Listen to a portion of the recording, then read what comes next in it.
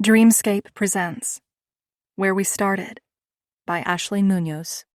Narrated by Lauren Ezzo and Bradley Ford. 1. Callie. I couldn't recall the air feeling so thick or sticky when I was last here. But then again, I had never chosen to stand in the middle of Rose Ridge Cemetery in the height of an August heatwave. Sweat trickled down my back as the humidity curled around me while I watched the spectacle unfolding below. It was pure stubbornness that had me anchored near the tree, along with a healthy dose of resentment. Neither the heat nor occasion had stopped the crowd around my father's casket from wearing their typical attire of black leather and denim. I was a little surprised they were listening to the preacher droning on about peace and heaven. My daddy didn't know a thing about either, and if he were alive, he'd laugh at the words and roar off into the sunset on his Harley. He probably would have preferred his body burned, tossed into an empty bottle of Jack, and placed on the mantel in his beloved clubhouse. He'd have wanted a huge party thrown, with naked women, loud music, and all other forms of debauchery. But because I was his only living relative, this funeral wasn't up to him. It was up to me. I chose an outdoor ceremony, with a preacher, a 6-foot hole in the ground, and a gaudy headstone that boasted of his accomplishments in the war and the few years he was a husband. I left out the fact that he was a father because in the end he wasn't. Not to me, at least. The only person who knew I was in attendance today was Killian, whom I had messaged regarding the funeral plans. I knew he'd share it with Red and the word would spread. However, he knew better than to look back here or tell anyone else. As it was, I wore a pair of oversized sunglasses to conceal my hazel eyes, which were the mirror image of my father's, and a dead giveaway that his only living relative was in attendance. My lips were coated with my favorite shade of pink, which seemed to be the only pop of color among the ocean of black before me. My dark dress was itchy. My heels were too tight on my feet, and all I really wanted to do was walk away from the murmur of mourners, the sea of leather, and the heat. God damn it, I really wanted to get out of this fucking heat. Amen, the crowd rumbled in front of me, and suddenly heads lifted, and I realized I had skipped another prayer. Being on the edge of the ceremony meant I missed nearly every word the preacher said, but I refused to stand any closer. My father's family stood around his casket. The people he put above all else in his life, including his only daughter. The men and women of the Stone Riders Motorcycle Club. I knew if I looked closely, tears would cloud nearly every eye and a sorrow would hang around their necks, driving their faces downward. I also knew I'd recognize nearly all of them. My father's club bred loyalty, and the Stone Riders were as steadfast as they came, so the mere notion that the initial members wouldn't be in attendance was unthinkable, which meant half the men and women responsible for raising me were in that group. I didn't want to pity them, nor did I want to mourn my father, and most of all, I didn't want to feel sorry for myself. So, I stood behind the line, nearby to oversee that my money was spent properly, and, well, to be honest, I wanted one last moment with my father before he was given back to the earth. The men near the front moved, bent down to grab a handful of dirt, and then tossed it on the casket. I watched as a few women wearing leather skirts and tight tops did the same. My eyes locked on Red, Hamish, Killian, and Brooks. My heart was a jagged rock, hammering against my ribs. Once upon a time, they were my family, the people who helped teach me to tie my shoes and ride a bike. Red had taught me what to do when I got my period, and how to apply mascara. Hamish taught me how to cheat in poker and the importance of keeping my thumb over my knuckles when throwing a punch. Killian was the closest thing I'd ever had to a sibling, and I knew he was hurting today like I was. All I wanted to do was be with him and mourn the man who'd raised us. He was about as much my dad as he was Kill's, and yet I was back here, and he was down there. My lips parted the slightest bit as my toes pressed into the tips of my shoes, The little girl inside of me wanted them today. 7 years had passed since I'd spoken with any of them, including my father. Yet that broken-hearted little girl wished so badly that they'd look up and turn around, that they'd search for me and pull me into their arms. I gripped the tree behind me just to hold off the overwhelming urge to slip out of my shoes and run down there. Instead, I watched as more attendees repeated the process of tossing in dirt over and over, until there was just one person left standing in front of my father's coffin. I imagined what the warm dirt might feel like under their fingers. I pictured the discoloration now under their nails, carrying a tiny piece of my father's resting place with them. It took me back to being 10 and camping on the back of the property with my dad, his smile as he took store-bought colored sand and poured it into a jar, telling me it was treasure. That was before I was old enough to understand that the only treasure he valued was the club. The group had all departed, gathering near their chrome-laden bikes parked in the grass along the small asphalt path cutting through the cemetery. The remaining man near my father's casket didn't move. His jeans looked freshly washed, and there weren't any holes in them from what I could tell. His white t-shirt still had the crisp look of a brand new one pulled from a bundle pack. The back of his leather cut read Stone Riders, right above the insignia of their club, a skull with roses blooming from the eye sockets. Below the skull, sewn into the leather, was a name that caught my eye. It shouldn't have made my heart thump as drastically as it did.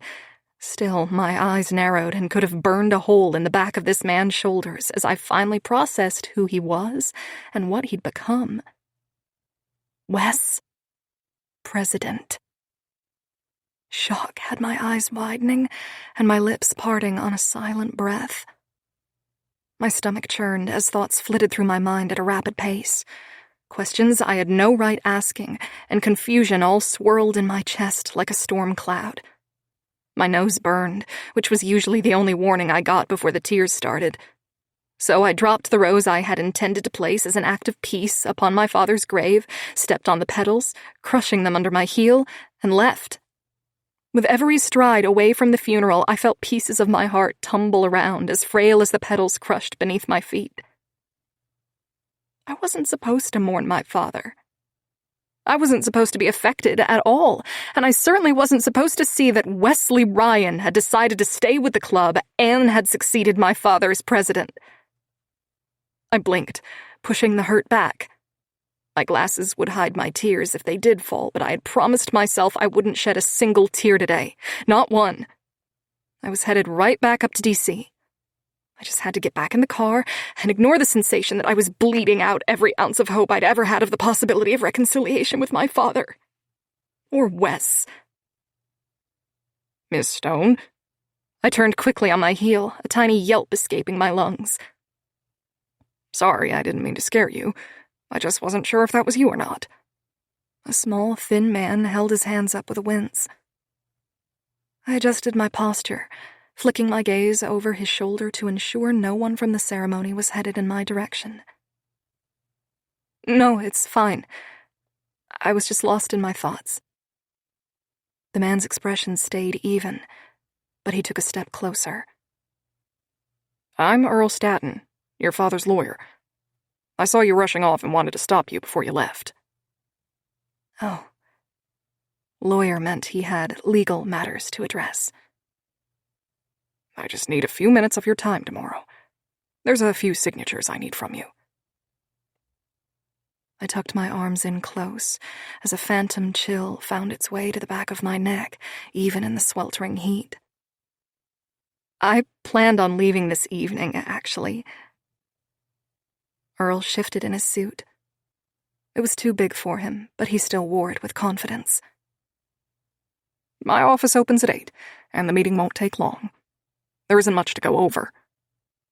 No, there probably wouldn't be. I nodded my agreement. One more night wasn't going to make or break me. Earl handed me a business card with his office info on it and sauntered off, winding his way along the headstones that littered the grass.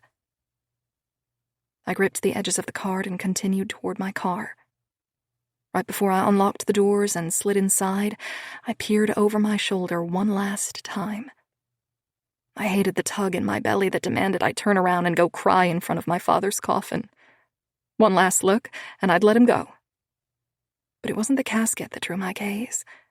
It was the man standing next to it, with his face upturned in my direction.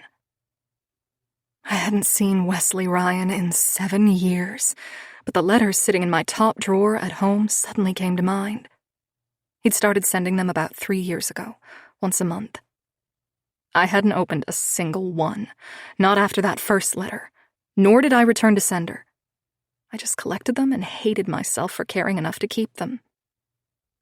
What could he have possibly wanted to say? The last letter he'd sent, 2 weeks after our breakup, was still fresh in my mind. I don't love you. I've only ever pitied you. The tight ball of emotion lodged in my throat, rekindling the burning in my nose. I had to get out of there. I turned around, got into my car, and sped away without another glance back. 2. Wes. Age 9. It was too odd. I had told Mom and Dad that there wasn't enough air up on the second floor, but they just told us to sleep downstairs or outside. My sisters kept hogging the living room, and I wasn't about to sleep on the floor, so I had the idea to head outside and sleep in my treehouse. I wasn't sure why I hadn't thought of it before. Some nights we'd try to sleep on the trampoline, but the bugs would always drive us back inside. In the treehouse, there were sheets over the windows to keep them out, and I could light one of those bug candles to keep them away. I tugged my blankets and pillows up over my head as I climbed the planks nailed into the bark of the tree. The moon was just a sliver in the sky, so the stars were out, bright and dotting the dark with a million glowing dots. Crickets sang loudly all along the tall grass past the yard, but the sound carrying on the wind from down the road nearly rivaled them. It was the same thing every weekend. Distant music, the revving of engines, and loud yelling. Dad said it was just a bunch of people partying and to not pay attention to it. Mom said it was a bunch of sinners who needed Jesus. My brothers said not to get caught near them because the men and women making all that noise were the most dangerous group of people in Virginia. Once we were driving home late one night and I saw the group outside in the yard in front of the old stone house. I'd seen some of them around town, and they always looked nice enough. They smiled at people, helped old ladies with groceries, and even helped build a house for the Barclays after theirs burned down. I didn't understand why them being loud on weekends meant they were dangerous. But I suppose it didn't matter much. Not when it was so hot that I wanted to crawl out of my skin and trade with a snake or a frog. Anything that would feel cooler than this. I lifted the latch built into the treehouse and pushed up until I was crawling through the opening. The small floor was cluttered with cards and a few board games like always. I kicked the remnants with my foot, shoving it all to the side so I could create a space for my comforter and pillow. Once it was all ready, I laid down and pulled my arms behind my head. There was a breeze that drifted over my body, and it felt so nice I closed my eyes and tried to fall asleep. Right when I was about to nod off completely, I heard the distant sound of feet slapping against the earth and someone breathing hard. I sat up and scrambled to the window, but there wasn't anyone down on the ground. I then peered over at the house, trying to see in the dark, but nothing moved. When suddenly the hatch over the opening to the treehouse lifted and a head popped through. I yelled and fell backward. "Shh! Stop yelling!" A person emerged through the hole, and suddenly there was a girl my age crawling toward me. Her dark hair hung in 2 long curtains on either side of her face as she moved. "I'm sorry. I won't hurt you," she repeated, putting her hands up. I calmed, swallowing the last scream while sizing her up. She was small, thin, and scrawny-looking. I was bigger than her, so there wasn't really any reason to be afraid. "What are you doing here?" Her big hazel eyes moved over my face until finally she plopped down on the edge of the blanket. "I'm Callie." I put my knees in close on the opposite end of the blanket. "You homeless?" Her head swung up. "No, just needed to get away for the night. Saturday nights are the hardest." Something clicked in my brain. The sound from down the road. the pink bicycle I once saw on our way home outside the stone house. You live down the road. Callie stared at me, then slowly nodded. What's your name? She asked, lifting her head in my direction. Wes. She tugged her knees under her chin, looking off to the side of the treehouse. She wore a t-shirt that swallowed her body so I couldn't even tell if she was wearing shorts underneath. Her bare feet were dirty, but her fingernails were carefully painted a soft pink. Can I stay here? I'll be over here in the corner, not bothering you at all, I promise. I just need a place to stay until the sun comes out. They usually stop by then. What did... I swallowed my words, unsure if I wanted to know. She didn't look over at me, but she must have known what I wanted to ask. No one hurt me or anything. I just don't like being there when they open the doors for the other members from out of town. They come from all over, and there's more of them than usual. It's too loud. I couldn't hear my cartoons anymore, and I was so tired. I tried to sleep in my dad's room, but he came in with someone and got mad at me. On instinct, I looked over at my house. It was dark and quiet. Mom and Dad had us all in bed by 10, even on weekends. Something flickered in my gut like a tiny prick from a knife. I didn't like the way it made me look at her, but I felt bad that she couldn't even sleep in her own house. I lifted my pillow toward her. You can stay. She held her hand out and carefully accepted the cushion. Just for tonight. I nodded. Just this once. She tucked her arms into her shirt and curled on her side, lying down against the pillow. I stayed on my side of the blanket and closed my eyes, but sleep didn't come. I found myself watching to make sure no one else came up, so she'd be safe all night. 3. Callie. Rose Ridge, Virginia, was a tiny scrap of land, huddled against a wide, long river. The town was old, with weathered brick buildings and thin panes of glass. Wood structures sported chipped paint and were in desperate need of repairs. There were only 2 major grocers, 3 gas stations, and a few banks stretched across town. Then there were the coffee huts and a handful of cafes and clothing shops. Those little shops were the only redeeming thing about this place. The thought blinked out as quickly as it came in as I considered how untrue that sentiment really was. I used to love this place. I loved everything that made it imperfect. But when I left, I had taken the proverbial paintbrush and done a wide stroke across this whole city, painting it all in the painful colors that had shaded my life. Sliding my jacket on, I cleared my throat to chase away any lingering emotion and pulled on the brass knob of my motel door. Outside, the sky was a gorgeous blue with a streak of hazy white clouds. The sun was blinding, making me dig for my sunglasses. Right as I dipped my face, I heard my neighbors exit their room. There's more of them. I'm talking to the manager about it. I heard them all night. I smirked as I slid on my shades. The 3 chrome and black bikes that had been parked in the lot overnight had multiplied into 10, and yes, I could hear them partying all night too. But I had learned a long time ago to travel with noise-canceling headphones. The elderly couple in front of me obviously hadn't. What did they expect, though? The White Knight Motel and Inn wasn't known for being quiet, or clean for that matter. Which was why I traveled with a sleeping bag. I wasn't picky.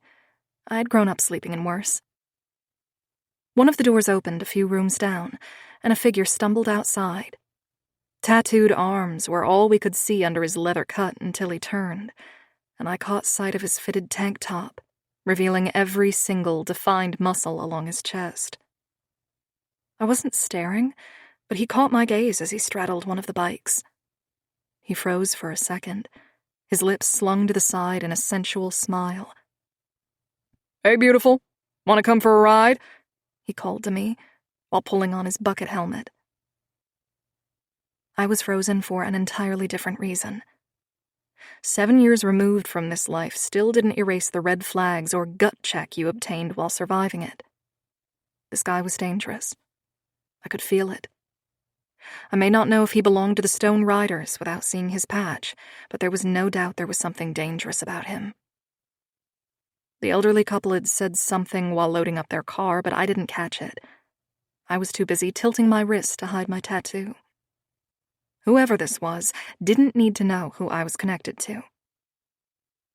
I shook my head as a way of responding, because my throat was tight.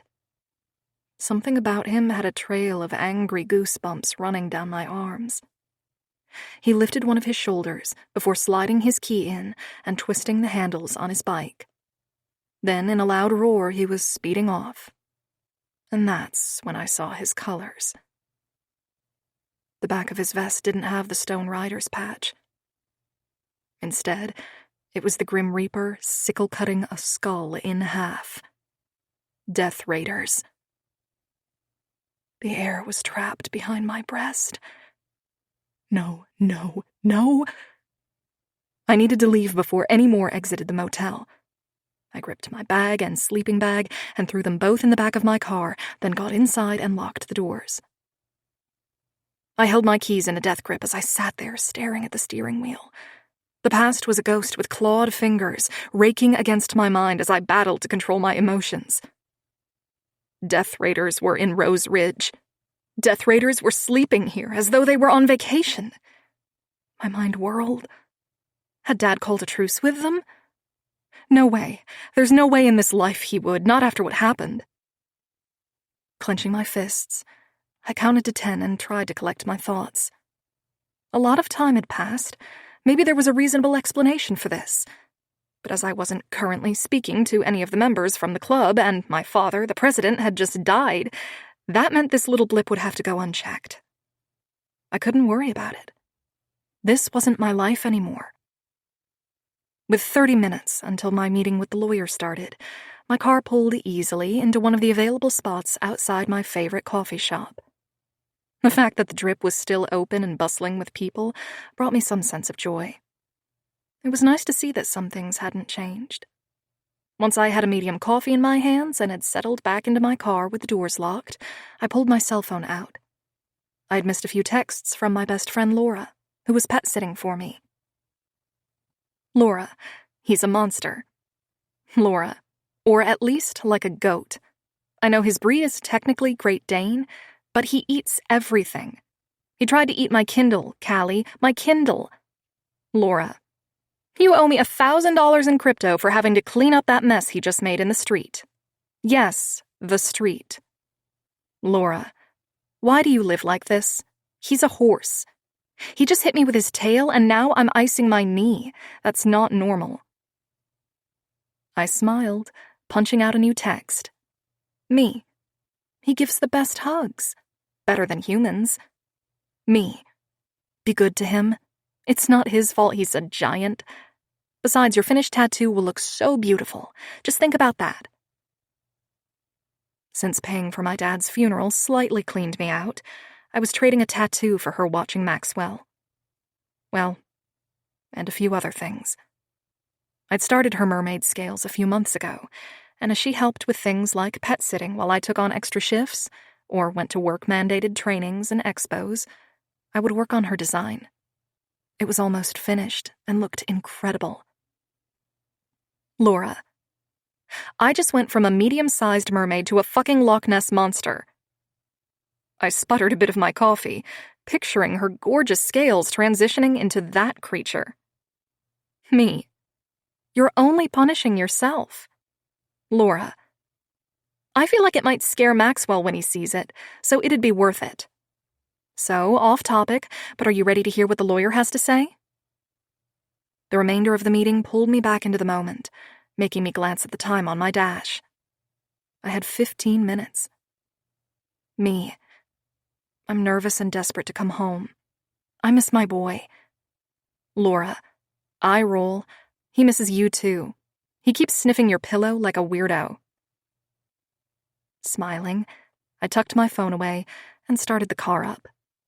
I'd rather sit in the law office parking lot so I didn't risk being late.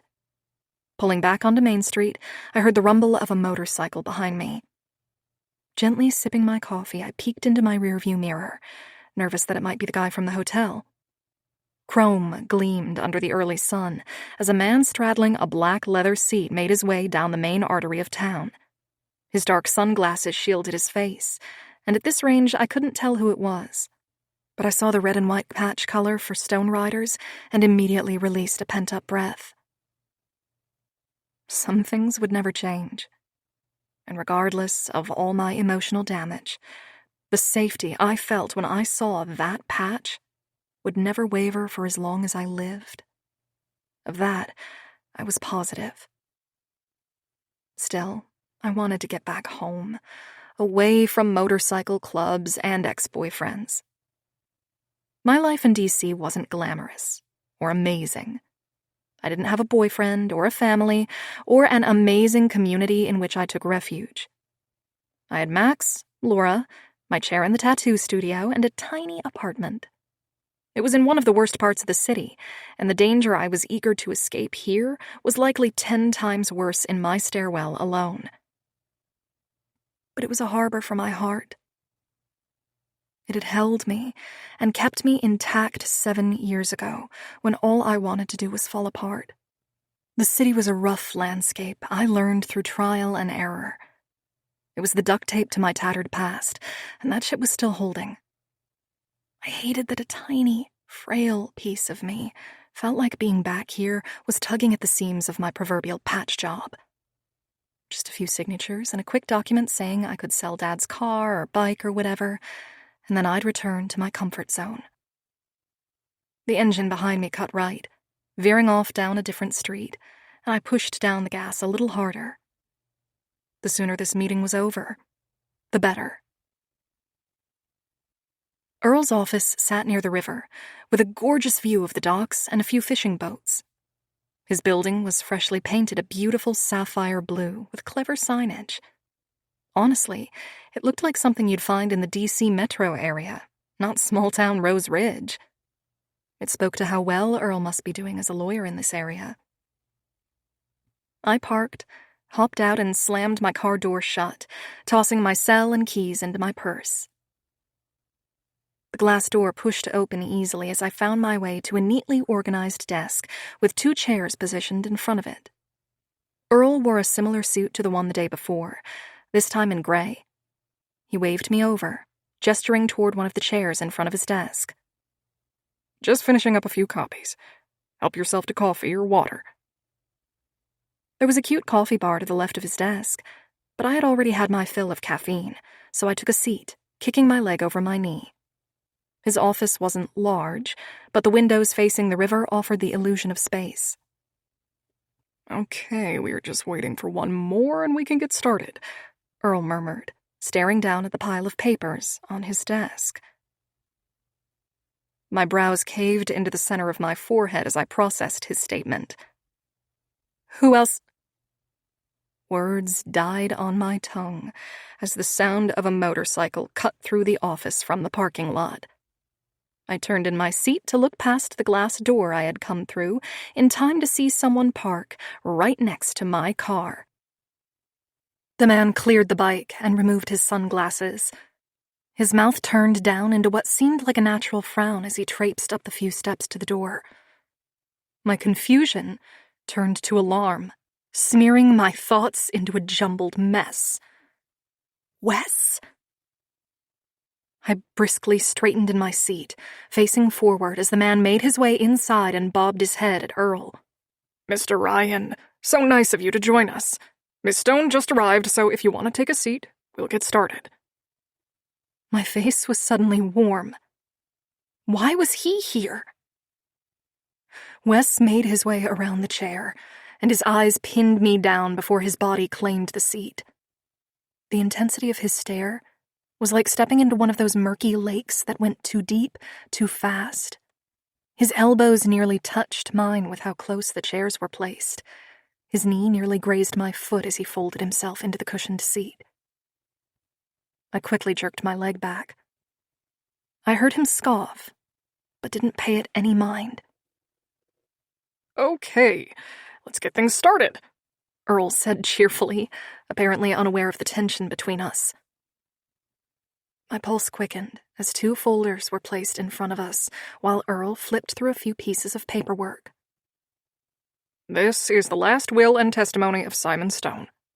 Wesley Ryan and Callie Stone are the only two living beneficiaries of his estate. I leaned forward, feeling heat creep up my neck. Sorry, I think there's been a mistake. Wes is not family, so he wouldn't be listed as a beneficiary. Earl stared at me, blinking, unbothered by my outburst. I could feel Wesley's gaze on the side of my face, but I refused to glance over. I had no idea what his relationship was to my dad, but it didn't change the facts. He wasn't blood. I was. Right, well, that may be true, but Simon Stone named Wesley in his will. Let's get on with it, shall we? Wes stretched in his chair, forcing his knee to take up even more of my space. I was 2 seconds away from standing for the rest of the meeting. Okay, here we go, Earl began. Simon's bike was left to you, Wesley. He put here in the notes, put it on your show. Earl looked up from his paper. Any idea what that means? Wes cleared his throat and replied. Yeah, I have a television show about restoring bikes and occasionally cars. His voice was still gravel deep, something that used to feel like midnight velvet against my skin. That tenor was like a rope in the middle of a raging storm.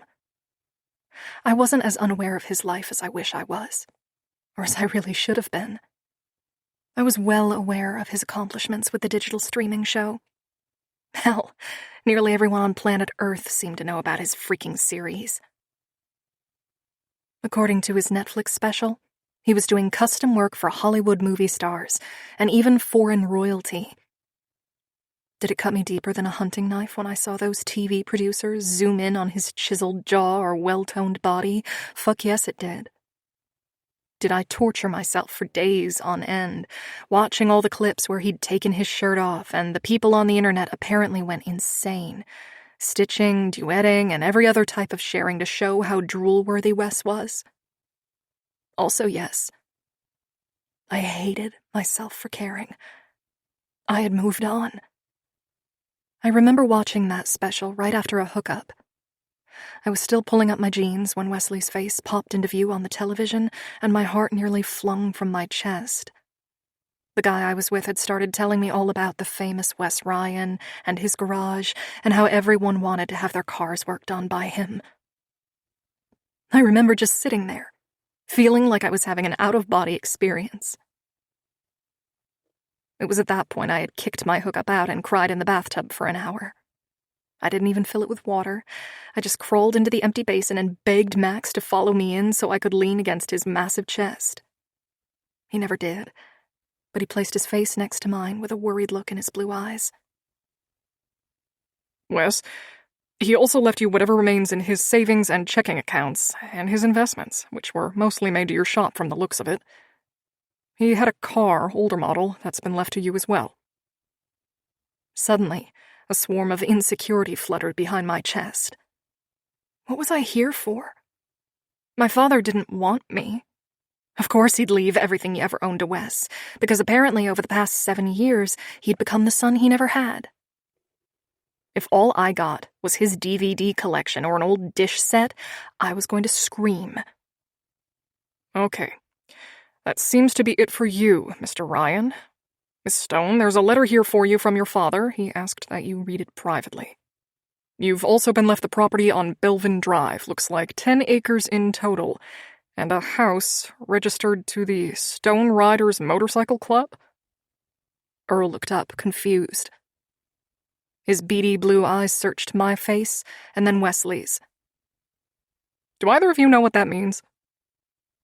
Wes looked nearly as confused as I felt. I mean, on some level it made sense.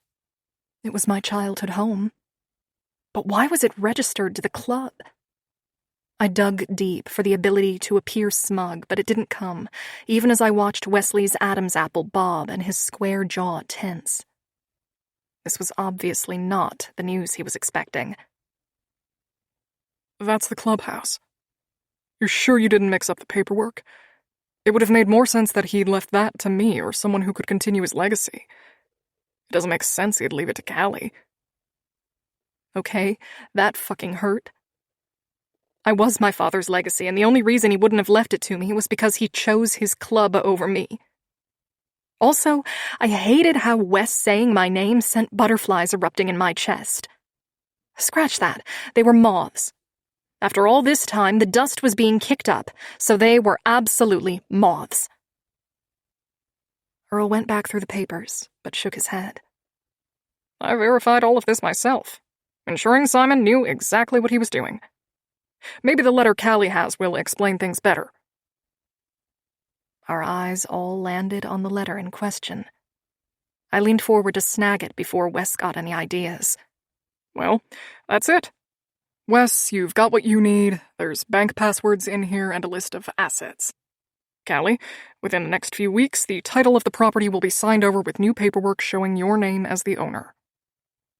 Wes leaned forward, leveling Earl with a severe glare. People live in that club. They have a right to stay there. What do I need to file to stop her from selling it out from under us? Earl looked over at me for help, as if I would assure them that I would never kick anyone out of their home. I had no idea what I would do, but the idea of owning something that would just be mine was so appealing, I might just kick whoever was there out to get it. When I didn't say anything, Earl let out a long sigh. By the time she gets the title and the house were to actually go up for sale, that would have been sufficient time for whoever is there to find a new place to go. Even if it wasn't, all she would have to do is give them 90 days with a certified letter to make it official. It would be futile fighting her over the sale of the home. You'd be better off just coming up with an offer yourself to buy it from her. I saw Wes's jaw do that nerve-jumpy thing. He was pissed by this news, and it thrilled me to no end that the man who once confessed to pitying me now required a little pity himself. He likely knew there was no way I'd sell to him, even if he offered me triple the worth. I stood and held my hand out to Earl. Thank you for your time. What do you need me to sign? I need to get back to D.C. Earl handed me a file, and while Wes argued with him to find some way to work around this, I began to sign on all the tabs. Once I was finished, he handed me an envelope with a pair of golden keys inside. Dad must have left them when he left the letter. My heart swelled with emotion. My father was a distant and emotionally negligent jerk, but he was a generous one. He'd left me his most prized possession, and I had no idea why he'd do that when there was a possibility I'd just burn it to the ground, then parcel off the property and buy myself a place in D.C. I pushed through the glass door with the grace of a bull in a china shop and quickly scaled the 3 concrete steps outside of Earl's office. I was rounding the hood of my car when Wes barreled through the exit, his caramel eyes scanning the parking lot. His gaze went to his bike first, then swung over to me. Did he think I would have done something to his precious motorcycle? Maybe I should have. With the key fob tucked away in my purse, I gave him a sugar-sweet smile and pressed my thumb to the door handle, expecting the lock to slide up just like it always did for keyless entry. Nothing happened. I lowered my gaze to the handle under my touch and pressed my thumb again, and nothing. Panic squeezed my chest as I began rifling through my purse.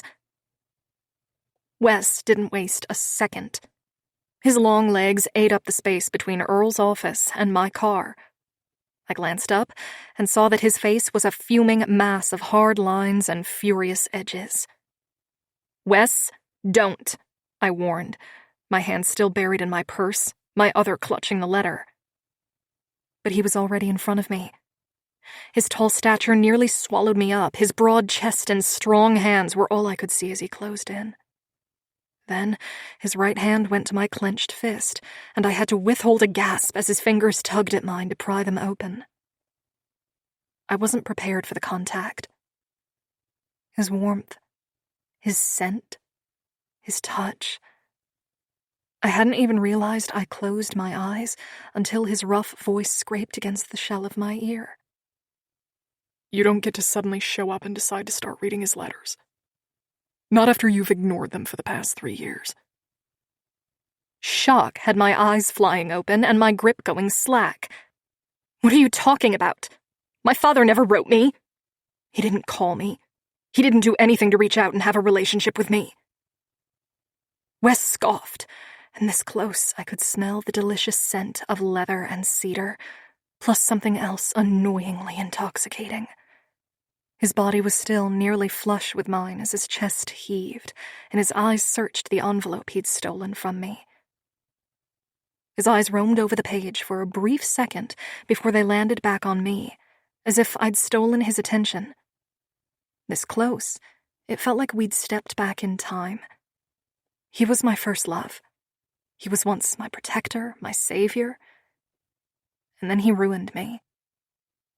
He sent you one once a month for the past 3 years. I know because I was the one who took them to the post office for him. My brows pulled forward as I tried to make sense of what he was saying. I should have kept my thoughts to myself, but my mind was racing too fast, so I mused my confusion out loud. The only letters I received were from you, and I haven't opened any of them. Whiskey eyes narrowed on my face before a sneer lifted his lips. You actually thought they were from me? Maybe he put my name and address, but they were from him. I had nothing to say to you. Hurt wound through me like a poisonous vine, gripping my organs and squeezing tight. Why did it matter that they weren't from him? I wanted to snarl back about the one letter he'd sent right after we'd broken up, and how he had something to say then, but considering that letter eviscerated my heart, I wasn't eager to draw attention to it. What should matter is that I had a handful of unread letters from my dad sitting in my top drawer at home. Maybe there was a chance at some kind of reconciliation to be found in his musings. My back was against my car, and my eyes were on the letter in his hand. My letter. I snatched it as quickly as I could from his fingers and tried to slip away from him. I had no idea where I would go, but my fucking keyless entry wasn't working, and I had to get this letter away from him. So, like a mature adult, I stuffed it inside my bra. Wes watched, with narrowed eyes and a strong tick in his jaw. I hated how good his hair looked. You think I won't reach in between your tits to grab it? He stalked closer, a dark glint shining in his eyes. You must have forgotten how much I enjoyed them, Callie. It would be a fucking pleasure to frisk you. Why was my tongue so dry? Shit. Did my heart just fucking stop? He was messing with me, trying to get into my head. I took 2 steps back and gathered my resolve. This is my letter, and the only reason I didn't touch the others you sent was because I assumed they were from you.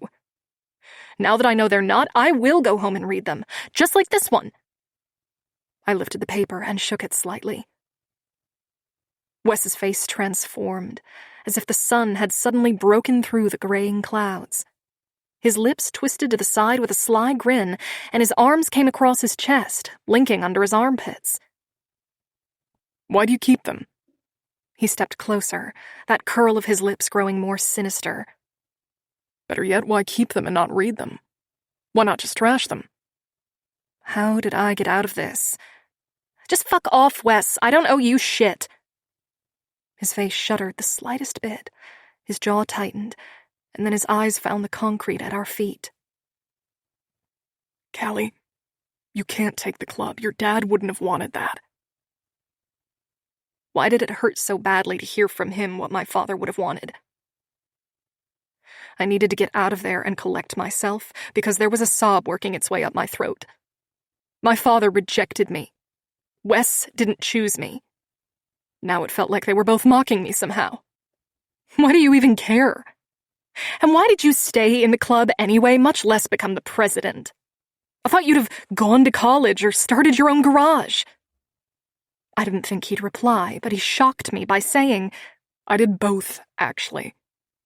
I just also stayed in the club. A few silent seconds slipped by, the sounds from the dock and the river echoing around us. The sun was making its way higher in the sky. His response landed in my sternum like concrete. He'd done all of it. College, a shop. He had a life, One he always talked about, but he also had the club. He chose the club and that life over me. The pain from 7 years ago burned fresh as I tried to take a calming breath. Just let me leave, Wes. You remember how that goes, right? You simply let me walk away. I get it. It's not about me, it's about your stupid clubhouse. I don't know what I plan to do, but if you don't give me 2 seconds to gather myself and read this letter, then I'll do something reckless like hire a bulldozer and level the place. He seemed to think it over, this time backing up with a small shake of his head. My shoulders sagged with relief as I made my way back to my car, right as Wes straddled his bike. Before he turned the engine over, I had to ask one last thing. Wes, why was a death raider at my motel this morning? His fingers froze, hovering over the key. Whiskey eyes tilted up, landing on me like I'd just grown a second head. I shifted uncomfortably in my boots, scraping a tiny pebble from the asphalt as I waited for his reply. I had left this place, but there were things about this place that would never leave me. I wanted to make sure Rose Ridge was still safe.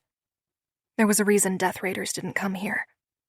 Rose Ridge was strictly Stone Rider territory, especially after what happened 8 years ago. You saw one this morning? Wes asked. The fact that he didn't know made my stomach churn. If Dad was gone, that meant Wes was in charge now, which meant he oversaw keeping the town safe from them. I nodded, gripping my key fob tightly as I watched him. Right as I was coming out of my room, he was exiting a few doors down. Wes cursed, looking off to the side. Did he say anything to you? I should lie. The tremor in my stomach told me as much. I should just forget I saw anyone and leave, take my new property, and get the hell out of Dodge. But I dealt with the Death Raiders, and if they were fraternizing with his members, he needed to know. I don't think so. He asked if I wanted a ride, but I think if he'd recognized me, he wouldn't have asked.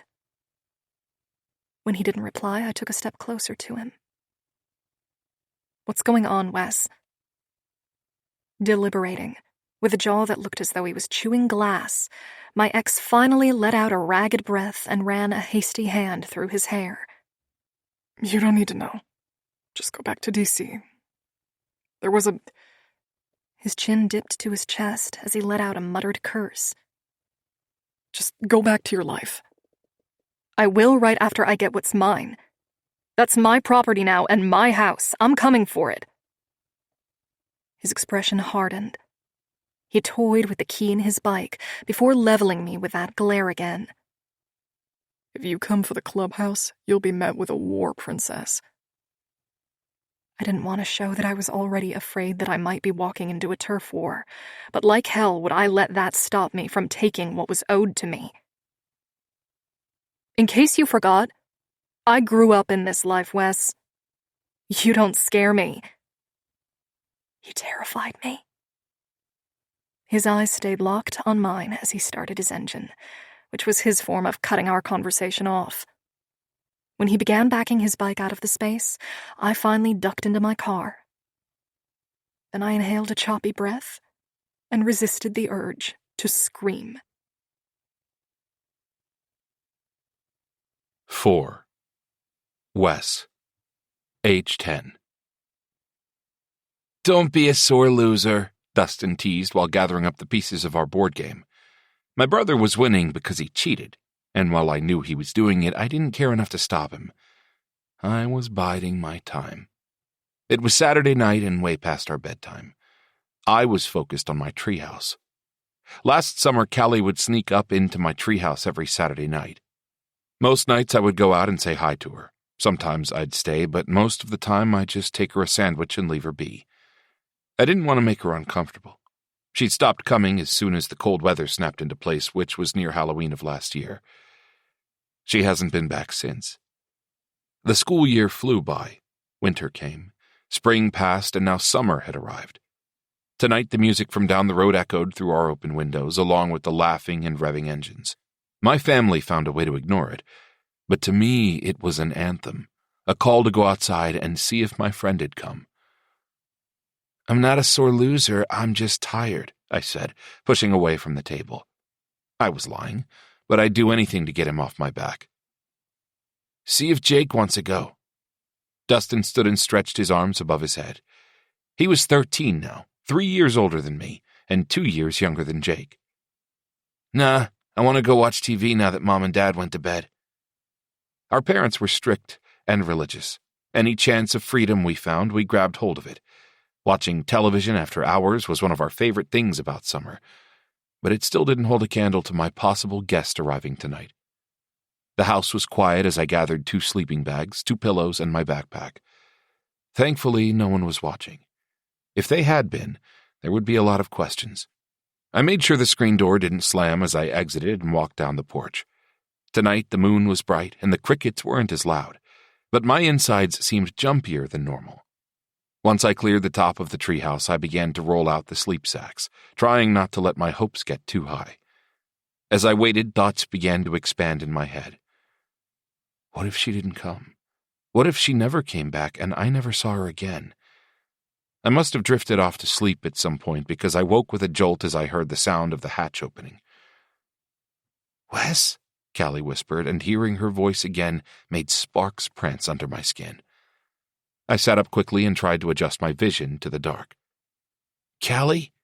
She crawled all the way inside and lowered the wooden door. "Yeah, it's me." I sat cross-legged, still wearing the shorts and t-shirt I had on earlier. "I didn't know if you would come again," I finally said after the silence stretched too long. She carefully situated the pillow on the sleeping bag. "You brought this for me?" I nodded, but then wasn't sure if she could see me. "Figured we could leave it up here for you, in case you need it and I'm not out here."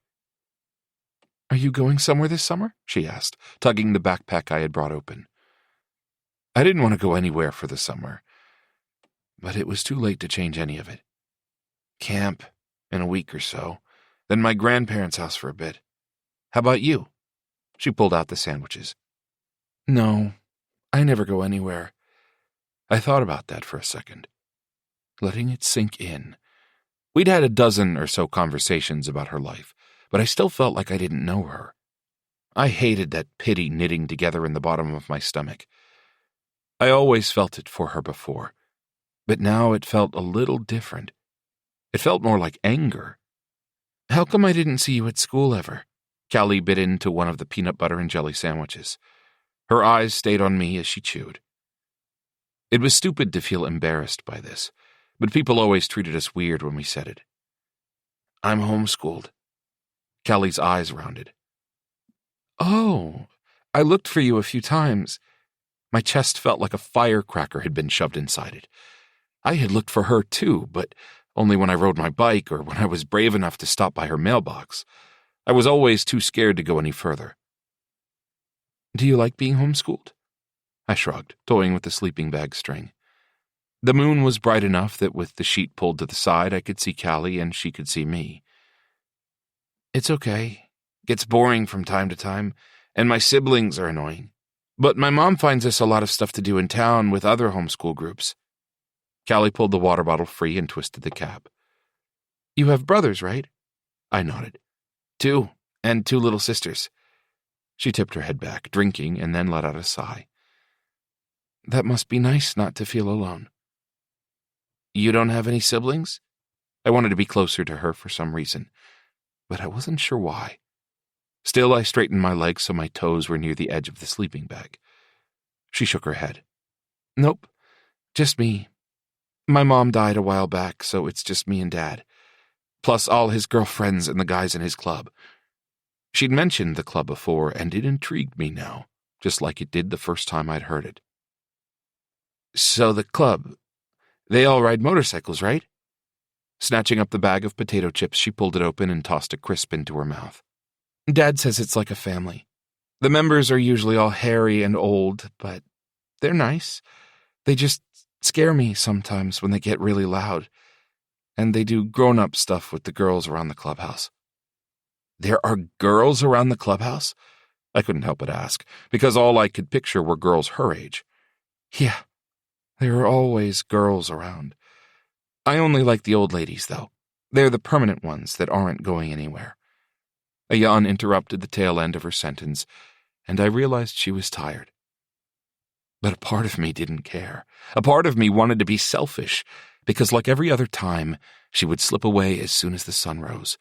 And as badly as I wanted to be awake and one of these days walk her back, she always beat me. "Have you told your dad that you don't like it when he throws loud parties?" Her lips twisted to the side and some of her dark hair fell in front of her face. "I try, but my dad doesn't really hear me. He likes to smile and pat my head, but he always tells me to just go see Red when I'm upset." My brows furrowed. "Who's Red?" Another yawn emitted from her. "She's the main old lady. She runs the kitchen and club money. She buys groceries and has a soft spot for me. I like her, but on club nights like this, she gets just as involved with all the chaos as the rest of them." Her dainty hand flipped the top of the sleeping bag over, and she crawled in. She wore another one of her big t-shirts that swallowed her. "Can you tell me a story?" Her voice came out as a whisper, and I decided to lay down too and just let her sleep. I slid into my sleeping bag and rested my head on the pillow, propping my hands underneath me. "What kind do you want tonight?" Another yawn. "Adventure this time." I started in on the story of Peter Pan, still confused as to how she never seemed to know any of these movies or storylines. Last summer I had spent a few times I did sleep up here with her retelling the story of Cinderella. Not that I wanted to, but she'd asked me for something with love and a happy ending, and my sisters had watched the movie that afternoon.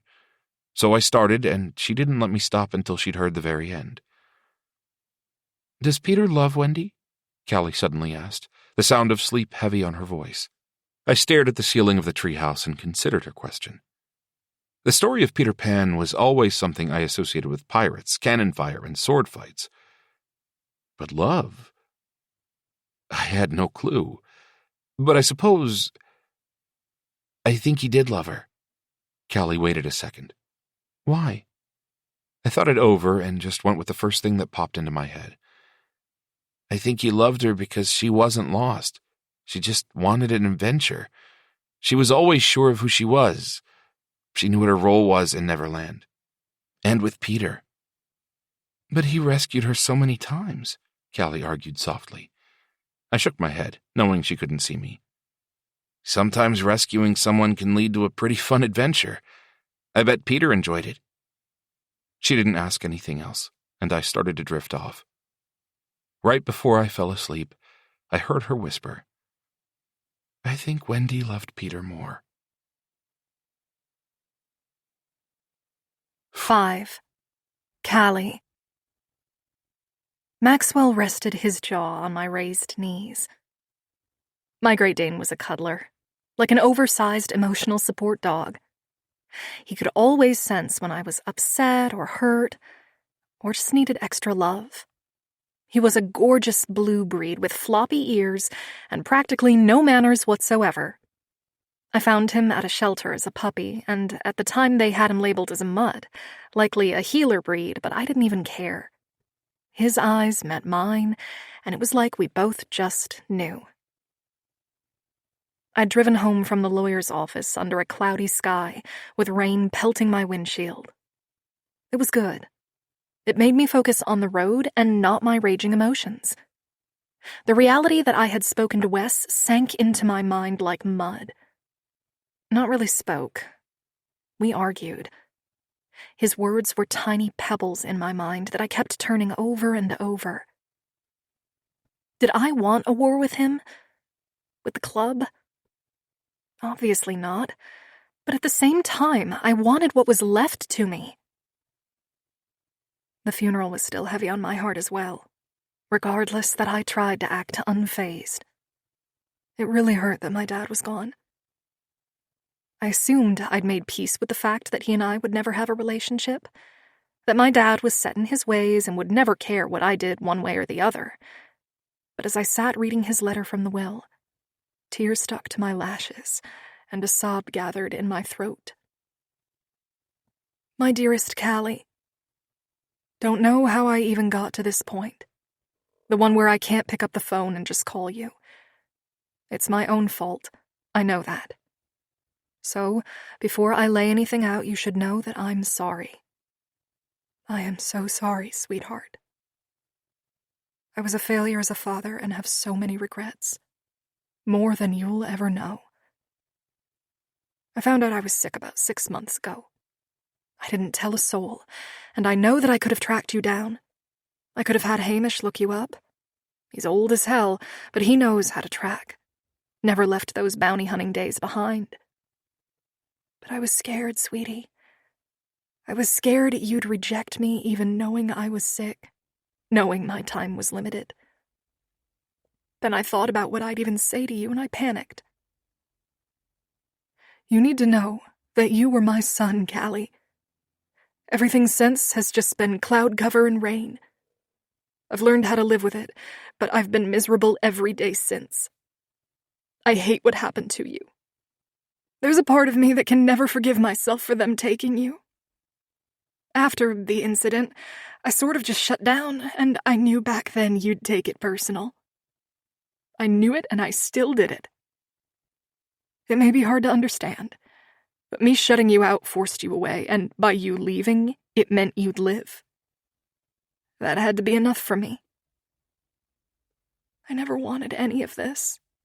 Never wanted you in this life, but I didn't know any other way of living. I can't make up for a lifetime of wrongdoings in one letter, but I can try and fix what's left of my legacy. I'm leaving you the club. It was the thing that drove us apart, Callie. I know that now. I wish I could go back in time and choose you. I would have chosen you 1,000 times over. This club was a placeholder in my life, and while it did mean something because it gave me a family, it also cost me the only family that mattered. I'm leaving it to you because you, of all people, deserve to choose its fate. The riders can move somewhere else. With me gone, maybe they'll disband and gather under a new name. Maybe all my sins can be washed away with whatever you decide to do with it. Sell it, burn it, do whatever you want with it, honey. Just don't live there. Don't tie yourself to that place or that property. You can get a decent price for it since it's paid off. Keep the cash and enjoy what's left of this life. I love you, my beautiful girl, and I wish I would have done better by you. Allow me in death to correct some wrongs. Dad. I was slightly shocked that he didn't reference his other letters that he'd sent for the past 3 years, nor did he mention Wes a single time. I was jealous of the boy I once loved, who used to rescue me from the chaos of the club. I still could not figure out why he had continued to stay with the Stone Riders. It didn't make any sense. Wes came from one of those families that went to church, did family photos, and took summer vacations. He was smart. Graduated at 16, then started his college courses as I was still struggling with my basic level classes in high school. He used to help me. I'd recline against his chest while he held my textbook and began to instruct me on the topic in a way that made sense. He was the reason I graduated from high school. I assumed he'd go to some specialty school. Maybe something for mechanics. He was always so good with his hands. When we broke up, he was still deciding where he wanted to go and what he wanted to do. My throat grew tight, like a golf ball-sized regret was suddenly stuck inside. Every now and then, I'd mentally trace over the way we'd ended and rehash all the ways we broke apart, inspecting it for places I could have had a different outcome. But most of the time, I'd just shake my head and the pain would storm my emotions like a thunderhead. I focused back on the letter, thinking over the other letters in my top drawer. Wes was wrong. My father was literally telling me to get rid of the clubhouse. To be honest, there was a tiny flicker in the back of my mind that made me inspect his choice of words carefully. He seemed insistent on it, and from everything I knew about the man, it did seem like the last thing he would have wanted. Maybe getting sick had changed him. Maybe he really did have time to reflect on his failures. Still, something was bothering me, and I couldn't put my finger on what. I tucked the letter away, preparing my heart for tearing into the rest. What did he have to say to me once a month for 3 years? Possibly that he was sick. Perhaps that he wanted to see me again or that he missed me. Max whined at the door right before a soft knock sounded on the other side. He tilted his head back like he knew who was on the other side, then gazed at me as if he wanted me to hurry up, which meant my visitor was Laura. I didn't have any other friends in the city that I knew well enough for Max not to bark when they came over. Just to be safe, I peeked through the eye hole and smiled. Laura was 5'2" and practically my twin in every way, save for her cascade of blonde curls and sharp blue eyes. I had a milder temper, and I was quiet. If someone cut me off in traffic, I'd curse them out in my car, but if our windows were down, I wouldn't say a thing. Whereas Laura would crawl through her window to get to their car just to wring their neck. She was dynamite walking on 2 legs. There was something about her that reminded me of Rose Ridge, and while I had no illusions about my life growing up, I still missed home. Unlocking the deadbolt, I swung the door open with a sigh. "You brought me wine?" Shouldering past me, she headed straight for the kitchen, scoffing as she went. "This is my security blanket and not for drinking." Max fell into a trot, moving past me toward Laura. "What exactly about a bottle of wine acts as a security blanket?" With her back to me, she set the bottle down and moved to the fridge. Ducking inside and pulling out a Go-Gurt, she straightened while tearing off the top. "Are we ever going to talk about why you get kids' yogurt pouches? And I just got off the train. Cops were called to the platform again because 2 people were reenacting some scene from The Avengers. One of them kept saying he was Thanos and making everyone uncomfortable. Also, your apartment is shady as fuck. There were 2 drug deals happening when I walked in, and one of the guys watched me like I was hiding a dime bag in my bra. The Go-Gurt she was sucking on actually looked kind of good, and if I couldn't have wine, it would be the next best thing. Give me a strawberry one, please." Laura dipped back into my fridge to retrieve it, while I sunk onto one of the stools at my breakfast nook. "So you carry the bottle as a means of protection?" Her lips wrapped around the yogurt pouch as she tried to get the last remnants out. "I just have this theory that women holding bottles of wine don't get kidnapped. Or approached." I shook my head, sucking on the tip of the pouch until the strawberry yogurt hit my tongue. Can't argue with that logic. My best friend smiled wickedly as she grabbed a glass. "Right? It sort of makes sense the more you think about it." "So," she focused on me, sliding her elbows onto the counter. "You look like you've been crying. Want to talk about it?" "No." I shrugged. My dad left me 10 acres of property, his clubhouse, and a letter where he basically apologized for the past 28 years of my life. Her hazel eyes rounded. "Damn." Maxwell whined, laying his chin onto his paws as he watched the both of us from his spot on the floor. It was something he did whenever Laura or I were together. It made me think of when I first met her. She was on a delivery route, looking for someone on my floor. She couldn't find them, and when she knocked on my door, she was so frustrated she just gave me the food for free and asked if I had any beer. I invited her in, we ate the guy's food, and she ended up staying for 4 hours, effectively quitting her job. Max laid on the floor watching us that night, just like he was now. We've been best friends ever since. You're a homeowner now. In some countries, owning land makes you titled, like a duchess or a countess. Either way, you're out of this shithole. She did a little dance, clicking her shoes on the ancient linoleum of my kitchen. Max raised his head at the echoing sound. I waved my hands at her, half reaching for her. Stop, you're gonna wake up my neighbor. With a small laugh and roll of her eyes, she settled. So, when do we go collect on the inheritance? She asked, taking a sip of her water. She bent down to pat Max's head. He loved it, leaning into her touch and letting his tongue fall out of his mouth. We? There was no way I would be taking her down to Rose Ridge. It could be dangerous. Besides, she'd go to jail. Her temper could never. Standing to her full height, she planted her hands on her hips. Yes, I'm coming. You know I work like 2 shitty jobs at once, but I'm always 2 strikes away from losing them both.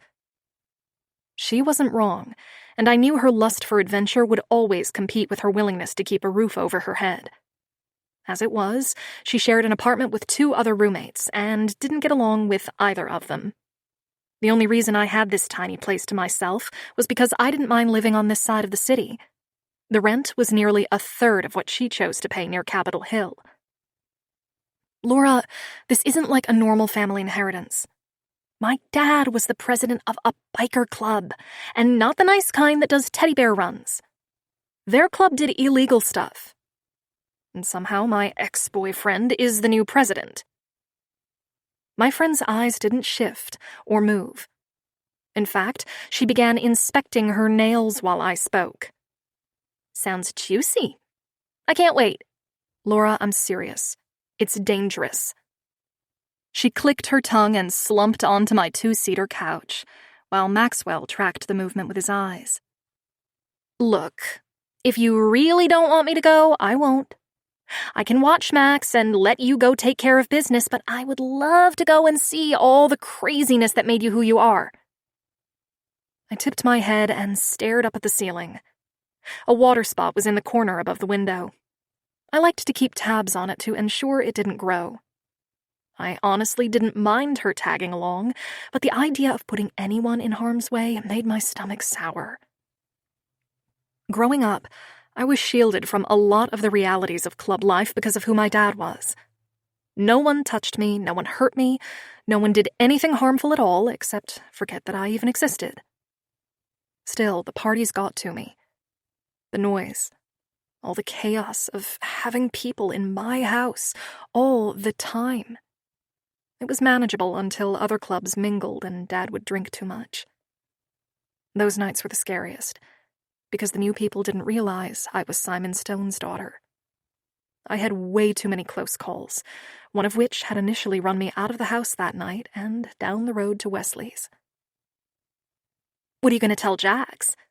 Didn't he just threaten to give your chair away like last week? Laura turned her head until her blue eyes were on me. I hated the way worry feathered her brows. She didn't like my boss, and not just because he'd hit on her with a little too much enthusiasm. He was an asshole through and through. I shrugged. I have the office job too. The tattoo shop is only part-time anyway, and it's not like I have a ton of clients. Jack's refusing to put my card out there until I paid the advance for the space sort of ensured that. I get it, but I don't have that kind of cash. Laura sat up and pointed at me. Yet, here's the plan. You go down to Rosetown by the end of the week. Rose Ridge, I corrected her. She waved me off and powered on. Rose, whatever. You talk to a realtor about selling the place, get an estimate, and who knows? Maybe it will be enough to open your own shop, and you'll become Jack's competition. While that did sound amazing, there was still that tiny flicker in the back of my mind that wanted the shop I settled in to be facing Main Street in Rose Ridge. In this fantasy, I lived right above it, and Maxwell had his own space to lounge while I worked. Afterward, we'd walk downtown for dinner, and he'd play at the park. Every time I conjured up that image, it felt safe and peaceful, which always made my stomach flutter with excitement. Maybe while I was there I could see if there were even any potential storefronts that would work. But that would mean I'd be returning home, and was I really ready to go back? Wes would be everywhere, and my clientele would frequently mix with club members. Doubt sank my dream like a paper boat, making me reconsider the whole thing. What about the law office where I work 4 days a week? That's a good gig, and they pretty much let me do whatever I want. I bit my lip as I fussed over the idea of losing my place there. It was good money and reliable. Max took this opportunity to crawl on top of us, which made us both groan. Max! Laura held his face so it was pointed away from hers. No offense, Cal, but all you do is make copies, get their coffee, and sit there looking pretty for the disgusting windbags to stare at. You get paid barely above minimum wage. Ouch. I had worked hard to secure my spot at that law office, and yes, it was practically meaningless, but it came with some tiny scrap of pride when I was able to tell people I worked at the law offices of Welsh and Meyer. I felt respected when I was there. If the windbags she mentioned did stare at me, I never noticed it.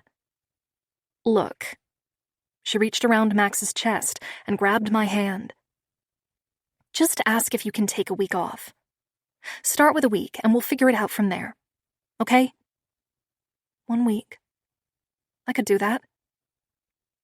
Okay, fine. You can come with me, but that means we're going to have to take this beast with us. I patted my dog's stomach and tried to push him off the couch.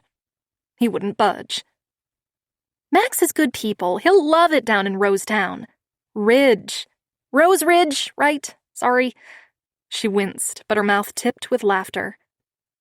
I shoved her with my foot, but it made Max shift as well, forcing his tail to whip around and nail me in the face. Ow, Maxwell!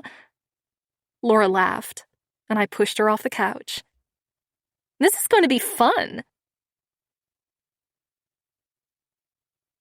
6. Wes. Age 13. My school year was officially over. Being homeschooled had a few perks, and ending a whole week before the public school was always one of them. Usually I was already busy with fishing and swimming, but this year I found myself riding my bike down to Rose Ridge Middle School. Red brick surrounded the one-story school, guarded by a chain-link fence. A few trees were spaced out along the property, edging around the parking lot. I rode, watching the double doors for students. The bell rang, and kids streamed out the doors. There were so many faces I didn't recognize. How could I live here my entire life and not know any kids my own age? I knew the kids from the homeschool group, but most of them were from a different country. That left the girl who still snuck into my treehouse on hot summer nights when her dad's clubhouse got too wild. Her visits were becoming less frequent. At least they were last summer. The first time she popped in wasn't until July, and we only had a few times to hang out before school started up again. I didn't particularly like it. Which was why I was here, inserting myself into Callie's summer so she had no other choice but to talk to me on my terms and not hers. I waited on the curb outside as guys my age came out, pushing, laughing, and joking. Girls came too. They all wore shorts so small I could see all the way up their legs to the crease of their butt cheeks. It made my face heat for some reason. Maybe because girls didn't dress like that in the homeschool groups. Or at church. Still, none of these girls were Callie, so I didn't really care. I waited until I saw that glossy dark hair and that familiar expression. Her pink lips always tugged down like she was thinking about something sad. Her hazel eyes focused on the ground as she walked until she reached the bike rack. She didn't even put a lock around hers, which, with how much rust was on it, didn't surprise me. I watched her every move, especially how she looked in real clothes. Every time I had ever seen her, she was wearing an oversized t-shirt. Now she wore shorts that went just as high as the other girls. But on her they looked different. Better.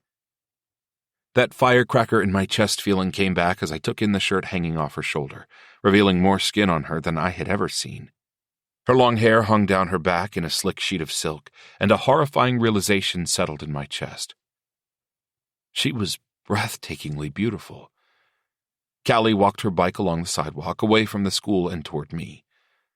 My throat suddenly felt dry, and my face felt too warm. It was hot out, but not that hot. It was still only May. How had I not noticed it before?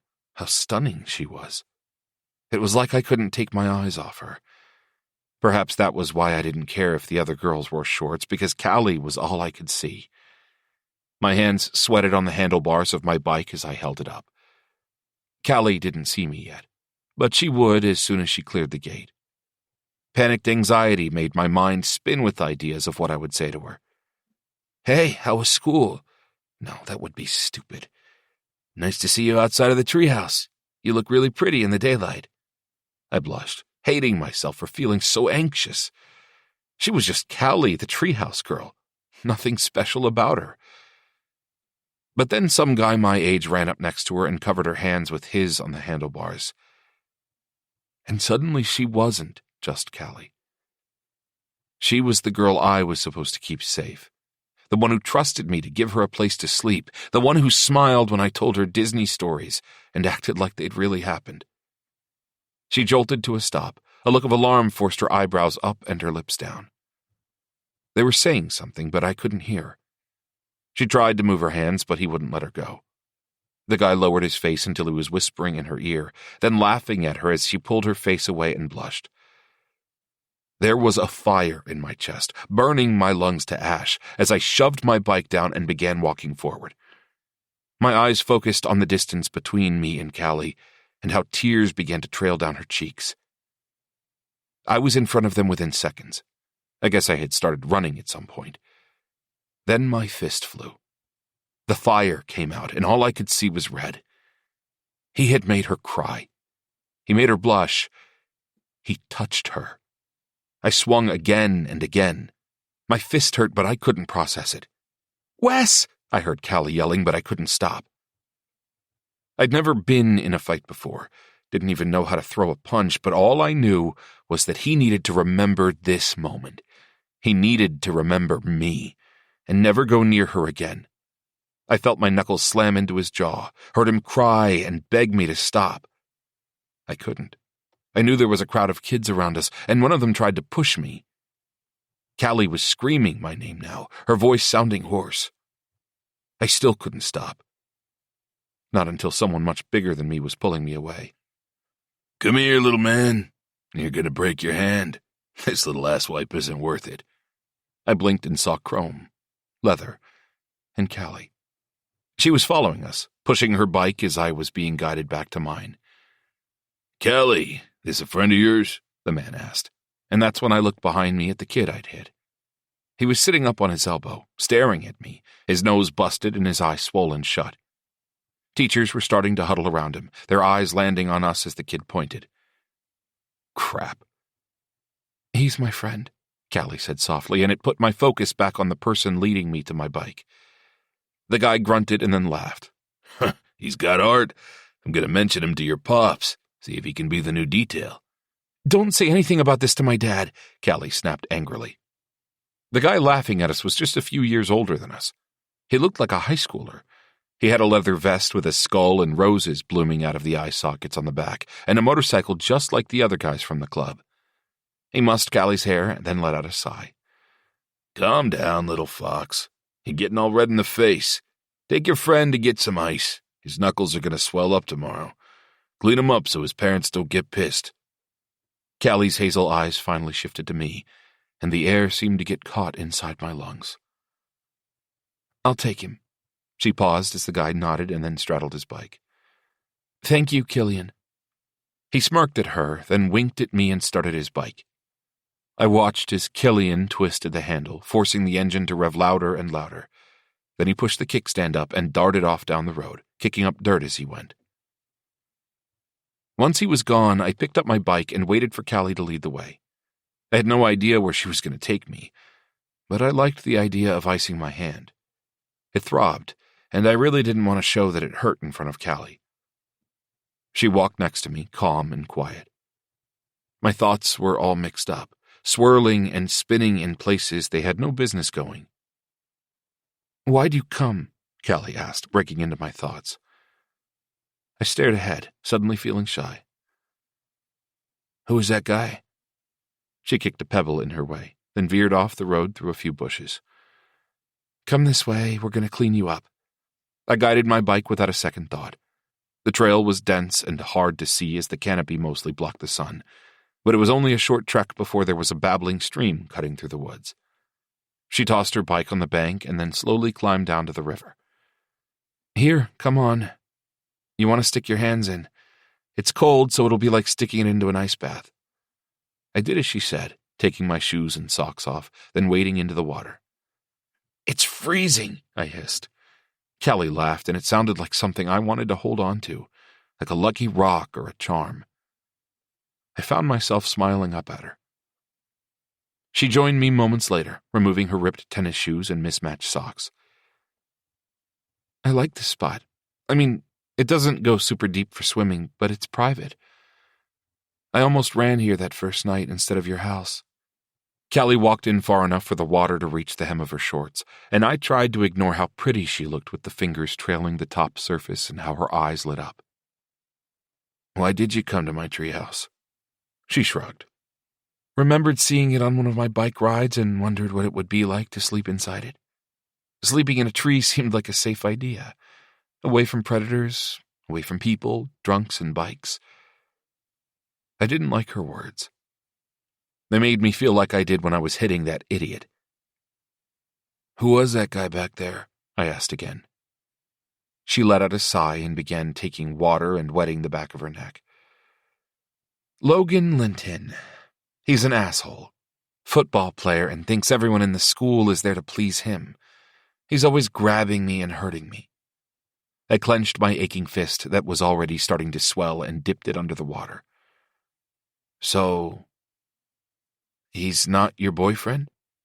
I only asked to make sure she wasn't letting him treat her like this. Callie's lips slung to the side as her eyes found mine. "If he were, he wouldn't be after today." "Why?" I couldn't quite work out what she was saying. She let out a laugh. "Because you beat him up. That would be sort of embarrassing to keep dating him, wouldn't it?" I thought that over and let my next question slide between us before I chickened out. "And who was the other guy, Killian?" Her gaze stayed on the water, gently pushing at our legs as she let out a happy sigh. "Killian is like my older brother. He's a prospect, even though he's only 16. His daddy is a bad guy, just got sent away for 20 years, so my dad took Killian under his wing, patched him in, and now he's family. He's supposed to follow me home every day, but he's always late." I thought that over, oddly glad that her dad had someone looking out for her. "Why did you come, Wes? Why did you hit Logan like you couldn't stop?" My gaze raised, clashing with hers. Somehow we'd wandered closer to each other in the river. Our fingers were just inches apart now. I thought over what I should say and what I wanted to say. I should tell her I did it because I just felt like it, but I wanted her to know the real reason. I was curious how she'd respond. "I came because I didn't want to wait to see you. I hit him because he was touching you and he made you cry." She watched me as the tree swayed above us and the water burbled. It felt like we were the only two people on the planet. When I assumed she wasn't going to say anything else, I felt her finger barely touch mine under the water. I kept still as her entire hand suddenly found mine, her fingers lightly brushing over my bruised knuckles. I closed my hand around hers, and we continued walking around the river, holding hands under the surface where no one could see. With one hand, the girl I couldn't stop thinking about hung on, and with the other, I felt the ache of a battle I knew I'd rage again if anyone else ever tried to hurt her. 7. Callie. Laura was riding shotgun, with a red rope of licorice dangling from her mouth. She had on a pair of oversized sunglasses and her feet up on the dash. Maxwell was in the back seat with his head out the window. From the outside, it seemed as though we were on a fun road trip. One where the AC had died in my car and my best friend kept telling me to let my hair down. It was tied back into a low bun, so no annoying pieces would hit my face while I was driving. It took 2 days for me to notify my employers and clear the time off work.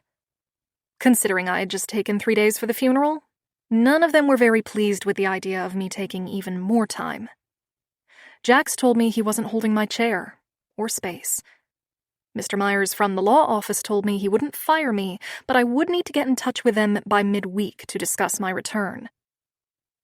The trip took 4 hours, but we'd left late, so by the time we rolled into Rose Ridge, it was already evening, with purple and orange streaking across the sky. The stagnant air was still thick and sticky as I climbed out of the car and stretched. It felt so strange to be back so soon, considering this was the most I'd seen my hometown in the last 7 years. Out of habit, I looked around for any motorcycle members or menacing glares. Wes had promised a war when I arrived, and I wasn't sure what form that would take. "This is the motel?" Laura looked it up and down as she pushed her sunglasses into her hair. It was as wild as a thistle patch, with strands sticking up. I smiled, grabbing Max's leash. I had forgotten she grew up rich, and while her parents didn't fund her lifestyle now, she was accustomed to a very different way of living than what I had grown up with. Yep, only one in town. I walked toward the office and prepared myself for the scent of homemade soap. Gerald, the owner, liked to sell it in the office, like a gift shop. Last time I had arrived, the elderly man with graying hair and a round belly had greeted me with a smile. This time, as the bell dinged and we pushed through the door, his smile was replaced with a frown. My gut sank. Without even hearing a word, I already knew what he was about to say. "Sorry, ladies. No vacancy." Laura scoffed, thinking it was a joke. "Your sign says vacancy, and there's not a single car in the parking lot." Gerald busied himself with brochures, fixing and straightening them. "Private party booked all the rooms."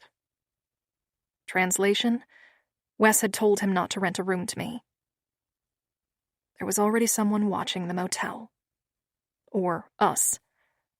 Fuck. He'd probably had us followed.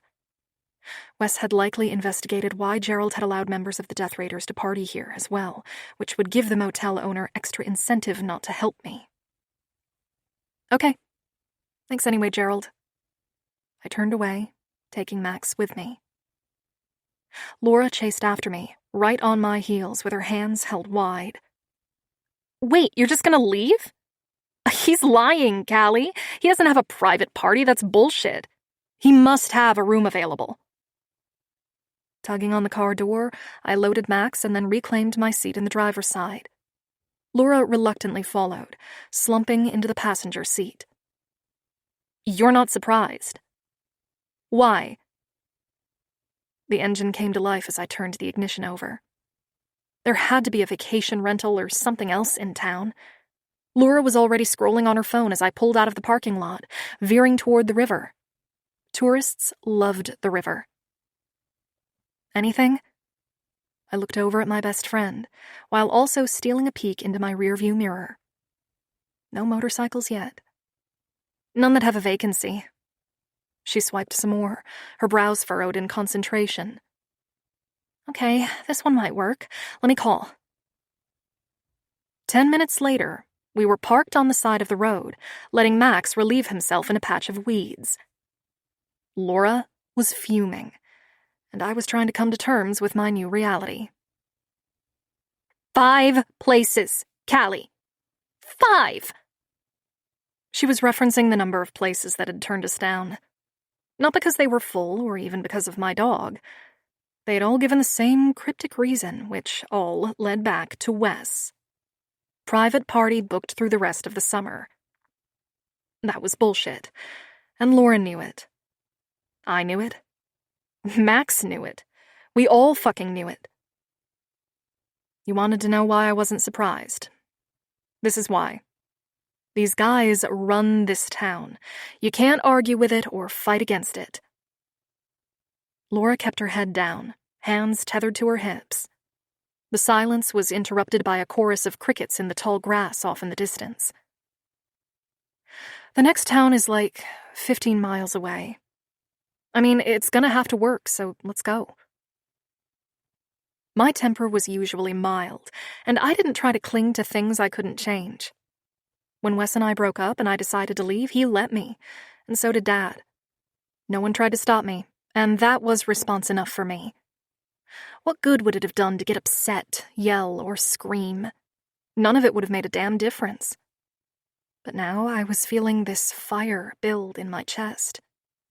The war Wes had mentioned was here, quiet and calm on the surface, but bubbling and vivid underneath. I should have known this would be his play. Pushing off the side of the car, I let out a sigh. The last pieces of daylight were waning, leaving stars in their wake. The moon was just a tiny thumbnail in the sky, and the heat was finally starting to succumb to the night. With the receding light, the fucks I gave regarding this entire situation with Wes began to lessen as well. He was keeping me from my home, the one thing my father had left to me. Fuck the club, and fuck Wes. We're going to the source. Laura shoved her hair up off her neck and pulled the mass into a bun. Damn straight we are. Cicadas sang a familiar tune as we drove toward Belvin Drive with our windows down. Nostalgia tugged at my memories like phantom talons, clawing and piercing through me. We drove along the dirt path that led back to my childhood home, and my heart raced for what would come next. I hadn't laid eyes on the clubhouse in 7 years. I hadn't returned home one time after I left, and while I was still mourning my father's passing, I could also feel guilt flare the tiniest bit. I realized staying away was due to stubbornness and just being angry at the club, and when Wes joined, it was the final straw for me. Back then, my anger and bitterness felt justified. I clung to those reasons until my fingers bled, but now I just felt foolish. I was the one who had missed out on nearly a decade of memories, and now I was the one who was the stranger in my own home. As we rounded the curve in the drive, I imagined a small, dark-haired me learning to ride a rusty bike, while club members watched and laughed, most of them drunk, several of them high. My dad wasn't even the one to physically help me. It was always Brooks or Rhodes who held onto the back of my seat and guided my old bike around. The being poor part was difficult, too. We never had any money. Stone Riders had been my grandpa's creation, from what I understood, based off an era of mistrust and bad deeds from a local factory. My dad was a big reason it had flourished and grew to the expansive size. 7 years ago, he'd reached nearly 300 members, scattered throughout the area. Based on the funeral size, those numbers had held. Growing up, the club didn't pay the bills, at least not as far as I ever experienced. If they did illegal things, I was never the beneficiary of any cash flow from it. My clothes came from donation bins, and whatever Red found for me at the big box store she went to. My shoes never fit right, and my hair was a greasy mess until I was old enough to use Google and hustle my own products.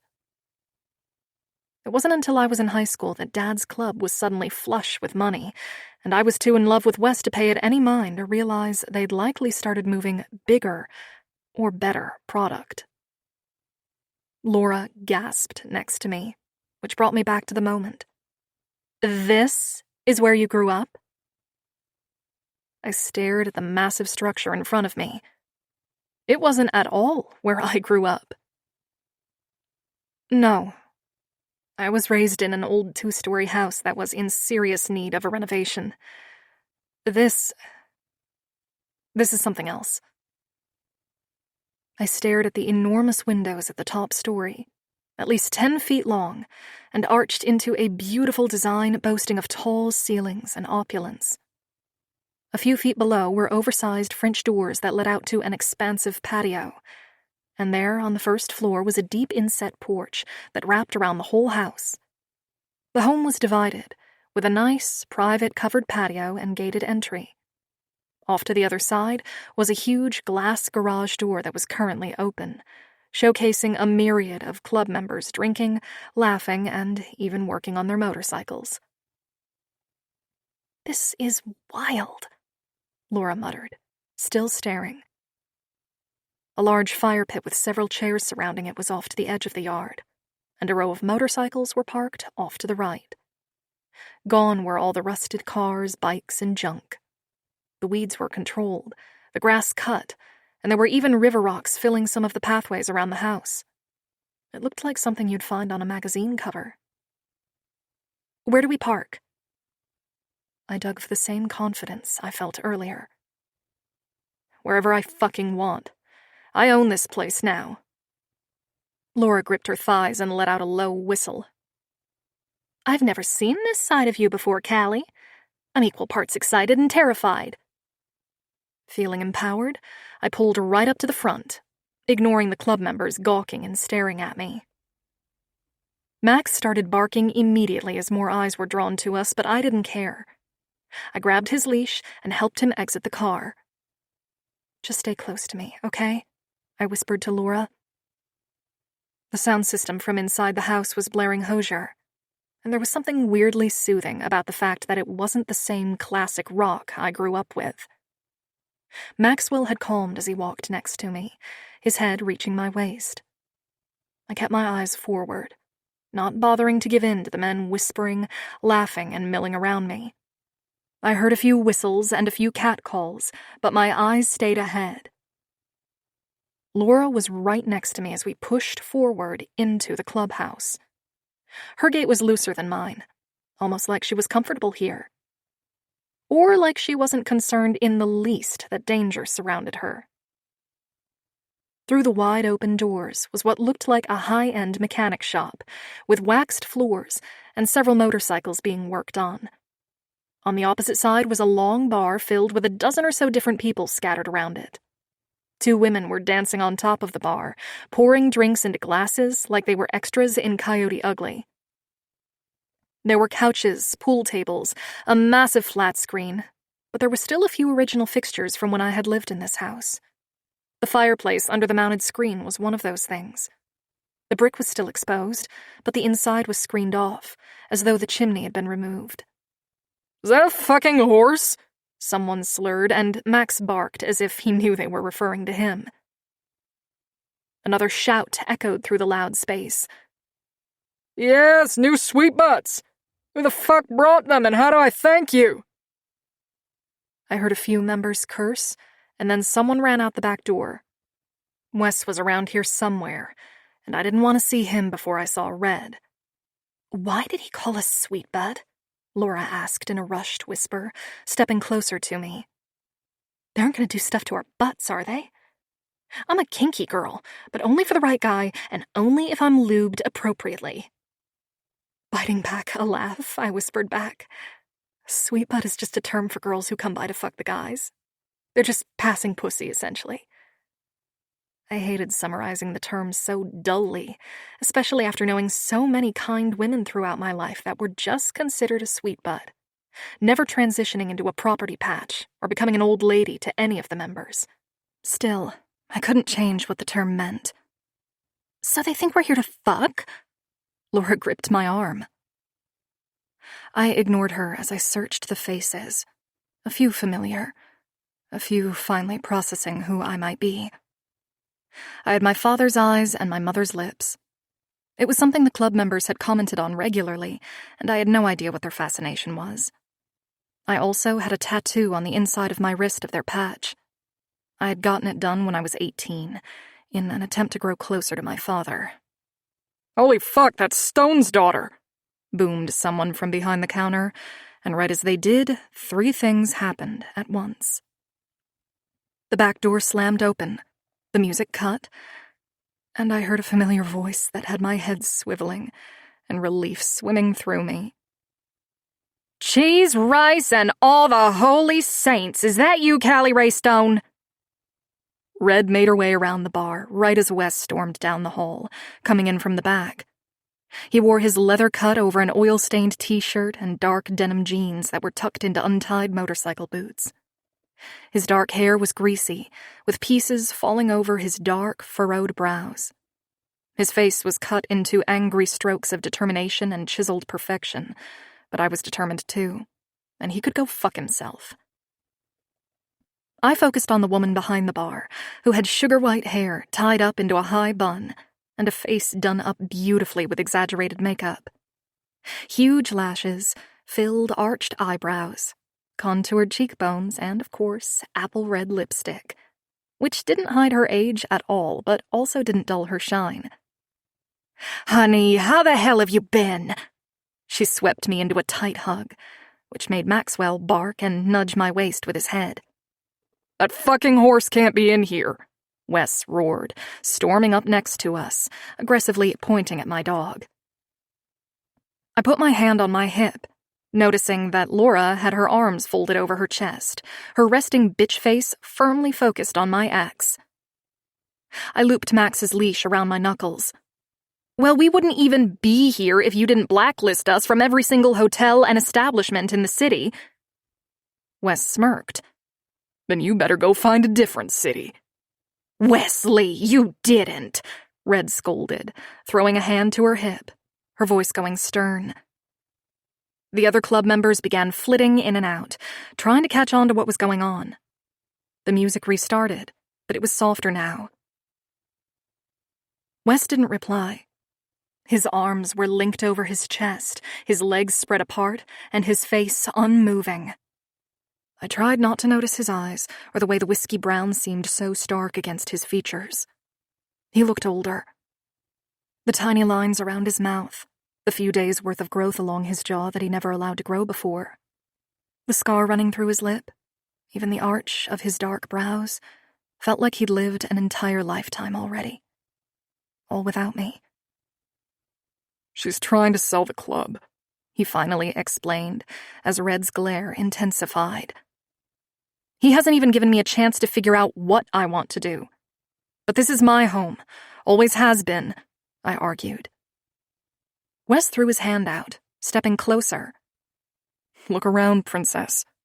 Does this look like anything you grew up with? This hasn't been your home for a long fucking time. Hot rage reached for my heart, making me feel like a bullied teenager again, fighting against horrible insults and rumors that were never true. I was always the outcast, the freak, the girl being raised by wolves. Boys used to ask me to spread my thighs and show them what biker princess pussy looked like. Others would ask if my knees hurt from sucking club cock. The kids I grew up with were vicious, and Wes knew this. He understood my past, and it felt like he was just throwing it all in my face. Of course, this modern, recently remodeled place didn't resemble where I had grown up.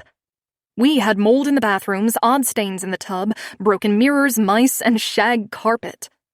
This place looked like it belonged on Wesley's television show. Red's expression turned glacier as she snapped, "Wesley Ryan, you better watch how you speak to this girl. She is the bones of this place, no matter how much money you throw at it. She is Simon's blood, and you'd be dead where you're standing if he ever heard you speaking like this to her." Wes looked like he'd been slapped across the face, with the way his eyes lowered and the muscle in his jaw began to tick. The members around us went quiet, until suddenly there was a loud shout that went up from the back. If it isn't our little fox, finally back home, with a pixie and a horse in tow. I watched as 3 men crossed the room, all in their late 60s, with graying beards, scruff, potbellies, and faded leather cuts. These were the Stone Riders' original members, who had ridden with my grandpa as young prospects. They used to tell me stories about how cruel and hard my grandpa was, especially on my dad. "Brooks, you're still here?" I asked jokingly, and opened my arms as one of my father's oldest friends swept me up into a hug.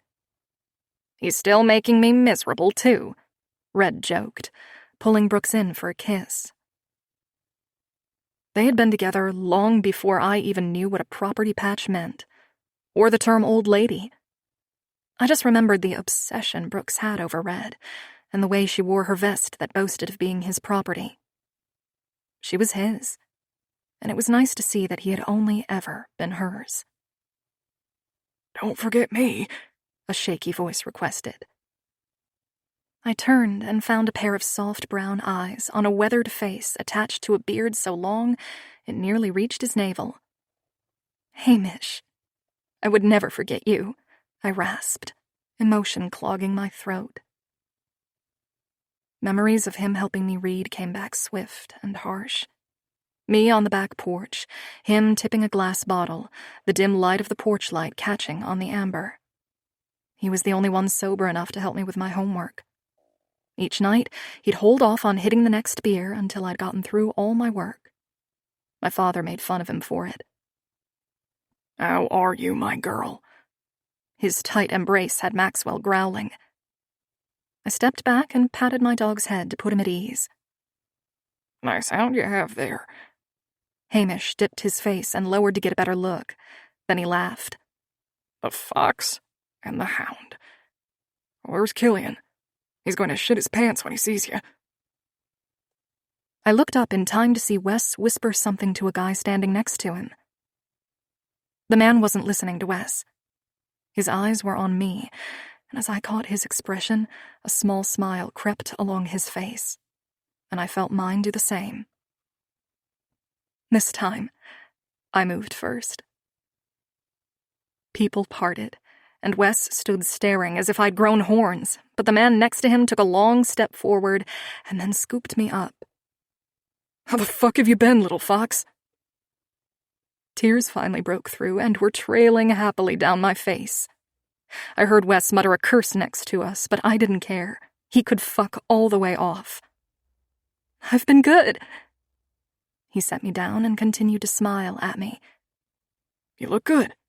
You miss me? His eyes quickly flitted behind me to Laura, who was still standing with her arms crossed and her lips thin. She was watching our interaction with both wariness and fascination. I'm always missing you, Killian. You look every inch the club princess you were born to be. You still designing tattoos? I put my hand on his shoulder to steady myself. The high-heeled boots I was wearing weren't the most stable. I didn't miss the way Wesley's face swept briskly to the left to catch Killian's expression. He seemed surprised to hear that Killian and I had somewhat kept in touch. He was one of the only assholes here who had social media. She inks them now, too, Laura said, lifting her shirt, brazenly showing off the massive mermaid tail I'd inked into her ribcage. She looked like she had scales. Oh, shit, Killian said, moving past me to Laura. He skimmed a finger down her side as he inspected the ink. This is fucking good, little fox. Look at you. He turned his head, a big smile in place. Pride engulfed my entire heart, soothing out old hurts and the tiny piece inside that craved approval from my dad. He wasn't here, but Killian was like my brother, and the next best thing. Jesus Christ, this isn't a fucking reunion, Wes barked as he watched Killian smirk. I didn't miss how his eyes moved right where Killian's arm slid around my waist. He was staring at him like he'd just touched something of his. Look, we'll get out of everyone's hair just as soon as Wes lifts the lodging ban on us. We were blacklisted from every establishment in town. Wes glared, showing his teeth. Like I said, find a different town. I tilted my head, feeling a fight coming on. I don't want to. I want to stay in this town. Red suddenly stepped between us. This is nonsense. Callie, honey, you can have your dad's old cabin. It's on the back end of the property. It's been recently— She can't stay on the property, Wes declared flatly, interrupting Red.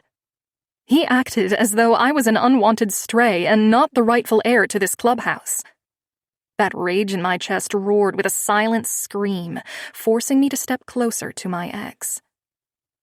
Need I remind you that this property is legally mine and I can technically have any room or space that I want? Wes glowered. A muscle jumped along his firm, square jawline, and I hated that I realized I'd never seen him look so angry so many instances in a row.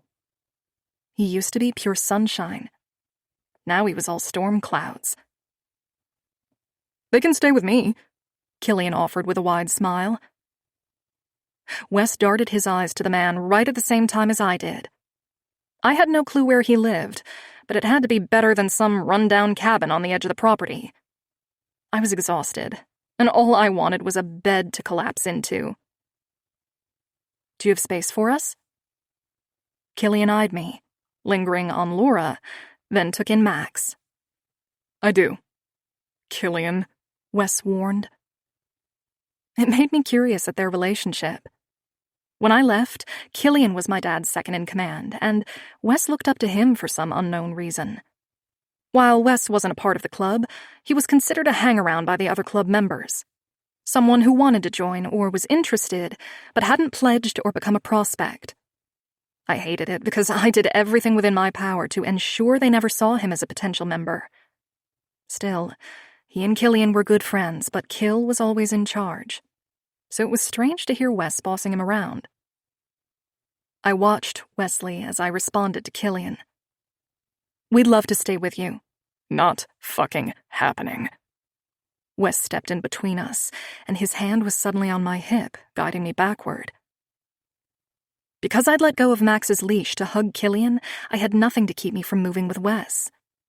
Killian laughed as he stepped in front of Laura to stop her from coming after me.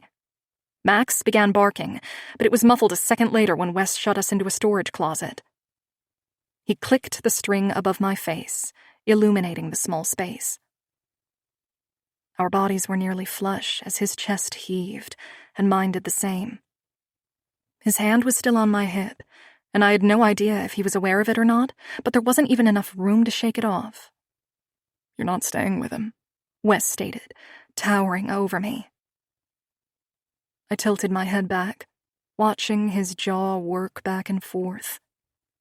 I could feel the strain in the air between us, and while I knew Wes didn't want me anymore, it didn't stop my nipples from hardening under my shirt, or that my body felt like liquid moonlight was suddenly thrumming under my skin.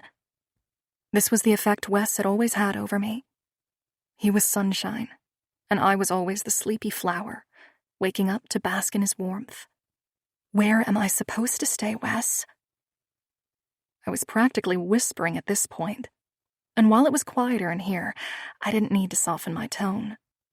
Words just felt heavy and burdensome.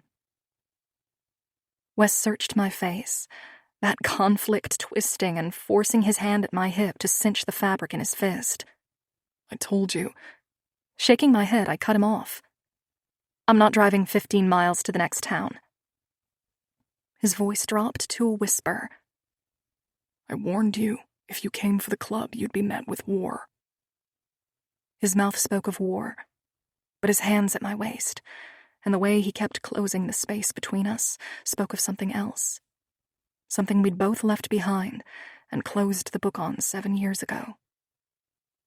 I wanted to smile again, act cocky like I did last time, but I was so tired. And more than anything, I wanted to get away from him, because these feelings he was stirring weren't welcome or convenient. Right as I was about to open my mouth and wave the white flag, the door opened and Laura snatched my wrist and yanked. Found us a spot. I reeled, falling after her as she pulled me behind her. Wesley's hands fell away, but he was on my heels a second later. Killian was nowhere to be found, and the rest of the club looked like they'd fallen back into their previous chaos. Where? I asked, searching the room, but Laura kept pulling until we were near the front door. A woman with thick black hair, wearing jeans so tight they could have been painted on, waited. Her face was down, staring at her cell, and my dog's leash was wrapped around her fist. Wes groaned from behind me. You've gotta be fucking kidding me. The woman looked up from her phone and gave us a blinding smile. Her big blue eyes were framed by dark lashes and flawless wingtipped eyeliner. Her heart-shaped face was beautiful, but my gaze was drawn to the bar through her eyebrow and the ring in her nose. Outside, she looked hard and edgy, but there was a sorrow about her that made my heart ping around in my chest with familiarity. Hello, Wesley. Heard your girl needs a place to stay. The woman winked at me. Wes shook his head, slowing his steps until he was far enough away to resume his power stance. Legs wide, arms crossed, face obstinate. Sasha. She tucked her cell into her bra, then blew him a kiss. Her tall boots shifted on the hardwood as she turned to open the door. I didn't know what their relationship was, but for some reason I felt the need to blurt, "I'm not his girl." Sasha paused and threw me a look over her shoulder. "Yes, you are, honey. The sooner you accept that, the easier all of this will be." "Stone Riders don't condone this. You'll be going against the club," Wes muttered in a deathly quiet tone. With one last crinkle to her eyes and pop to her pink gum, Sasha smiled and said, "All my allegiance to this club was buried with Simon. The only other person on this planet that could summon any more from me is this girl, right here." She slipped out, and Laura was on her heels. For some reason, I gave Wes one last look before following them. As exhausted as I was, my mind still tumbled over the painful interaction with him. Why didn't he want me here? Why on earth was I so delusional where he was concerned? It wasn't as though he were harboring a secret crush on me all these years later, or wanted me back. It's been 7 years, and it was fucking high time to get over my first love. 8. Wes. Age 15. My dad often took my brothers and me out to the river to fish. We'd sit on the boardwalk with our lines dangling in the water while we relaxed in our camping chairs. This time of year, half the town was out there trying to catch something. I used to love it. I'd look forward to it all week, since my dad worked and the only free time he had was on the weekends. Now all I could do was stare at my watch as the day waned and time ticked by. "You're not even trying, Wesley," my dad chided as my shoulders slumped and my line followed suit. "He's distracted," my brother joked, pulling on his rod to tighten his line. My dad watched me carefully, chewing his spearmint gum, making his jawline look intense. He reminded me of Pete Carroll when he did that. Dad watched us with the same intensity as when the head coach watched his team execute a play. A lot of unnerving silence. He even had slightly graying hair like the coach, plus a narrow face and slender nose. "What has you distracted?" I hoped with all my might my brother didn't know. I had worked so hard to keep Callie a secret for this reason right here. I didn't want anyone to ruin what we had, or to do anything to mess it up. As it was, she wasn't something I had to explain or share with my brothers, and I'd do just about anything to keep it that way. I said nothing right as Dustin said, "He's distracted by that Stone girl from down the road." My neck grew warm as I stared out over the water. My dad's gaze was laser-focused on me, and I knew I had to be careful with what I said next. "The biker's daughter?" His tone was curt but curious, like he wasn't sure that could be true, and maybe he had it wrong. I swallowed the thick lump lodging itself in my throat. "We're just friends." Dustin scoffed with his entire chest, making him look like an idiot. I glared a hole into the side of his stupid face. "I can't imagine being friends with that girl is prudent. She's from a pretty rough family. I'd like you to steer clear of her." He said rough family, but all I heard was real family.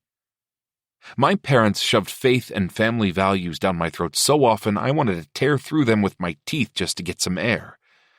Dad was strict, but he was also a hypocrite. He didn't think we knew about the lipstick on his collar when he came home, or the fact that he smelled like a perfume brand that Mom didn't own. He didn't think we saw Mom's jaw grow tight when she greeted him, or how she swiped at her eyes when she wandered back toward the back of the house. They had 5 children together, but he wasn't faithful.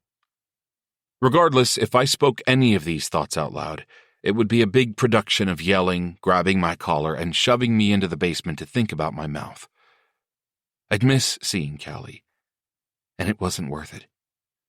I smashed my back molars together hard, feeling my jaw tighten, and tried to focus on the future, on the good things. I'd be turning 16 in 3 months. Callie was 16 in 2.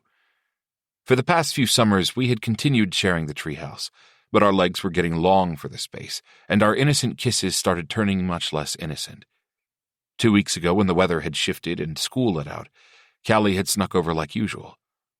But that shirt she wore that was too big for her wasn't as big, and curiosity finally got the better of me. I pulled it up over her head and saw her in a sports bra for the first time, and I realized I really liked getting to see her skin. I had pulled the pillow from behind my head and pushed it over my lap so she wouldn't see how badly I wanted to touch her.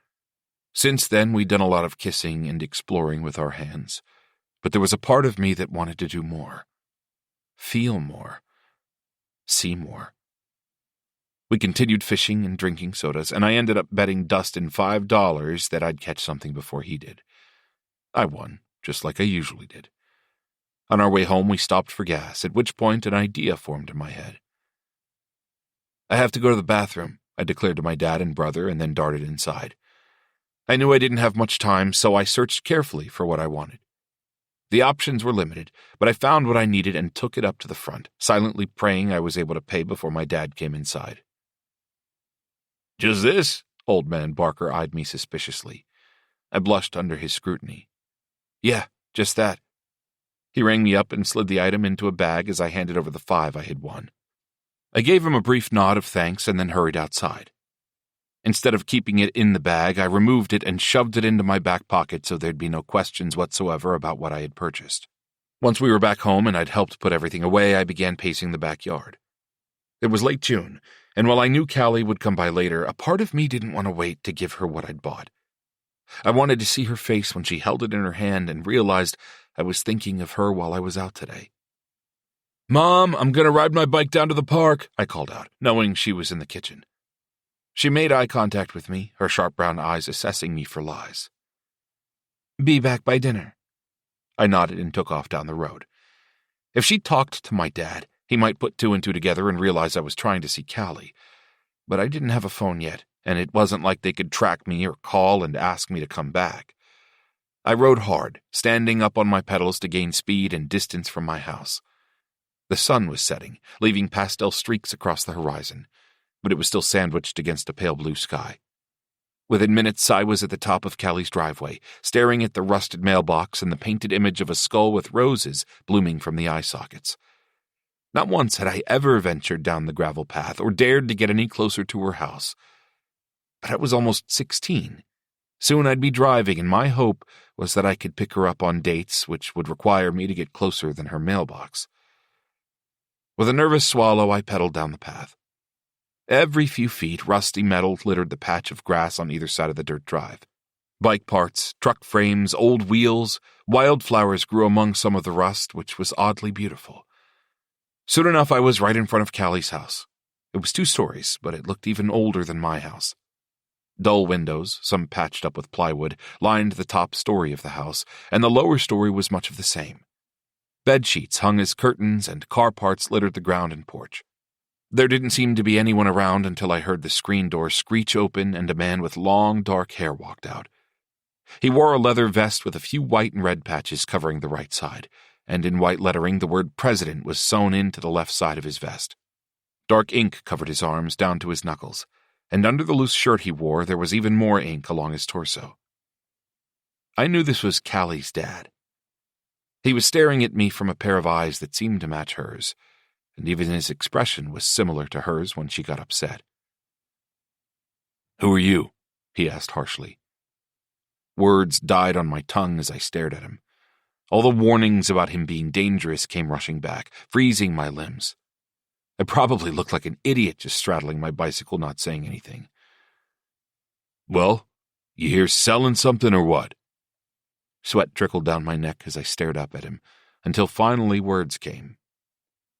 "I'm here to see Callie." By the way the man's eyebrows lifted, this answer amused him. "You the boy that got into a fight for her?" I nodded, trying to think back to that day when everything changed between Callie and me. There'd been more fights since then. Turns out the boys at her school were pricks and liked to make jokes about her. It only took one time for me to overhear them joke about her being club pussy for me to lose it. The man laughed, walking closer. "I was wondering when you'd finally show your face." Was I in trouble? Was he going to hit me? "Killian says you fight like you have nothing to lose, like you can't stop." He lifted his chin in my direction. That true? There was a big fire pit between us, dead grass, a rusted barrel of ash and debris. Yes, sir. He laughed, tipping his head back. Call me Stone or Prez, but not sir. I nodded, not wanting to speak another blunder. What's your name? A slight breeze blew between us, making his hair shift the slightest bit. Wesley Ryan. I go by Wes. His long legs ate up the space between us, and his hand came down on my shoulder. You Terrence Ryan's kid? I nodded, having no idea what he'd heard of my father. Probably that he was a good guy who attended church, paid his taxes, and had a handful of kids at home. Maybe he'd heard something else, because the look that passed over his face was almost pitiful. Okay, Wes. Let's see if you can hit a heavy bag. Then you can help me clean up some of these beer bottles. I didn't want to clean up beer bottles or really learn to hit, but he was being nice to me. Besides, maybe it would allow me the chance to see more of where Callie grew up. An hour went by. I learned to hit a heavy bag with my bare fists and pushed through the pain. My knuckles were puffy and red, but I still felt a small thrill inside that Stone had taught me something. He'd stayed the entire hour, explaining where to move, how to shift, where to land the blow to get a better outcome. A few of his guys came and watched, talking, drinking, and laughing while I continued to hit. It felt good. To fuel my hits, I thought about my dad and my brothers. I thought about how they wanted me to go see my grandparents again, which would take me from Callie. I thought about the boys I saw talking to Callie when we were outside the local swimming pool. I thought about the way their eyes traced her body when she wore her two-piece swimsuit. I had a lot of rage inside, and hitting the bag felt better than anything I'd done besides spend time with Callie. Finally, there was a soft laugh that pulled me away from the heavy bag.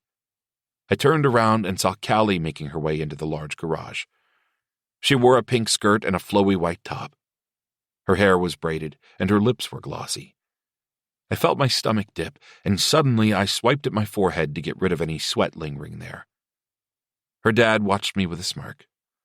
Well, look who finally showed up. Callie, your boyfriend here is a good egg. I assumed he'd crack a long time ago. Bring him around more often. He's got a killer right hook. I beamed, feeling seen for the first time in years. His approval of me being her boyfriend also felt oddly fulfilling, like a soothing balm over a cut. I knew they said her dad was bad news, but I liked him. He was calm while instructing me how to hit, and he made me laugh. The guy I recognized as Killian handed me a water bottle with a grin. He was a few years older than me, and ever since I'd met the guy, there was something about him that made me want to be just like him when I was older. He had confidence and a sense of belonging that I couldn't begin to fathom. Callie's expression was hard to decipher. Her brows were drawn tight, her jaw was clenched, and her eyes had a strange sheen to them. She gave a piercing glare to her dad as soon as he turned his back, then pulled on my hand, leading me outside. I heard a chorus of laughter as we went. Once outside, I noticed her face was turning a reddish color, and that sheen in her eyes had turned to tears. "What are you doing here?" Her voice came out crisp and harsh, so unlike anything I'd ever heard muttered from her lips before. The sun was setting, and I was positive I'd missed dinner. Mom would be pissed. "I wanted to bring you something, but you weren't here. Your dad came out and talked to me, and I ended up hitting the heavy bag for a while." Her arms crossed over her chest, like she was upset. I wasn't sure why. I hadn't done anything. "Are you mad that I came?" Her eyes flashed, her nose flared, and then she stomped off toward the woods that separated our properties. "Callie, wait!" I nearly tripped over a branch trying to keep up with her. "What's wrong?" Finally, once we were far enough away from her house, she spun on me. "You weren't supposed to come. I didn't want you to see my house or my broken dad or my pathetic life," she screamed at me, her face flushing with anger. "Why?" Her hands went up as she paced the clearing around us. There was an old cabin off to our left that looked like someone had recently visited. She glared over my shoulder at it as more tears clouded her vision. I couldn't stop watching her legs, or thinking about how tan they looked in her skirt. With a choked sob, she explained, Because you come from this perfect life, Wes. A big family that takes vacations and goes to church. You've been on a plane. You get new clothes at the start of every school year, and you don't even go to school. I don't have that. I have a dad who barely looks at me, never asks where I've been, and thinks it's perfectly appropriate to let me be around this life he chose. I grew up without a schedule. There's no normalcy in my life. I drank my first beer at 9, Wes. Found my first blunt at 10. Saw people having sex when I was too young to even understand what they were doing. I've been offered a tattoo more times than I can count. I made my own lock system on my door because of how many times guys have tried to sneak into my room. Sometimes there's not food here if Dad drinks and forgets to cash his checks or go shopping. The only way I get new clothes is if Red takes me. Her voice began to shake as she neared the end of her tirade. Chest heaving, she stared at me, waiting for me to reply. All I could focus on were the images she'd shared and having to go through all that at such a young age. I clenched my fists tightly, embracing the pain and tenderness from using them against the heavy bag for the past hour. The sun had officially dipped below the hills, leaving a dusky sky overhead and a few stars beginning to peek through. There was a lot I wanted to say, but I wasn't sure how to say it all, so instead, I stepped closer and pulled her hand to mine. What are you afraid of? Her dark brows pulled together as she searched my face. What do you mean? You don't want me to see it. What are you afraid of? Do you think I'll judge you?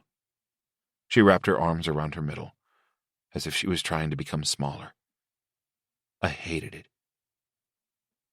I'm afraid of losing you because of it.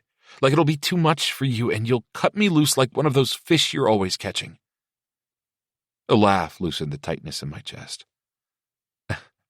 I legally have to throw those back. She tried to smack my chest, but I caught her hand.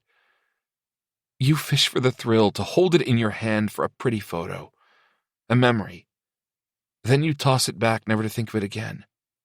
I think I'm something you'll remember one day when thinking back over your youth, while you sip expensive wine with your fancy wife. I'm the memory you'll have, not the moment you want to keep. I kissed her forehead, then wrapped my arms around her. Fuck. She had no clue, did she? No idea how embedded in my life she'd become. I got you something today. I know it's small and cheap, but it made me think of you. She leaned back, tilting her head. You did? Mm-hmm. I pressed the key into her palm, hoping it wouldn't be a big deal, but she disconnected from our hug and took a step back. Her pink nails curled around it, and the tightening in my chest made it seem like she'd curled them around my heart. A key? Her blue eyes lifted. What's it go to? The small key was painted a light purple with stars, made to replicate the night sky. The key didn't even go to anything. It was a blank, but I didn't have time to think all that through when I was in the store earlier. I stumbled through explaining myself. Right now, it doesn't go to anything, but I was thinking maybe one day we can get it made for our house. Her pink lips parted on a gasp. I shut my eyes and powered on. You think I want to get rid of you, or throw you back? I shook my head. Callie, if you want to use a fishing metaphor, then you'd be the river, not the fish inside it. You cut a path through me, filled it, and now it's always shifting and moving. I can't wait to see what our life will look like someday, but for now, I'm happy taking it one day at a time. She stepped forward and threw her arms around my neck. I love you, Wes. I gripped her waist, pulling her closer, feeling my chest ache with how long I've waited to hear her say those words.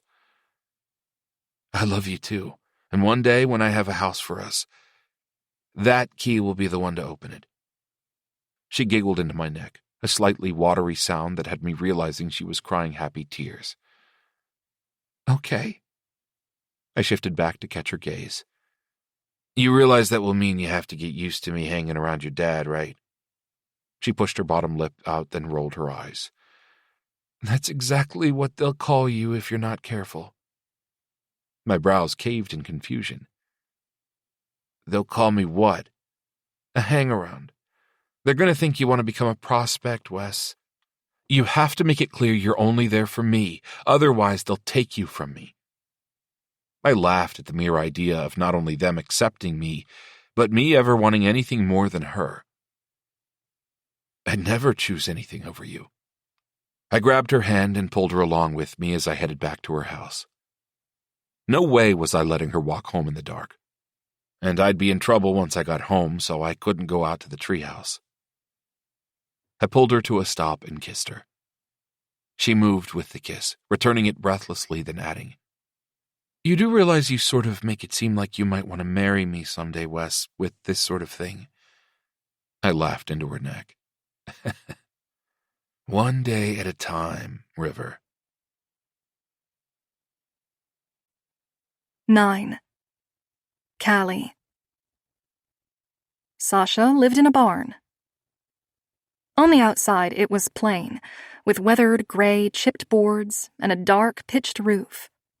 The inside had been renovated to near perfection. Natural light spilled through the overarching windows, illuminating the hardwood under our feet. Thick rugs softened the space, along with cushioned chairs and a long L-shaped couch. The walls were redone with shiplap, so they were smooth to the touch. I sipped my coffee, taking in the decor and enjoying the sound of a nearby rooster crowing. A tin can holding faux wheat stalks was in the corner, and so was Max, curled into a ball on his dog bed. The guest bed she put me in was one of the softest I'd ever slept in, and from the fact that Laura was still sleeping, I had to assume hers was just as soft. Overall, this place was incredible, but my eyes kept catching on little things that had my breath hitching the slightest bit. Sasha had photos of my dad all over the place, and pictures of me as a little girl, and pictures of me and my dad together. My heart squeezed painfully tight as I left the safety of my chair and walked over the scattered rugs to trace one of the images sitting on the mantel. In the image, I'm wearing overalls, and in my hand is a big beach ball. I remembered that day. How did she have all these photos? Oh, good, you're up. Sasha yawned from behind me. Did you find the coffee? I turned, lifting my cup. Yeah. Thanks for leaving it ready to go. And having creamer. Fluffing one of the couch cushions, her thin robe swayed until she tied it more securely at her waist. This morning, without her makeup, she looked a few years older. I had placed her at mid-30s, but now I was wondering if I was a few years off. What should we have for breakfast? I was thinking of grabbing some... Why do you have pictures of my dad all over your house? I cut in, then gestured to the photo on the mantel. And of me. What is all this, and who were you to my dad? Her arms fell to her sides, the pillow she was fluffing dropping with the movement. I watched her countenance transition from caring host to guarded and emotionally distant. She blew out a breath, making some of her falling hair lift from her face. Could we at least have breakfast before we dive into all of it? She moved around the living room, briskly darting toward the kitchen. I trailed her, hugging my coffee mug like it was a raft in the middle of the ocean. I knew her question was rhetorical, but a part of me wanted to sass back that breakfast could wait. It was really freaking strange that she had images of my entire life in here. A cupboard creaked open as Sasha grabbed a mug and began pouring herself a cup of coffee. When she didn't respond, I slid onto the bench, tucking my legs below her breakfast nook. Okay. Can you at least tell me what you were to my dad? You two seemed close. She half turned, giving me a tiny laugh that came out strained. Her eyes watered as she leaned against the counter and sipped from her mug. Simon and I. Her voice cracked, and suddenly my own seemed to be caught in my lungs. We were together, romantically, for the past 5 years. My breath stalled for a moment as I processed what she'd said. My dad had been single for most of my life, save for the one-night stands. A part of me hated that I had missed seeing him in a committed relationship. To see him smile and laugh. To see him in love. By the way he looked in the pictures, I knew he loved Sasha. Sorrow, sharp and deep, cut through me as the reality of how much I had missed of his life sank in. I didn't realize, I softly said, staring down into my cup. Sasha moved forward and gripped my hand tightly. There's so much behind my relationship with your dad. And more history than I have time to get into, but here are the facts. I loved him. He lived here with me. That's why there are a million photos of you around here. He loved you so much. All the stories he'd tell. She looked off to the side, her lips trembling as tears trailed down her cheeks. I can't bring myself to take them down. You were a part of him, Callie. Even if you didn't realize it, you lived in that man's heart more than anyone else on this earth ever did or ever would. Even more than me. I loved him, and because of him, I grew to love you too. A tear slipped from between my lashes, trailing my cold face. I hadn't even realized my face had gotten so frigid. My hands were practically blocks of ice as well. Sasha sniffed, then took my face in between her palms. You got the letter from your daddy, right? The one from the reading of the will? I nodded, even as new questions formed in my head. Like, why didn't he leave anything to Sasha? Or the bigger question, why wasn't she at his funeral? She would have known about his sickness, and even cared for him as he transitioned into hospice. Sasha searched my face, and dropped her voice into a whisper. You have to sell that place, Callie. There are too many skeletons in the closet. Get rid of it, honey. No matter what Wes has to say, you have to sell, okay? My stomach twisted with those same familiar knots I'd felt the first time I had read my father's words requesting that I sell. It just seemed strange. Why would he want to give up something that had been in the family for so long? That had been with his club? What if I keep it? I asked, tilting my head just the smallest bit. Sasha's lips thinned, and her grip on my face hardened, though not painfully. More like she was terrified of letting me go. You just can't, honey. Your daddy barely made it through the last time you were hurt by that rival club. You keep that property, and it's like having a target on your back. You've got to sell it, take the money, and move far, far away from here. Go out west, settle down with some handsome banker, and pop out a few babies. Smile. Be free. Live a safe life. That's what your daddy wanted. But what if... A loud yawn interrupted our conversation as Laura made her way downstairs, and then, immediately following her traipse down each step, a loud motorcycle engine reverberated through the walls. Sasha popped up, her face swinging toward the window like she was nervous about who had just pulled up. I watched carefully as she drew the sash of her robe tighter. My old instincts were kicking in too. My dad would always give cues as to when we should be afraid of who had rolled onto our property. The space near his eyes would always tighten, his mouth would turn down, and his finger would tap. It was barely noticeable to anyone else, unless you were around him all the time. I didn't know Sasha to know if she gave anything away, but the way she dropped to her knees and tugged out a nickel-plated revolver, then slid it under the bag of bread in front of us, told me whoever was coming was dangerous. He's going to knock, and then he's going to open the door. Tell him nothing about yourselves. Don't even tell him your names. Sasha's voice shook the smallest bit, making my stomach churn. Laura was next to me in a heartbeat, hugging my wrist with a death grip. Callie, hide your tattoo. Throw on a sweater or something, but don't engage with him at all. He already knows you're here because of your car. Otherwise, I'd have you just hide upstairs. This will prevent him from getting suspicious.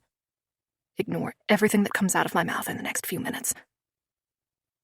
Sasha walked forward as someone pounded on her front door, rattling a few of the picture frames near the trim. Max began barking, but I snapped my fingers, indicating he needed to sit next to me. He obeyed, morosely, as he stared at the door. Go grab coffee.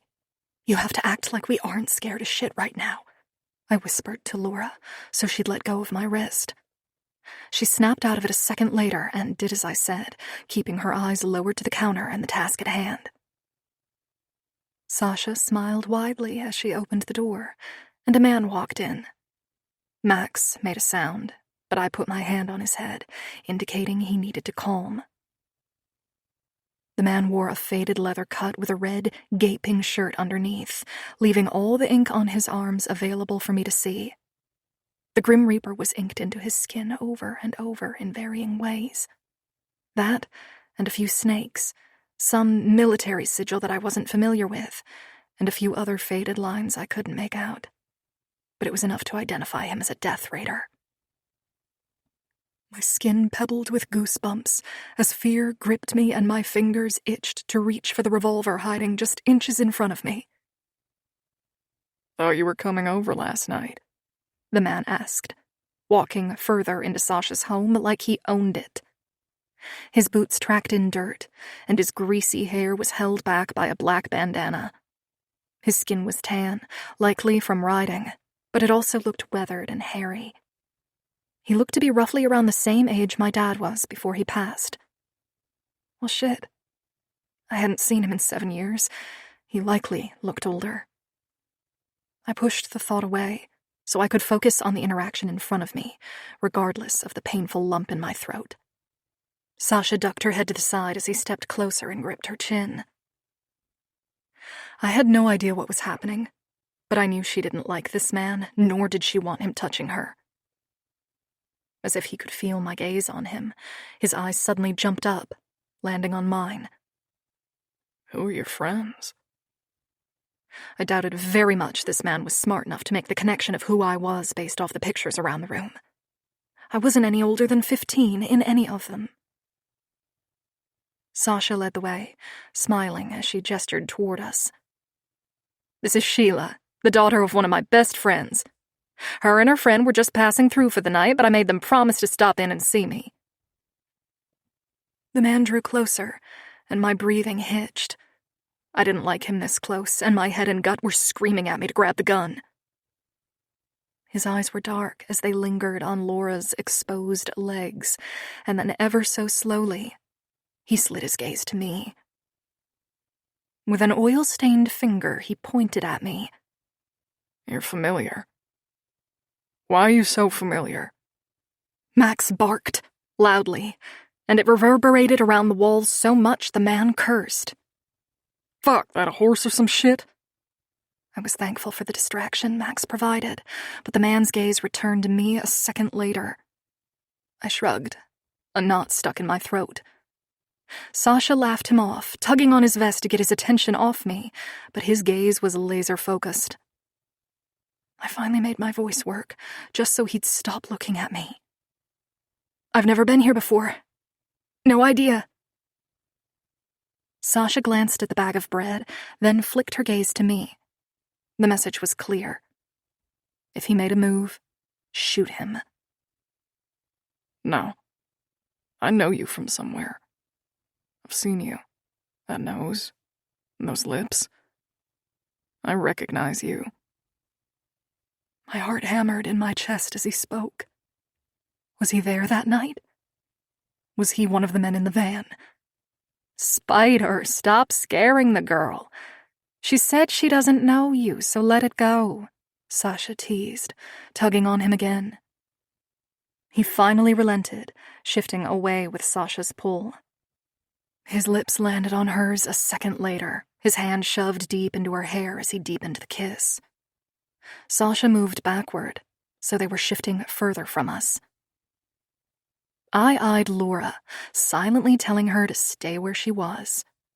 I noticed her eyes were huge, and her fingers were shaking as she held her mug in front of her. While Spider and Sasha kissed, his eyes flicked my way once more before another loud engine echoed in the air. Spider broke away first. You're expecting one of them? Sasha's mouth was swollen as she shook her head. No. Simon died. I haven't stepped foot in their club since. Hearing her say my dad's name to this man so flippantly felt like a punch to my stomach. Was Sasha playing both sides? Spider watched her carefully before turning toward the door. His jaw flexed as the sound drew closer, until a second and third engine could be heard. My heart was a terrified thing, searching for some form of safety. I found myself praying that Killian or Wesley were on their way, because even if we were at war, they'd never hurt me. Fuck, there's more than one of them. I have to get out of here. You better have your ass in my bed by tonight, understand? Spider slapped Sasha's butt as if she needed the physical example. She stared at him, dopey-eyed, but I didn't miss the way her fingers shook as she tucked away a piece of hair, or the way her lower lip trembled as she watched him stalk away. Spider started his bike and took off through the back side of Sasha's property, avoiding the main road, and within a few seconds, 3 new bikes were parked in front of her house in a plume of dust. Sasha swiped at her eyes, then seemed to mess with her hair, as if she could erase the imprint of his fingers in it. The door was still open, and within the span of a few breaths, Wesley was walking through it, followed by Killian. The third person was someone I didn't recognize. Max barked again, and this time I removed my hand, allowing him the chance to go sniff and inspect the newcomers. I hated how my eyes searched for Wesley's, and I hated even more that his gaze skipped Sasha completely and landed on me first. He stood frozen on the threshold, as if he needed to work out what had just happened. Who the fuck was just here, Sasha? He asked, his voice as turbulent and violent as any tempest in the ocean. I let out a shuddered breath, needing a second to regroup. My fingers were numb from how hard I was gripping my mug. Sasha seemed just as shaken as she rasped, "Spider, he heard you and took off." Killian's gaze snapped over to me, then landed like a soft blanket over Laura. He took 3 steps closer to us, crowding the opposite side of the counter that Laura was huddled against. His worry wasn't for me.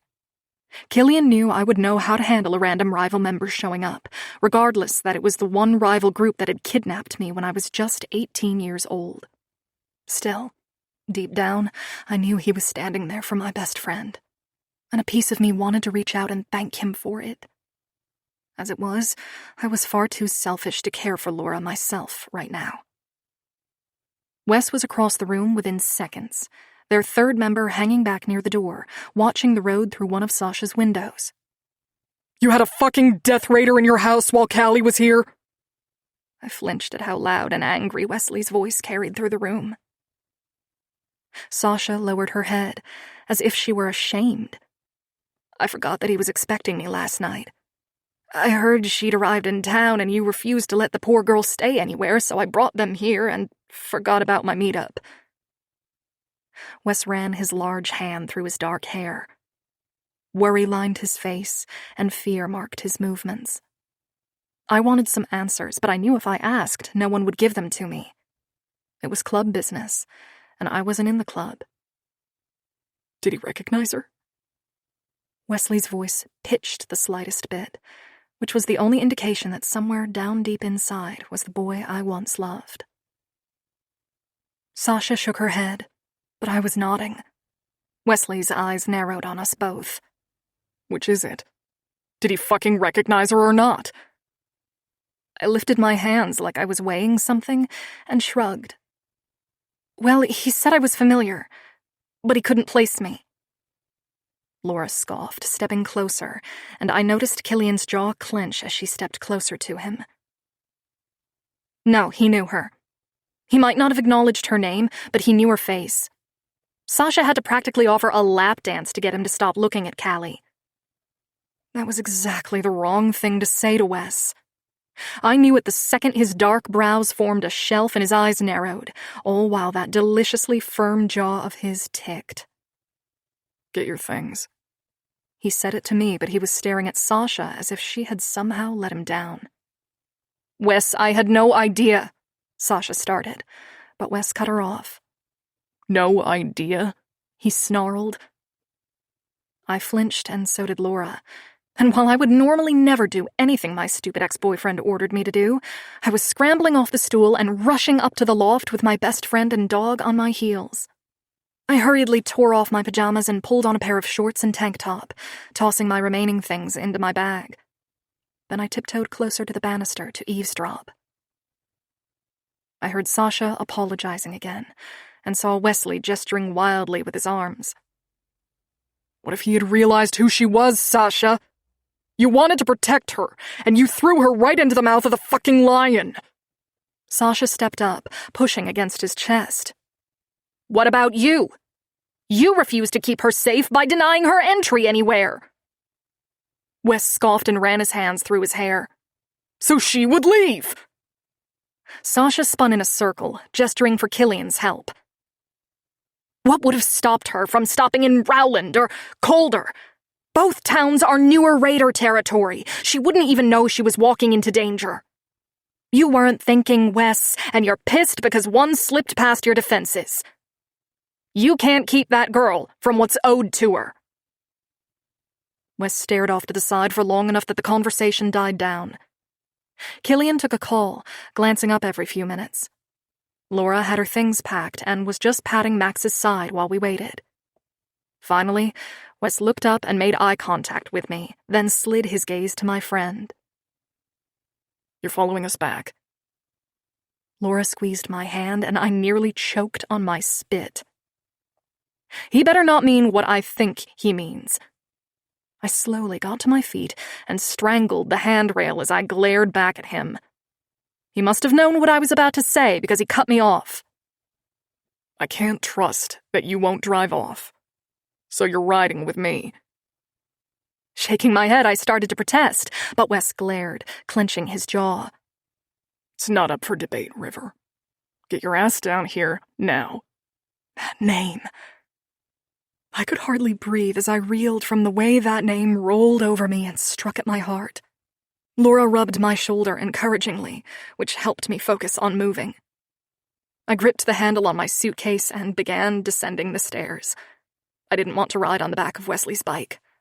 I couldn't fathom being that close to him again, and a part of me wondered why he asked me and not Laura.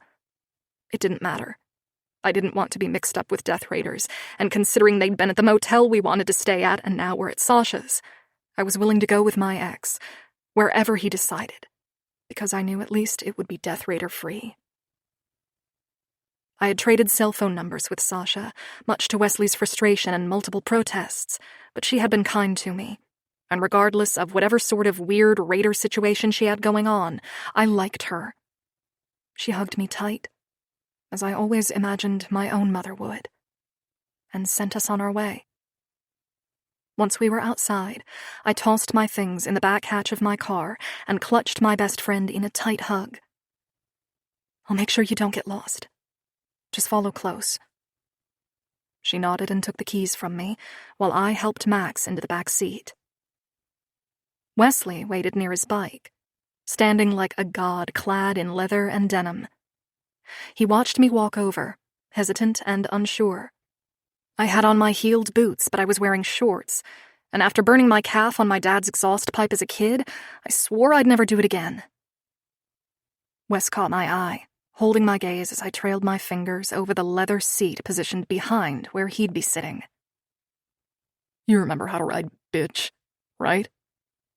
His tone came out mocking as he handed me a bucket helmet. I was practically born on the back of a bike, and he knew it. I rolled my eyes and snatched the helmet from him, buckling it under my chin without his help. What I hadn't ever done was ride with him. He'd never owned a bike while we dated, and even up till the end, after he'd become a member, he wasn't riding. Or if he was, I wasn't aware of it. Seeing him straddling the bike now was an odd sensation.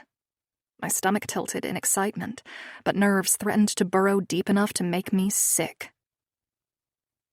Inhaling a sharp breath, I placed my boot on the buddy peg, and then my hand tentatively on his shoulder while swinging my leg over the bike until I was resting my ass on the leather. It was warm under my legs as I adjusted.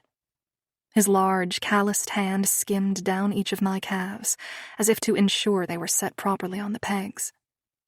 I resisted the urge to lean into his back. In fact, I was sitting as far away from him as I possibly could. I could hold on to the sissy bars attached to the small chair at my back and be perfectly fine to stay on the bike. I didn't need to touch him to be safe. The engine roared to life as Wes tugged under my knees, moving me until my thighs were cradling his hips. His silent way of telling me I would be holding on to him and not the bars at my back. I yelled in his ear a reminder and a way to distract from what he'd just done. "Don't lose Laura. She's not from here and she'll have no idea where to go." He gave me a slight nod as his wrists rotated on the throttle and clutch, and right as we were about to pull forward, I slipped my arms around him, linking my fingers together over his stomach. It felt so strange to be touching him again, much less riding with him. I couldn't deny it felt good, like it fit him in a way that nothing else ever had. We sped down the road as the wind whipped my hair behind me. I decided to ignore the tiny thrill in my chest as we made our way, and I aptly ignored the butterflies that had taken flight as excitement unfurled like a waking flower in my chest. I'd never admit how badly I missed riding. Nor would I admit that being this close to Wes while the wind whipped against us felt akin to flying. Wes led us down the highway until he turned off on a familiar road. It was the back way to his old place, which confused me. I assumed he didn't live at his old house, merely because of how much he detested the house after he'd moved out. But maybe I was wrong. We passed the switchback that would lead to my old house, and he continued down the dirt path until we were skirting an overgrown field that was once his front yard. Weeds as tall as a kindergartner bordered his old house. The 3-story home was empty and weathered. It was as if not a soul on earth remembered it was here. Wes slowed his bike, skirting the house, going around back where his treehouse sat, and the property line that once divided our lands. My eyes flicked upward to the fort, just to be sure it hadn't been torn down. The pine boards still held, as if time had forgotten them altogether. I refocused in front of me, curious where we were headed if Wes wasn't taking us to his house to stay. Grass and sand shifted under our tires as we continued toward the thin road that separated our properties. There was never anything here that blocked either of us from moving from place to place. It was how I ran so easily to his treehouse when I was only 9 years old. Now, however, there was a shiny metal fence that divided our two lands. Wes slowed as he approached a small patch of fence that began to slide open as he pressed a button on the small key fob on his keyring. This entire setup was so advanced compared to anything my dad ever had while growing up. We had enemies, but Dad chose to protect the property closer to the house. 10 acres was too much to monitor. At least, that was what I had overheard him say when the subject had come up. I was loosely hanging on to Wes now that our speed had decreased enough. I sat up tall, watching as we finally cleared the fence and small hill until my dad's old cabin came into view. So many emotions rushed me as we ventured toward it. I had initially assumed Wes wanted us to stay with him, and now I realized we would be alone in the cabin. I wasn't sure which one I was more reluctant to accept. I missed the cabin and would have loved a chance to see it, but staying in it?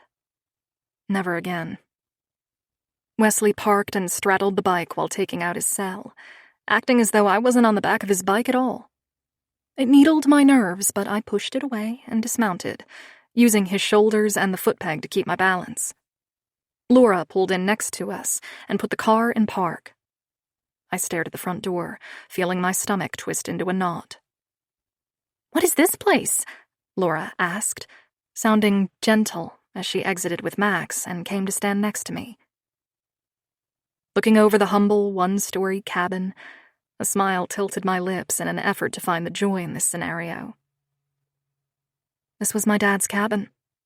We used to come out here when I was a kid in camp. I wouldn't mention the significance the cabin had to Wes and me. No one needed to know about that, and I certainly wasn't going to dredge up old memories. Max began to bark at a rodent hanging out near a tree, and suddenly took off in a gallop toward it. Laura went after him, leaving me all alone with Wes. He had cleared his bike and strode toward the front door. Dad's old cabin was made from logs my grandfather had cut down with his bare hands. It had an old red tin roof and a chipped green front door. All of it was in disrepair, including the half porch that used to be fully enclosed and was now mostly only framed, the screens ripped and tattered. The rocking chairs that once sat side by side under the covered porch were rotted and covered in mildew. It's not in the best shape, but at least you'll be safe, Wes muttered while unlocking the door and pushing inside. I followed him, coughing into my shirt as I cleared the threshold. There was a thick blanket of dust on everything, along with a generous scattering of cobwebs. The place had been overlooked and forgotten, and while there was a small piece of me that wanted to cater to it and bring it back to life, the memories were too much. Wes, I can't stay here. Just let me stay in town at the motel. I'd risk it at this point, if he didn't want to be responsible for us, which it seemed as though he didn't. His eyes scanned the space, as if he was trying to see what he could fix. He dipped low and grabbed the back of a chair, righting it until it sat on all four legs. Then he dusted it off with a rag from his back pocket. It's fine. Just a little dusting and you'll be good. He was ignoring the real issue, which I knew I hadn't stated, but like hell would he force it out of me. I turned toward him and gripped his elbow so he'd look at me. Why do you care if I'm safe? You want me out of your life, remember? Wouldn't it move faster if the Death Riders found me? You'd get your clubhouse then. His gaze dropped to where our skin made contact. I'd assume he wasn't affected at all if it wasn't for the way his eyes widened, or the way his lips parted when he focused on my hand. How could you even ask that? His voice came like a whisper, caressing my heart in a way it had no business touching. Shaking his head, he shifted out of my hold and took a step away. You hurt me, Callie. Broke my fucking heart 7 years ago, and sure, it took a while to get over you. But rest assured, I did get over you. But I also promised your dad, if you were to ever come back, I'd ensure you were safe. I don't owe you a place in town, or anything else, but I will always be sure you're protected. It was on the tip of my tongue to argue that he'd broken my heart by joining the club. He knew we'd never recover if he did. It was the one request I had made of him when he started getting close to Killian and my dad. He promised me, even after I tried to make it work. I knew deep down we never would. Not when the road would always lead back to where I came from and how I grew up. This fucking place. Please, Wes. Just lift the ban and let me stay in town. Anything but here. Suddenly he turned around, pinning me with a hard gaze. Then, within a single breath, Wes was pushing me back toward the wall until he was towering over me, pinning my hands above my head. My shirt rose with the movement, and the brash way he handled my body was somehow so familiar it made me dizzy. Are you that much of a pretentious princess that you can't stay in a dusty cabin? His nose skimmed my cheek, his knee moving in between my legs until his entire body was flush with mine. Or is it that you're remembering our time here together? Maybe that night I first fucked you. My arms being suspended didn't hurt. Neither did the way my body was being pinned to the wall. But going back to that night, and all the nights after, was akin to dragging a knife down my chest and tugging my heart out. Of course I didn't want to think of any of our nights together. But he was wrong. I wasn't thinking of our first time here. I was still thinking of our last. I pulled at his hold to try to end his line of questioning, but he held firm, his other hand moving to my hip. Do you remember what you would say to me when my head would disappear between your legs? Why was he doing this? I didn't want to think about it. It burned me to remember, to go back, when all I had been doing was trying to move forward. He was also acting as though all we did was hook up here. He was completely ignoring that we'd made this place a home. Our home. I shook my head defiantly. You don't want to remember how you begged me to fuck you? His knee pressed harder in between my thighs, taunting me to tilt my hips and engage with the friction he was providing. His hot breath fanned my face as he whispered. I remember how you'd tug my hair and scream for me to go deeper with my tongue, to suck your clit. Remember that time I flipped you on your stomach and spread your cheeks until I was circling your... Callie! There's an archery range out back and a target for axe throwing. This place is wild, but I'm here for it. Laura yelled from outside, making her way in. Wes released me and stepped back, all while keeping his gaze on me. Once Laura was on the porch, he scoffed, derision creeping into his focus. I hope you think of it all night, Callie. All of it. I hope you remember why you should have just stayed away, and then I hope you wake up in this shithole and realize how irrelevant you've become. You left, and you should have stayed gone. Now you're just creating work for me, so do me a favor and stay here like a good little princess unless you're ready to give up and go back home. With that, he walked away, the scuff of his boots rumbling against the hardwood and a million dust motes gleaming in the slice of sunlight from the open door. Laura stood in the doorway watching, her face blanching. Obviously, she'd heard the tail end of what he said. Then Max ran inside with a loud bark, and I couldn't hold myself up any longer. I slid to the floor and watched as my dog moved into support mode, placing his head into my lap. My best friend curled in on the other side of me, and we stared at the tattered cabin in front of us, unsure what to do. Laura spoke first. So, to be clear, we'll get in trouble if we go back to Sasha's. I sighed. Yep. She made a sound of understanding. And we're still blacklisted from town? Correct. I slid my fingers through Max's silky coat, trying to calm my nerves. Okay, well, that's bullshit. We are so getting that asshole back. We still have a good chunk of the day left. Let's go talk to a few realtors. As if any would work with us. Laura could likely feel my mood, because she slipped her arm under mine and helped me up. There is no way Wes has every single one under his thumb. He's not that crafty. Let's talk to one out of DC, or at least a few cities over.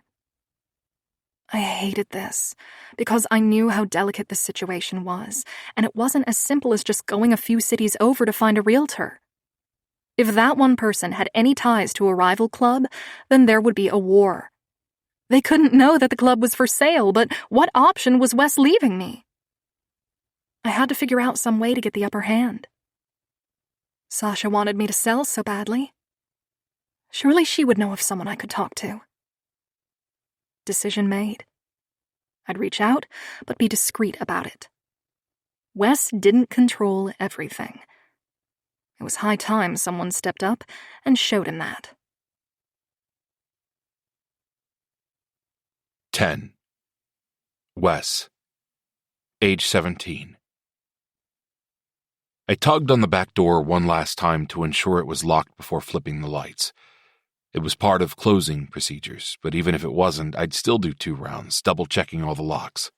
It was one of the reasons my boss loved me, and why he gave me whatever shift I wanted. I got myself a job at the local mechanic shop, called Henry's Auto Body. It wasn't anything fancy, but the town trusted Mr. Henry with their vehicles, which in turn kept his doors open and customers coming back. I had requested the closing shift 2 months ago as summer approached because I wanted the chance to be with Callie without raising suspicion from my parents. They knew I usually closed things around 9, but that I stayed after to help with custom work. They just had no idea how long that usually took. That was before, when I actually had a family who gave a fuck about my life. Now it was just convenient to have a similar schedule as Callie. Finally moving to the side door, I grabbed my stuff and exited the shop. My head was down, peering at my cell phone as I walked toward my truck. The summer heat was heavy against my skin as I tugged open my door and tossed my lunchbox and extra shirt inside. I smiled, peering at the screen as an image popped up on my phone of Callie serving ice cream at work. She'd grabbed a part-time shift down at the Shake Shack, which was the only thing in town open past 9 p.m. Her shift would be over in roughly an hour, which left me a little time to clean up before I saw her. I punched out a quick reply to her text. Me. Cute, but is it just me, or Travis staring awfully hard at your ass? In the picture, she wore her long hair in 2 braids down her back that somehow framed her face like a goddamn dream, with little wisps and curls from the heat. Her thick lashes were dark, her hazel eyes lined in black, and her lips glossy with that pink shit she used that tasted like marshmallows. Her denim cutoffs were marginally longer than others she liked to wear in the summer, and her tank top was loose, showing just the straps of her sports bra. I understood why guys looked. I just didn't fucking like it. She wasn't just beautiful. She grew up to be stunning in a way that made men stop walking to stare, even if they were on dates, in a way that drew unwanted attention and eyes on her, all the goddamn time. Callie. Yeah, that talk you had with him did nothing. Think you might need to drive down here and give it another go. Maybe this time with your fist. She had no idea how difficult it was for me not to do exactly that.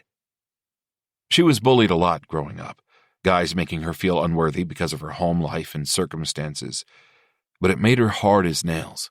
She took zero shit from anyone, including me. When we argued, it always ended with my mouth on her or my dick sliding inside her, but never with her cowering or backing down. My 17th birthday was celebrated by getting to discover Callie's body, every inch, curve, and dip, and I made this discovery mostly with my tongue. We were in her dad's cabin when those kisses turned frantic, and before either of us knew what was happening, she was begging me for something I had been dying to give her. We took from each other, marking a first for us both. She gave me her virginity, and I gave her mine. So as desperate as I was to drive down there and handle that motherfucker for staring at my girlfriend's ass, she was perfectly capable of handling it on her own. Besides, I wanted to shower before I saw her and hopefully talk to my mom about what she was planning to do. My brothers had moved out but kept asking me to talk to her. My parents were clearly not together and for whatever reason, not divorcing. It made us all worry about what the future looked like for them both. Me. I love you, baby. I'll see you the second you get off work, but I gotta run home real quick. Her text came in within seconds again. Callie. Fine, I'll handle him. Love you too. See you soon. And I'm picking the show tonight. No more of that sci-fi stuff. Pocketing my phone, I made quick work of driving home. The small kitchen light was on and visible through the green and white curtains Mom kept over the sink, which meant my mom was home. Things between her and my dad had gotten to an all-time low, with him coming home less and less, and her starting to hang out with my Aunt Stacy more often. My siblings were all old enough that we didn't rely on her as much anymore. I was the last boy in the house, and my sisters were doing their own things, spending time at their friends' houses more than home. Honestly, it was shitty. I missed my family. It felt as though we'd slowly broken apart like an old building, over time, piece by piece. Sometimes I wondered if it would have been better if it had all just ended at once, like a bomb going off, blowing everything we knew up, but then allowed us the chance to start over. I walked through the front door, setting my stuff down, and tugged off my oil-stained shirt, leaving me in my tank top. Mom? Rounding the corner to the kitchen revealed a shadowed figure sitting at my kitchen table, but it wasn't my mother. Simon? My brows furrowed, my hand paused in the air, gripping my stained shirt. The leader of the Stone Riders Motorcycle Club was sitting in my house, reclining at my kitchen table, drinking sweet tea of all things. His hair was pulled back into a messy knot at the base of his skull, revealing his strong jaw and those eyes that looked so similar to Callie's. The chair across from him slid backward as his boot nudged it. "Take a seat, Balboa." Balboa was the shitty nickname I'd been given when I was 15 and he'd helped me learn how to hit a heavy bag. It was supposed to be after Rocky Balboa. Those lessons didn't stop that day. I had gone back several days a week to meet with Killian and Simon, and eventually Hamish and Brooks all joined in on teaching me. Callie didn't know, and I didn't like keeping it from her, but my dad had started showing up less and less in my life, and I discovered that I liked her old man. I liked his friends, and I enjoyed the lessons they taught me.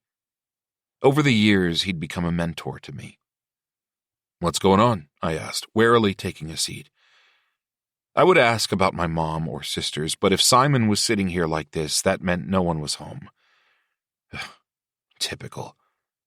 Simon let out a heavy sigh and toyed with the condensation on his cup before leaning in. "I have never wanted you wrapped up in any of our club business. You know we've never talked about it in front of you. We've never done anything to mess with your relationship with Callie. I know she hates this life. Every now and then she hates me simply because of it." I began shaking my head because I knew Callie hated the club, but she didn't hate her dad. Simon stopped me with a wave of his hand. "It's okay. I know where I stand with her. As long as she's safe, I don't really care, and honestly, I can't wait for her to leave this shitty town behind and start a life free of the club entirely." That thought soured as I considered living a life without Killian's friendship, or hearing the stories Brooks made up, or seeing Simon every day. If I had my choice, my life would start and finish here with this family I was gifted. I had to push those thoughts aside and focus on what Simon was saying. Something had changed. Simon was right. He'd never once risked bringing me into their business. Even as other guys asked if I was a new prospect or if I was going to learn how to ride a motorcycle, Simon always shut it down. If he wasn't there, then Killian would. They both worked to ensure I was never brought into church or allowed around anyone who would spill secrets from their time in the meetings. My stomach twisted as I waited for him to explain what had changed. "There's a war brewing, and Callie is old enough now that she could become collateral damage." I blinked, my mind processing what he was saying. I wasn't stupid enough to assume the daughter of the president would be untouchable. I just assumed there would never be a war that would actually involve anyone getting hurt. I had seen this shit on television shows, but it didn't feel like there was a possibility that it could ever be real. My mind was so tangled that the only words I could manage to put together were, "Who?" Simon didn't miss a beat. "Death Raiders." His silence stretched, and his contemplative eyes focused on the wood table in front of us. I cleared my throat and tried to create more of a coherent sentence. "What changed?" A heavy sigh left Simon's chest as he took a long draw of his tea. Once he set it down, he answered, "Can't get into all of that with you. Just know, it's a dangerous development." Simon slid backward, standing from the chair. I mimicked his movement, so I didn't have to stare up at him. "What I came here for is to tell you that I need you to keep an eye on Callie. I want her with you as often as possible. I know you both have been sneaking down to the cabin." My face flushed. If he knew why we were sneaking down there, he might just kill me. "It's fine. I trust you, Wes. You're a good kid, and I know you love her. Here's a key to the cabin. You take her there, and you stay there. I have no idea what the fuck is happening here with your folks, but I'm asking you to move in. Tell her whatever you want to tell her, but keep her away from the main house. I have scouts on her while she's working, but you need to be more aware of the danger. Also," he stood in front of me, staring me right in the eye as he handed me a nickel-plated gun. I had hunted with my dad and grandpa from time to time, but we used rifles. I knew shit about handguns. Regardless, I wrapped my hand around it, accepting it from him. "You're going to learn how to use this. I wanted to keep you clear of this shit, but you're the best chance I have at keeping my daughter safe. Do you accept?" Tucking the gun into the back of my jeans, I nodded. Sweat threatened to fall from my hairline. I only hoped it would stay in place. I wanted him to be able to count on me. Right as I went to shake his hand, my phone rang. Callie's name lit up the screen from where it sat on the table. Simon's eyes cut to the phone and smiled. "She's in your hands now, son. Keep her safe." "So, my dad just gave you a key and you're moving in?" Callie didn't sound convinced. I shrugged, unlocking the cabin door. "I'm paying rent. Guess he was looking to rent it out since he doesn't come back here much." She followed me inside. It was dark, but the light switch was immediately to my left. I flicked the lights, and the soft glow lit up the sparse space. Simon's cabin was small, with a tiny love seat in front of the fireplace, a rocking chair adjacent to it, and just a small bookshelf with a spot for wood. The kitchen was practically connected to the living room. It was merely a square, big enough to turn around in. A fridge about as tall as Callie sat next to a tiny slice of counter, bracketed by the gas range stove. If you were to spin, you'd be at the shallow sink, deep enough to stash roughly 3 or 4 dishes, and that's it. Directly on the other side of the sink was enough room for a small circular table and 2 chairs. Then there was the bedroom door, which led to a room big enough for a queen-sized bed, and a bathroom where the toilet touched the shower and the simple porcelain sink. Everything about this cabin was small, but it would be a fucking dream compared to living at home in that huge empty house. Callie set her things down on the table with a sigh. "So, my dad knows I'm staying here with you?" I dipped to put a few logs into the wood stove before looking over my shoulder. "You could always ask him yourself." Her relationship with him was rocky at best. She strove for his attention, even tried to fit in with the club from time to time, only to reject it with prejudice the next second. It was somewhat confusing to keep up with, but in her heart, I knew it all revolved around their relationship. She laughed, moving to the kitchen. I had no idea what was in the fridge or cupboards. The last time I was here with her, we fucked for hours, then passed out. "I guess it could work. We're almost 18, and you already graduated." She sounded like she was still trying to piece this whole thing together, which was crazy to me. She'd had zero structure growing up. Her dad was protective, but he rarely knew where his daughter was or what she was doing. My parents were constantly asking where I was, how long I'd be gone, and who I was with, and while at the time it was annoying, as I grew older I could appreciate the boundaries it provided. "And you have a job," I added to her list of reasons why we could live here. I moved from the fire that was now glowing in the wood stove and lifted her onto the counter, stepping in between her thighs. "This isn't the place I want you to use that key on, but I also wouldn't mind waking up to you every day. Or nearly every day. Whatever you're comfortable with. You can always go back home, but this would be nice too." Her hands tangled together at my neck, her pink lips spread over white teeth, smiling brightly. She didn't know because I was too chicken shit to tell her, but seeing her smile nearly robbed me of breath. Holding her was the only dream I had at present, and I knew that was pathetic as fuck. But she'd been it for me for so long, I had no idea what would ever compare. I wasn't eager to find out either. If I could have her and just support whatever dreams or aspirations she had, I'd be the happiest man alive. What would we do when we wake up? Would we be that couple that just gets out of bed, or would we... I cut her off by tilting her backward and shoving her shirt up. My tongue trailed over her belly button and lower to where her shorts buttoned. I tugged the copper tab and then slid the zipper down before responding. We would never be that couple, Callie. My fingers gathered at her hips and tugged her jean shorts down until she was just in her blue thong. She watched as my nose trailed over her slit, inhaling her scent. When I'd first gone down on her and spread her puffy pussy lips with my tongue, she freaked over me smelling her, but fuck, she didn't realize what it did to me. My cock was currently granite in my jeans as I pressed a kiss to the inside of her thigh. What sort of couple would we be then? Her question was breathy and held the smallest hint of excitement.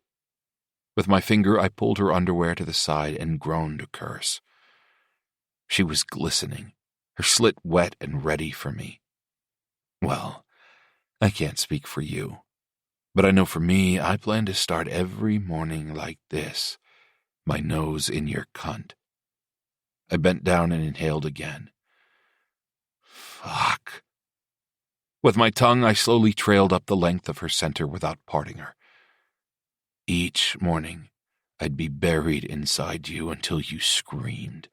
Pressing a kiss to her mound, I used my tongue to part her slit and lick slowly along her heat, drawing a moan from her. She loved when I went down on her now. It took some time to get her used to it, just like it took me some time getting used to her taking me in her mouth, but we were adjusting. I was working on not blowing my load 5 fucking seconds after she started. Mostly I savored her sound and took her sultry moans, hoarding them like a fucking dragonwood treasure. I loved her reaction to me, to everything and anything I did. Then what? She asked, her voice cracking as her fingers dug into my hair. I circled her clit and sucked, making her cry out. Then this, I muttered, adding 2 fingers to her slickness, sinking them into her pussy.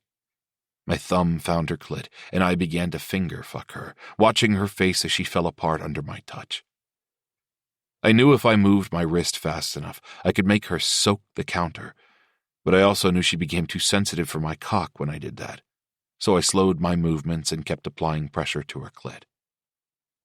But what if I want more than this every morning? She asked, spreading her thighs wider. What if I want dick every single morning, Wes? What if I become this unhinged fan, desperate for you to fill me up and fuck me every morning? The things she did to me with that mouth. Then that's exactly what you'll get, I promised, before diving in with my tongue once more to make her come. Her heels dug into my back as I sucked and licked, and her fingers pulled at my hair, but within minutes, she was fucking my face without holding anything back, rocking her hips and then falling to pieces under me as she shouted out my name with a string of curses. I gently kissed her stomach and smiled up at her. You ready to go to bed? The way she smiled back at me would stick with me forever. Pink, plump lips, white teeth, glowing olive skin, and that dark hair swaying as she let me touch her. Never been more ready for anything in my life. We both laughed as I picked her up and carried her to the room. Our room.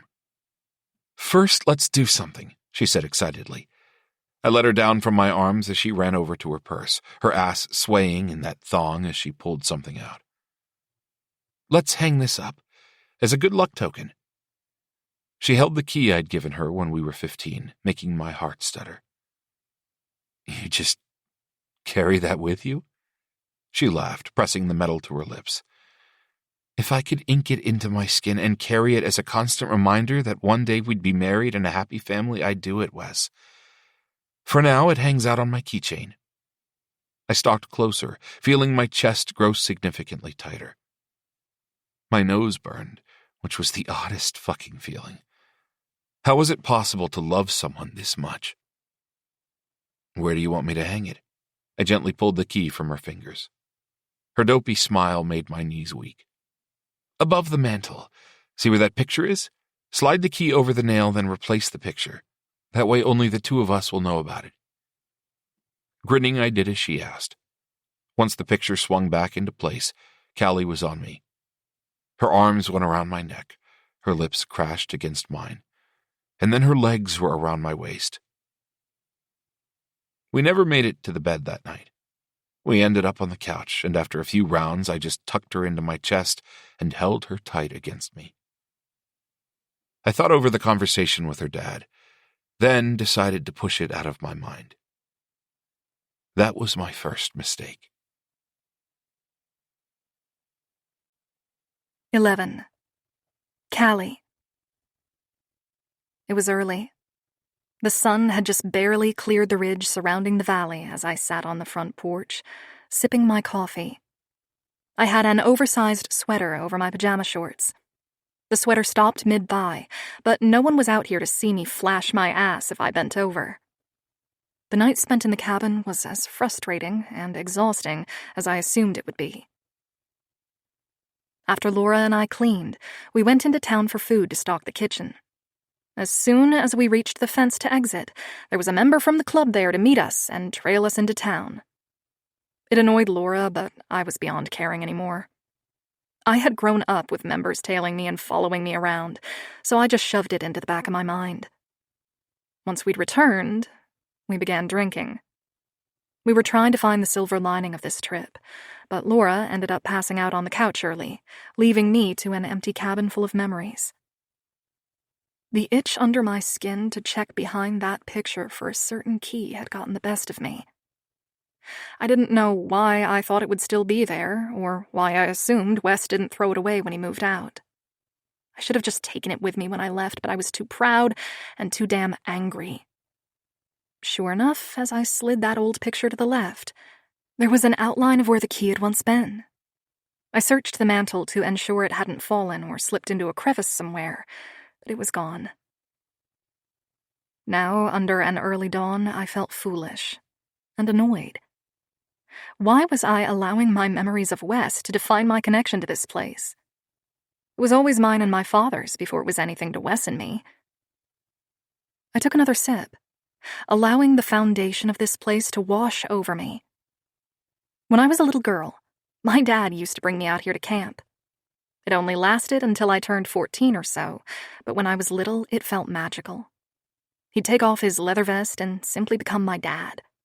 Not the president or any other person to anyone. He was just mine. We'd spend the whole weekend eating hot dogs, telling stories, and burying treasure. I wondered if any of that treasure was still buried around the property. Leaving my mug behind, I walked behind the house and began towing different patches of dirt with the tip of my boot. It had been years since I even looked at this part of the property, so I was a little unsure of where to even begin. Even when I briefly lived here with Wes, I didn't come outside and look around for treasure. Except for that one night. But I couldn't even remember where we'd buried that jar. Or why it hurt so much to remember that moment with my father. Sorrow crowded my chest and made it ache. Remembering how he'd helped me get past one of the hardest chapters of my life, using our buried treasure, was something that I had always clung to. Now my dad was gone forever. There was no reconciliation talk. No rumble of his engine, which I used to wish for when I was in my apartment in D.C. No bear hug where he wrapped me in his arms, and I finally felt safe again. None of that was ever going to happen again, and for all my bravado at the funeral, grief was a knife point in my sternum, threatening to tear me open. A tight, painful sob caught in my throat as I searched the ground. The glass jars we used weren't buried that deep, and the landscape didn't seem to have changed that much. So it should be around here, easily available. When the ground blurred and a tear fell down my cheek, I realized this might be more of a daunting task than I originally thought. The sun made it over the hills, pouring into the valley and bathing me in gold. I sniffed, allowing more tears to fall free as I shut my eyes. Maybe I needed this. To cry. Let out all the anguish and hurt. Fuck. I needed therapy. It was a luxury I couldn't afford, but if I saved or skimped on eating out, I could make it happen. I really needed to because this shit hurt. Eventually, I sunk to the ground, wrapping my arms around my knees as the new day expanded around me. The heat from the sun was already soaking into my sweater and drying my tears when I heard someone walking. My head snapped up, my eyes landing on the tall form roughly 50 feet from me. Here in the early morning light, Wes looked like a fallen angel. Devastatingly handsome, a look of determination and wrath painting his features in harsh lines and shadow. My gaze narrowed, with streaks of tears still clinging to my cheeks. He was the absolute last person I wanted to see. "What?" I yelled. I must look ridiculous. Sitting among weeds and dead grass, dirt smudging my ass from where my pajamas had written up. He stalked closer, his face an unreadable mask, like stone. There was no warmth left in him, and whatever used to be there once upon a time was long gone. The sun created a halo effect around his head as he neared, until finally, his motorcycle boots kicked up dirt near my toe and he lowered into a crouch, peering at me from wary eyes. I need the letter your dad left you. His voice came out clear and deep, like a cold river running in the depths of a cave. Those familiar eyes squinted at me as I sat in the dirt, tears staining my cheeks. Just to ground myself, I dug my nails into the earth at my sides and inhaled a shallow breath. What, no good morning, River? I tilted my head, taunting him with the nickname he had used yesterday. Wes used to love waking me up and pulling me outside to catch the sunrise. He'd set me on his lap, wrap his arms around me, and we'd sit there, watching as a new day started. Staring at me, Wes didn't so much as flinch or shift at my retort. The letter, Callie. I'm serious. Heaving a tiny sigh, I drug my nails through the dirt like I was a kid again. Which letter? I knew it was the one from the attorney's office, but I needed time to figure out exactly how I was going to get out of this. Wes was cold yesterday, almost cruel. I had to assume the doting, obsessive love of my life from 7 years prior was completely gone, and in its place was a vicious motorcycle club leader. His expression stayed calculated, his gaze pinning me in place. The way his focus dropped to my lips was the only indication I had at all that there was a heart beating behind that chest of his. The one from the will. This is important. I need to know what he told you. Tilting my head back, I smiled with fake bravado. He told me to sell the property, Wes. All of it. Every single speck of dirt. I pulled my hand up and let a small pile of earth fall from my palm. Wes's gaze tracked the movement. His lips thinned into a firm line. This wasn't funny to him. I dusted my hands together to rid myself of the filth and then moved to get up, but Wes moved at the same time. With one palm behind me, he hovered over me, nearly pinning me to the ground. A rush of air left my lungs with how close he was.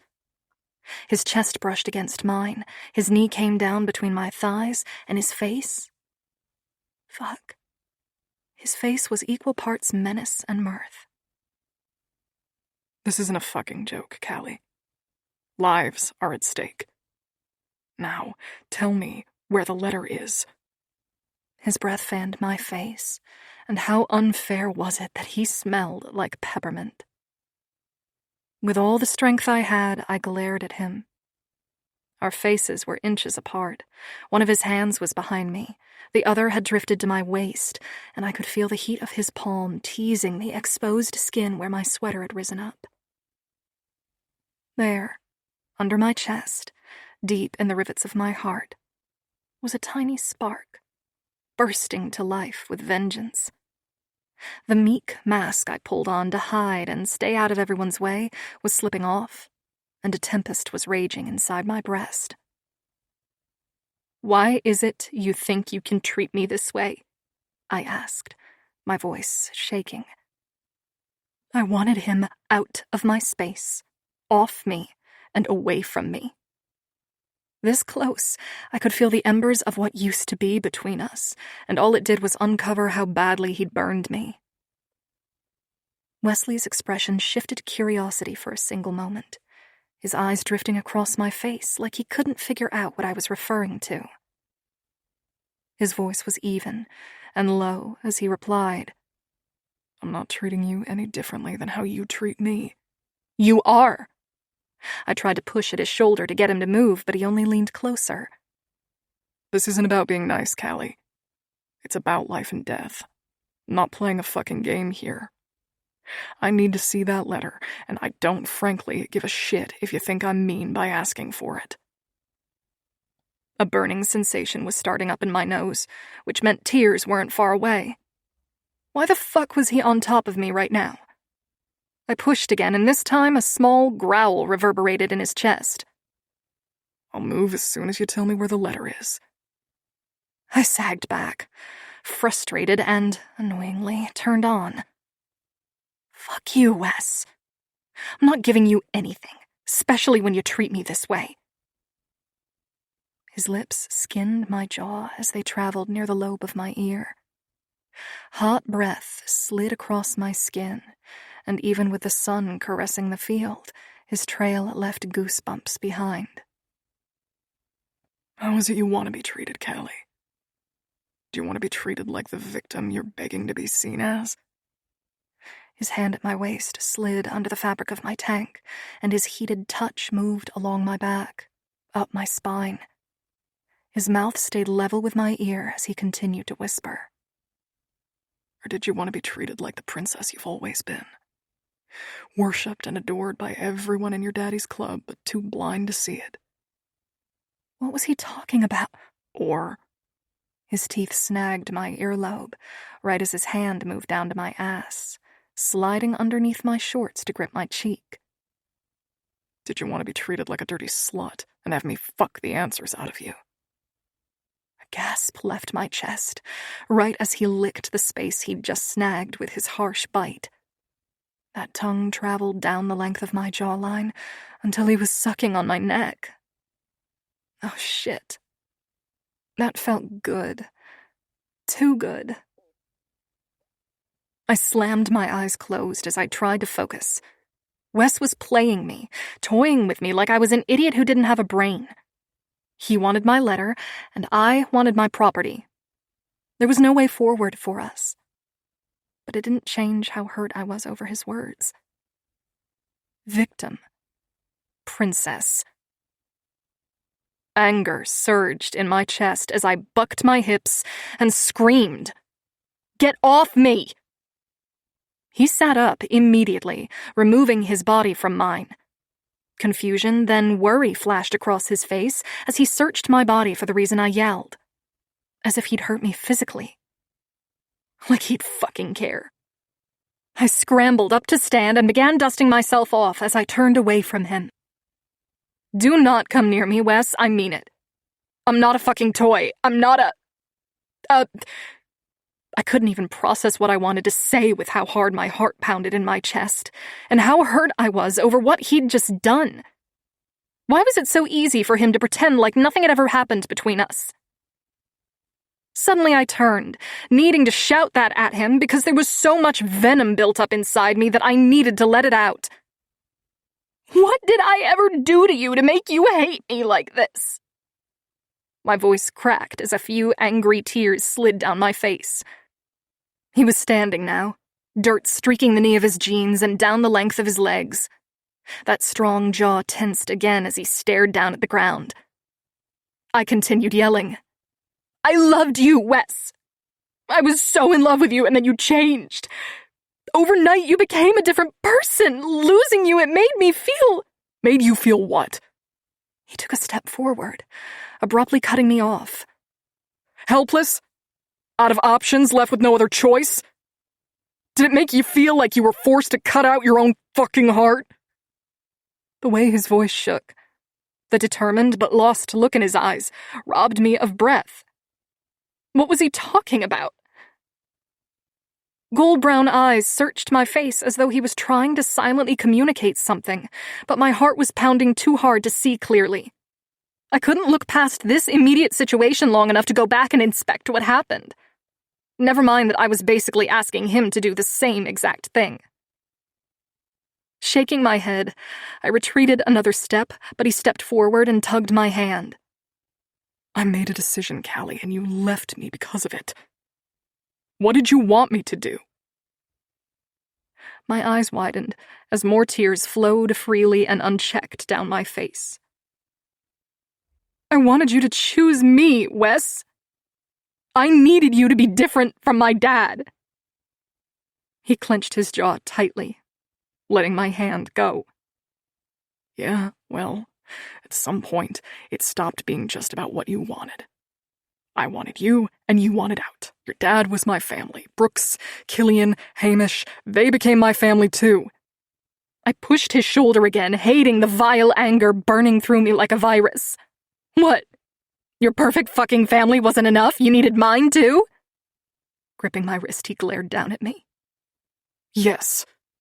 I wanted yours too, River. I wanted all of you, everything you touched, all the air you breathed, the fucking dirt under your nails. I wanted it all. You knew I didn't have a choice after that night, yet you punished me regardless. I didn't punish him. My memories came in and out from around the time we'd broken up. He joined right around the same time I was taken. I came back, and everything was a whirlwind, but I accepted that he'd joined. For an entire year, I stood by him while they put him through all the club shit, while he joined their church meetings and slowly slipped through my fingers. I hung on as long as I could, until I noticed my life looping, and I couldn't bear the image of my own kids growing up like I did.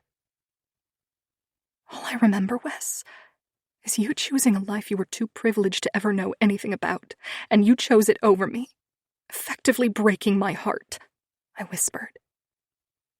But it doesn't matter anymore. 7 years had swept us both away in different directions.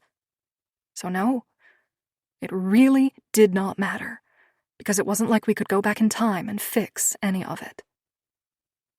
It wasn't like I could leave, Cal. I made an oath. His arrogant tone wrapped around me like a rope, burning and chafing at my memories. That oath was mine, Wes. You owed it to me. You promised it to me. I shook my head, turning on my heel. I watched the cabin as I took each step, making an imprint in the dirt. The sun hit my back, soaking through my sweater, heating my exposed legs. This was all such a big mistake. Staying here, seeing him, being on my dad's land again. There wasn't even any echo of Wes walking when he pulled my elbow and spun me around. His face was emotionally closed off. Whatever had just happened to open him up, he'd already shut down. You can either give me the letter, or I will have 2 men drive to D.C. and toss your apartment. If it's not there, then I'll physically go through every single piece of personal property you brought with you. I opened my mouth to argue, but he spoke before I could. You have 2 days. Without a second glance, he let me go and began walking away. My first plan was to talk to Sasha, knowing she would have helped me to fight off Wes's curiosity. However, the incessant frustration over not knowing what was going on with the club and the idea that Wesley was hiding something seemed to crowd all my other thoughts. I had a few options ahead of me. I could go behind his back and continue to try to sell the property, knowing Wes would put up a fight, in which case I may end up having to sell to him, assuming he had the flexibility to buy it. I could go to Sasha and get her to help me, knowing she could find a buyer outside of Rose Ridge who wouldn't ask any questions and would probably pay cash. I could sell it and go back to my life and leave all the cryptic bullshit to the club.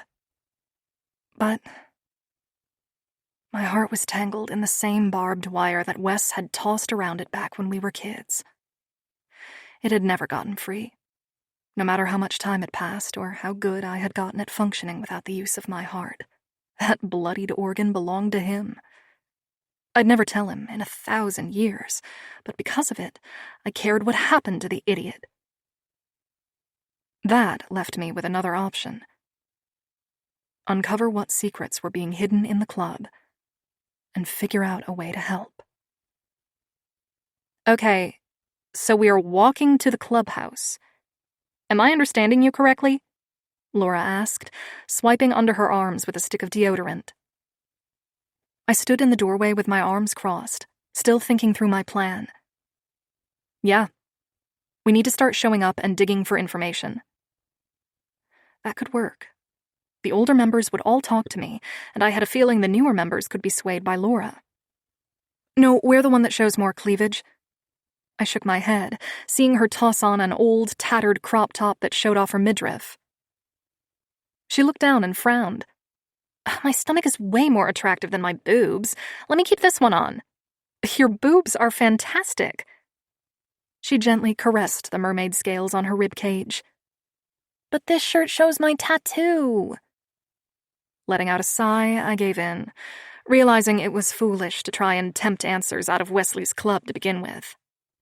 These guys would respect her if she said to stop, as far as I knew. I mean, if Wes was in charge, there was no way any of his men would lay a finger on her without her consent. But I still worried about it. What about you? Aren't you going to dress up even a little bit? Laura pulled on a pair of high-heeled boots. I shook my head. Wear the flat boots on the way over, then change once we get there. It's a good half-mile up to the clubhouse. Right, shoot. Laura tore off the kicks as I peered down at my outfit.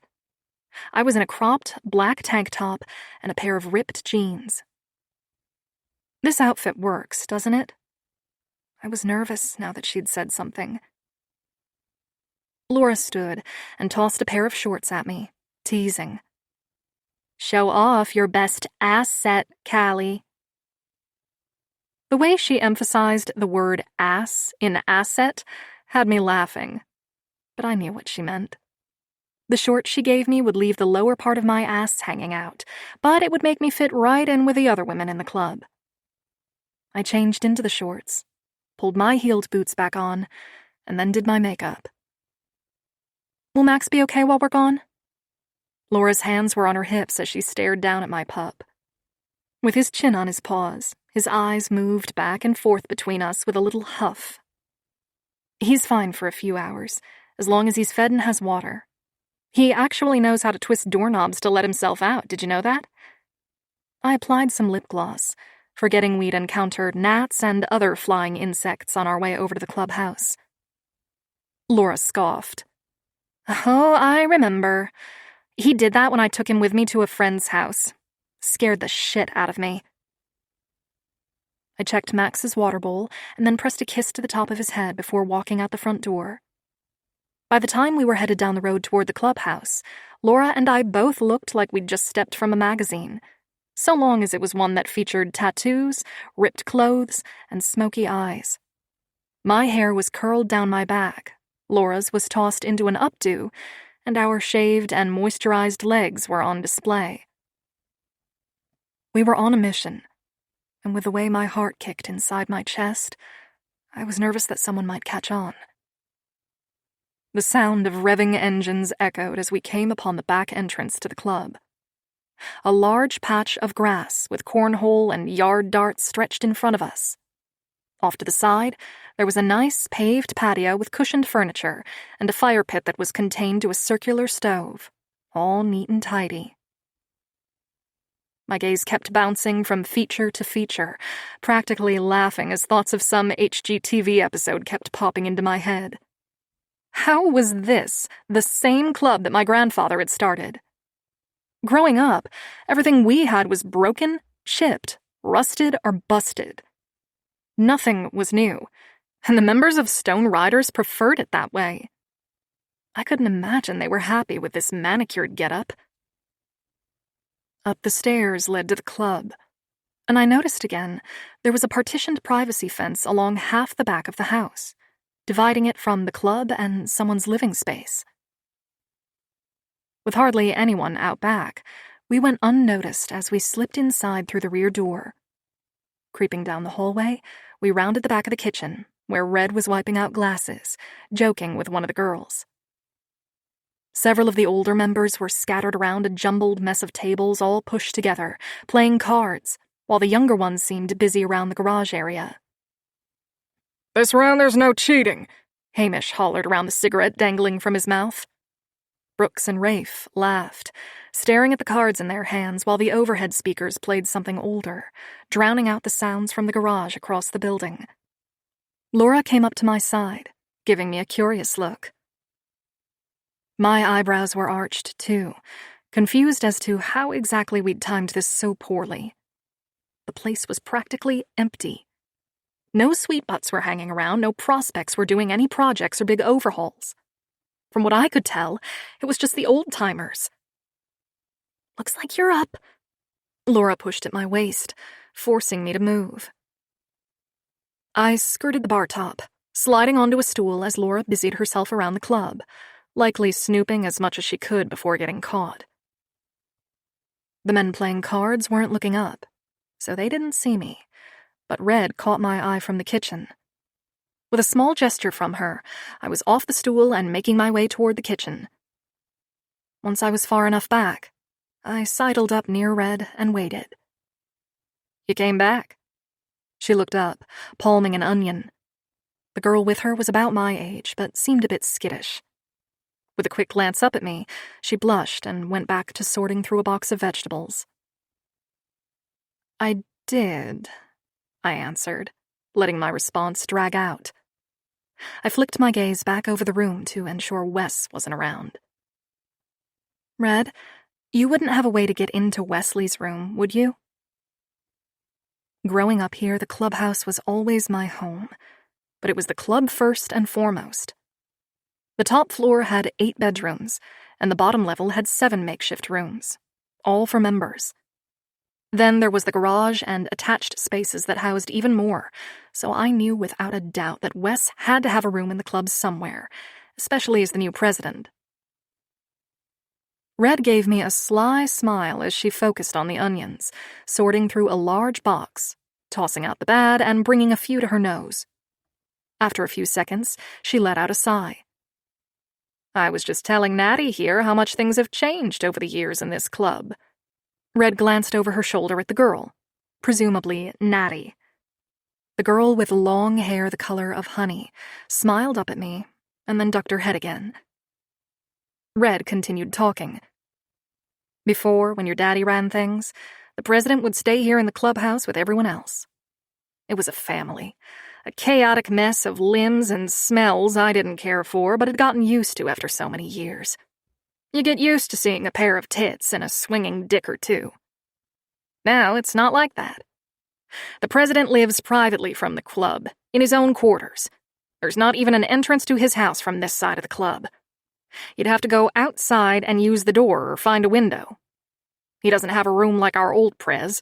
Our new one needed half the goddamn club to call his home. But he keeps us safe, and his fancy show paid for all these nice upgrades, so I can't complain." I was picking up on what she was saying. She was telling me how to get into Wesley's house without coming right out and saying it. I nodded along with her story, digging my hands into the box of onions and moving on to a smaller box of tomatoes. "Do you think my dad would have approved of this new president?" I wasn't really sure why I was asking. Red had given me my answer, and I was free to go. It would be smart to try to snoop while Wesley was gone. Assuming he even was gone. Red clicked her tongue, tilting her head to the side. "Your daddy loved that boy. He had wanted him to join after the first time he met him. But we knew Wes never would. He'd never risk losing you." My stomach flipped unexpectedly. I wasn't prepared for that story to come up, and even worse, I didn't want her to stop.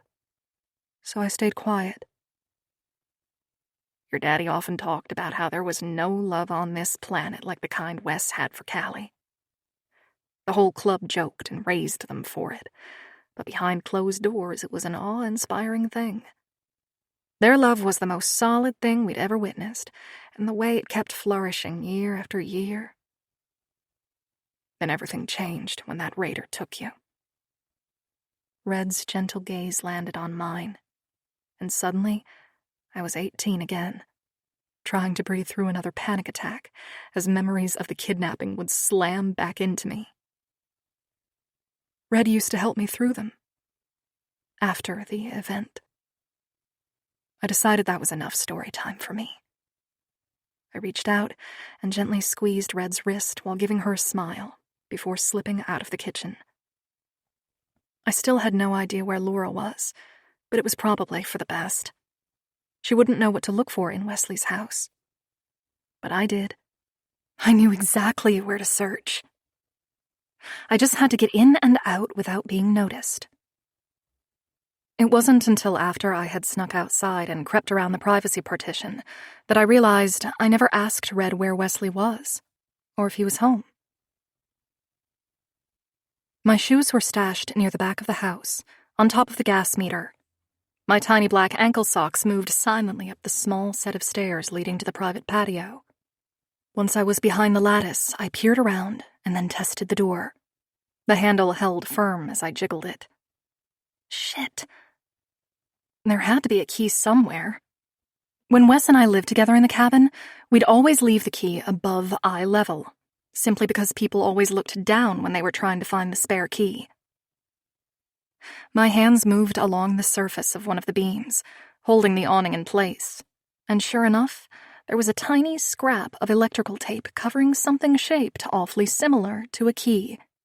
Tugging it up, I smiled at the silver key in my hand, then jumped down from the patio chair and slid the lock open. This part of the club was renovated into his personal apartment, from the looks of it. I had assumed as much from the outside, but inside, there wasn't even a hint that there was a chaotic motorcycle club on the other side of this wall. Hardwood floors ran beneath my feet, but it was the laminate kind. Still looked fresh with the light gray walls and dark, walnut-colored baseboards and trim. Why did he go this dark? I mused out loud, taking in all the black and white photos on his walls and the stainless steel appliances in his kitchen. There wasn't a single dish in the sink or the drying rack. The counters were clear, free of any clutter or personal items. It almost looked like he didn't even live here.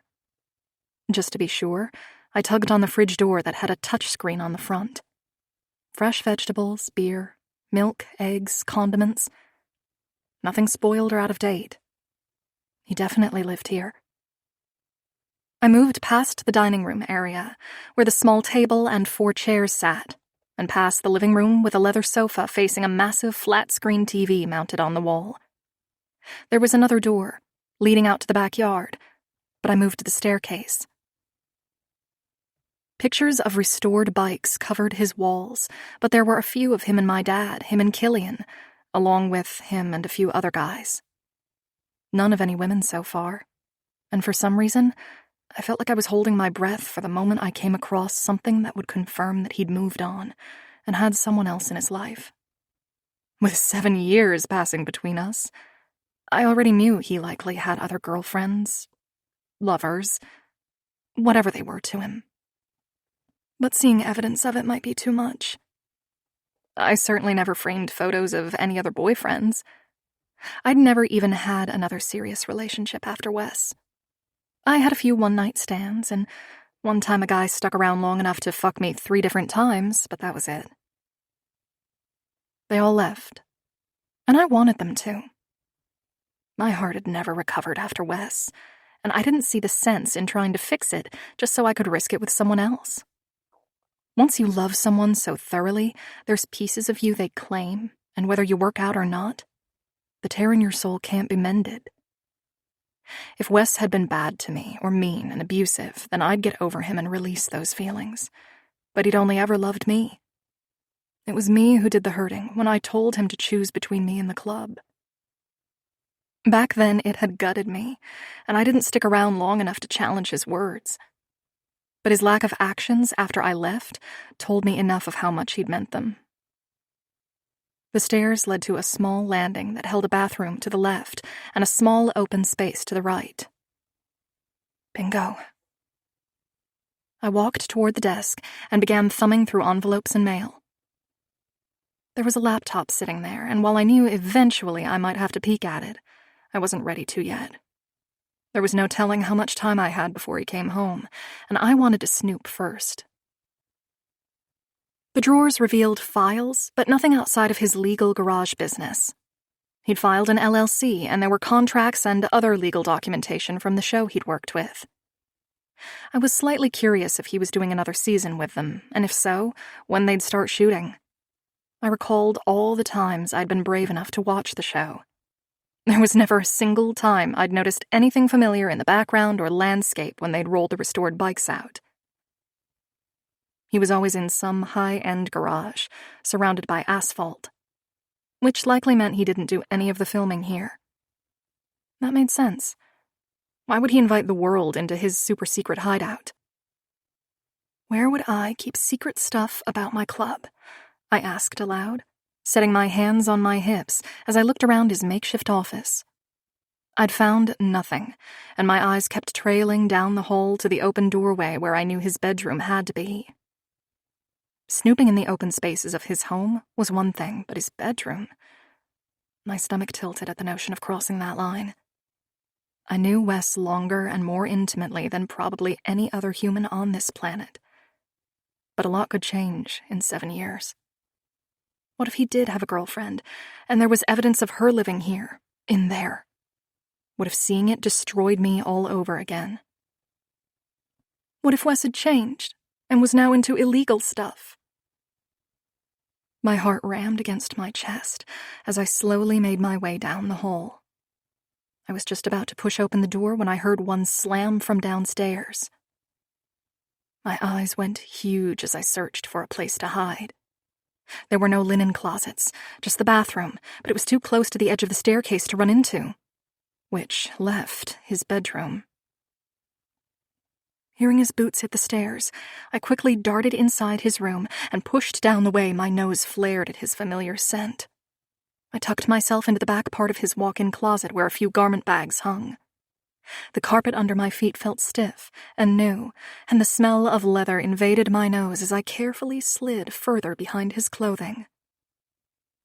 He pushed through his bedroom door a few seconds later, and from the sounds of it, he had started the shower in his attached bathroom. I held my breath as I heard his movements bring him closer to my hiding spot. The closet light came on, illuminating the rows of shelves on the opposite side where he had his jeans and boxers folded, along with a few t-shirts. Below that were 3 different levels of shoes. He had nice, shiny ones that he'd have to wear with a suit or tux. He had running shoes. And of course, several pairs of motorcycle boots. He had ties, watches, hats, all arranged in here as if someone had set this all up for him. Knowing Wes, and how he used to keep his things, this wasn't him. Someone had done this, and the sinking feeling in my chest only intensified as I let that realization roll through me. Wes was seeing someone. He'd shed his shirt, and with his back turned to me, I could see the ink he'd gotten since our breakup. Before, he had tattoos along his arms, a few on his wrists and across his chest, but his back was always bare. Now, under the strong muscles and broad shoulders, were black lines that made up a skull with roses blooming from its eye sockets, marking the insignia for the MC he was now leading. There was a deep part of me that wanted to trace the dark lines with my fingers and feel his soft skin again. My mind went back to what he'd said during our exchange outside of the cabin, and I tried to erect a wall of indifference. Wes was staring at his phone, his back still to me, and my eyes drifted lower, to where the band of his boxers peeked out from the waistline of his jeans. I'd always loved the way his muscled back looked, but it was even more mouth-watering now. Strong, defined muscles all tapered into a narrow waist, and his ass was just as delicious as it always was. Enjoying the view? His deep voice startled me so much my head snapped up right as I stepped to the side. Unfortunately for my ankle, there was a kettlebell to the left, and I ended up falling. Through several muttered curses, I was finally up and crawling out from behind the hanging items in his closet. How did you know I was here? Wes stood over me, with his arms crossed, a soft smirk in place as he watched me. I have cameras, River. So I watched as you made your way through my house, snooped through all my shit, and then contemplated whether you should go inside my room. Oh, shit. There was no way to talk my way out of this now, so I stood up and tugged my shirt down so it was straightened out. So, you knew I was here. What are you going to do about it? I knew he'd never hurt me, but he might get pissed enough to kick me out of town or something. Wes stepped closer, erasing the space between us. I think you're going to tell me what you're looking for, and for your sake, I hope you brought your letter. Under these lights, his eyes almost glowed against his sun-kissed face and dark hair. It wasn't fair how shamelessly attractive he was. I closed my eyes and looked to the side, just to help with the heat growing between my legs. "I don't have the letter," I started, but cleared my throat to gain steam. He was standing too damn close for my brain to function properly. "However, as far as why I was here, I wanted to—" My eyes found his again, and my explanation faltered. If I told him why I was here, he'd shut me out. And sure, I was as far away from his house and club as possible. He couldn't know that I was after secrets, or what might be on this property. My face flushed as I mentally reached for another thought that had been bugging me, hanging out in the peripheral of my mind. Wanted to what? Wes breathed softly, while his hand rested on the copper button of his jeans. With one tiny flick, they opened, and I watched as he slid the denim down his legs, leaving him standing in just a pair of snug boxer briefs. He'd always worn this type of underwear when we were dating, but his thighs were never this muscular, and his abs were never this pronounced. The dusting of dark hair leading from his navel down below the line of his briefs had my mouth parting. This was new as well. Wes dipped his head, grabbing a fresh pair of boxers before repeating himself. Wanted to what? Recovering, I slammed my eyes shut and trailed after him as he headed toward the bathroom. I wanted to know if you were dating someone. I did want to know, but I would also rather die than hear him talk about dating someone.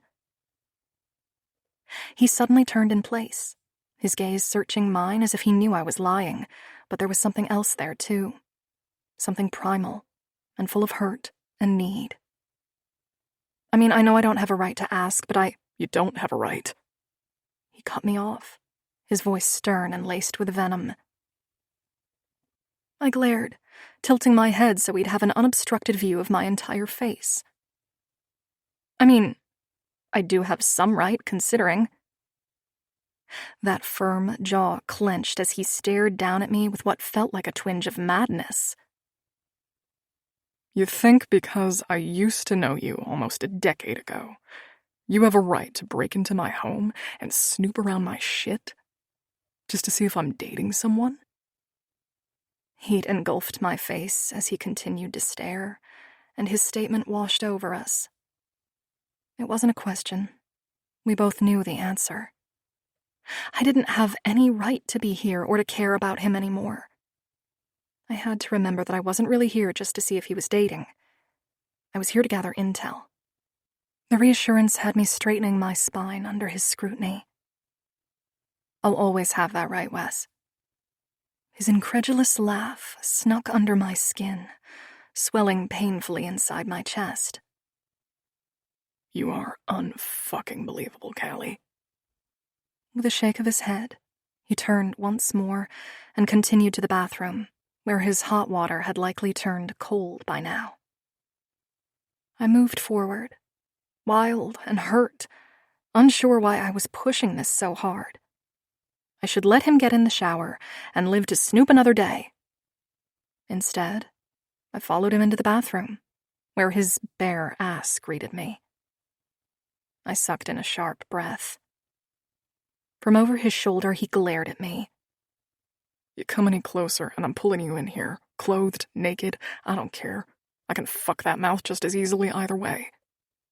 But rest assured, if you step foot into my bathroom right now, I will fuck you.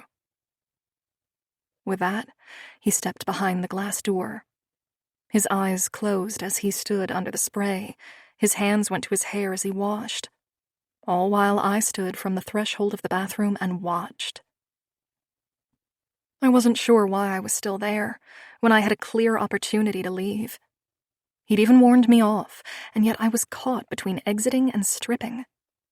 His threat was an answer, veiled behind a curt tone and derogatory language.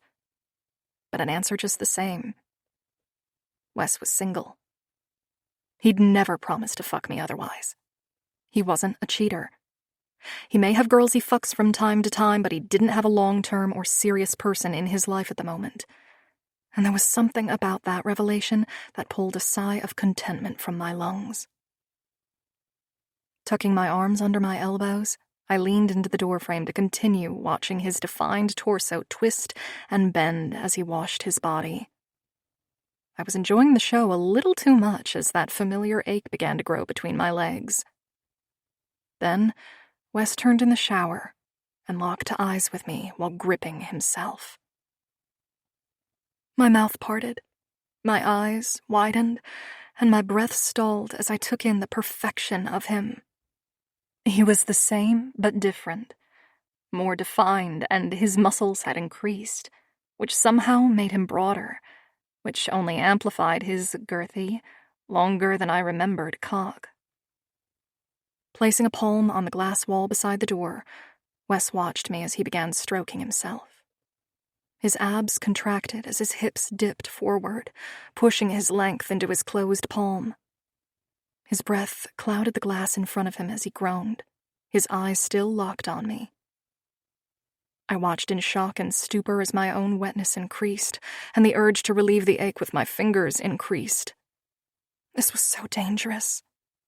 So fucking dangerous. Come here, River. Bring that smart mouth over here and let me answer your earlier question. His voice echoed around the room, but even with the water, I caught every word. I was 2 seconds from taking a step forward. With a heaving chest, I stayed still while his fist moved at a leisurely pace, pumping his orgasm out. He emanated another groan as he watched me. You come in here looking hot as fuck with those shorts and those fucking tits and think I actually care why you're here?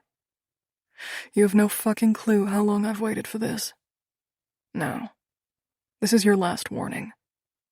If you're still standing there by the time I finish, I'm gonna help you remember why it's not a good idea to sneak into the club president's house without permission. That was like a bucket of cold water hitting me in the face. Why was I so eternally stupid when it came to this man? He wasn't Wes. He was the club president, and this wasn't personal. He'd fuck any piece of willing ass that snuck into his house, because that's what club presidents did. They had eternal pussy at their disposal, and a reputation to uphold. He wasn't seeing anyone, but it was obvious that he wasn't hurting for a warm hole to fill. River, he called, but my eyes were already on the floor. Why was I watching? Why was I still here? Shoving off the doorframe, I turned on my heel to leave.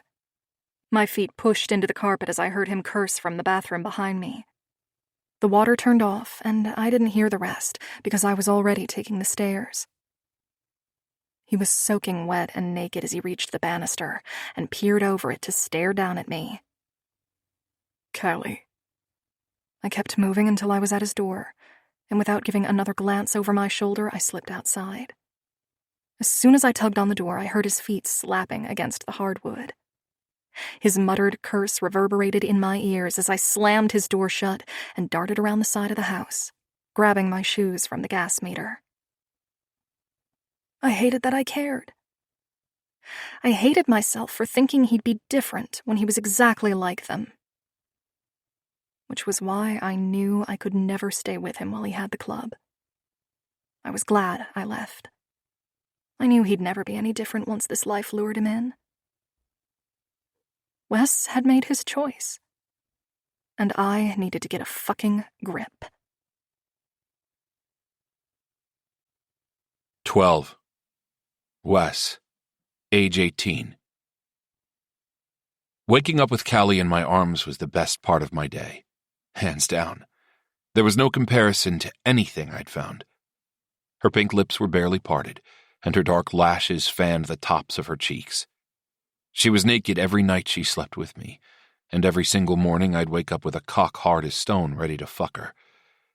It was routine at this point, and while I watched her sleep, I did so with rapt attention to her breathing. I had once mentioned that sometimes she slept so soundly I wondered if she would even notice if I started fucking her. She joked that I should try it sometime. She had no idea, but the time had come, as she wasn't waking to my tiny touches or kisses. It was nearly 7 in the morning, and I was going to be late for work if I didn't get up and leave soon. But I needed her. Callie was more than an obsession. She was my reason for waking, my reason for trying. She was all of it, and without the opportunity to touch her and claim her before I started my day, there wasn't a point in starting it. Gently rolling until I was on my forearms, I watched as her rhythmic breathing continued and her eyes remained shut. Fuck, even with her permission, this felt weird. But it was Callie. My Callie.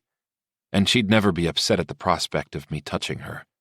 Besides, there was some tiny thrill at the prospect of getting to fuck her so thoroughly that she'd wake up while completely full of my cock. Still, something gave me pause. I'd start slow and maybe work my way up to fucking her. I'd touch her first, so I gently pushed her thighs open and slid my hand over her bare mound and through her silken pussy lips, groaning at how perfect she felt. Her eyes fluttered as I went up her slit and then drug my fingers back down her center. She shifted, letting out a tiny moan as I decided to lower my head between her thighs. This right here was perfection. Using my thumb, I pushed her lips apart and licked through her seam, slowly circling her clit. The fact that she was sleeping turned me on, making the tip of my cock weep against the sheets and my hips thrust on their own into the mattress. I tossed her leg over my shoulder, and my delicate touch roughened as I devoured her, sucking and licking as she let out little moans of pleasure, showing she was starting to wake. Sure enough, a tight grip on my hair and her hips tipping forward was the final straw before she woke and sleepily watched through parted lashes.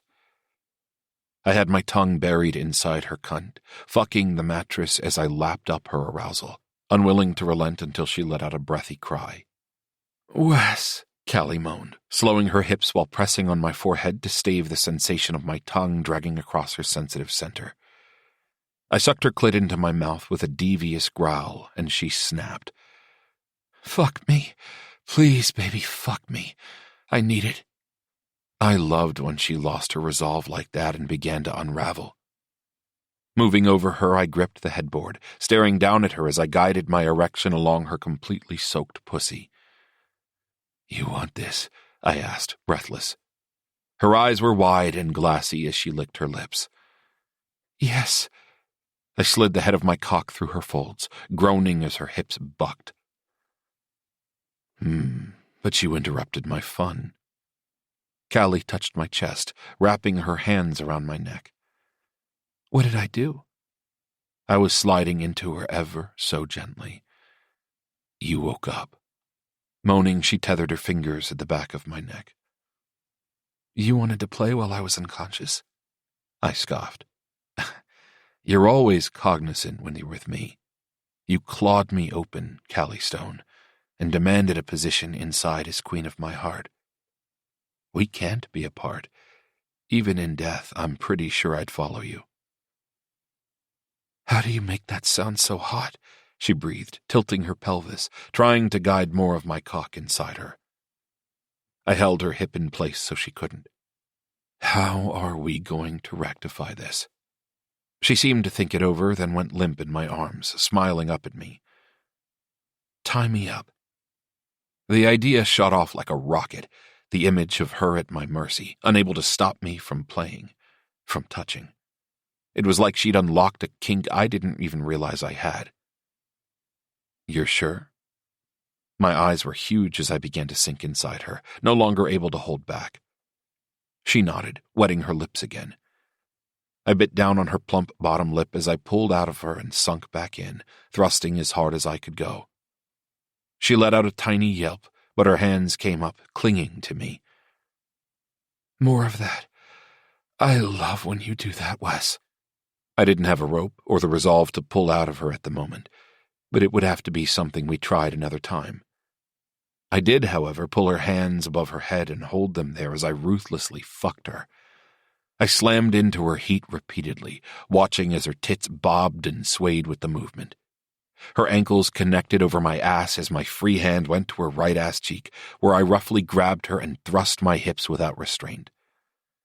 The sound of our bodies slapping together filled the room, our moans and heavy breaths mingling with the mewling sound she was making now as her climax began to build.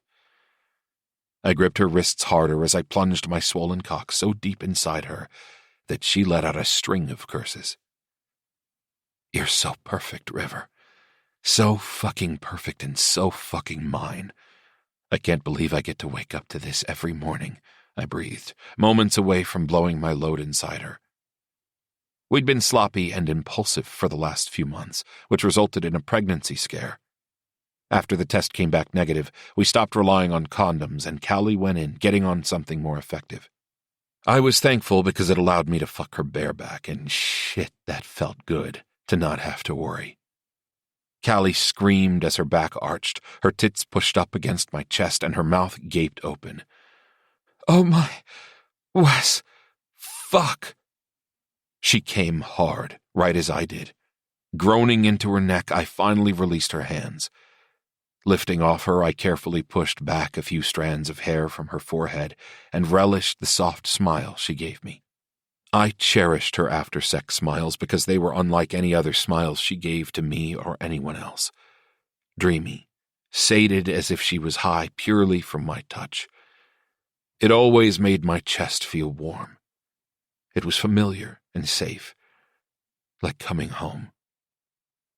"I have to go to work," Callie whispered sleepily, dragging a finger down my nose and over my lips.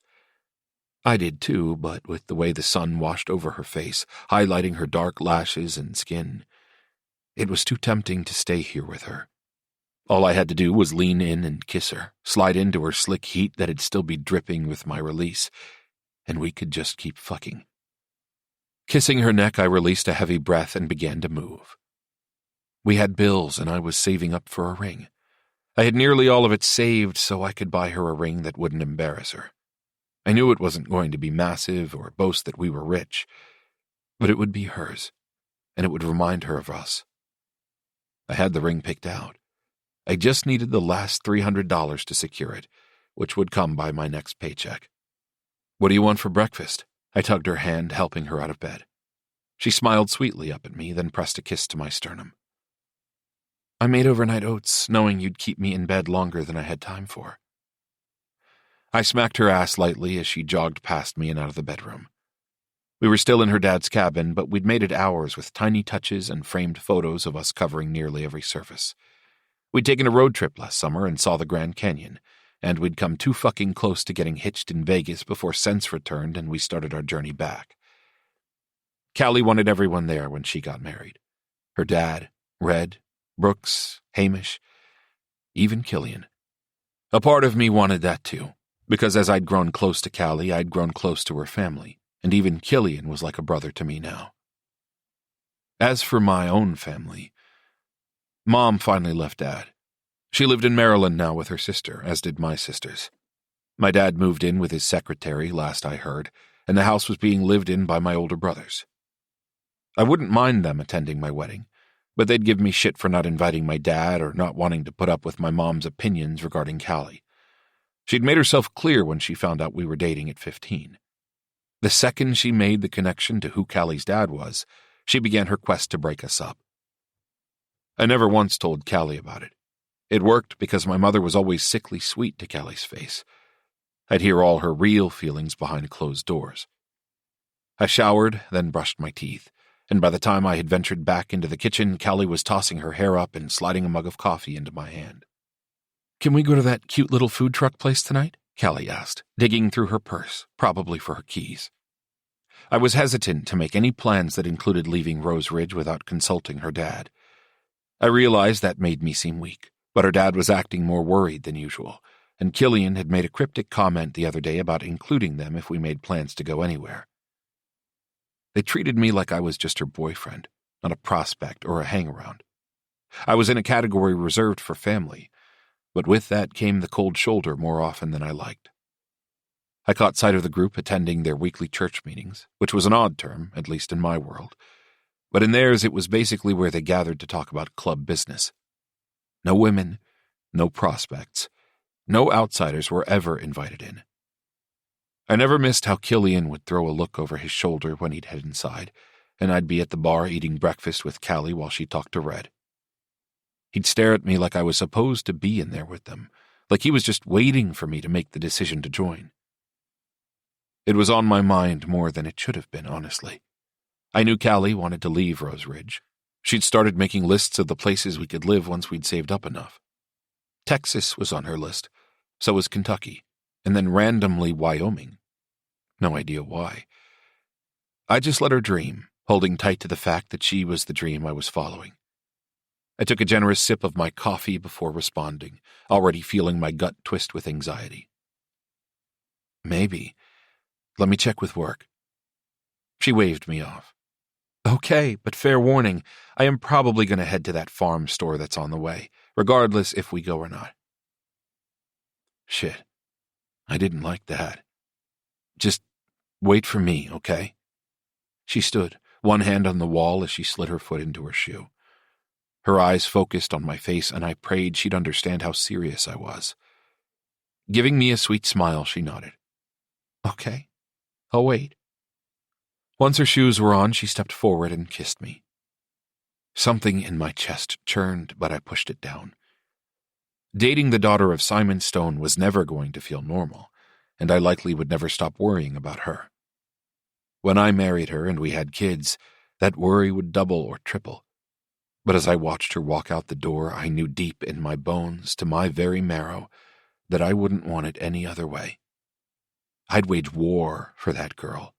I'd go to hell and pick a fight with the devil if I had to. In every scenario, she was on my mind.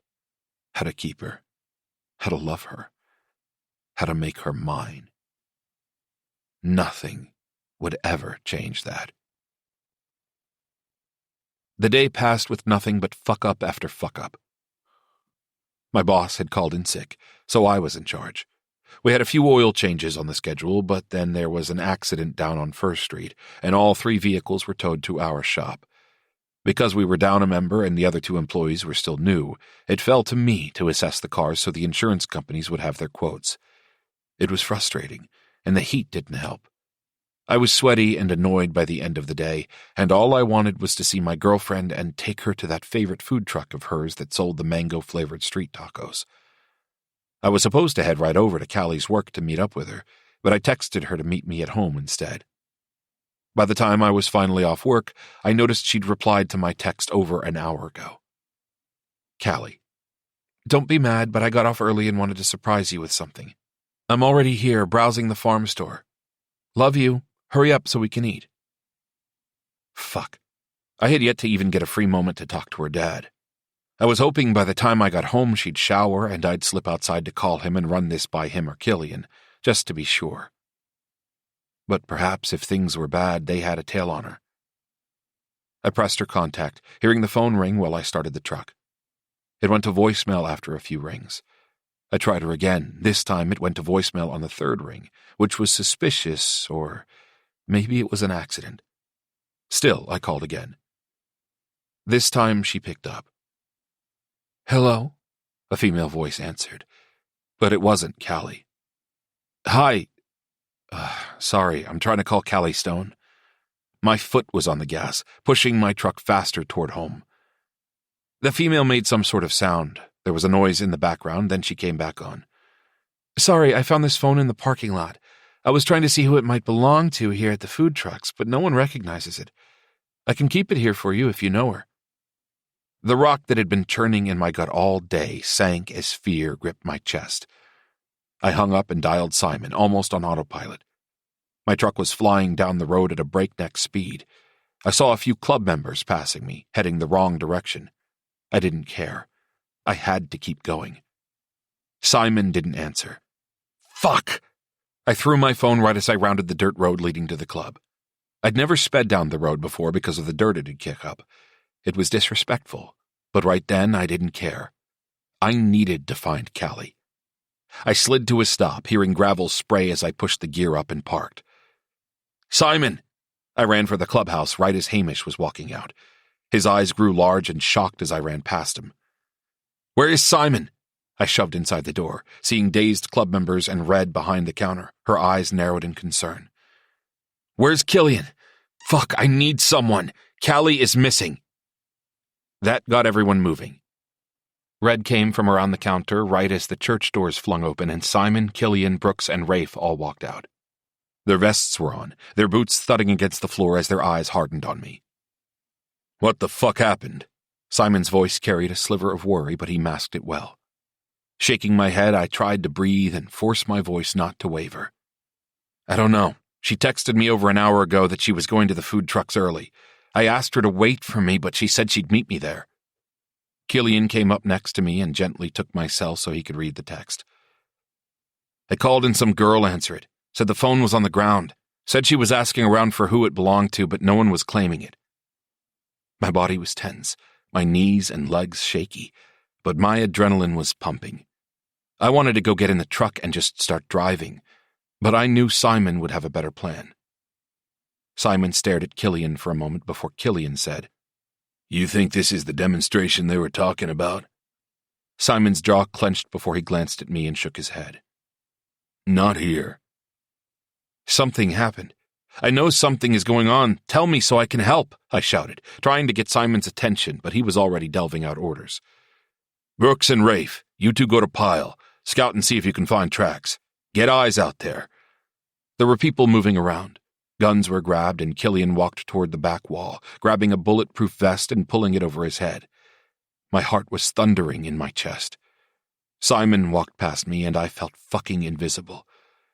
I always hated this feeling, but now that Callie was at the center, I couldn't take it. "Please, Simon," I begged, gritting my teeth as I walked up to his side. He turned, setting those hazel eyes on me, and his head dipped. It was enough of an answer. He wasn't going to tell me shit. "You know I would bring you in, Wes. I can't, son. She'd kill me." I needed to hit something. "She might not even fucking be alive, and you're worried about her being mad at you?" This was fucking bullshit. Killian walked over, keeping his gaze anywhere but on us. Fucker. I loved the dude, but in that moment I was so jealous of his place in this life. Why should he get to be privy to what's happening with my girlfriend? Why should any of these fuckers? "She's mine, Simon. Make an exception." My voice was harsh, with a biting tone. Harsh enough that it warranted attention from people around us. No one spoke to the president like that. My girlfriend's dad just stared at me with pity. "I would, Wes.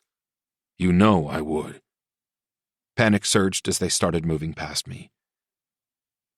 "I will not be put on the fringes of this," I warned. But the threat held no heed.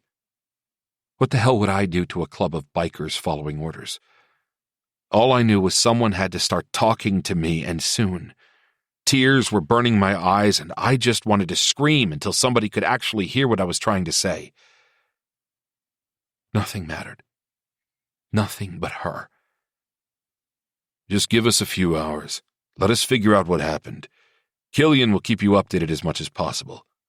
Simon gripped my shoulder as I hurried with them to the porch. Killian gave me a sympathetic look, then followed suit. Hamish, Brooks, Rafe, they all followed their leader, leaving me back with the women. Red stood with her arms crossed, her face stern, and then she ducked back into the storage room. I stood there clenching my fists so tight I was worried I'd break a knuckle or pop a vessel.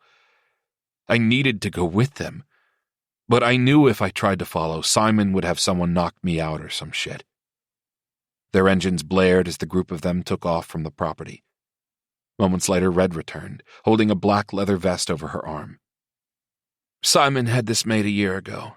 He'd kill me if he knew I showed it to you, but I know what you're feeling. I felt it 10 years ago when Brooks went missing for 3 days. I wanted to scream, to tear the very skin from my bones when no one could tell me anything. It was a really dark time for me, and I wouldn't wish that on anyone. I know what you need, honey." She placed the vest in my hands.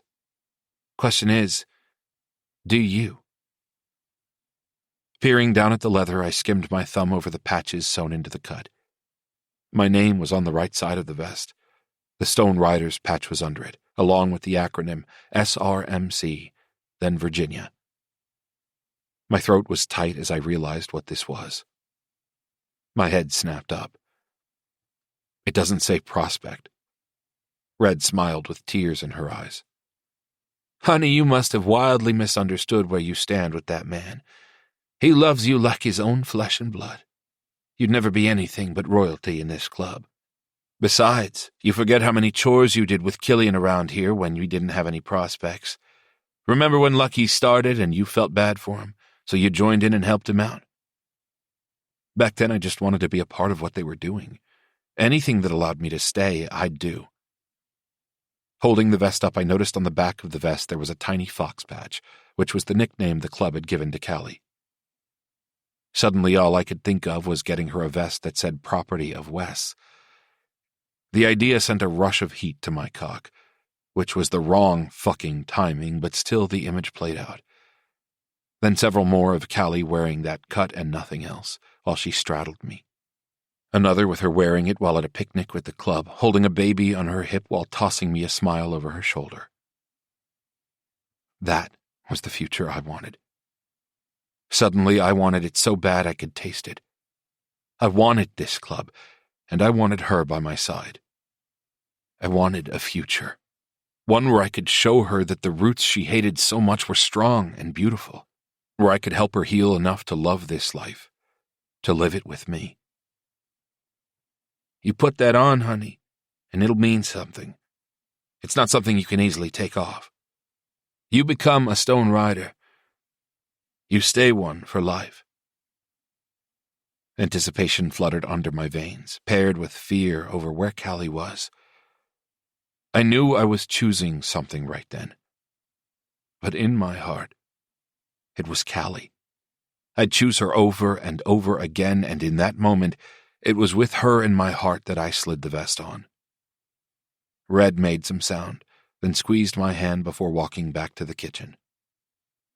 Storming outside, I walked over to the garage, where we'd been restoring an old bike for me, one I had practiced riding with Killian when Callie wasn't around. I pulled the tarp off the top and dug out the storage box I kept on the shelf. It held the key to my bike, some cash, and the gun Simon had given me last year. Tucking the gun into my jeans, I straddled the bike and slid the key into the ignition. Once it rumbled to life, I grabbed a bucket helmet and snapped it into place. The club had already started riding, but I was just a few miles behind. I sent up a silent prayer that Callie would be found safe. Then I twisted my fist and shifted into first, taking off to join my club. 13. Callie. If you need anything else, just come grab me. I smiled up at the boy who used to flirt with me in English class. Garrick Rutherford had grown into a handsome man who now ran the local library. He happened to currently be single, the owner of a local vacation rental, and enthusiastic about doing everything within his power to help me. Thank you so much, Garrick. I will. I placed my hand on his arm, hoping my flirting was paying off. It seemed I had finally found a source in Rose Ridge that wasn't loyal to the Stone Riders. The power clearly went straight to my head as Garrick grinned, knocking on the table before walking off. Once he was gone, I pulled my cell phone out and shot a text off to Laura. Me. Library is a success. How's the bar? It was mid-afternoon, so I wasn't expecting much, but the local early birds might prove useful. We devised this plan after our rather pathetic attempt the day prior to glean club secrets. After I left Wesley's house, I found Laura arguing with Killian over something and pulled her away, explaining we needed to regroup. I hid my emotions over Wes treating me like club pussy behind a careful mask of indifference. I knew my ex was used to getting any woman he wanted, and since I was in his space, it only made sense that he'd try to get me on my knees, or on my back. But what made me angry was how close I had been to caving to his requests. I loathed how attracted I still was to the man. So today I was determined to stay away from the club and begin my search outside of the fortified walls the Stone Riders had to keep the town out. I devised a new plan to poke around the town in hopes someone might spill random information about what's happened recently. My search started with the library.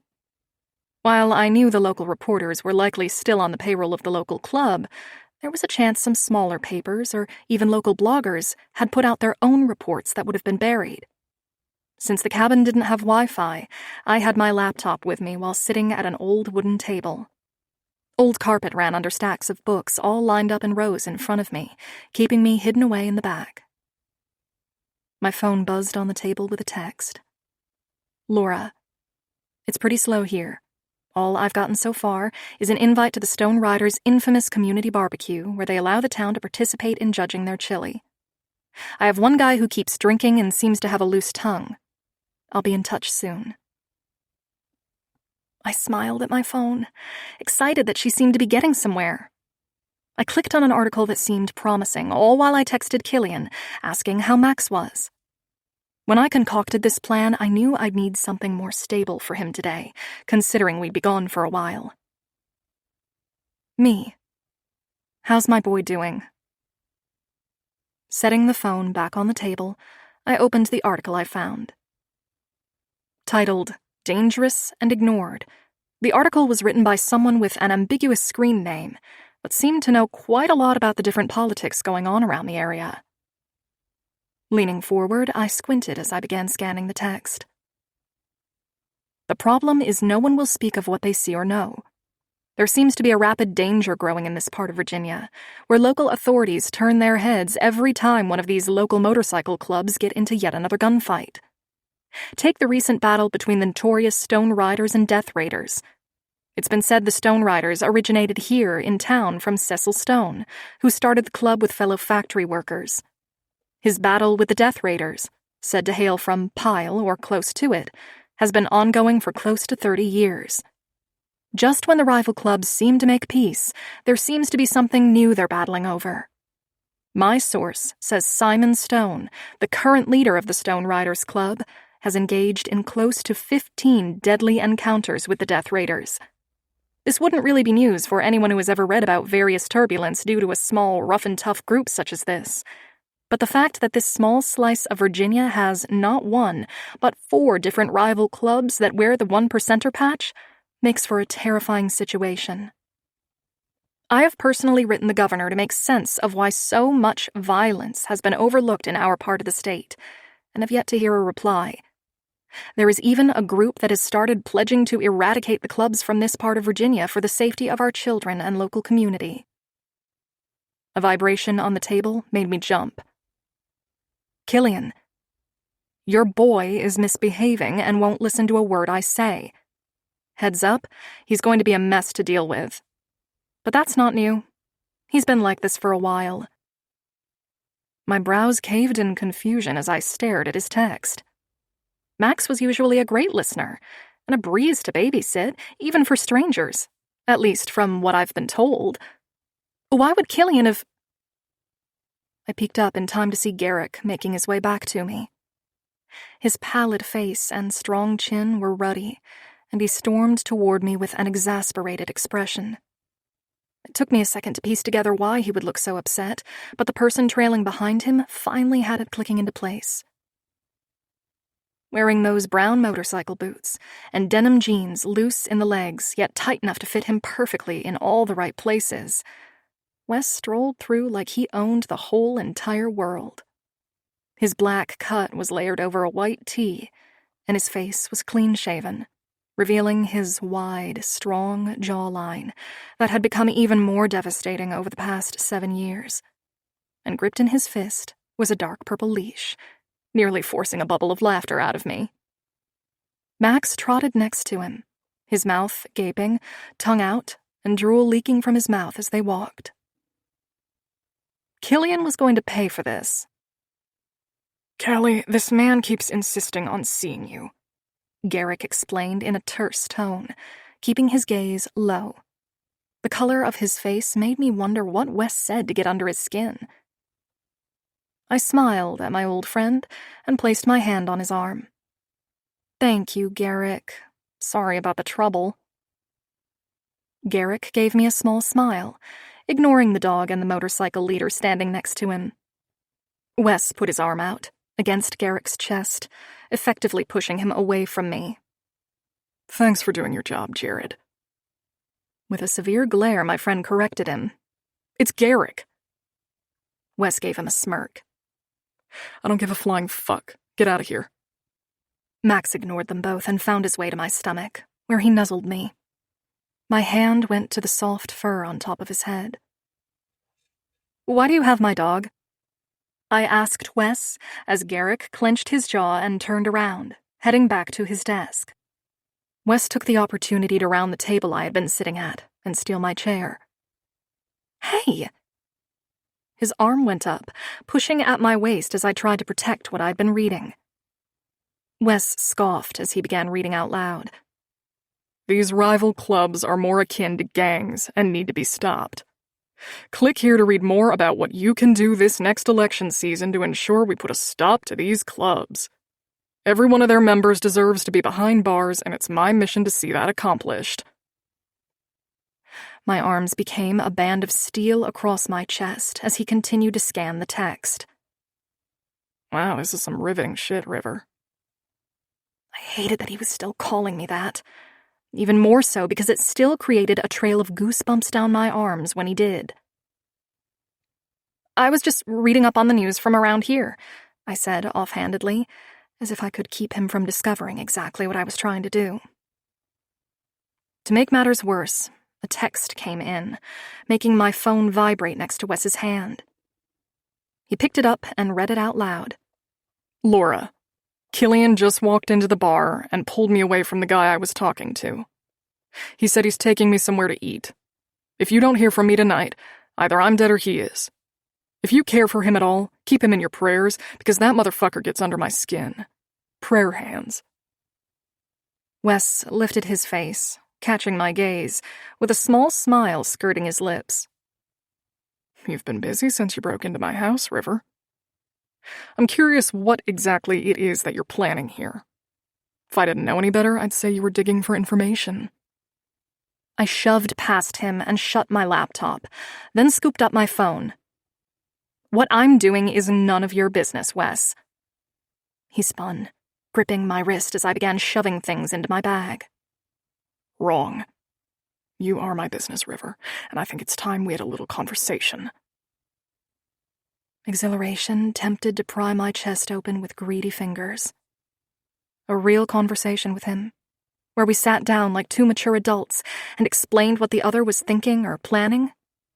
That's exactly what I wanted. "Okay, what did you have in mind?" I held my laptop bag to my chest while Max's leash strangled my fist. Thankfully, he was being decent, sitting and just watching our exchange with those bright blue eyes. Wes tugged the leash out of my hand while he leaned close to whisper. "Your mouth wrapped around my cock. But we can figure out the semantics later if you want." And we were right where we ended yesterday, with him thinking I was just some sweet butt he could boss around, assuming I'd fall in his lap, worshipping his dick. I reached for the leash and pulled it away from him. "You know what? Never mind." Wes smiled, and a peal of laughter tumbled out of his chest. I moved past him, even as the sound of him laughing sunk into me as sharp as any hook. These familiar things he did were painful, tearing at me in ways I wasn't ready to confront. Wes gripped my retreating hip and pulled me back by my belt loop. "Wait, sorry. Let me start over. You acted like this yesterday, too. Is my flirting game really that bad?" I stared at my ex, unsure what this trap was, but unable to avoid falling into it. "You were flirting?" His face flushed right below his lashes, but the way he dipped his face erased any trace of it. "I was trying, yeah." I shifted on my feet, unsure what to do with this version of Wes. He was the most like my Wes that I had encountered since being back. "Why do you keep treating me like I'm just club pussy then? I mean, unless you flirt with them, too." His dark brows caved into the center of his forehead. "What?" Fuck, this was awkward. My bag shifted to my shoulder as I adjusted my stance, and Max whined, pushing his nose into my stomach. "Yesterday, the way you talked to me. And today, It was like you were trying to fuck me. But seeing as you've made it clear how much you hate me, I feel as though I need to remind you that I'm not one of your sweet butts. I'm not going to see the president patch and drool all over your dick. It does the opposite of impress me, in case you forgot. His eyes glittered with amusement. I waited for him to say something, but his gaze drifted slowly down my body, then back up, freezing on my lips. I shifted under his scrutiny and tried to take a step back, but he advanced with an exhale and another smirk tilting his lips. I haven't forgotten a single thing about you, River. I stared openly at him, my mouth parting the smallest bit. Garrick suddenly interrupted us, popping out from behind one of the shelves. Callie, you have to get that dog out of here. I have people complaining. Wes spit back a laugh as I furiously nodded. Right. Dog, library, Wes. I tucked the chair under the table, then yanked the leash away from my ex. Right as I was about to exit the library, Garrick walked up from behind me and gently tugged on my wrist. Wait, before you leave... He paused, eyeing Wes at my back. Hauling me to the side so we had a tiny bit of privacy, he asked, Can I get your number? Oh, crap. I had flirted with Garrick, and now he wanted to call me? Date me? Garrick was hot in a way that would at least distract me for a while, but just like every other date I'd been on since Wes, it would burn out quicker than it started. Beaming at him, I was about to deliver a polite rejection that would leave his feelings intact, when Wes took up the space behind me, pulling me flush against his chest.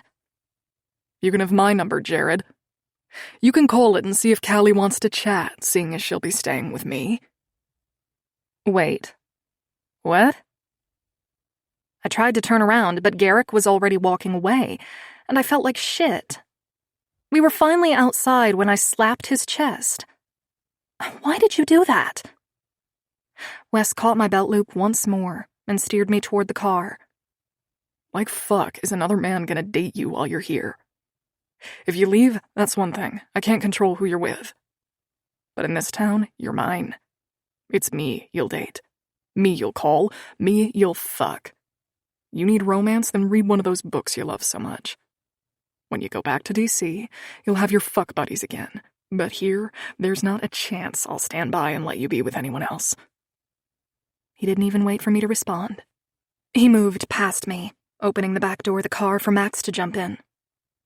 Come on, let's eat, he said casually while I was still trying to wrap my brain around what he'd just said.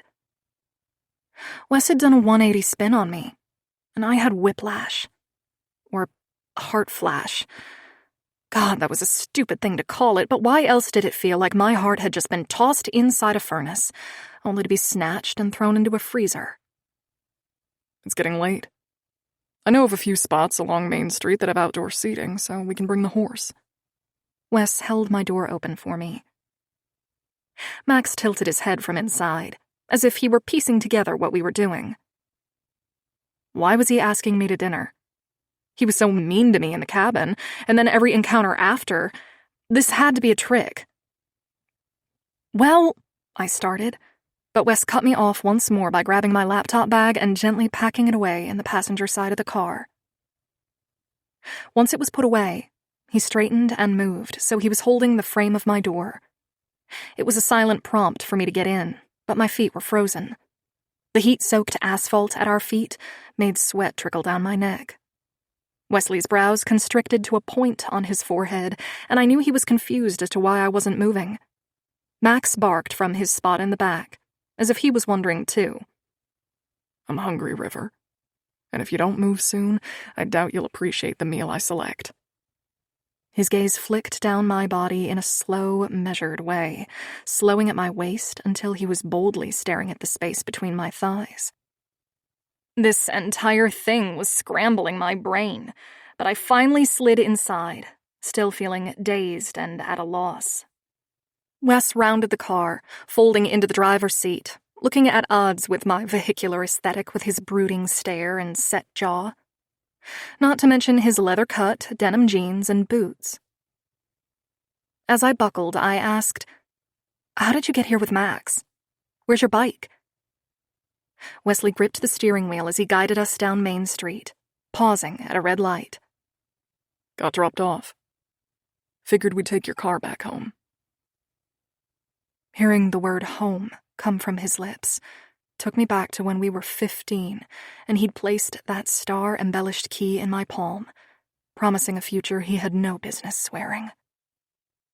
The reminder had my lips smashing shut instead of asking him what he meant by the term. Was he referring to the cabin, or was he saying that I was going to be staying with him? Before I knew it, we were parking across the street from a cute restaurant with red awnings and stringed lights crossing over the patio seating. Music played from the interior of the restaurant, giving off a slow summer evening vibe. Instantly, I wanted to cocoon myself in the feeling. Wes was already out, helping Max while I exited the car. We crossed the street side by side, and I took a moment to admire the area. The strip had changed since I'd lived here. There were a few more restaurants, a beauty salon, a home decor shop, bookstore, and a... Oh my gosh. My feet moved on their own, even as Wes was almost to the front door of the restaurant. I briskly moved down the sidewalk, passing glass window after glass window, keeping my sights on the one at the very end. I had no idea if Wes was following or if he'd grabbed a seat in the restaurant, and I didn't care. The shop was highlighted with teal trim and a trendy sign swaying overhead with the outline of a skull with flowers growing from the top of the empty skull. Dead roses. Smirking at the clever use of the town name, I pushed inside the shop and let out a small, happy exhale. A waiting room with laminate hardwood welcomed me as classic rock played from a speaker at the receptionist's desk. It was louder in the back, where the chairs likely were. Low-hanging lights were artfully placed over the leather couch, wall pictures, and the entry desk. I ran my finger over the thick binders laid out for guests to garner inspiration or select from previous designs. There was no one sitting behind the reception desk, so I took my time looking over the different cards sitting out. There were only 2 tattoo artists, and then the manager of the studio listed. Can I help you? Someone asked, poking out from the back. There was a tiny hallway that led to the left and right, with a bathroom right in the middle. Jamming my thumb over my shoulder, I said, "Sorry, just stopping in to see what you guys had going here. I have a chair in D.C., and, well, actually, I'm from here, and I was just curious about this place." My face turned a harsh red as the awkwardness of my sentence caught up with me. The guy, practically a teenager, had 3 silver rings in his lip, 2 in his eyebrow and 1 in his nose. He gave me a welcoming smile. You're not looking for a job by chance, are you? We have 2 chairs open, and because of the new owner, we're getting a ton of extra business. Why was there a tiny ball of excitement spinning inside my chest? Wasn't this what I was talking about before I came here? I mean, in my dream, I wanted to own the shop, but an opening was an opening. I stepped closer to the desk that separated us, a little shocked, a little nervous. Do you have an application, or how would I find out more about the position? The guy tore off his black latex gloves and minced toward the filing cabinet on the far wall. I think Alice keeps them in here, but I know it's online as well. Here, let me go grab you the card that has the info on it. The kid thumbed through a few papers. Then the door behind me opened with what I assumed was a new client, but I watched as his countenance went slack. Mr. Ryan! Hi! Hello, sorry. The kid's face flushed a bright red, and my own seemed to flush with it. Because holy shit. My fucking luck.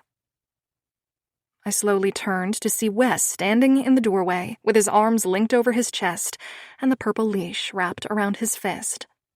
A blunt contrast to how dangerous and handsome he was. His eyes darkened as he assessed me with a new sort of curiosity. Max pulled at the leash to get to me with a little whine, forcing me closer to Wesley's side. "Sorry, I was coming right back, but I wanted to check this out first." The kid stepped up right then and rounded the receptionist desk, his eager eyes focused on Wes. I was just about to give her information on applying here to help cover the extra business we've gotten lately. I tried to make sense of Wesley's place here and the kid calling him Mr. Ryan. His name wasn't on the manager card, but perhaps it was outdated. I wasn't aware she was staying in Rose Ridge, Wes said to the kid, but he was staring at me. My slow-ass brain finally connected the dots, and I felt a tiny wince flash across my features. You're the new owner? The kid was looking between us like he wasn't sure what to do. The silence stretched, his comment hanging in the air, my question going unanswered. Finally, the kid coughed. So should I give her the application info? Wes finally looked away from me and gave his attention to his employee. No, that won't be necessary. Hurt wound around my chest and squeezed. It was irrational and stupid, because I wasn't planning to stay in Rose Ridge regardless, but still, the door I had so excitedly assumed was an opportunity just slammed in my face, and it hurt. Without saying another word, I exited the tattoo shop and stormed down the street, letting Wes catch up. I was hungry, and I still wanted my grown-up conversation with the man, so I ventured toward the restaurant with the red awnings. While I walked, I worked to fortify my emotions and heart. No more fawning over Wesley's words that kept throwing me for a loop, or his looks, or the way he kept touching me. I wanted a real conversation so I could sell the property, learn what he was hiding, and get the hell out of here. Skirting the building, I found the front door that had cute lettering outlining the bistro name, Clara's. The hostess gave me a thin but polite smile while she reached for a menu. Then her face broke into something entirely different as she gazed over my shoulder. Her blue eyes lit up, her red lips widened, and her nails raked through her long, black hair. I knew without seeing that Wes had just walked in.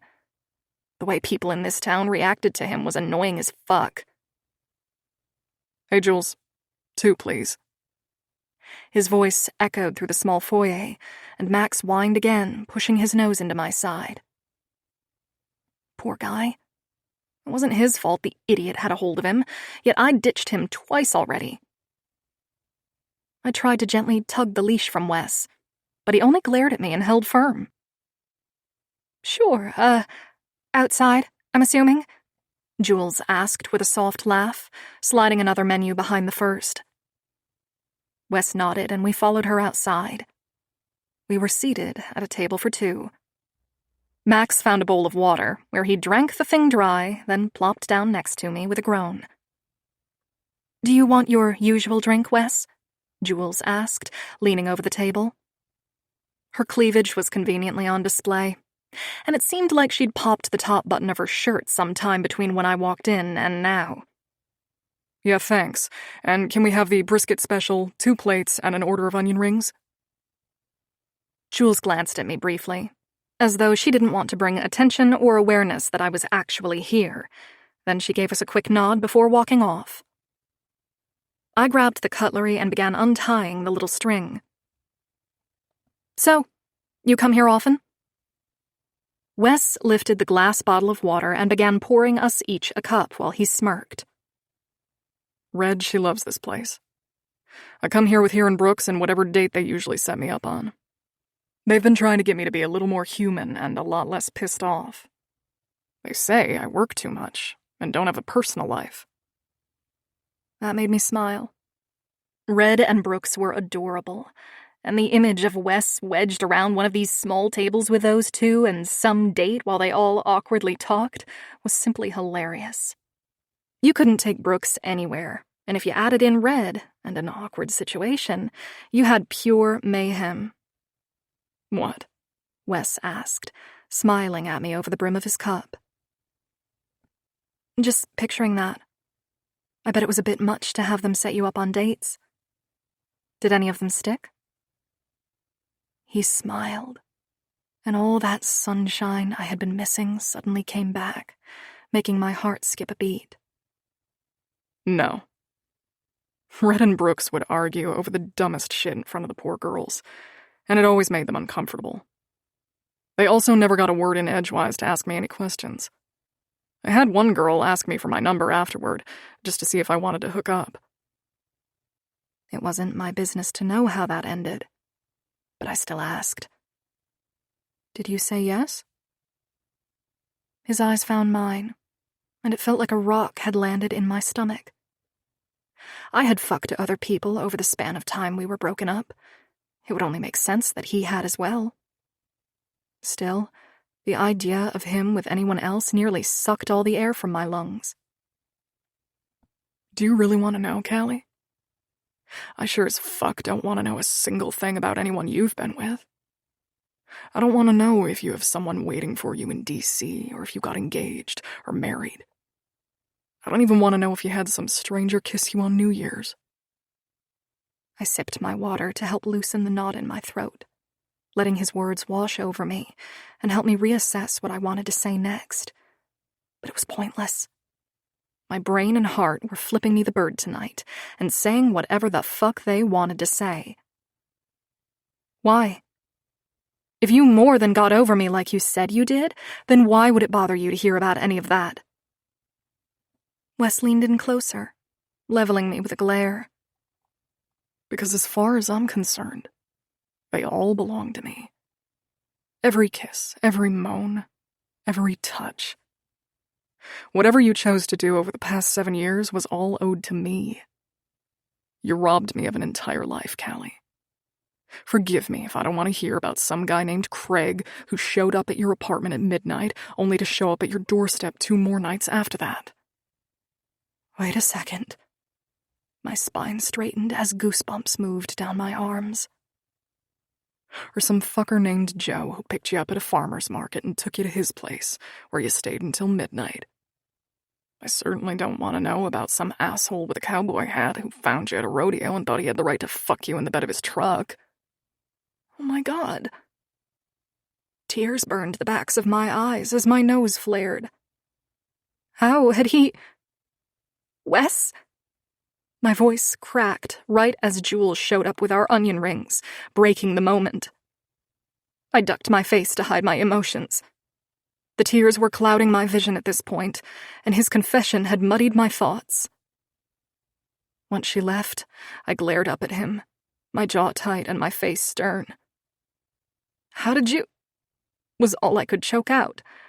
But what I wanted to ask was if he'd had me followed because he'd just recounted, with terrifying accuracy, every single sexual encounter I'd had in the past 7 years.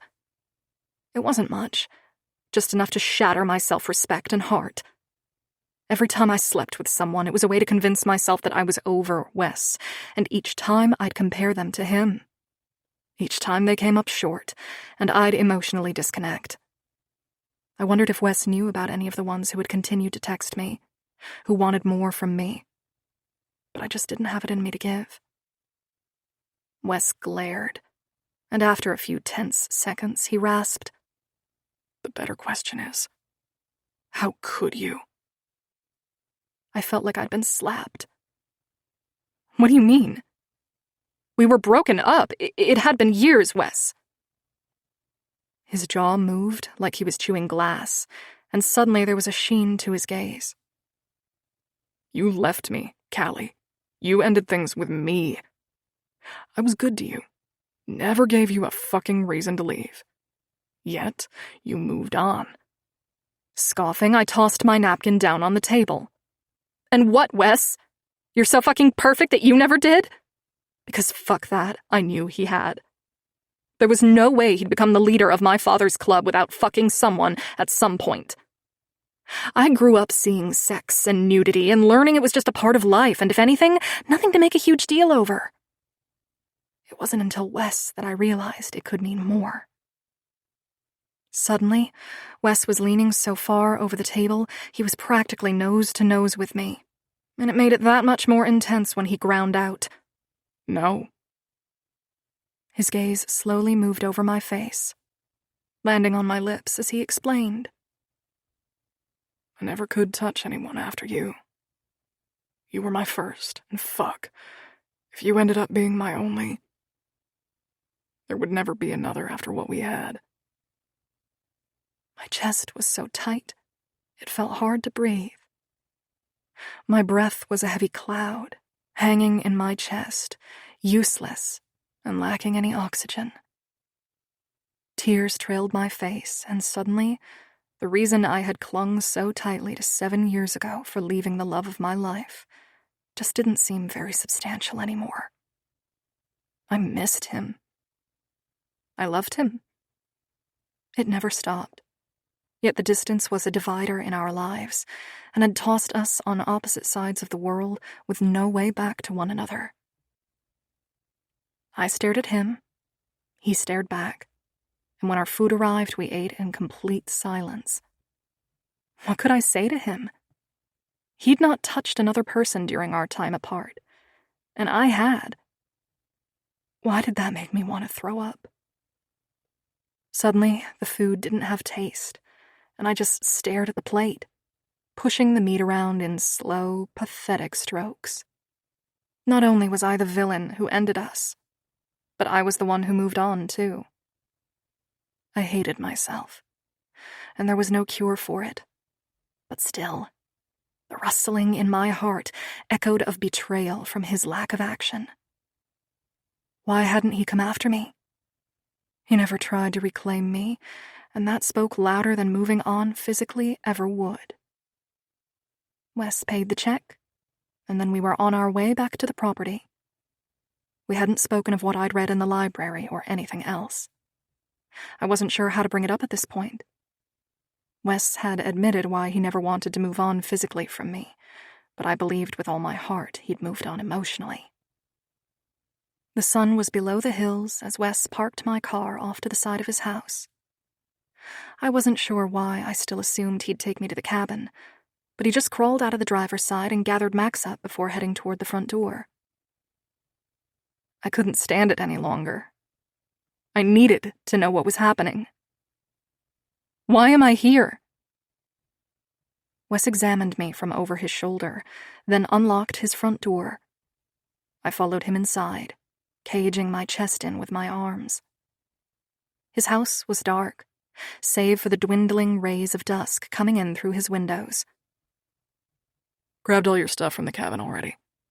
Got the guest room ready. Wes gestured to the small door under the stairs off the living room. It was a modest room with a queen-sized bed centered with nightstands on either side. Sheer, green curtains hung over closed blinds, falling to the thick carpet on the floor. It was nice. Far nicer than the cabin. Why am I here, Wes? I repeated my question, turning to stare at him. Max had made himself at home in the living room, on the dog bed that had been brought over from the cabin. Wesley pinned his hands to his hips, glaring at the floor before exhaling, and giving me those whiskey eyes. There was a picture left inside the mailbox last night. My brows caved as I worked to process what he was saying. There was also activity around the perimeter by the cabin, so I made a decision to pull you closer. There was so much he was leaving out, and there was a shuddering in my gut that told me the image had something to do with me. But I didn't want to jump to conclusions. With a dry mouth, I asked, what was the picture of? Wes continued to stare at the ground for so long, I wasn't sure he was going to respond. But finally he looked up. Of you. When you were 18, after they took you. It's you unconscious in their clubhouse. You and the president. My breath came out as a sob. What the fuck does that mean? My mind raced, going back to blacked-out memories and terror I had worked so hard to push down, to get rid of. They did a rape kit. I started, but Wes abruptly cut me off. You were in his lap. He was just holding you. That silenced me and had me sliding down the wall, because fuck, What if they did other things to me that a rape kit didn't catch? It wasn't the first time I had considered it, but every other time the thought would come up, I'd continue on with my life in D.C. and hide within the new life I had created for myself. He wants a war with me, and he knows you're here. It's a way of taunting me, but because they know you're here, we're not taking any chances. This wasn't happening again. I wasn't going to go back to living my life as a scared little girl, afraid of whoever was pissed off at my dad. I couldn't. I had no idea when Wes lowered himself to my level, but I felt fingers pull at my hands as they covered my face. I won't let anything happen to you, Callie. You have to trust me. But it's partially why I need to read that letter your dad gave you. We're partners now, babe. I need your help just as much as you need mine. They'd follow you back to D.C. You know that. I ran a shaky hand through my hair. He was right, I did know that. And I was sure the chances of me surviving a second disappearance were practically zero, especially without my dad here. Sadness and grief swept through me at the thought of him not being here to make me feel safe. I had to figure this out. He wasn't here, but I was still a stone, and that meant something. I wasn't just going to give up. The letter, River. Heaving a sigh, I crawled to my feet, searching the room for my bags. I saw Laura's things, but mine weren't anywhere. Where's my stuff? Wes was standing now, running his hand through his hair, gripping the ends. I'll show you. He walked out of the room and rounded the stairs, taking them one at a time. I had already been in this house, so I knew there was only one bedroom on the top level. Yet, I still trailed him as if I wasn't sure where he was going. Maybe he wanted me to stay in that massive closet of his. Either way, the idea of being in the same space as him both terrified and excited me. Once we'd made it to his door, he gave me one last look from over his shoulder before pushing inside. The bed was the same as it was the other day, fluffy with navy blue accent pillows and duvet. There, inside the closet, were my bags, but they were empty. I moved further into the closet and then froze. Hanging neatly on the previously empty bar were all my clothes, shirts and jeans, skirts and shorts. My shoes were organized on the shelf, and the small satchel I had with the secret lining where I had tucked away all the letters from my dad was there next to them. There was no use keeping it a secret any longer. I pulled the bag free and unzipped the lining, pulling the letters out. I hadn't built the courage to read the bundle I had originally assumed were from Wes, so while he read the one from the will, I'd be digging into those. With the notes ready, I spun around to meet Wesley's gaze. His eyes narrowed on the bundle in my hands. Explain to me first why all my stuff has been unpacked and moved in here.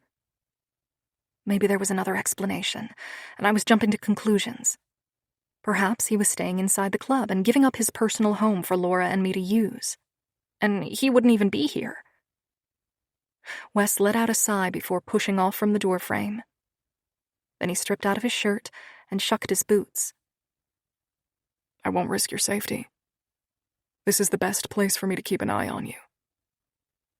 Heat flushed through me as I considered his response and the way he refused to look at me. He just as easily could have done all this without unpacking any of my things.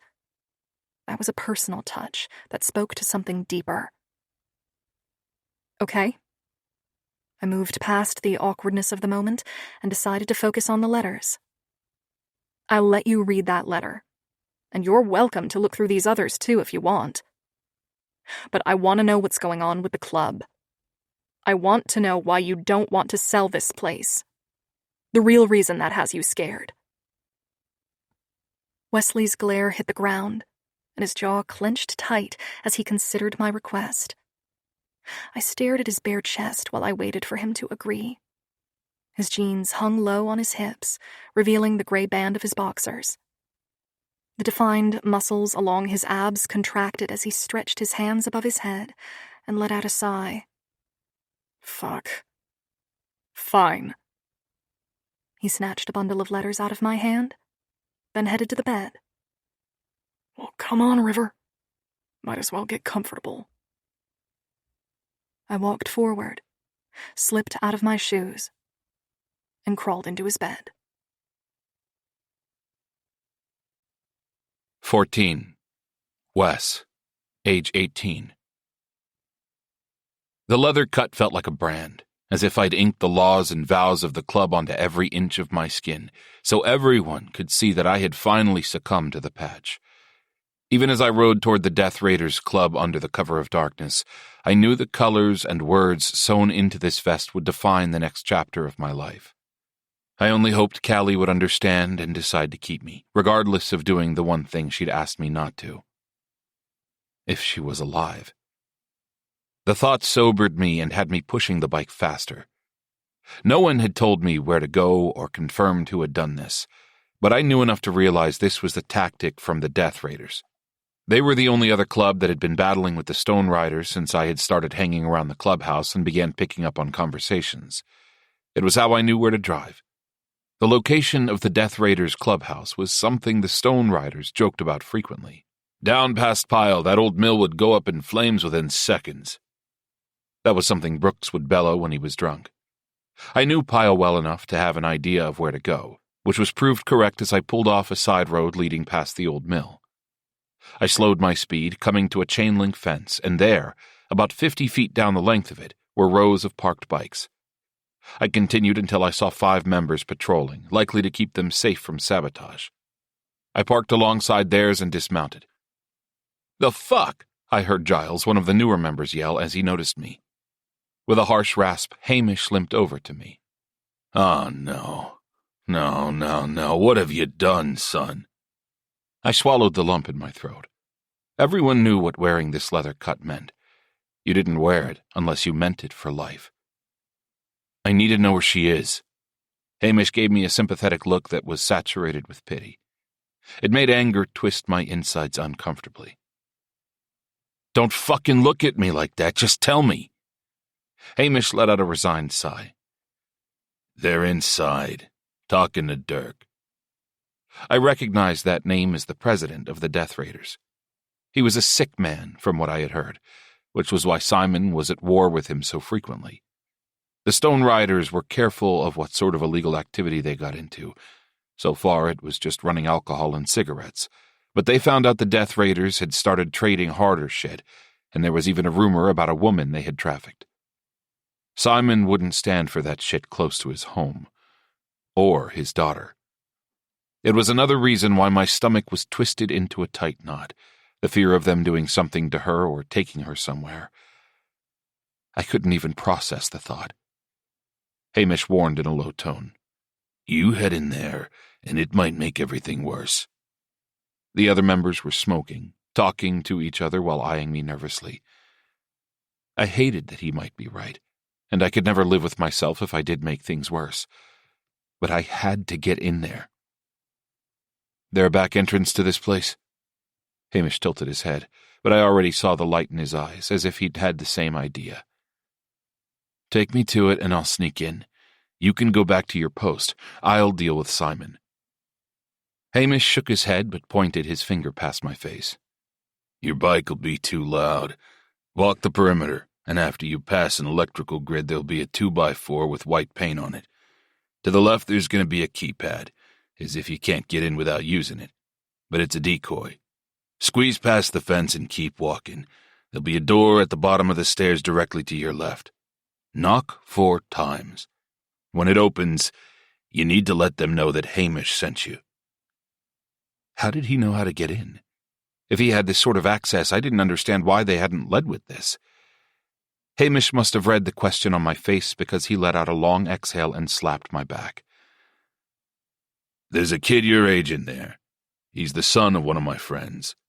We kept our friendship quiet because of our different affiliations, but his son is a good kid. He'll be the one to open the door and lead you to Callie." I shook my head, confused as fuck as to why this wasn't being used to our benefit. Why didn't you just tell Simon to do this to begin with? Hamish grabbed for a new cigarette and popped it in his mouth. Dirk did this to get Simon's attention. There's a reason he wanted Callie here. I highly doubt he's gonna hurt her, but it all depends on what he wants from our club. He's gonna barter, but regardless of what they agree on, I want her safe and out of their hands. So go see if you can get our girl while they talk politics. I didn't wait to be told a second time. I walked the perimeter, keeping my face down and my eyes alert. The cover of darkness helped, especially when I saw a few scouts walking the boundary, smoking. I ducked and waited for them to pass before slowly making my way down the length of the fence. When I approached the electrical grid, I paused, because the setup really did look like it was going to prevent me from entering. There was a camera system and even an electric fence, from the looks and sounds of it. On cautious feet, I did as Hamish explained and bypassed the keypad, squeezing through the side fence. I kept going until I came upon the set of stairs he'd mentioned. There I found a rusty steel door at the bottom. Giving one last look around, I knocked 4 times. Within seconds, someone was opening the heavy door with a bit of a struggle, as if it took effort to pull on it. My nerves jumped as my fingers itched to grab the gun tucked into the back of my jeans, but I trusted Hamish. He said someone on this side would be trustworthy. Finally, the door was open and an old-timer poked his head out, slurring his speech. What the hell are you doing here? Fuck. He wasn't supposed to be the one who answered. I was about to come up with a lie when all of a sudden I heard another voice, gaining the old man's attention. Then a person my age replaced the old-timer with a set of furrowed brows. The fuck are you? He had dark hair, almost black, and it fell over his forehead, nearly cutting into his pale blue eyes. Hamish sent me, I said in a rush, my fingers loose at my sides. I watched his body language, seeing that he didn't seem tense or like he was wired.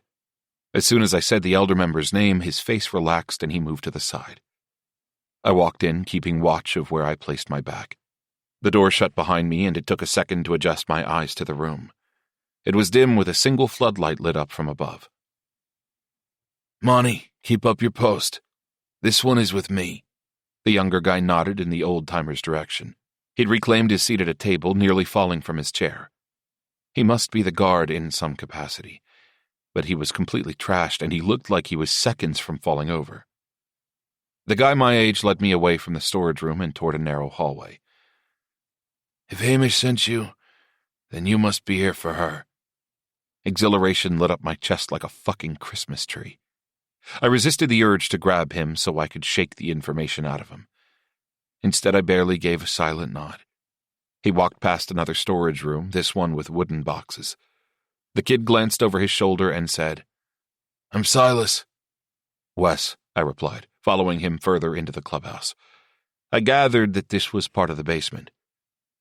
Look, I can take you to her, but you'll have to figure out how to get out of here on your own. They had her up there for a while, just for pictures and shit, but then they moved her down here. I know Simon is trying to negotiate terms, but I have a feeling it's going to take a while. I was already about to lose it just from the idea of her being here. And what the fuck did he mean by pictures? Fuck. And what exactly have you been doing with her since she was brought down? We slowed at a small set of stairs leading to another landing just off the hallway. Silas turned and met my gaze. I have my own fucking demons that come out to play, and it's for that reason I'd never touch her. She's been kept safe, but I can't promise how long that will last. Dirk wants something from Simon, something big, and none of us know what it is. We just know that kidnapping his daughter is the boldest move he's ever made against your club, and without the leverage would have caused an all-out war. My eyes kept flicking to the door behind Silas, and while I appreciated what he was saying, there was a fire roaring in my veins to get her and get the fuck out of here. If Dirk realizes you've taken his leverage, that war might just happen anyway. If it does, I hope you remember me. I'm not your enemy, and seeing as you're new to the Stone Riders, I hope you'll consider yourself someone I can count on if the time ever comes. I studied him, curious how he knew, but he only laughed and pulled keys from his pocket, unlocking the door. It's your cut. It looks brand new. That, and we've heard of you." The door opened and soft lighting flooded my vision. I ignored Silas's last comment and pushed into the room. My eyes skipped over everything else in the room and landed on a long L-shaped couch where my girlfriend was tucked under a soft-looking blanket. They sharpened on the woman sitting next to her. She had dark hair and seemed a bit older than me, but the set of her jaw and harshness of her stare told me she wasn't one to be trifled with. I was almost to Callie when the woman placed a protective hand on her back, glaring up at me. "Who are you?" Her eyes flicked to my cut, inspecting the patches. Silas spoke up for me. "Sasha, it's okay. This is the boyfriend, Wesley Ryan." I gave her a nod. "You look out for her?" Her chin dipped, her eyes slowly moving to Callie's sleeping form. "I never thought he'd stoop so low as to kidnap someone's child." Her gaze returned to mine with tears gleaming. "Take her and get her as far away from this shit as you possibly can. If you love her at all, you'll get her the fuck out of Virginia." With that, she stood from her place next to my girlfriend and walked out of the room. Tears burned at the corner of my eyes as I crouched in front of Callie and gently pushed a strand of hair off her face. "She's been given a sedative. Nothing harsh. She'll wake up in an hour or two," Silas said softly from behind me. I continued watching her sleep, her dark lashes dusting the freckled skin above her cheekbones. Her usually plump pink lips looked cracked, like she hadn't had enough water today, and there was a tiny bruise developing near her temple. "Who hit her?" I asked, brushing the pad of my finger over the mark. Silas shifted behind me, clearing his throat. "They call him Poet. He's a big motherfucker. Dirk put him on grabbing her from the parking lot, and he wasn't gentle." Rage began to gnaw away at my resolve. I wanted to stalk upstairs and find him, but I needed to take her out of here first. "Thank you, Silas," I muttered before dipping to grab Callie under her legs and back. I brought her to my chest, tucking her under my chin and taking the blanket with me. "You're welcome. But can you do me a favor?" Holding her, I turned to see him strapping on a bulletproof vest. "You need to shoot me." Sasha suddenly reappeared with her arms crossed, standing against the doorframe. "I'll take care of it, Silas. Just let him leave." Silas turned to inspect her with his brows raised. "Mom, I'm not letting you do that." I looked between them and realized now how similar they seemed. Sasha stared at her son and then flicked her gaze to me. "Get her out of here. Mom, he's gonna kill us if you do this." I had always considered myself a morally decent person. I'd help someone if they needed it, offer money to the homeless. I never stole, never cheated on tests. I considered myself good. But in that moment, seeing these two people who had helped me possibly face backlash from doing it, I simply didn't care. If I had to choose to help someone, it was going to be Callie. That may have been the tipping point for me, realizing I'd kill them both myself if it meant I had a way out of there. Without looking back, I retraced my path through the warehouse.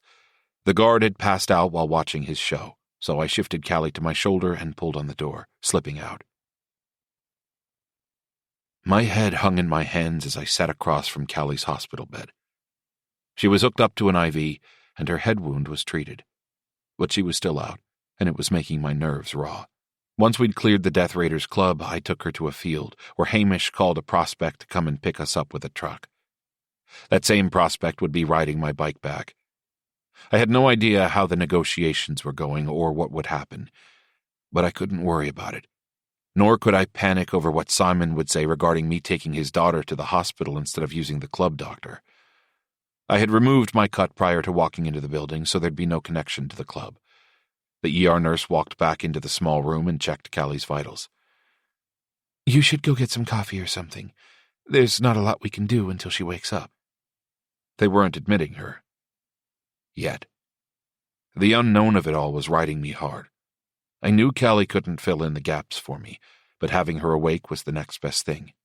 Right as I was about to explain that I was fine, I saw Callie's head lilt to the side, then slowly make its way back to the center of her pillow. She was waking up. I rushed to her side as the nurse began to talk to her. She was asking a few questions about what happened, but Callie's eyes found mine, and the tears welling in them had me pushing closer. The nurse went silent, finally reading the room, and gave us some privacy by sliding the sheet closed around her bed. "Hey." I tried to smile, but my lips wobbled too much, forcing a frown.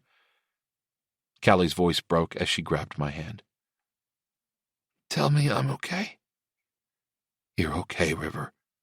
I promise you're okay," I said soothingly while sliding onto the bed with her. She curled into my chest as a heart-wrenching sob escaped her. It broke me in half, rendering me speechless as the reality of how close we came to losing her slammed into me. I clutched her closer as I worked to regain composure and calm the storm brewing in my head. I wanted to scream. I needed to hit something. "I got you," I whispered as her fingers grasped hold of my shirt and her sobs increased. We stayed like that for several minutes, until the nurse gently interrupted and asked to examine Callie.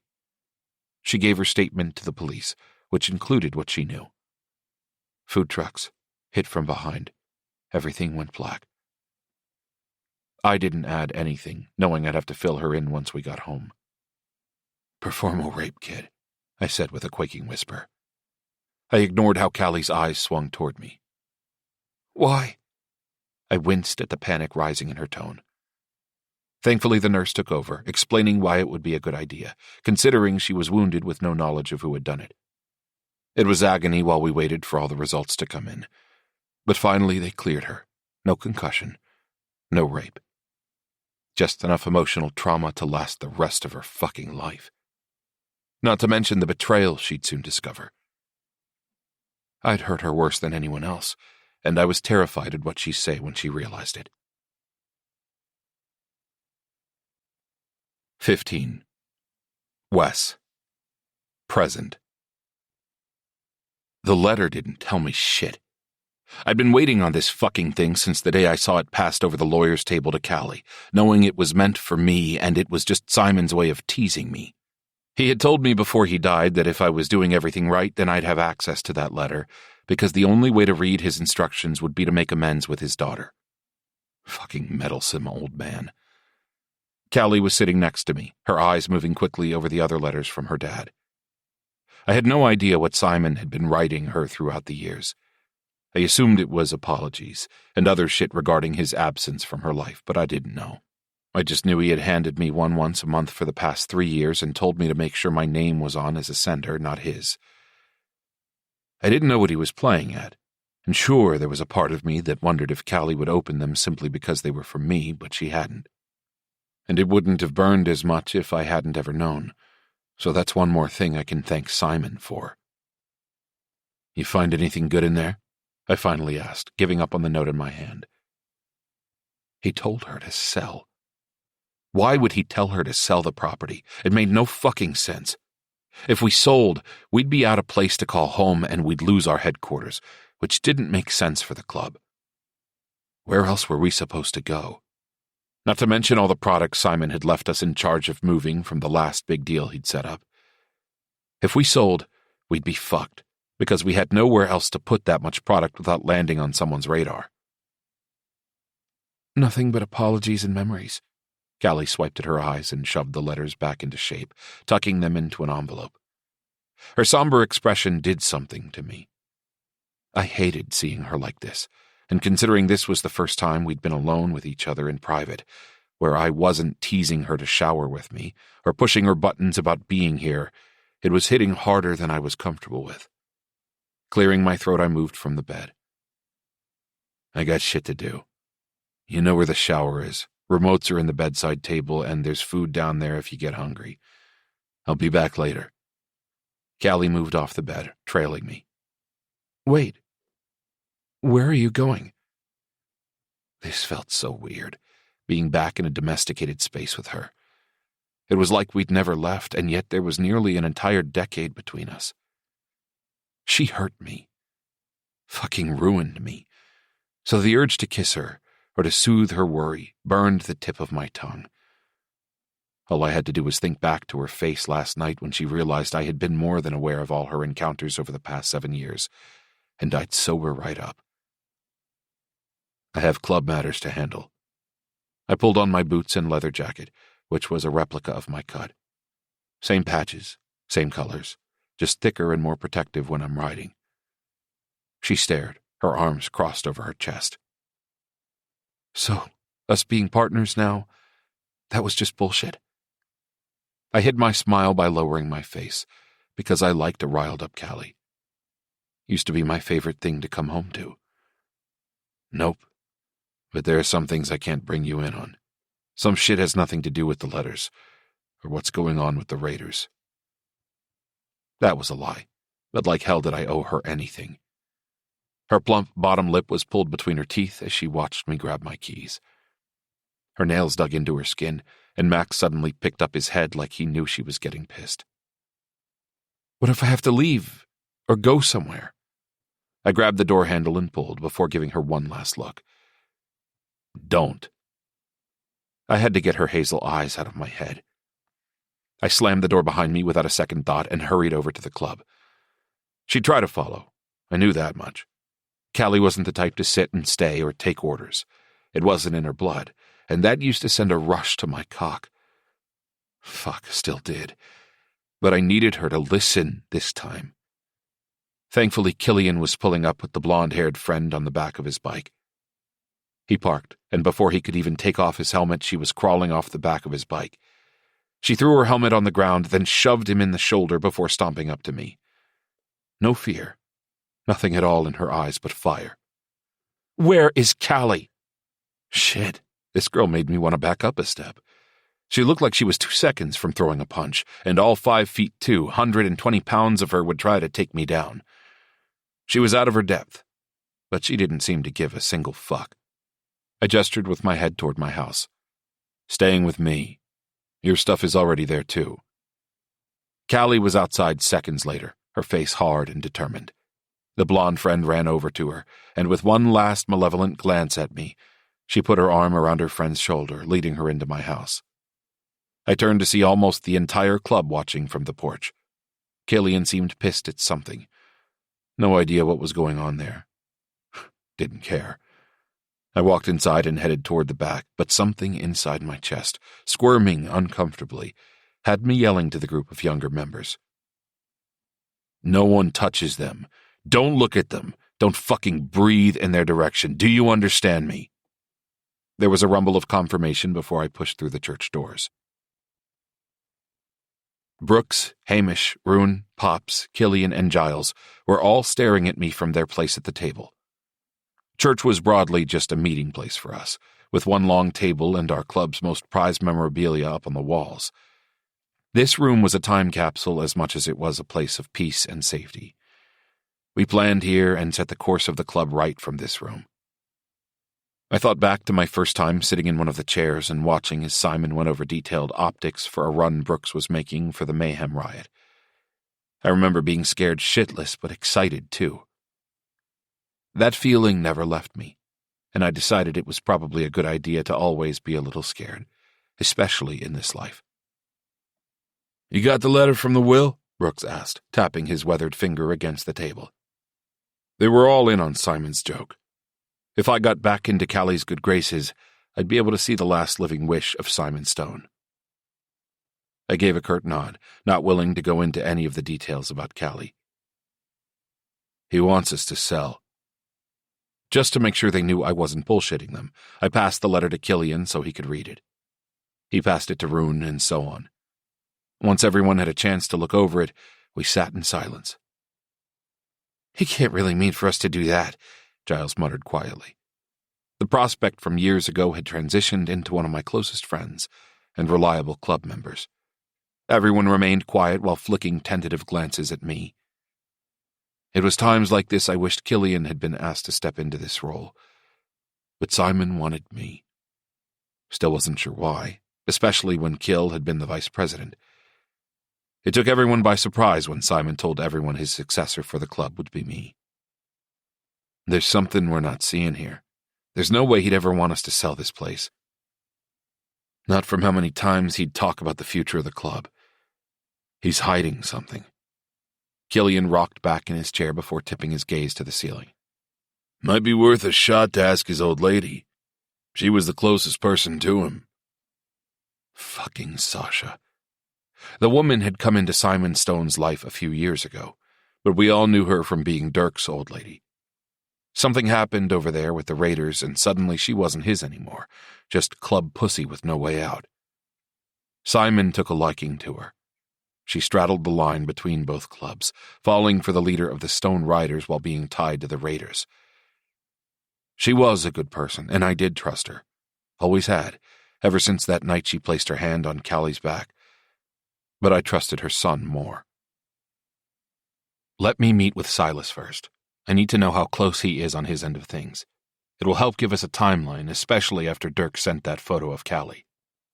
Killian tapped the table with his fingers, looking contemplative. You think they're planning on trying to take her again? The memory came quick like a rush of adrenaline battering my chest. Callie being taken, finding her in their club. It still felt like just yesterday when I was carrying her out of there. Don't know. But we need to be careful. Pops chose that moment to speak up, effectively putting his foot in his mouth.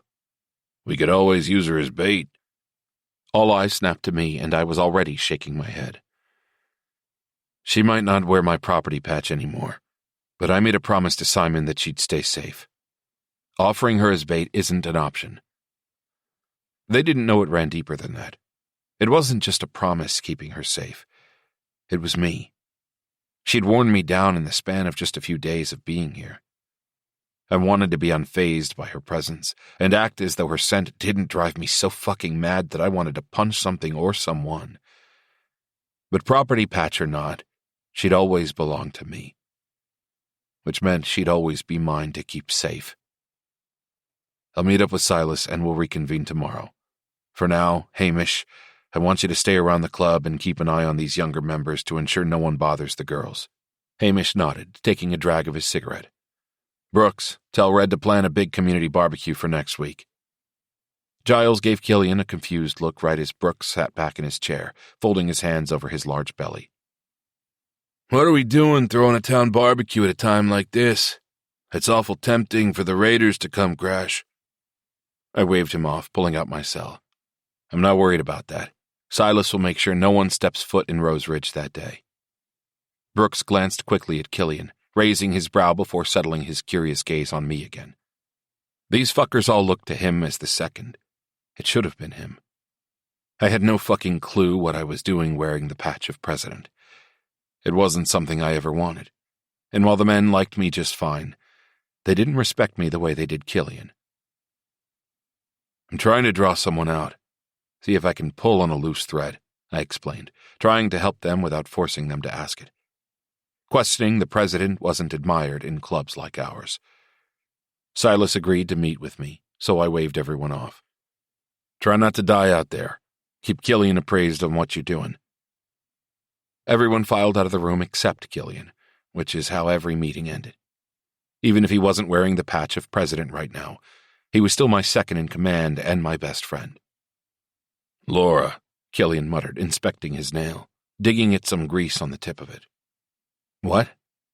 His green eyes landed on me, and like so many of his expressions, it made me uneasy. Killian had this way about him that reminded me of a wolf. In fact, he wore a wolf patch on his cut, like I had the small fox for Callie. Simon was always calling Killian the wolf. His gaze on me reminded me of his moniker, forcing my spine to stiffen. You keep saying the friend, the girls. I even heard you call her the blonde one once. Her name is Laura. He had never once corrected me on someone's name. Not ever. Not when I called Natty, the kitchen hand, Nadine for 3 months. Not when I called Giles Garth. Not when I called the mailman Gene when his name was Jason. Killian had been there, hearing me say all these names wrong because I'm shit with names, but he had never once said a word. I let out a frustrated groan while sagging back into my chair. Kill, you can't fucking fall for her. Please, promise me. It will only complicate shit. He smirked, shaking his head. First of all, I'm not fucking falling for anyone. But complicate shit for who? He leaned back, dragging that nail across his shirt. I glared at my friend, squinting just to see if I could see his facade crack. Killian remained casual, focusing on his nail. They're going back. I'm only keeping her long enough to ensure she won't sell. Once she does, which she will, she'll pack those bags. Laura, too. Then they'll take that horse and drive back to D.C. She was never going to stay here. My mind flung the image of her in my tattoo shop back at me. She'd seemed eager, excited almost at the prospect of working there. She was about to accept an application for the seat before I had walked in. Killian rolled his eyes, then let out a sigh. You're in quite the mood since she got back, and honestly, I thought maybe it was good because you've been a shell since she left. But this depressed, glass-half-full bullshit is 10 times worse. He was right, and I hated that he was. But what was I supposed to do? Just turn off my feelings for her? Forget. Move on. Fuck. Yeah, maybe it was time I did. It would do some irrevocable shit to me to see her go. But there was no question in my mind at all that she would. She didn't want this life, and regardless of how temporary it might be for me, she'd never stick around long enough to find out that I had made my own plans. Tell you what, once I'm done, I'll go on a date that I set up, not Red or Brooks, and I'll actually give the girl a shot. Killian watched me with a careful tension, as though he was waiting for me to break. There was no doubt that I would break. It was just a matter of time now. I have to go meet Silas. I stood from my chair and took 2 long steps toward the door, but right before I pulled on the handle, I paused. I'll stay with her until you get back, Killian said softly. With my back to him, I let out a small sigh of relief and exited the room. 16. Wes. Age 18. I held Callie in my arms as my phone buzzed in my pocket. Somehow I knew it was Killian calling, regardless that we'd come home without a trace of another member trailing us. Callie ordered me to explain what happened the second we climbed into the truck and began driving home. So I did. Slowly, cautiously, and leaving out the part where I joined the club. Now we were in the cabin, and she was awake, lying against my chest as the small television on our dresser played some sitcom on Netflix. Neither of us were watching it. Tears kept hitting my bare stomach as she sniffed every so often, wiping at her eyes with the edge of the sheet. "Did they get the guy who hit me?" she finally whispered after about an hour. "Not fucking yet, but I would." "Don't know. Your dad is handling things," I said instead. She swiped her finger over one of my abs and let out a tiny shudder. "Who got me out? I mean, if my dad is still dealing with it and Kill, then who brought me out? How did you find me?" Fuck. Hitting pause on the television, I gently pushed the hair off her face and asked her to sit up. "I need to tell you something. You can get mad. You can hate me." My voice broke as I pushed a lock of hair off her face. "Just don't fucking leave me." Her hazel gaze searched mine for meaning. I pushed away the trepidation in my gut and let the confession fall from my lips. "I got you out. It was me who went in and discovered where you were." Her brows caved as her head shook with confusion. "But how did you know where I'd be?" I stroked her jaw as a pained rasp left my chest. "Hamish told me." She immediately retreated from the bed, and her face twisted with anger. "No, because the only way he would tell you is if you were one of them. That's how it works in the club. You can't know anything at all, even if a life depends on it, unless you're patched in." She shook her head adamantly, almost as if she were convincing herself. I slid slowly off the bed, tugging the cutout from under it. Holding it out to her, I knew right then and there I'd never get the look on her face out of my head. Not for as long as I lived. Not the way the tears coated her lashes as she gently took the leather from my hands. Not the way her lip wobbled as she traced my name. Nor the way she sobbed as her nail passed over the fox patch. My throat grew tight as I worked up a response. River, I'm so... No! She stepped forward and hit my chest, tears streaming down her face. You promised me! Her slaps turned into fists, pounding against my chest.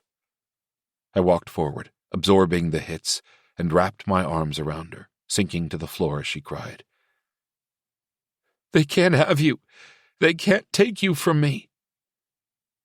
I rocked her on the floor until she eventually passed out, and even then I stayed there, terrified of what this would mean for us. You wanted to see me? I asked, approaching Simon while he worked on his bike. It was dusk and the summer bugs were singing, ushering in the night. Killian had offered to stay with Callie after Simon had sent him in search of me. After the truth came out about me joining, she wouldn't talk to me. That was 2 days ago. This was the first time Simon had asked for me since the event, and I wasn't sure how he was going to respond to this news or if it would be any better than the way his daughter had. Simon stopped what he was doing and stood, abandoning his bike. He eyed the cut I wore over my dark t-shirt, narrowing his hazel eyes on the patch and the name he'd had sewn in for me. Then, in the blink of an eye, he threw his wrench across the garage as hard as he could. So it's fucking true, then. I backed up a step, only because I had never seen him this angry before. Simon's eyes blazed with anger as his jaw worked back and forth. You interfered. I grit my teeth, biting back the retort I wanted to make, and instead calmly said, With all due respect, you were keeping me in the dark and expected me to wait here while you dealt with her being fucking kidnapped. She was taken, Simon. What would you have done? He grabbed me by the cut and threw me to the ground with more ease than I was prepared for. I knew he was pissed, so I allowed it. I would have fucking waited, he yelled over me, spit flying from his mouth. I stood and dusted myself off. Simon's lip curled as he stretched his fingers out. You think you love her in a way that would have challenged a father's love for his own child? You think I wouldn't burn the world down for her? She's my blood. Stepping toe-to-toe with him, I roared back. And she's my entire fucking soul. We're bound, her and I. In this life and even in the next, she will haunt me for eternity. And when the devil tries to pry my soul from her grasp, he'll realize there's nothing to claim because it's hers. All I fucking am, and all I ever could be, belongs to her. There is nothing inside me that would have tolerated waiting. You've never once asked if I loved your daughter, and I know it's because you already know. What you don't know is that she's my ending, Simon. She was my first love, there when I just barely started in this world, and she'll be the only thing on my mind as I leave it. Simon's eyes flicked my way once more before darting around the garage. He paced while tossing more tools. She never wanted this for you. She's gonna hate me for it, Wes. She'll blame me. I won't let her. At least that was my intention. I hadn't thought through far enough whether this would come back on him. What do you want me to do? I can take it off, act like it never happened. It wasn't like the entire club had seen me. Hamish and Giles would keep their mouths shut. Killian, too.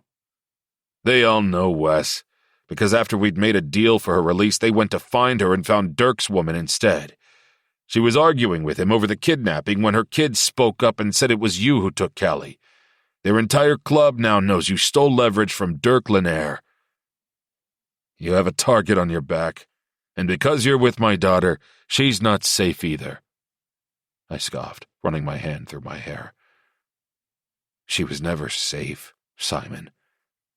Fuck, she was just kidnapped for being your daughter. Hurt flashed through his eyes before he settled on the stool near his workbench. You need our protection. The best option is for you to keep the patch. Wear the colors. Ride with us. Callie will eventually accept it, but you'll have to give her time. I knew he was right, and once I explained all this to her, I hoped she'd understand that we were out of options. Curious about something he'd said, I asked, "You said you made a deal." Simon's face turned up, his hazel eyes shining with something I couldn't place. He stared off somewhere behind me for a while before his gaze met mine again. Something like that. I made it before I knew Callie was gone. He went to pull her upstairs, and he'd made it sound like by the time she came up, she'd be dead or missing her fingers. I couldn't risk it, so I made the deal. Minutes later, his woman came up, and the kid opened his mouth, spewing shit about you. By then it was too late, and the deal had been made. I'll find a way out of it. The weight of the words felt ambiguous, and the fact that he wasn't elaborating made me nervous. You'll report to church every Monday morning at 10. You'll fit within one of the companies owned by the club. Lucky for you, that mechanic shop you're working at does, but you'll transition as the new owner on paper to take heat off the club. We'll begin using that as a place to move weapons. We started trading with the Mayhem Riot from New York. If this goes well, it could be lucrative for us. Simon finished his sentence with a flick of the cigarette he'd burned through. My stomach flipped at all the information he'd just dumped on me. For one, I had no idea how in-depth their illegal activities were, and the shock must have shown on my face. What's wrong, little Wes? Didn't realize we dabbled in the dark? I cleared my throat and shook my head. Just wasn't sure if it was... He cut me off with a slap to my back as he closed the space between us. What did you think that 1% patch meant on the left of your breast? Speechless, I just looked down at the white number sewn into my leather cut. I hadn't ever considered it before, or what it would mean for me if I joined. Now you get to go explain to my daughter what her future looks like if she chooses to be with a Stone Rider. Good luck, son. I swallowed the thick lump in my throat, staring down at the new vest he'd placed in my hands. It was leather, like mine in almost every way except the patches on the front. Instead of a member patch, it had Callie's name with the initials of the club below it, and on the back, instead of the club colors, there were just 3 words stitched in white. Property of Wes. 17. Callie. The letters sat bundled on the table as Laura and I drank our tumblers of whiskey. Max ran after the tennis ball I was launching with a ball thrower. The sun had set, and the ice in our glasses nearly melted as we lounged on the back porch. The only reason Killian wasn't harassing us about going inside was that Wesley's yard was secluded and private from the rest of the club. Killian had shown up shortly after Laura had settled in, but as soon as she saw him, she decided we needed some fresh air and promptly pulled me outside. He was on the other side of the glass, watching television, glancing our way every so often. Laura broke the peaceful quiet between us, turning her head to catch my gaze. "There's a bus station about 15 minutes north of here. Can you drive me to it tomorrow?" Mine snapped sideways in return. "What do you mean?" A long exhale came out of her as she tugged at the fabric of the chair, then squinted as she watched Max. "I just need to get back. Did something happen? You seemed excited to be here with me." Her shoulder came up in a small shrug. "I'm still excited to be with you. I just grossly underestimated how intense your upbringing was. This is a lot, and I feel that itch under my skin to get back to work. I'm either going to get a job here and start looking for an apartment, or I need to get back home. My roommates will be expecting a rent check from me soon." Shit. It wasn't like I had assumed she'd be here forever. I just assumed she'd be here until I was ready to go back. If I was ever ready to go back. "Of course I'll drive you. In fact, if you want, you can take my car back." Laura shook her head. "No, you'll need it for when you return." She was right, of course. but there was still that strange sensation thrumming against my chest, like a plucked cord of curiosity where I didn't go back. I shook those thoughts and dipped my chin to my chest. Okay then, I'll drive you. She looked behind her, where Killian was inside, and frowned. We should do one of our infamous girls' nights. Go set up in the guest room where grumpy motorcycle president threw me, and you can stay with me while we binge-watch television shows all night and eat junk food. I followed where she was looking and tried to piece together what was on her mind, but her focus returned to me, and so did her smile. I gave in and squeezed her hand. Let's go raid his pantry. Max perked up as we eased off the loungers and made our way back inside. He was galloping toward us while I held the slider open for him. Killian's dark brows lifted in silent question as we made our way to the kitchen, but he didn't follow us or ask. Laura got to work digging through the cabinet while I focused on the freezer. Wes didn't have anything but meat and vodka, plus 3 microwave dinner meals.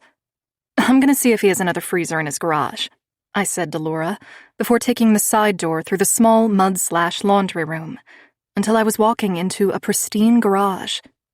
The humming from the freezer to my left was the only sound in the space, and it was significantly warmer with no air conditioner running, but the sealed floors were cool against my bare feet. Flipping on the light, I veered toward the stainless steel fridge, but the far wall of his garage caught my attention.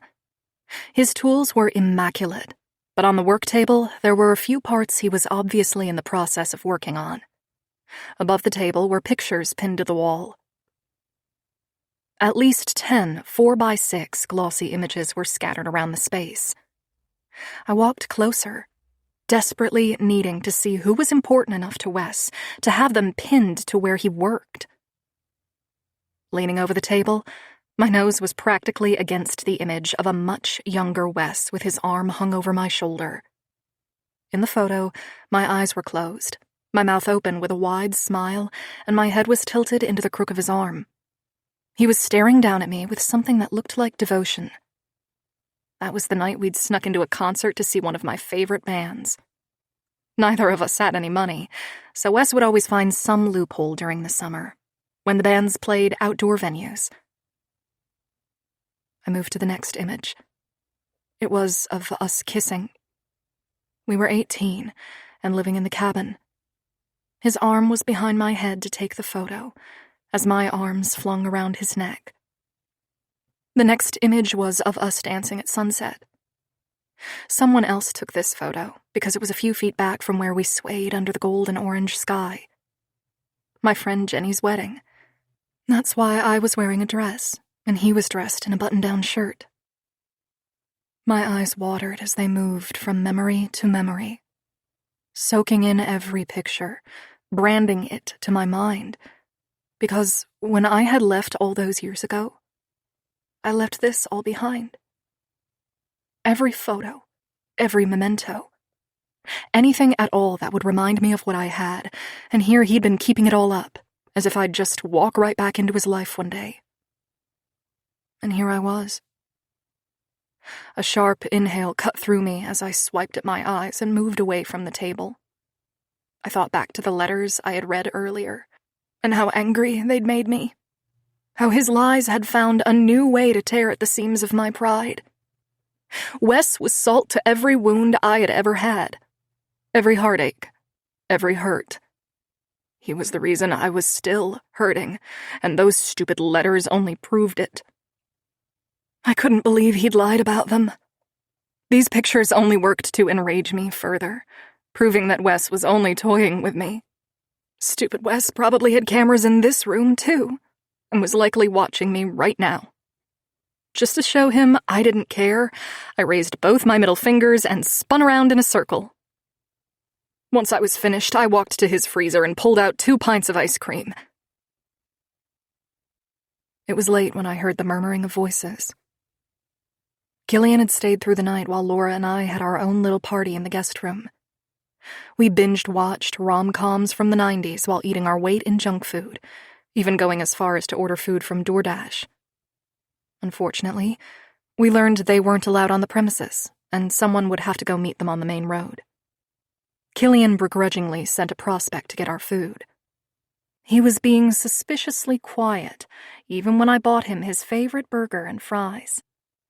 He took his meal and ate it soundlessly on the couch, while I tempted him with an episode of Gilmore Girls. He had shaken his head while giving me the world's most pathetically sad smile.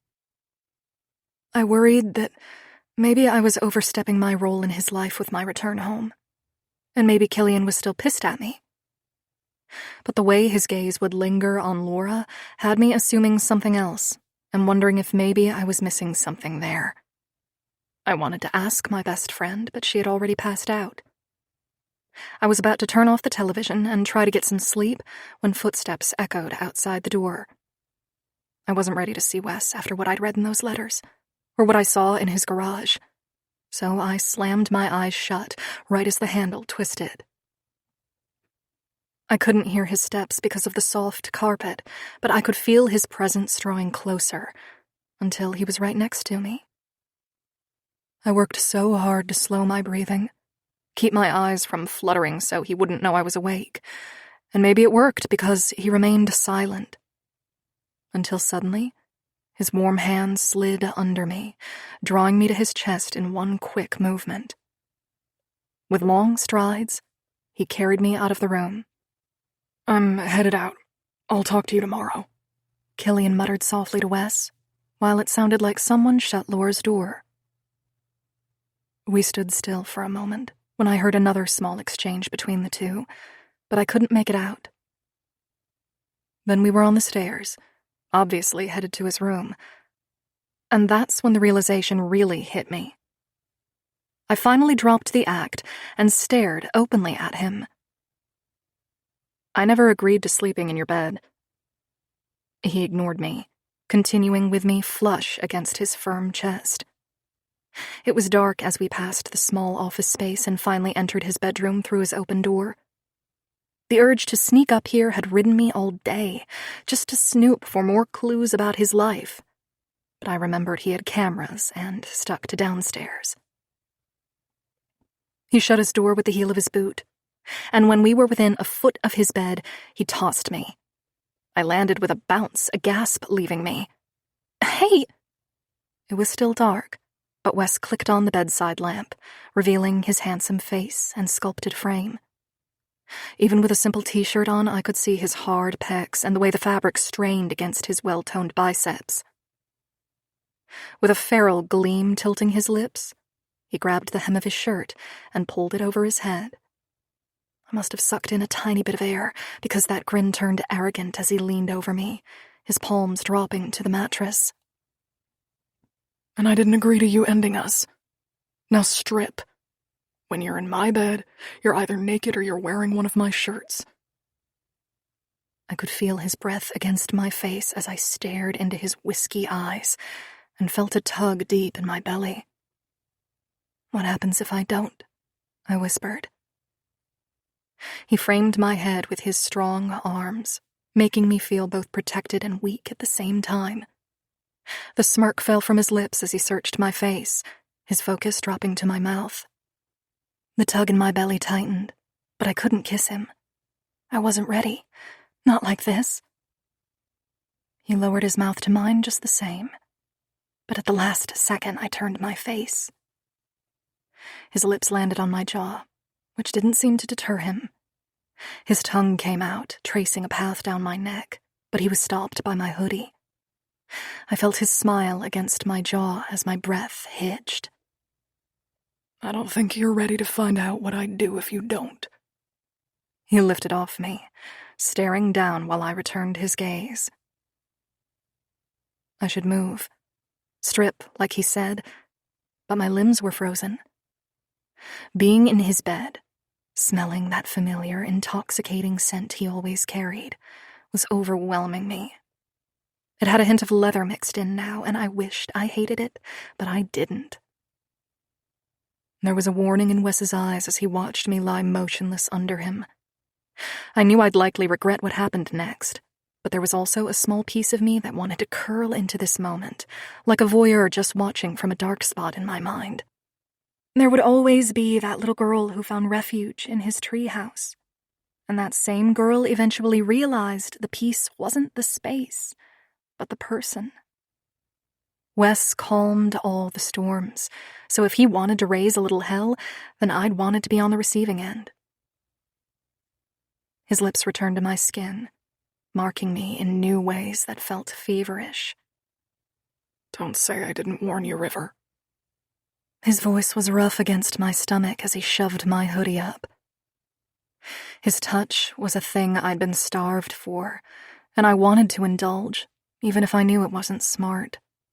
Even if this would tear at the scar along my heart. Which is why when my leggings were tugged down, I didn't protest. Hot breath washed over my mound as Wes slipped the silky underwear down my hips, stopping at my thighs.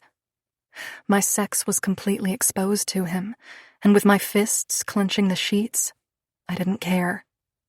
I wanted all barriers gone, so I could lift my leg, toss it over his shoulder, and grind into him. His hand slid under my ass, pulling me until his nose was hovering over my slit. With those eyes on me, his tongue slowly traced down my center. I was already wet, and as soon as he pried me open, he moaned as if he'd just tasted the proof. His teeth scraped against my clit, forcing my breathing to become labored, my chest heaving. I needed more, but I knew if I asked or begged, he'd get exactly what he wanted. This was him delivering a punishment for not obeying him. He knew I wouldn't be able to resist him if he did this, so I kept my fingers out of that thick hair and gripped the sheets instead. Flattening his tongue, he lapped at my clit in slow strokes, which had my thighs clenching the sides of his face and a whimper cascading up through my chest. Smiling against my thigh, he repeated the movement, torturing me with the tip of his tongue. He swirled and circled, drawing out gasps and moans from me. I was nearly there when Wes suddenly stopped and removed his mouth from me completely. I opened my eyes to see where he'd gone, but all I caught was sculpted muscle, shadows vying for space along his torso as he stood and stared down at me with a predatory gaze. I should take the opportunity and stop him, but my tongue was tied with need, nearly about to combust if he didn't finish what he'd started.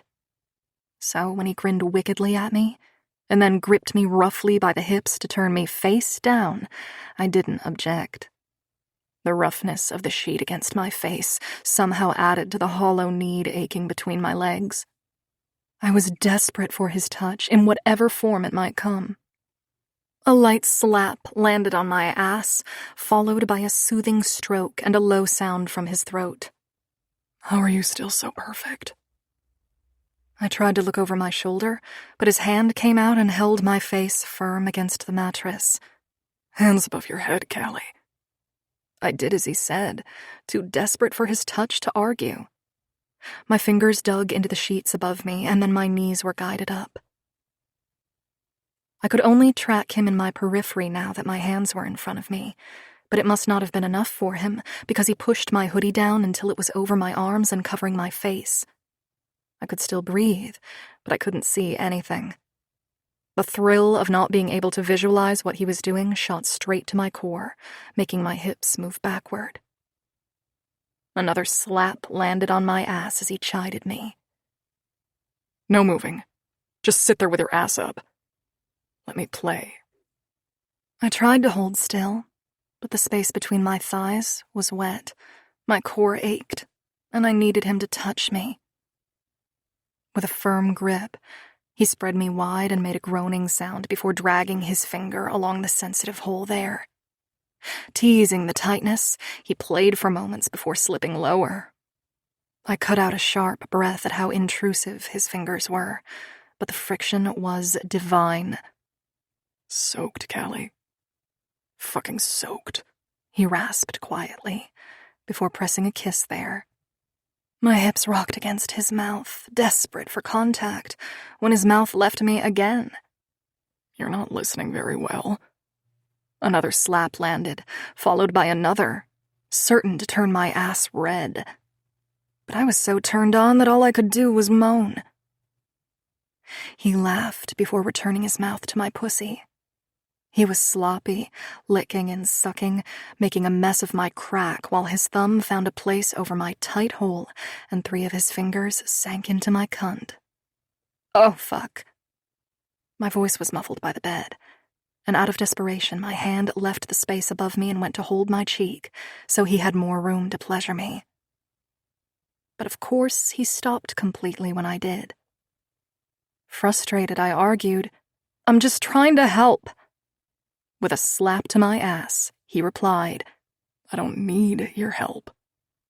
What I need is you to come on my fingers, but since you can't follow instructions, maybe I should just let you stay like this while I go shower, and maybe by the time I'm out, you'll have forgotten about your need for release. If he didn't make me come, I was going to die. This much I knew. I was shaking from how badly I needed it. "Please," I begged, hopelessly. This dominant side of Wes had always flirted with coming out when we were together, but seeing it in full force was such a rush. "Let me make you come first." He paused, but his fingers swiped at my wetness, wiping the mess over the red marks he'd created with his punishing slaps. You want to make me come first? He asked curiously. I tried to lift my face, but his hand was there holding me down. "Yes, I'll make you come first, then you can finish me." He laughed, tracing a line down my spine. Fine. Sure. Come make me come, Callie. I hated that it suddenly rubbed me wrong that he wasn't calling me River, but I pushed it down as he adjusted himself, sitting on the edge of the bed. He finally let me up, and I saw that his jeans were down, his cock pulled out. My mouth went dry as I crawled off the bed and fell to the floor in front of him. I'd forgotten how massive he was. He wasn't insanely long, but he was thick. So fucking thick. Kneeling in front of him, I wrapped my fist around his base, my fingers barely touching as I leaned forward and took the tip of his smooth head into my mouth. Wes hissed, shoving my hair off my face. I went down far enough that I gagged and then released him, only to lick the head once more. Take this off, Wes ordered, tugging on my hood. I did as he said, pulling the sweatshirt over my head. I was about to go back down on him, but he stopped me again. Let me look at you. I froze. My glistening mouth parted as I sat back on my heels. My underwear had slid down my legs when I got up, so I was just in my tank top, which was skin tight and boosted my boobs so there was ample cleavage. With a needy whisper, Wes had another demand. Take it all off. It was so quiet in his room that part of me wished he'd turn on the television or some music, anything to make it less obvious that this was our first time together since our breakup. I did as he said, slowly tugging the tank up and freeing my breasts. I sat there while pinching my nipples between my fingers, letting him see me. Without looking into my eyes, he gripped his shaft and began jerking his wrist, his hand sliding up and down his length. He was touching himself while watching me, and it was a thrill, but I wanted more. I wanted to taste him as he'd tasted me. My hair tickled my heels as I tilted my head back and moaned with pleasure as I rolled my nipples between my fingers. With something deep rumbling in his chest, he pulled me forward. Now wrap those lips around me. I did with a moan, hot from being naked with him and having him hard and already dripping for me.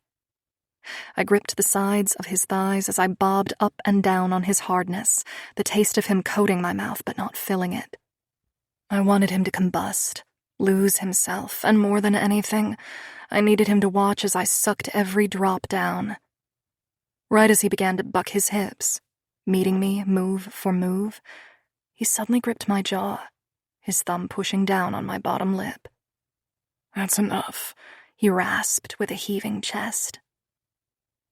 I popped free of him, watching as he clenched his jaw, staring over at his closet, almost as if he couldn't stand to look at me. I sat with my hands on his thighs, confused.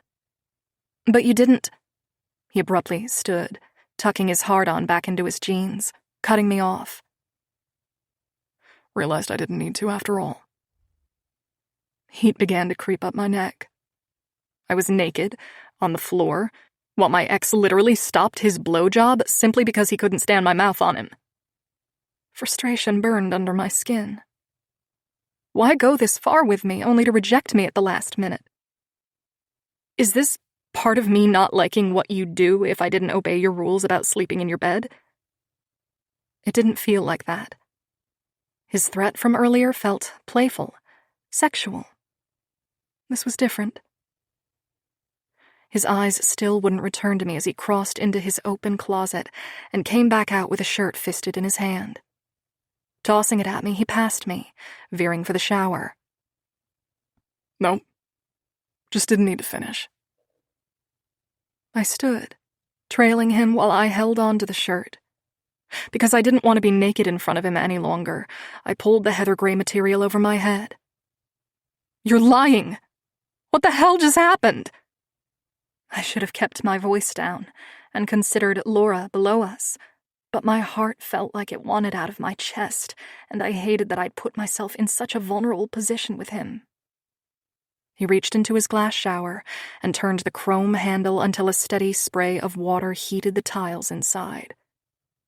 Wes ignored me as he lowered his jeans and boxers. His cock was still stiff and hard. I gestured toward it for emphasis. "I'm still fucking wet. You're still hard. Why are you acting like this? Why even start it at all?" He finally turned toward me and roared back, "Because I'm fucking weak, Callie, okay? I can't have you in my bed again and pretend like it's not the only place I dreamed of you being for the past 7 years. I can't see you naked and not want to touch you."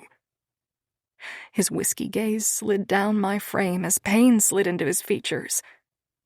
"Even now, it's killing me not to touch you. You're in my shirt, and I can't put my hands on you or hold you." I stepped forward to cut him off, thrusting my hand at my chest. "Then why don't you? I'm standing right here." Tightness crept into the side of his jaw as he dipped his face, staring at the floor. The silence made my chest ache, and suddenly I wasn't sure if I could handle this truth from him. Before I had a chance to walk away, he didn't give me a choice. "I can't get them out of my head."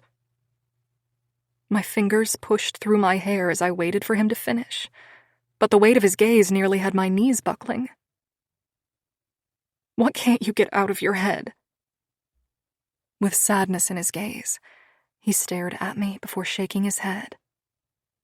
"Every single motherfucker who's had you since you left me. Every person who tasted you, touched you, held you. I can't get them out of my head. With you kneeling in front of me, your mouth on me, all I could think was the others you've tasted. That same position, that sultry look, that perfect way you know to push your tits out, pinch those dusky nipples while making me hard as fuck. How many other guys fell into that, thinking they were the luckiest person on planet Earth to have you?" My mouth parted with a shaky breath as I processed his words. The guilt tore at me with phantom teeth, and a desperation to soothe his hurt lingered on the tip of my tongue. Right as I opened my mouth to explain myself, he opened the shower door and stepped inside, abruptly ending our conversation. Tears blurred my vision as I lowered my gaze to the floor and briskly paced my way back to the bed. I wanted to keep going, all the way down to the guest room, but I didn't want to cause a scene if Wes was serious about me sleeping in his bed. So, I threw the covers back, pulled my underwear on, and turned off the light. Once the room was dark and I knew Wes was still in the shower, I let the tears fall. and for 5 minutes I allowed myself to break. It was so easy in my mind how the past went. Painful, but clear-cut. I gave Wes a choice, and he didn't choose me. So I chose myself. And while I knew Wes did know how many people I had been with since we broke up, not even one of them had ever seen me in that position I'd just been in with him. I hooked up with my clothes on, usually with them just bending me over the couch and getting off. But I'd never once put my mouth on another man. I had never let another man taste me the way he had. I had never even orgasmed. I'd made myself sick when I allowed my hurt to draw me into such a toxic place that I agreed to hooking up. If I was over Wes, I wouldn't have beat myself up for it, but with each person, it all came back to him. The one hookup that lasted 3 dates was only because it was around my birthday and I was feeling sorry for myself. But I'd never forget how he had lifted my dress and took what he needed from me while I held onto the edge of my kitchen table. Tears ran down my cheeks, and not because he'd entered me bone dry. I cried because that guy had been the 3rd person I had hooked up with, and through the years, I kept thinking the pain of Wes would wane, but it never had. If anything, by that time I'd gotten to the last one, the ache was unbearable. It proved that a metal casting had been molded around my heart, and only Wes would ever fit it. He was permanently there, and I was doomed to never love again. I couldn't change the past any more than he could. This was why I didn't want to give in to him, because there was too much water under our bridge to navigate any of the waters without incident. We were broken, and there was no amount of chemistry that would repair what we'd done to each other. I knew where this road would end. Wes was still tied to this club, and I still refused to ever be a part of it. Based off what just happened, it didn't matter anyway. Wes didn't want me other than to make a point, and tonight, he'd made it. I just didn't expect the point to be dagger sharp, or to cut so deep. 18. Callie. Age 18. My father was in charge of babysitting me today. It was a rather ridiculous sentiment, but after the past 2 weeks, I didn't really give a shit. I was beyond caring about who watched over me. Some days it was Killian, others it was Red, and occasionally it was my boyfriend. I started speaking to him again, but it came in the form of me telling him what to do while he fucked me. We quickly found that to be our quickest and most effective way to get back to normal. I needed him emotionally, but after a while, he was being so supportive that it bugged me, and it felt like I couldn't be angry with him over joining. And I was furious. But after time, I realized there was nothing I could do to change it. So I was either going to accept it or lose him. I wasn't really ready for either option. But losing myself to the orgasms he provided so willingly seemed like a good place to start. I sat on the couch inside the cabin with an oversized hoodie over my body, while a sitcom played on the television. My father and I hadn't spoken since it happened. I was getting better at staying awake and not sleeping through each day, but it was still difficult to put a term to what happened. Kidnapped. Callie, I made dinner, my dad said softly from the kitchen. I peered over my shoulder, making eye contact. Not hungry. Hadn't been hungry in a while. Only Wes could get me to squeeze one of those kid Go-Gurt yogurt packets into my mouth. Occasionally a smoothie, but I just wasn't in the mood to eat. My dad stood there for a while before he clicked his tongue. That's enough. Get up. He moved to where I was sitting and tugged on my wrists. Dad! He shook his head. No, this isn't you. No fucker on this planet gets to dull your shine, baby girl. Let's go. That was likely the most he'd say on the subject of me being taken, but I wasn't surprised. He had me walking, my feet were bare, but he didn't seem to mind as he pushed his way outside. The sun was setting, dusk was hanging low in the sky, making the ground shadowed. My dad broke away, striding toward the small shed.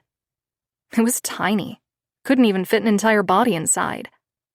Dad used it for shovels, bug spray, and apparently our treasure jars. "You still have those?" I asked, coming up behind him. We haven't made a jar of treasure in a long time. What do you say? Should we bury it? I laughed, thinking how ridiculous it would be to bury purple sand at the age of 18. Come on. There's still magic left in there. He pointed at my heart, and for some reason, it made me sniff. Then a tear trailed down my face. He moved past me, leading us to a patch of dirt where he kneeled down. His leather cut was still on, and I stared at the president patch as another tear slipped free. He was a powerful man, and the fact that he was out here with me, not just biding his time, but spending time with me, turned me into a melted mess. What color should we do, honey? We don't have purple, but we have some red sand. Want to try it, and what if we had some gold flakes? I choked on a sob as I laughed. Where are you seeing gold flecks or red sand? I see an empty jar without even our usual purple sand inside. My dad leaned in close, pulling up a palmful of dirt. You have to use your imagination, sweetie. You used to love to do that when you were little. Just close your eyes and pretend a little. His shoulder bumped mine, and for whatever reason, I took a deep breath and gently tugged the jar from him. Twisting the cap, my gaze lifted to his, and he poured the dirt from his hand into the jar. I repeated the same old words we'd used since I was little. For the magic. Dad added another handful of dirt and said, For the dreams. We both continued our tradition until the jar was full, and then Dad secured the lid once more and began digging the hole to bury it in. You will come back stronger, Callie. You're a stone. If you aren't sure how to be strong, you look to me and I'll show you. His lips landed on top of my head as he pulled me into a side hug. I relaxed in his embrace and considered that perhaps there was some magic in those jars, because for the first time in weeks, I let free a genuine smile, feeling happy in a way I feared wouldn't happen again. 6 months later. Wes was late again. I wasn't surprised. I'd grown up in this life. I knew the schedules, the runs, the way it worked. I had learned how to keep myself busy over the years. I learned how to disappear into the background, dream, create fantasies about living a normal life with normal parents, and one day be a wife with an adoring husband who had a normal job, who would be home for dinner and bedtimes. He'd be there to read to our kids at night and to help make breakfast in the mornings. It was a fool's dream. Watching the shadows flicker on the wall made me tense up. Something about the way the movement of the branches outside looked like arms and hands. All these months later, and still my brain would occasionally reach out, reminding me it was missing pieces of what had happened that night. I had nothing but darkness and a hole in my heart. Fear rode me, using me like a rag doll. I was always afraid, and while it had already been 6 months since it happened, nights like these were difficult to shake the feeling in my gut that someone else was coming for me. Finally, the rumble of an engine cut through the silence, and a pair of headlights flashed on the far wall.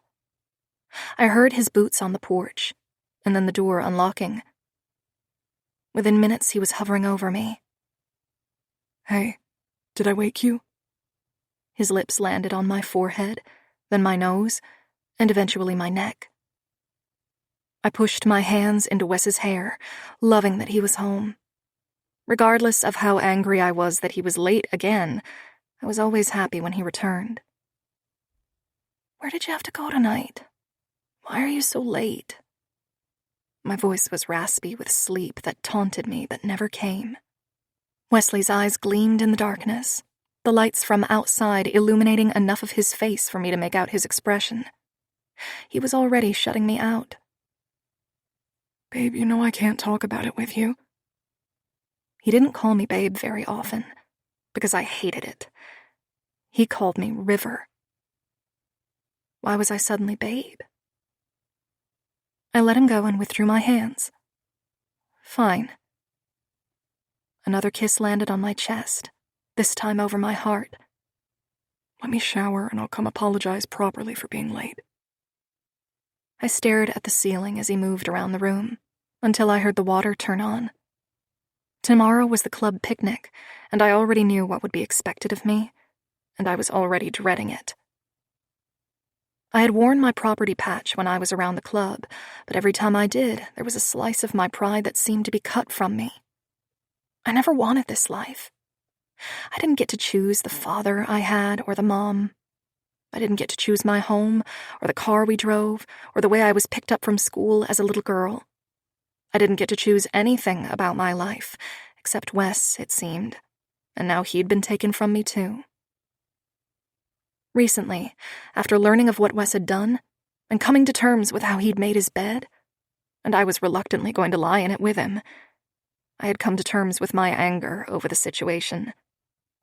Acceptance led to hurt, and a gaping wound where the club was concerned. I completely detested how happy Wes was with his place in the club. It was as though he'd found a new family that fit him perfectly, and the connection he had with my dad and Killian was so tight, there was no question he'd become a high-ranking member. Killian was the vice president, but Wes was directly under him and was included in every decision my dad made for the club, which took all of his time. Wesley owned the mechanic shop on paper, but he hadn't set foot inside the garage in 6 months. Wes had hinted at getting married ever since we were 17, and now here we were.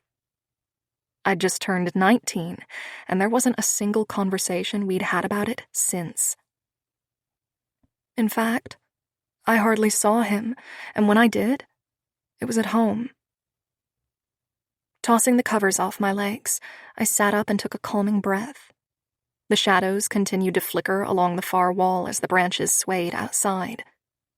The water from the shower turned off, and before Wes could come out, I had to push down these raw emotions. I wanted just one night where we didn't argue about his new role. It's all we seemed to do anymore. I had to focus on the good and assume it would get easier. 19. Callie. Present. There weren't any blackout curtains in Wesley's room, so as soon as the sun rose over the hill, I was awake. Honestly, I was grateful, because while Wes looked like a sleeping warrior with that hard jawline and those high cheekbones, I was sure I resembled something that had crawled out of a sewer. I thought back to how, after his shower last night and our harsh words, he had slid in next to me in bed. I had held my breath, waiting for him to turn away from me, but he shocked me by pulling me to his chest and nuzzling my neck. He didn't say anything, but we both fell asleep like that.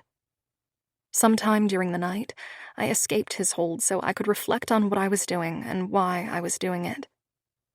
I needed to focus on getting information and selling the property. Stop fantasizing about tattoo shops and local farmers markets and how good Wesley's house would look with mint-colored curtains or a bench at the end of his bed. Closing my eyes to erase those domesticated images, I sat up in bed and then walked into the bathroom. Gleaming white tiles stretched below me, cool under my bare feet. The large soaking tub in the corner silently called to me, begging me to feel those jets against my aching back. The glass shower was big enough for a group of people to join inside, although there was only one shower head. Seemed like a giant waste of space if you didn't have a bench to sit or a double spout. Wes had a few masculine shampoos and soaps inside, and there, on the small inlet on the back wall, were my things: my shampoo, conditioner, and body wash. He'd brought them in after unpacking for me. Even my razor was lying over the top of the shampoo lid. Wes was thoughtful, considerate, and an asshole all at once. It was maddening. I bit my nail as I slowly turned, finally seeing myself in the mirror. My hair was a mess and looked like I'd been rolling around all night having rough sex. I laughed at the thought and stripped out of Wesley's shirt. Stepping under the hot spray of water, I took another look around the bathroom and practically lamented over how stunning it was. It was so much nicer than anything I'd had at any point in my life, and while I was happy for Wes, it did leave me feeling a little insecure. Wes had nice things growing up, and I was perpetually poor. Then I grew up to be meager, and while I was confident in who I wasn't assured that I was good enough for someone as accomplished as Wes. He'd gone to college, started his own business, and even had his own TV show. All I had going for me were my skills with ink and the piercing gun. A few people had tagged me on Instagram, showing off their tattoos and how good of a job I did. I loved reading the comments about how amazing the detail was or how creative the design. I got a few clients that way, and it always made me feel so damn special, like maybe leaving Rose Ridge was worth it. Then the rent would come due, and I'd be right back to wondering what in the hell I was doing. Wes suddenly walked into the bathroom, making me jump and breaking me out of my thoughts. His dark boxers molded to his muscular thighs and round ass so perfectly that I had to withhold a groan. With a smirk in my direction, he pulled his morning wood clear of the constraint of his boxers, stroked once, and then shut himself inside the alcove with the toilet. I quickly rinsed my hair and turned off the water. There were clean towels on a shelf to the left, so I tugged one on, hoping to avoid Wes. Once I darted into his bedroom, I shut myself in his closet and began to change. It was stupid. He'd just seen me naked, and I was literally sucking his cock the night prior. But I was worried if he touched me again, I'd be simpering for him to finish what he'd started last night. Once I was dressed, I walked downstairs while brushing out my hair. Laura was at the table, sipping a cup of coffee while scrolling through her phone. She wore last night's pajamas, with her knee hiked up, her chin resting on it, her messy hair tied up in a twist on top of her head. She yawned. "Oh, good, you're up." I smiled and turned for the coffee machine. "How long have you been awake?" Right as I opened a cupboard for a mug, the front door opened. Killian walked in, stalling once his stare landed on Laura. She froze mid-sip before rolling her eyes and pushing part of her hair off her neck. 6, she replied curtly, right as Wes jogged downstairs. Killian gave him a nod, then took a seat across from Laura. 6 what? Laura lifted a dark brow, then circled the top of her mug with her finger. 6 as in the number of men I kissed last night. Do you really want to know the details? Killian's jaw went rigid, and he leveled a narrowed glare on my best friend. Wes came up behind me, taking the mug from my hand. I grabbed a new one and waited as he poured himself a cup.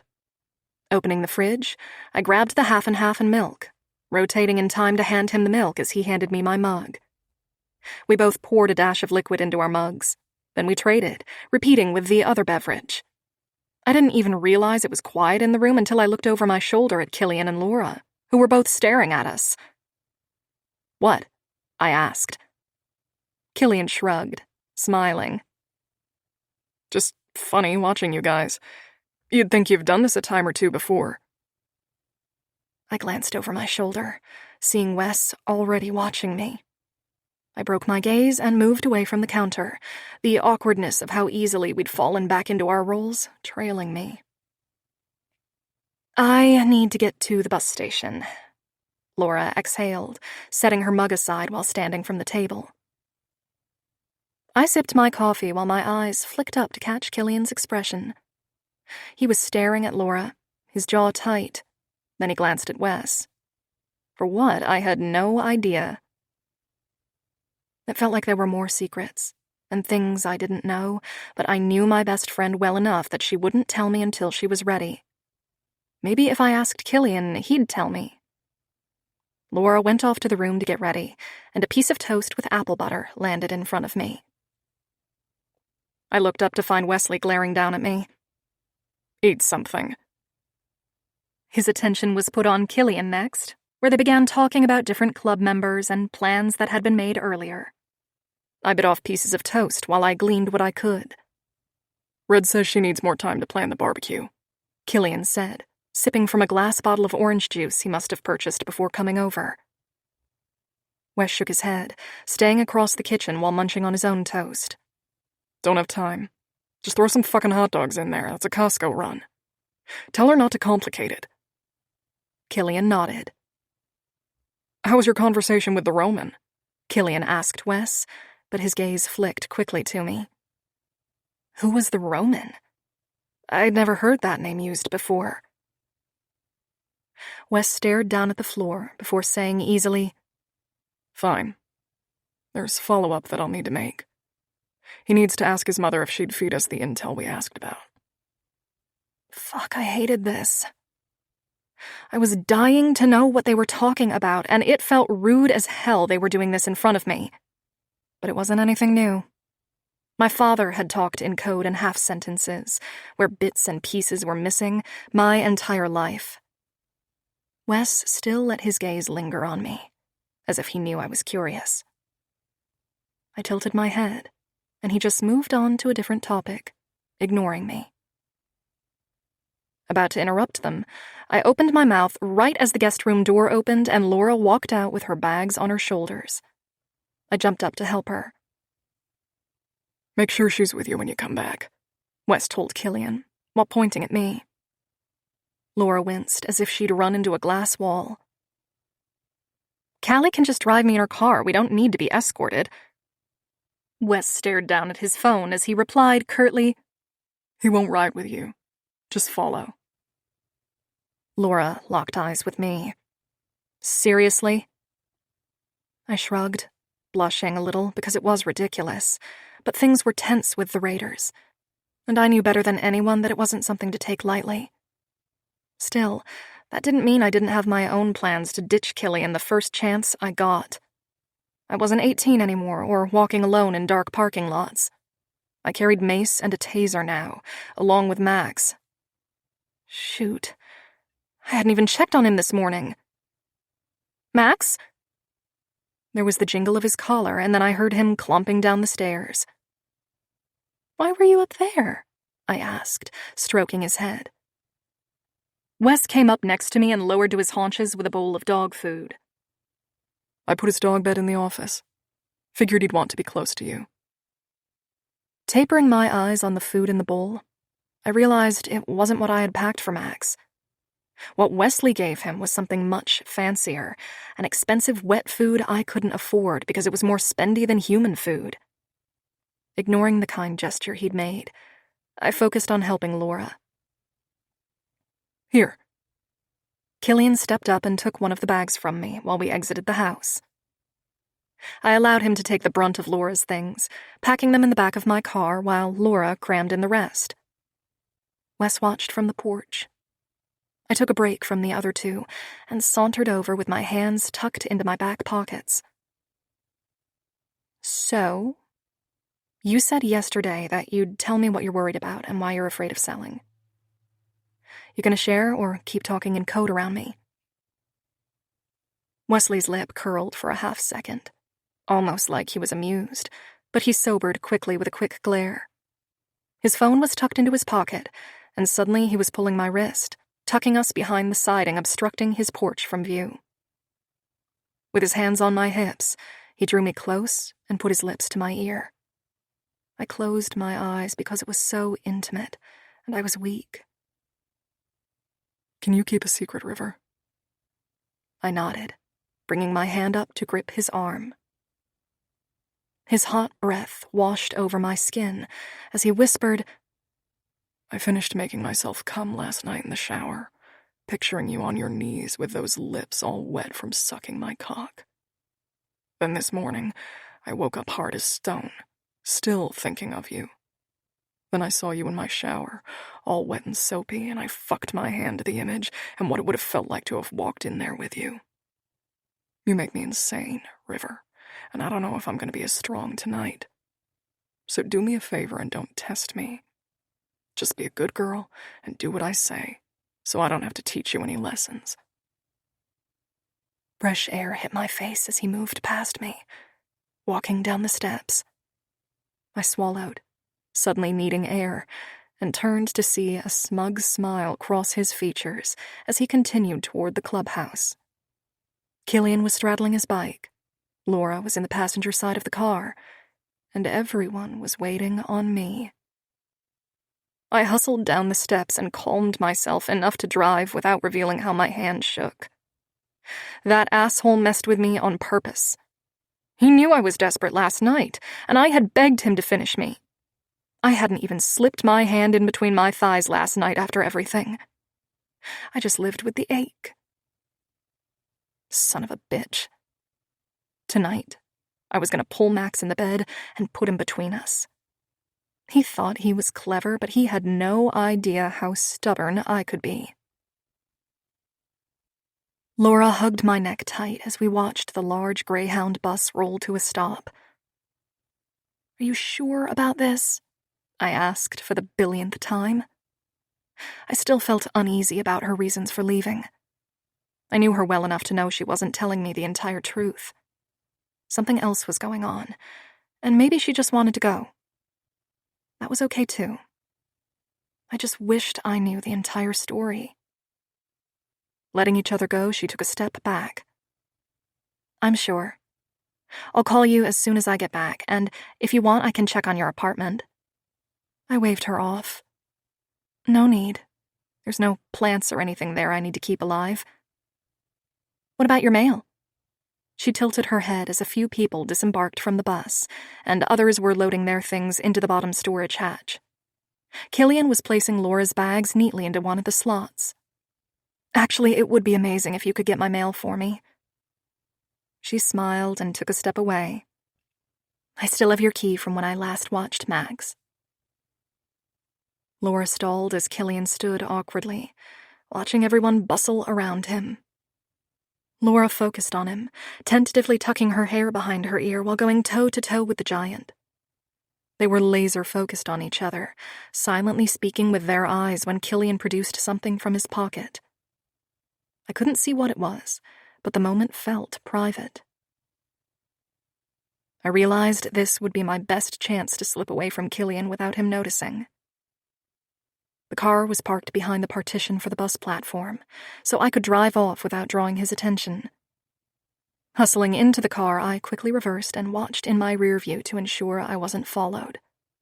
I felt slightly guilty for taking advantage of a situation that seemed delicate between my best friend and pseudo-big brother, but I pushed it down. I needed to get somewhere with Wi-Fi, where I could find a way to contact that blogger. I realized it was a long shot, but there was an entire network of people actively watching every move these clubs were making, and would possibly provide unbiased information about what's been happening over the past few years. It may lead nowhere, but with Wesley keeping me in the dark and now Laura leaving, I didn't have any other ideas. The bus station was on the outskirts of Rose Ridge, and wherever I went inside the town, someone from the Stone Riders would report back to Wes. Finding somewhere outside the city would be my best option. Navigating to a cafe along the side of the highway, I pulled in, then drove around the side so it wouldn't be visible from the road. With my tablet in hand, I headed inside and ordered lunch before sliding into a booth. Connecting to the shop's network, I navigated back to the initial blog I found yesterday. Focusing on the page, I scrolled down to the ambiguous username and clicked on it. There was a connected page for more information, a way to email, and even follow them on social media. I clicked on the Instagram link and scrolled through the images listed. There were various club members engaging in dangerous or violent behavior. Each post was a call to action to raise awareness regarding some ballot measure to outlaw motorcycle clubs from setting up residence within city limits. I let out a small laugh, because several of these clubs were already operating in illegal activities. A ballot measure wasn't going to do anything. Most of the police officers in each county were on the club's payroll. This wasn't the way to get change. If anything, you needed a bigger bully to strike fear into the clubs. But that was asking for a war. My food came, but I was focused on the comments in each image. Snagging a fry, I clicked onto another person's profile that seemed to be protesting the same agenda as the first blogger. Their images were a little more detailed, with creepy shots of the entrance to different clubhouses. There were even images of kids playing in the yard at one. Okay, that's fucked up, I muttered out loud, concentrating on the intrusive images. I was so engrossed, I jumped when I heard someone say my name. Callie? I looked up and found Sasha smiling down at me. Her dark hair was tucked into a neat bun, while she held her purse to her shoulder. My eyes went to the man behind her. He was tall, with midnight hair and blue eyes, but something about his nose and lips, those were a near replica to Sasha's. As soon as his eyes landed on me, they widened like he'd seen a ghost. Sasha, hey. I smiled, but it faltered when the man next to her shifted, and I realized the leather cut he was wearing. Death Raider. I froze, but Sasha seemed to register my concern. She slid in across from me with a reassuring smile. This is my son, Silas. You're safe. That explained the similar features. Silas folded into the seat, pinning me with an unkind glare. He held a sort of dangerous beauty about him. His hair was shaved close on one side of his head, but the top was slicked to one side, similar to something you'd see in the 1920s. What the fuck are you doing here? He asked me brashly. His terse tone startled me, making me tuck my tablet closer to my chest. Silas, stop, Sasha chided. The waiter came over to ask what they wanted, but Silas glared so hard at the girl, she just left without even asking about their order. Silas focused on the plate in front of me, like he was offended by the mere notion that I needed food. His eyes were pale blue, reminding me of a horse I once rode that my friend had named Moonshine. They were beautiful, but unsettling. Where the fuck is your protection detail? Silas repeated. It was quiet, but still clipped. My eyes flicked to Sasha, but her lips smashed together while she stared at the table. I don't know what you're talking about, I lied, even knowing that Sasha would likely call me out. She knew that Wes had me followed. Suddenly, Sasha's hand came down over mine sweetly, while Silas lifted his phone and took a photo of me. Hey, what the hell? I blanched, shocked at the intrusion of privacy. Silas began texting, and then his phone rang. I watched his inky black hair as he ran his hand through it. Yep. His gaze swung to me. Right here in front of me. With a mocking tone, he added, What would you like me to do, Mr. President? My face flushed as I realized who he was reporting to. Wes was going to be pissed, and was likely just going to have Killian come get me, who would also be angry that I slipped past him. Silas pressed end on his phone and leaned forward while Sasha elbowed him. No, she needs to fucking understand how dangerous this is. I guess getting kidnapped once wasn't enough for the princess. Hey! I slammed my hand down on the table. Fuck this guy and his angry-ass attitude. What the fuck is your problem with me? He leaned closer, and a part of me wanted to curl into the corner of my booth to avoid his creepy stare. Other than almost losing my life because of you? Or my mom losing her place in the club? He scoffed. Do you even know the details around how you were rescued or how your dad made a deal for your release? My focus sharpened. My dad did what? Silas seemed to notice my demeanor shift because he sneered while stealing a fry. I see no one told you about the deal. Not surprised. No one ever asks what Simon Stone sacrificed in order to get you back. Such a shame your overeager boyfriend fucked it all up. 8 years later, and now your dad is dead.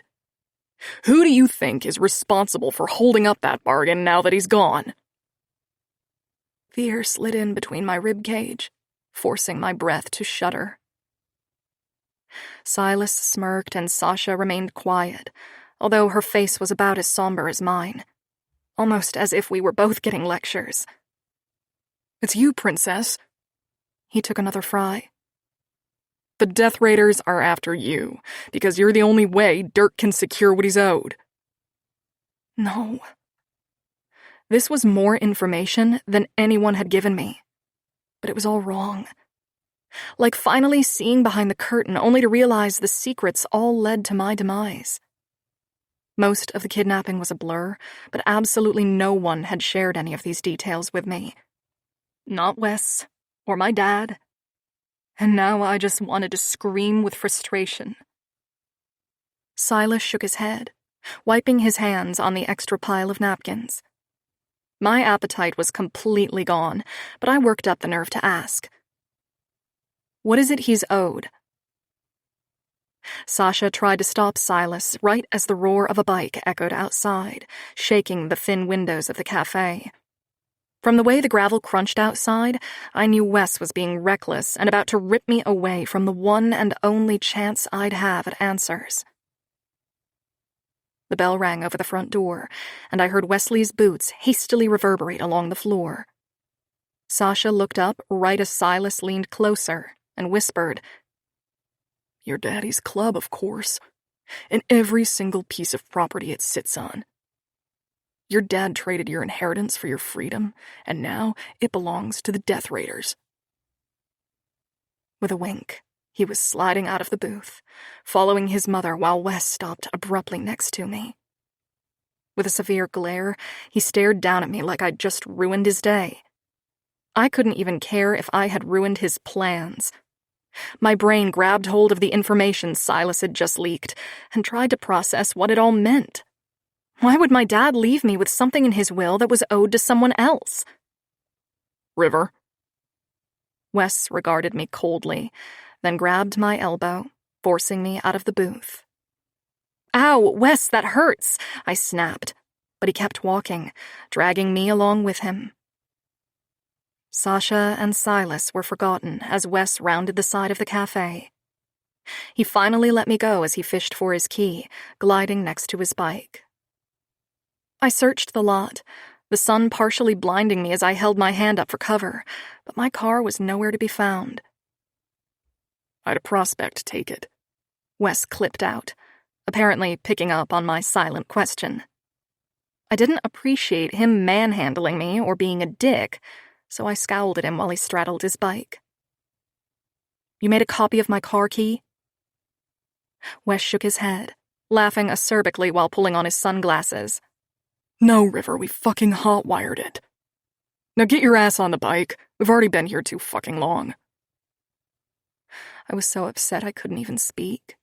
But I did as he said because I wasn't eager for trouble to show up in the form of a rival club realizing the president was here, alone. I climbed on behind him, not wasting time with space. My hands hooked over his stomach, and I rested my face against his back. With a twist of his hand, his engine roared to life, and Wes brashly sped off, uncaring how gentle he was. The wind was a solid wall against my face, making it impossible to cry, which I was grateful for because I was tired of crying. Tired of feeling weak and emotional regarding this entire situation. I had felt gratitude when my father left me the property, but it was a ploy. Somehow, deep down, I knew it. This was all a strategy, and I was 2 steps behind everyone else, and I was sick and tired of feeling like a fool because of it. The sign for Rose Ridge flew past us as we entered the city limits. My hair blew behind me, free and unbound, and Wes sped up, passing cars illegally as the turn from my old street came up. Before long, the dirt from the road was kicking up behind us as Wes raced down the path, coming to a quick stop in front of his house. He was clearly upset, but I was too, and I wasn't going to apologize for trying to get information about the club. He wasn't telling me shit. As soon as his engine cut, I quickly crawled off his bike, shoving at his shoulder a little too hard. Wes secured the bike, but I wasn't waiting by his locked front door like an idiot. I kept walking until I was clearing the clubhouse door. There were a few members playing cards, prospects were working on hanging something, and Natty, the girl from the kitchen I had seen helping Red, was on her hands and knees, scrubbing the floors. She looked up at me as I passed her. "They don't use Swiffer mops in this place?" Natty's face flushed pink. I prefer this to those things. So you're a house mouse." I watched the door for Wes. I knew he wanted to fight, but we had an audience in here, so maybe he'd choose to cool down instead. Natty continued to scrub. "Not exactly. I don't belong to anyone, but I work for my room and board. I have my own room with a kitchen and living space up on the second floor. People leave me alone. I help Red in the kitchen and I clean the club. It's a good deal for me." That was good to hear. I knew this was common, especially with girls who'd been liberated from stripping or sex work. In some scenarios, we had women who loved the life. Stripping was good if you could do it in a safe environment and you kept the majority of your tips. Same with sex work. It was good if it was safe and was a benefit. Unfortunately, with these clubs, men took advantage of women more often than not, and the cost outweighed the benefits. "I think you're in trouble," Natty whispered up to me. Her big green eyes stared in shock as Wes barreled through the door. She must have seen him passing by one of the windows. I crossed my arms, standing off to the side as though I couldn't be bothered by Wesley, regardless that I was slightly terrified.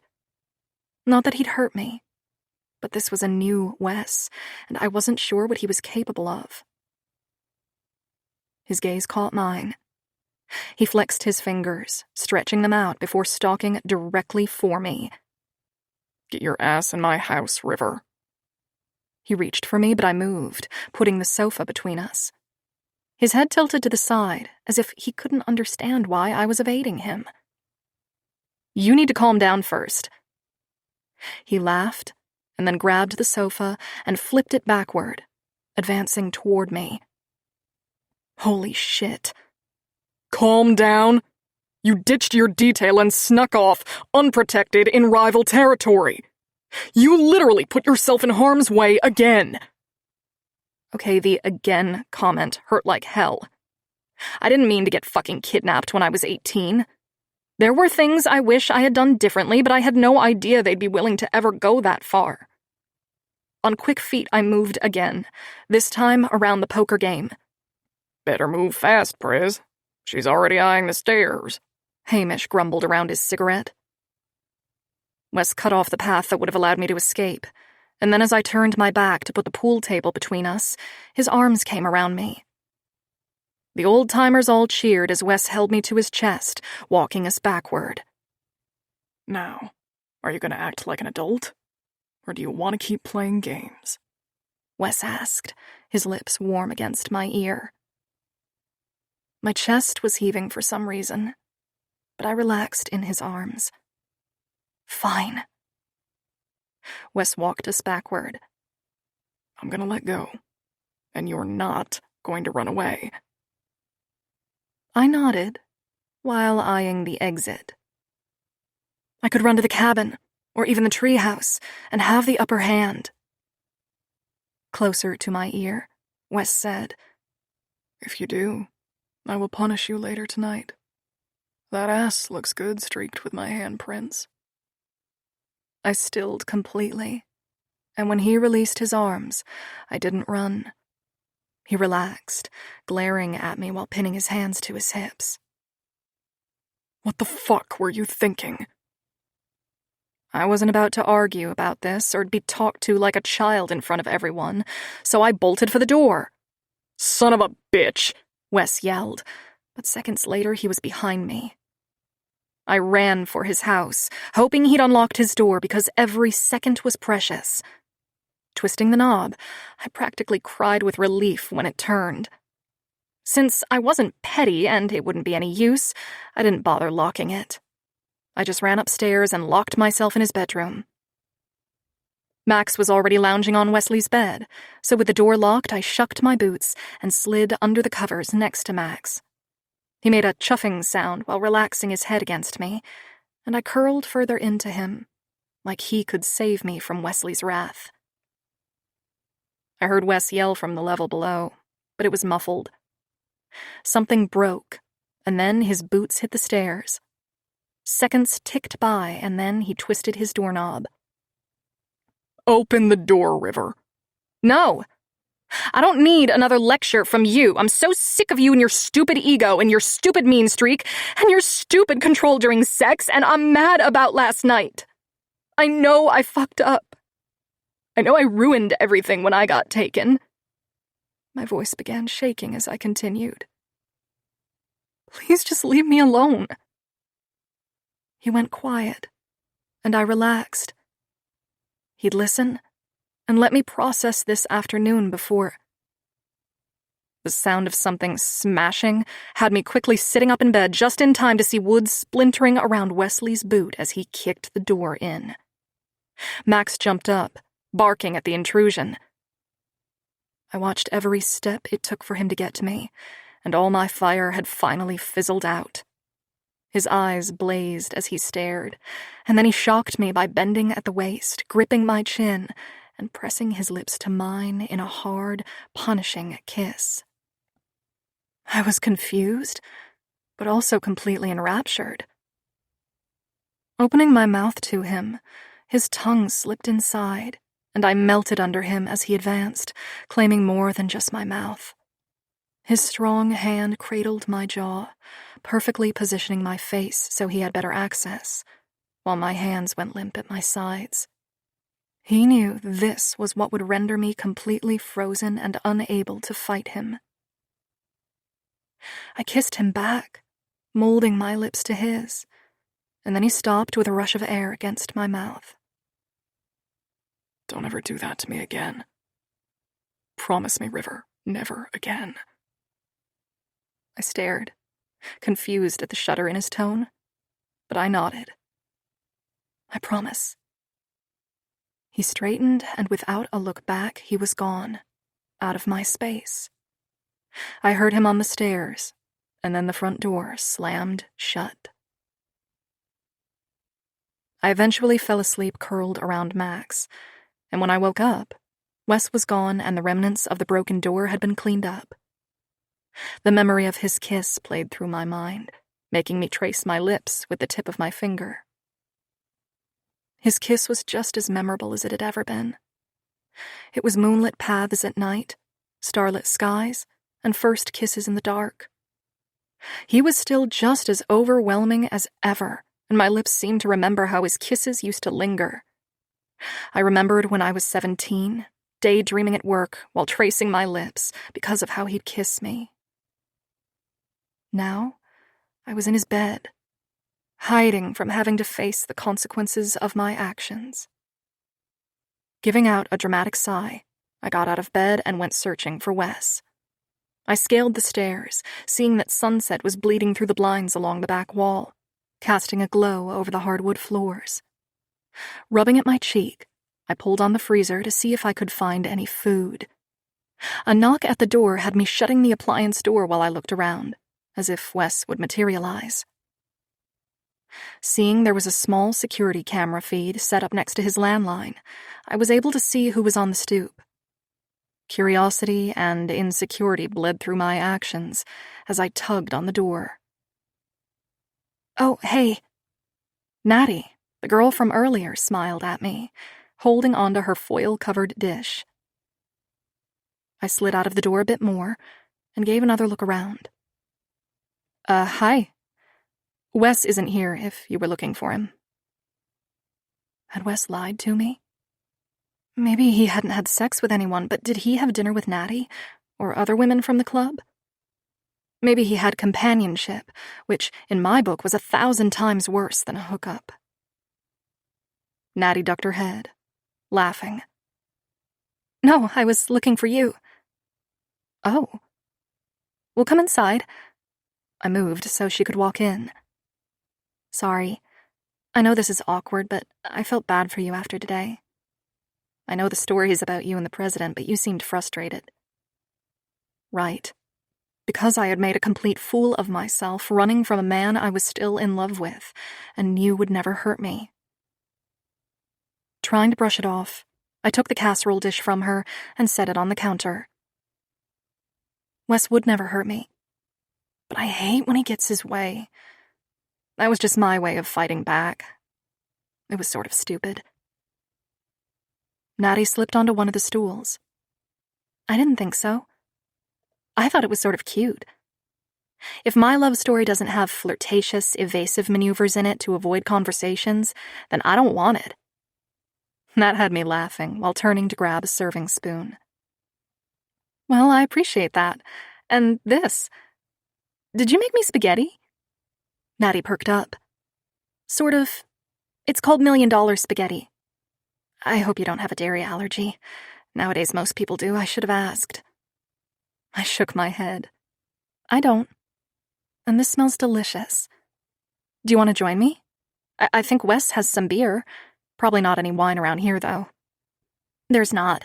I tried to get Red to buy some, but she said, "Wine creates whiners," we both said in unison. I broke into a laugh. So did Natty. So you've been here for a while, then? I asked, grabbing 2 plates and dishing a portion onto each one. Natty accepted hers and answered while I took a bite. 2 years. Simon made a deal for me during a weapons run. Dirk had been abusing me. Natty trailed off, pulling her sleeves down to cover her wrists. You don't have to tell me, I rushed to assure her. She shook her head, blinking. You know this life. You know there are good clubs and bad ones. Death Raiders, well, they're one of the bad ones, but there are some good people inside it. You met Sasha. She talked to Simon on my behalf, and he traded a bunch of weapons for me. It was the nicest thing anyone has ever done for me. Emotion clogged my throat at thinking over my dad doing. Thank you for allowing us to share this story with you. Let's enjoy a quiet interlude before the next chapter begins. This audiobook is yours. Freely given.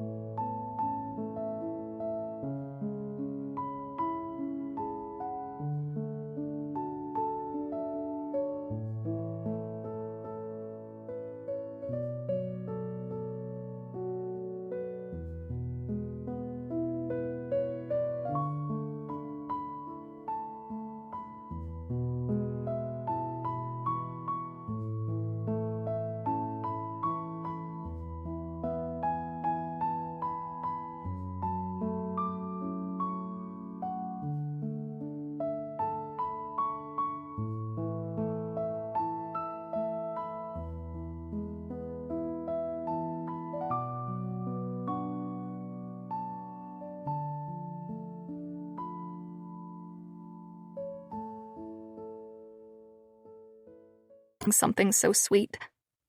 He had his good moments, that was for sure. And at his core, he was a good man. This world was a lesser place without him. I was sorry when he passed, but the other men in this club are good like him. Wes and Killian, Giles and Rune, they're all good guys. I'm happy I'm here and, well, I don't know if you're sticking around, but I wanted to introduce myself and hopefully make you feel welcome. I heard you grew up here, but it can be tricky finding your place again. I was so moved by her thoughtful gesture that I skirted the counter and pulled her into a hug. Thank you, Natty. That is so sweet. She patted my shoulder, and then Max made his way downstairs, barking at the new person in the house. I better get back. Red usually asks me to help with the extra members on game nights. Do you know if Wes usually plays poker with the guys? Natty stood, but scrunched her nose. Not usually. He used to back when I got here, but for the past few months he hasn't. If I had to take a guess at where he was, I'd say out on a run or meeting with someone from another club, but I'm not technically supposed to know anything. I walked her to the door and hugged her again. Well, thank you. And don't be a stranger. Giving me a little wave, she ran down the steps and darted back over to the club. I locked up again and decided to have a relaxing night. It wasn't very often I had such luxury at my fingertips. I was on the hunt for a candle, which led me to snooping through the boxes in the top of Wesley's closet. I had already checked all the obvious places, but surely he had an emergency kit in his closet or something. I tugged one down, finding his childhood memorabilia inside. I remembered it from back when we'd lived together. Sliding it to the side, I started on the secondary box, prying it open. My fingers froze, and my breathing tightened in my chest. It was my box. Everything I left behind, including... I gently touched the leather and traced the words as my eyes misted. Candles, nail polish, books. Everything was here, and he'd kept them for nearly a decade. Suddenly, I couldn't breathe around the tightness in my throat. I couldn't think of the implications around him keeping it all, so I closed the box and shoved it back where I found it. A soak without candlelight would be fine, because suddenly the desire to relax, or even be alone, was gone. 20. Callie, age 20. Dusk had claimed the sky, and with it a chill cut through the air, making me wrap my arms tightly across my chest. The winter months were supposed to be slower for the club, seeing as everyone put their bikes away and drove their trucks. There was usually less travel, which meant less partying, and fewer nights where the music was blaring loud enough to be heard from the main road. However, it was October, and here I was, feeling like a little girl again, trying to outrun another loud party. Except instead of running away, I was slowly walking toward it, because my boyfriend was somewhere inside. We were supposed to look at a house today, but Wes never showed. He hadn't even texted or called. Not even a DM. I just stood there with the realtor, looking like an idiot while he tried to show me the house, all while knowing I wouldn't make a decision without my partner. I needed to cool off, so I drove around for a while, and it seemed as though my boyfriend had finally remembered me by sending me a text roughly an hour ago, asking me to come down to the gathering. I hated the part of me that resented him so much, because he knew how badly I hated these parties. He knew, because he used to be the boy who saved me from them. Now he was the one delivering me right into the mayhem. I had been in denial about our relationship for a while, but the house thing today severed a piece of my hope for us getting back to normal. I assumed if we could move off the property and get some distance from the club, it would make things easier. But now that dream was gone, just like all the others we had. Summer vacation, camping trips, date nights, a trip to Wyoming to see my aunt and cousins, a trip to see his mom and sisters. None of it happened. And while I was showing up as a receptionist at a dental office, day in and day out, doodling art for tattoo ideas, more and more of myself was starting to disappear. I loved Wesley, but not more than I loved myself. I was about to turn 20 years old, and I already felt like I was locked into a life I never wanted. As a child, I couldn't change it, but as an adult, I owed it to myself to at least try. The party was strewn out on the lawn, with a large bonfire and people drinking themselves stupid. I pushed in through the back door, moving out of the way for a couple making out. There was another pair fucking against the wall. I was pathetically used to it, so I kept going completely unfazed. There in the main room were so many men and women, it was hard to make anyone out, especially with all of them wearing similar cuts. I wasn't wearing mine that indicated I was property of Wes. Frankly, I thought it was bullshit. I never wanted to be someone's fucking property, and the man I loved knew that. Yet, he still asked me to wear it when I attended these things. Tonight, I wouldn't, and I didn't give a single fuck about it. Red was behind the bar, serving drinks and blowing kisses. She didn't have to serve, but she liked to keep an eye on how much liquor the girls were giving away. One time a sweet butt took a whole bottle of vodka upstairs with her to seduce someone. Red nearly lost her mind. Brooks wasn't too far from the bar as he played pool with Hamish. Killian had a girl in his lap as he smoked a blunt. I hated how distant his gaze was as the girl kissed his neck. I wanted him to be happy and find a real relationship, something with meaning like Red and Brooks. But his taste was always with the girls who just got to their knees and disappeared the next day. My eyes kept moving, looking for Wesley, when someone grabbed my ass. You are the best-looking thing in here, the guy rasped into my ear, pulling me by the hip with his free hand.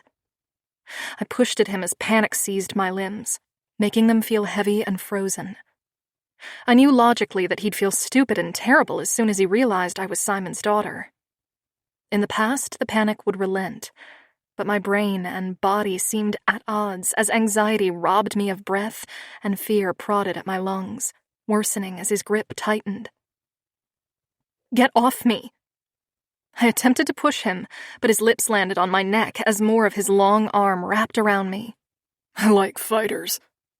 Tears were building in my eyes as I continued to push at him with no avail, and then in an instant, he was gone. Wesley was there, and he looked furious. His beer bottle was tossed to the ground, and then his fist landed in the guy's face. Fuck! The jerk doubled over, holding his face. Wes's eyes were wide, gleaming with malice as he grabbed the guy by the vest to stand him up, then he punched him again. This time, I heard a crack. I didn't touch nothing that was yours, Ryan! What the fuck? The guy screamed, spitting a glob of blood on the floor.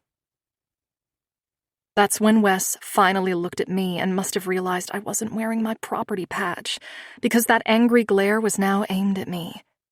With a clench of his strong jaw, he grabbed me by the arm and hauled me past all the craziness until we were pushing into the cold night air. Once he let me go, I started walking away. Fuck this. Fuck him. Callie, wait, Wes said at my back, but I kept walking. He kept pace with me. You can't come here without your cut, you know that. Guys don't know you're spoken for, they don't know you're mine. I laughed, because fuck this guy. Spinning on my heel, I shoved his chest. You forget that I grew up in this fucking bullshit, Wes. I know exactly how this works, and not wearing a fucking piece of leather shouldn't ever give a free pass to grope someone. I'm a goddamn person, Wes, not a piece of property. You used to be able to see the difference. I spun away, continuing to walk. I hadn't even touched on how afraid that encounter had just made me, or how frightened I was being in a massive group of bikers after being taken. Rival club or not, on nights where extra members arrived, I turned into a terrified 9-year-old again. He matched my pace, walking right next to me. Where are you going? Tears were in my eyes as I shook my head. The only place I ever felt safe from this life. The only place that used to make me feel like I could actually be free from it. Wes pulled my wrist to stop me. The treehouse is a mile down that road, Callie. It's freezing. Just stop. His leather cut suddenly enveloped me as he slid it over my shoulders, and then he wrapped me in his arms. Let's just go home, baby. I'm sorry. My heart swelled with the need to make him understand that I couldn't keep doing this. There was an itch under my skin that was desperate to leave this place. Wes, I can't do this anymore. My voice came out as a whisper, then a sob, as my throat tightened. I had been holding those words back for so long, it felt painful to finally let them free. In the dark, it was difficult to read his expression, but his arms tightened around me. Is this about the house? I had a surprise for you. I planned on telling you tonight. Your dad gave me permission to build a house on the property. It's over there on the edge where the canal is. No. I had to get out. I had to leave. I couldn't do this. I wouldn't. I can't be here anymore, Wes. I love you, but I don't want the club. Wesley's silence stretched, becoming louder like a screaming echo. I kept expecting him to say something, but he didn't. It was when his arms loosened around me that I realized what was happening. I can't leave, Callie. You know that better than anyone. I can't just quit. My hands slid up his chest, cradling his jaw. I can ask my dad. He'll make an exception. I know he will. Please, Wes. Please just let me try. Wes held my hand to his face and closed his eyes. It can't be undone. He was wrong.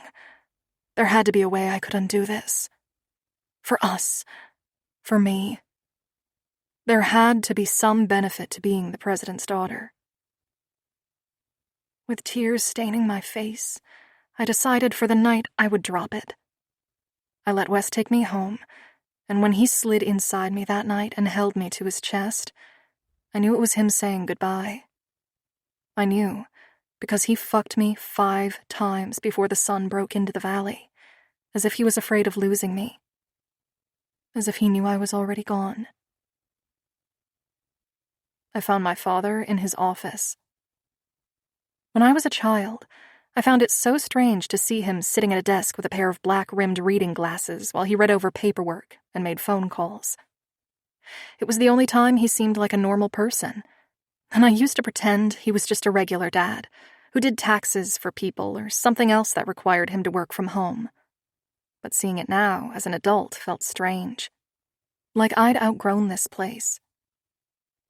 "Knock, knock," I said, leaning against the frame of his open office door. His gaze lifted from the papers, his mouth spreading into a smile. Hey, I was wondering when I'd see you. Feel like you've been absent around here. Ignoring that comment, I pushed in, setting the coffee and donut on the table. Then I slumped into one of the chairs facing his desk. The office was small, his desk an old rusty blue, with old filing cabinets on the far wall and paint stains on the cement floor.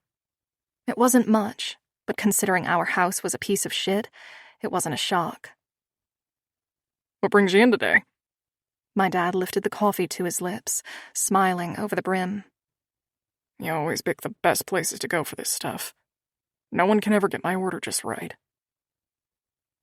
Toying with the edge of my shirt, I smiled at him, taking in his hazel eyes that matched mine and the dark hair he had tied at the nape of his neck.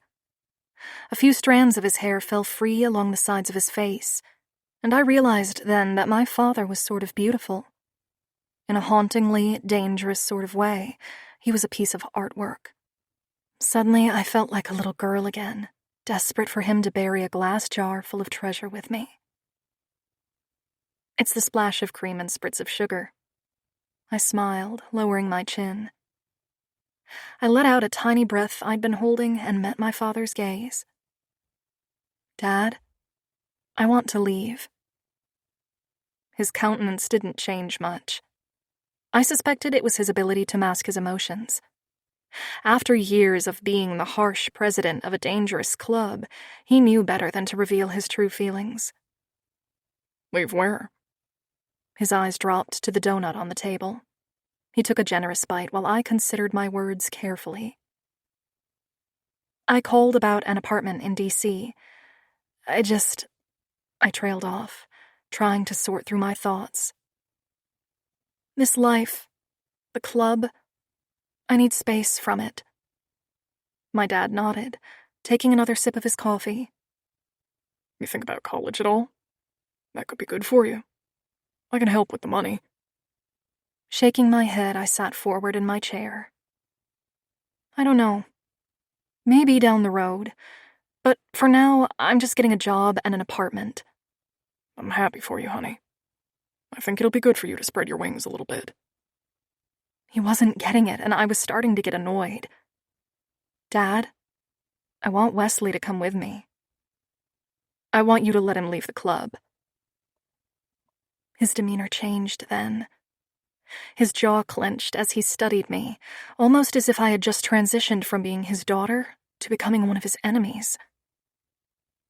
Have you asked Wes if he wants to leave? Biting back the smart response I craved to give him, instead I decided to stay calm. Wes said he can't leave because this, I spread my hands wide, looking around, can't be undone. My dad focused on the table, chewing the remaining donut before finishing off his coffee. He's right. It can't. My stomach dropped out. But you could decide it. You could let him, I argued, sitting on the edge of my seat as I tried to make him see why this could work if he just allowed it. He shook his head. Wes knew what he was getting into when he put on the patch. He has a role here, a job. This is part of his life now. Pointing at my chest, my voice rose as I cried, I'm part of his life. Then stay. Fuck. I just wanted to scream. Dad, please, I'm begging you. See past this stupid club, please. Just let him go. Let us go. Live our lives. Let us start over in D.C. together. A knot had formed in my throat as my dad leaned back in his chair, his hazel eyes taking on that familiar gleam that he gave to the people who needed something from him, and he held the power. He sat there like a Roman emperor, holding my fate in the palm of his hands, and somehow I knew he was going to crush me. It was like all the times I asked him not to throw big parties, or not to invite out-of-town members, or if I could sleep in his room because I was scared, and he'd tell me no. It was always no with him, and there was a fucking crater inside my chest that was filling with spite. With a whisper, I asked him once more. Please, I'm begging you. Just let us go. My dad's expression crumbled the smallest bit before he stood. I got shit to do, Callie. If you're leaving, then go. I love you. Wes can't. You'll have to choose. With a long stride, he turned his back and left his office, leaving me numb and utterly heartbroken. Stupidly, I tried one more time with Wes. All my things were packed, and my stomach was fluttering with nerves as I waited for him to come home. I had texted that I needed to talk to him, that it was important. He had replied saying he'd be home by lunch. I went out of my way and made his favorite meal. Teriyaki chicken bowl with rice, but the sauce was a special recipe that required a lot of work, and usually he loved it, especially if I paired it with his favorite beer. Lunch came and went, with no Wes. Eventually, I caved and ate my bowl of food, then washed all the dishes, put them away. Another hour passed, and I put his food into Tupperware, feeling stupid, and that cavern in my chest grew. Another hour passed, and that's when I cracked. I found the property patch and laid it on the table with a note. Wes, I was going to ask if you'd come with me today over lunch. I made your favorite. It's in the fridge if you decide to have it later. I would have explained it all to you, told you all the reasons why I can't live this life anymore. Then I realized you already know them all. You've been my protector and friend since I was 9 years old, Wes. I've loved you my entire life, but I also love me, and when I was little, all I ever dreamed of was getting out and starting a fresh life away from the club. So that's what I'm doing. I'm headed to D.C. I'm not changing my number if you want to call me or reach out. I love you, and I hope this isn't goodbye forever. Callie. 21. Callie. Wes had returned sometime during the night. I felt his lips on my forehead, his fingers tangle in my hair, and then I remembered him snapping his fingers and whisper yelling at Max to get off the bed. Considering Maxwell's face was currently in my armpit and his large body was in the middle of the bed, it seemed Wesley's efforts were unsuccessful. Sitting up, I peered over my behemoth dog and bit back a laugh at how tiny the slice of space Wesley's side of the bed had. He was practically falling off because Max laid diagonally. Feeling marginally bad about that, I decided to get up and make him some breakfast.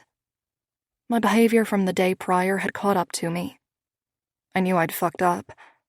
I just didn't want everyone else in the world to know too. It took me a long time to accept that the kidnapping wasn't my fault, so when it had been implied that it was, it triggered me. My efforts in going off alone weren't to get hurt. I just wanted answers, and I was still angry over feeling like I was all alone in my efforts to obtain those answers. Maybe a nice breakfast would encourage Wes to open his mouth and spill some secrets. The breakfast of scrambled eggs, toast and bacon with a side of fruit was plated right as Wes came downstairs. He looked sleepy, but somehow still radiated sex appeal with his disheveled hair, bare chest, and the smattering of tattoos covering his sun-kissed skin. My mind immediately went back to how good his lips felt against mine. I turned from him as my face flushed. "So, you were out late last night," I commented, as more of a conversation starter than actually caring where he was. Wes led a motorcycle club and had already explained that he'd never touched another woman during our time apart. I wasn't worried about him being with someone. I just wanted answers from him about the club. Wes bit into his bacon, watching me with exhaustion lingering in his gaze. "Had to drive over to Grundy last night." I paused mid-coffee pour. Grundy is like 3 hours away. That's a really long round trip. He nodded, reaching for the cup. "Usually I'd stay overnight, but I wanted to get back." My stomach swooped, assuming he just wanted to get back to me. I needed a reality check. Taking a bit of my egg and hoping to avoid the awkwardness I knew was evident in my tone, I said, "Well, I'm glad you made it back." "I see you didn't starve. Saw that massive casserole in the fridge." Smiling at the reminder of my new friend, I nodded. "Natty brought it over last night." Wes grunted, finishing off his food. I was about to ask what he wanted to do today, but he beat me to it. He cleared his throat. "I wanted to take you somewhere today. You ready for the day or need more time?" I hesitated, a little confused. "Yeah, I just want to clean up breakfast and get someone to watch Max." Wes moved away from the bar stool. "I'll ask Red. You get ready." For what? Were we hiking or going somewhere nice? A movie? Fuck. 30 minutes later, I was on the back of his bike, wearing jean shorts, my boots, and a cropped shirt. My hair was down and a bucket helmet sat on my head. Wes slowed his bike enough that when I peeled my face away from his back, I could see branches overhead and a thick canopy covering us. The bike slowly traveled down a grassy slope and then came to stop on a familiar riverbank. He'd taken us to the place I'd brought him after he beat up that jackass in school. That was the first time I realized the crush I had on the boy next door was reciprocated. I'd never forget the way he'd stormed over and started hitting Logan, the crazed look in his eye telling me he never planned to stop. I had already fallen for Wes by then, but that day cemented my obsession with him. From then on, it was all secret kisses, notes being left behind, and secret meetups. I hadn't been back here since high school, when I just needed to see Wes. I had come out here and waited for him. Then we spent the whole day making out on the riverbank, dipping into the river and dreaming up a life together. Why are we here? Wes lowered the kickstand and helped me off the bike. The air was cooler here, thanks to the considerable amount of shade. The birds chirped, flitting around in the top of the trees, creating a beautiful melody to go along with the sound of the gentle river. Wes gave me a soft smile before removing his leather cut and placing it carefully over the seat of the bike. Then he walked toward the water. His shirt came off next, then his boots, until he was in just his boxers. "What are you doing?" I asked, glancing around to ensure no one was watching us. I shouldn't have worried with how dense the foliage was. Without sparing me a glance or an answer, he slowly made his way into the cold water. "Shit, that's cold," he hissed. His arms hovered above the water while his torso went rigid. I was still standing on the bank, staring down at him, perplexed and confused. "Come on, River, get in here with me." I laughed. "No thanks." His hand shot out along the surface, splashing water up at me. It hit me in the chest in a cold rush, making me sputter. "Wes!" He laughed, running his wet hands over his hair and face. "Get in here before I come get you. If I get you, I'll toss you in." That sounded miserable. This water was frigid, even in the summer, so I briskly began stripping out of my layers until I was in just my bra and underwear. Ice-cold water met me as I gingerly stepped in, my feet slipping on the rounded stones at the bottom as I tried to find my balance. "I don't remember it being this hard when we used to come out here." I flung my arms wide, trying to adjust to the temperature while not falling on my face. Wes was there a second later, taking my hands in his. "It's not that bad. You just have to find a way to relax and let the water do the work." I watched as he led me deeper into the river until it went to our chests and we were floating. After a few minutes, the cold started to ebb, and the heat from the thick summer air was enough to ward off the chill.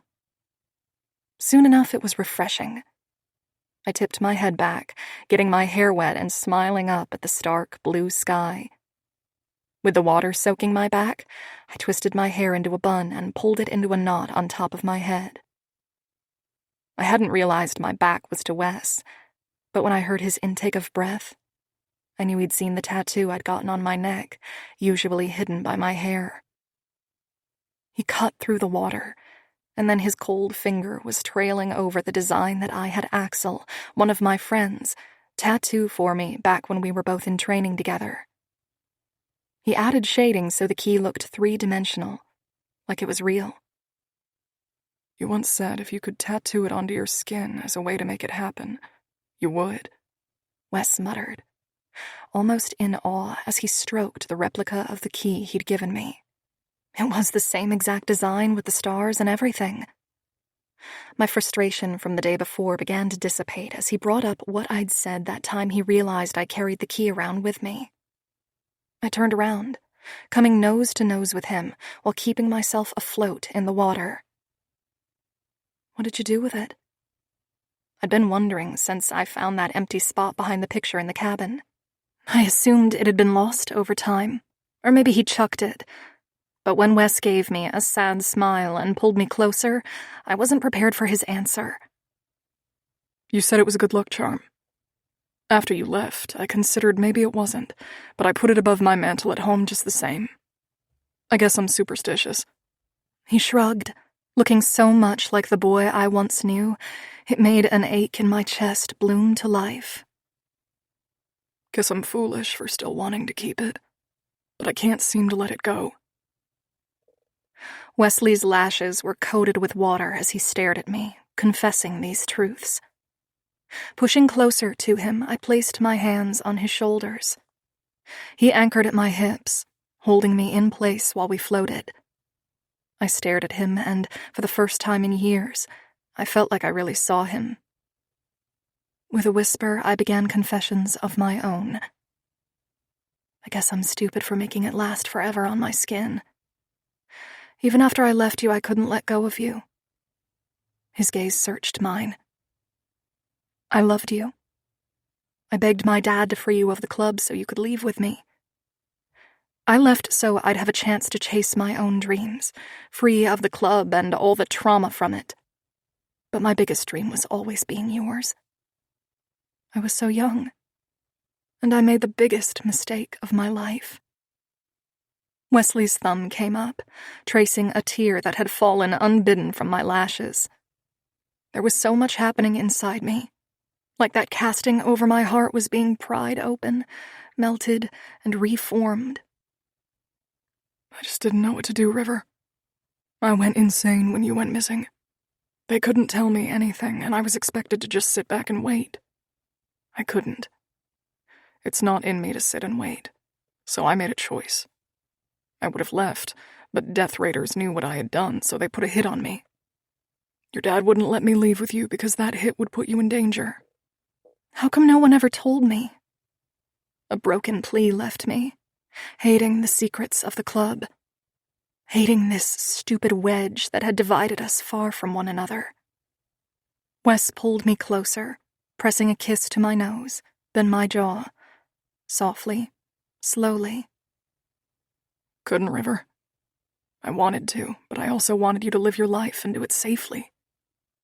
Your dad had a long talk with me about not coming after you, about how love sacrifices and does what's best for the other person. My hands moved through his hair, clinging to his neck as he held me. I was young and stupid. His hands moved to cradle the sides of my face, pulling me closer. So fucking stupid to ever risk losing you. With a shaky breath between us, he kissed me. Warm lips moved over mine, and my hands curled into his hair as I deepened it, opening for him and welcoming his tongue to tangle with mine. The storage locker of my heart was broken open, freed, and renovated to make room for whatever was happening right now. Something new and deep. Something raw. I moaned as he pulled me closer, his left hand sliding against my ass, pulling me against his hardening length. Our mouths moved in sloppy, open-mouthed kisses, our tongues tracing lips, our moans increasing as my legs wrapped around his waist and I attempted to claim the friction my body needed. We were both breathing hard when I felt some of the water recede around us, and I realized Wes was carrying us toward his bike. Water pebbled along my skin as I continued to kiss along his neck, and he kissed mine. It wasn't until we reached the bike that Wes shifted me in his arms. I was guided back until my head was lying between the handlebars of his bike. My back was against the gas tank, and my ass on the warm leather. My legs went to either side of the bike, straddling it in a way that exposed me to any bystander who might ride by on a mountain bike or stroll through a nearby trail. These need to dry, Wes rumbled, while tugging my wet panties down my legs. I smirked as his mouth gaped. The warm air hit my sex, and it was soothing against my silky slit. Tracing the naked skin with my fingers, I watched as Wes looked on like a man starved. I lifted up, unclasping my bra and freeing my breasts. This does too. Wes laid it with my underwear over the back of his bike, then slid his boxers down. I didn't have to care if someone came upon us. If Wesley was this bold with his nudity, it likely meant this trail and place was hardly ever visited. You look so fucking beautiful, River, Wesley murmured, slowly stroking down my ribcage, cupping my breasts. With one hand he was pinching my nipple, and with the other he was prying open my pussy. I gasped at the way his calloused finger felt along my smooth entrance. Stroking inside me, my eyes fluttered closed as he curled his finger and then used his thumb to rub my clit. Yes. I reached behind me and held onto the handlebars as Wes played with me, and when he brought his mouth down over my peaked nipple, I held him there by burying my hand into his hair. So fucking good, Wes rasped against my breast. I ached for more, so I slid my free hand down my body, pushing his fingers further into me. Then my hips lifted with a gentle rock, and I was riding his hand. There you are, my perfect girl, he whispered in awe, before pressing a kiss to my chest. Keep going. Fuck my hand, River. My mouth parted as I increased the movement of my hips, but I could see his thick erection bobbing against the seat as I moved, and that was going to feel so much better inside of me than his fingers. Releasing him, I sat up and pulled him closer. Fuck me, Wes. Right here on the back of your bike. He made a rumbling sound of approval as he reached for his leather cut, then lifted my back so I was sitting up. I knew it was to help cover me if anyone found us, so I slid my arms through and then he pulled his jeans on, leaving his zipper and button undone enough that his cock could easily jut upward. Once his boots were on, he stabilized the bike between his thighs and guided my leg over his hip. The angle allowed me some height, so I could easily sink down onto him. Holding onto his shoulder, and with his hand at my waist, he helped me adjust. Fuck, I breathed, as his fat cock pried me open in ways my poor vagina hadn't been used since he last entered me. The girth of this man was unlike anyone I'd ever been with. We didn't speak for what felt like 2 entire minutes as he grunted, the muscles in his forehead straining as he continued to pull me down, spearing me with his length. Once he was fully seated inside me, we both froze, adjusting and allowing the swelling of his cock to acclimate to the tightness of my pussy. I inhaled a sharp breath before his hand went up my back, stroking along my spine and pulling me forward. I'm not gonna last long. He kissed my shoulder. But move those hips, River. Fuck me until you're dripping down my cock. I want you to make a mess of my seat as soon as I pull out of you. Pent-up need unleashed at his words, and I did exactly as he said, rotating my hips forward and back, sliding up and down his dick while gripping his shoulders. He lowered his face, taking one of my nipples into his mouth while I ground harder against him. The friction of his jeans and the zipper against my sensitive center just increased my pleasure, drawing out a moan from me. The water babbled in the background, birds chirped, and we fucked under a canopy of trees, adding our own soundtrack to the world around us. I could tell Wes was holding back, probably to keep his bike from falling over, but I rode him hard, circling my hips into a figure 8, tethering my hands at the base of his neck, and then he gripped my ass cheek and squeezed while dragging me against him. So fucking insatiable, River.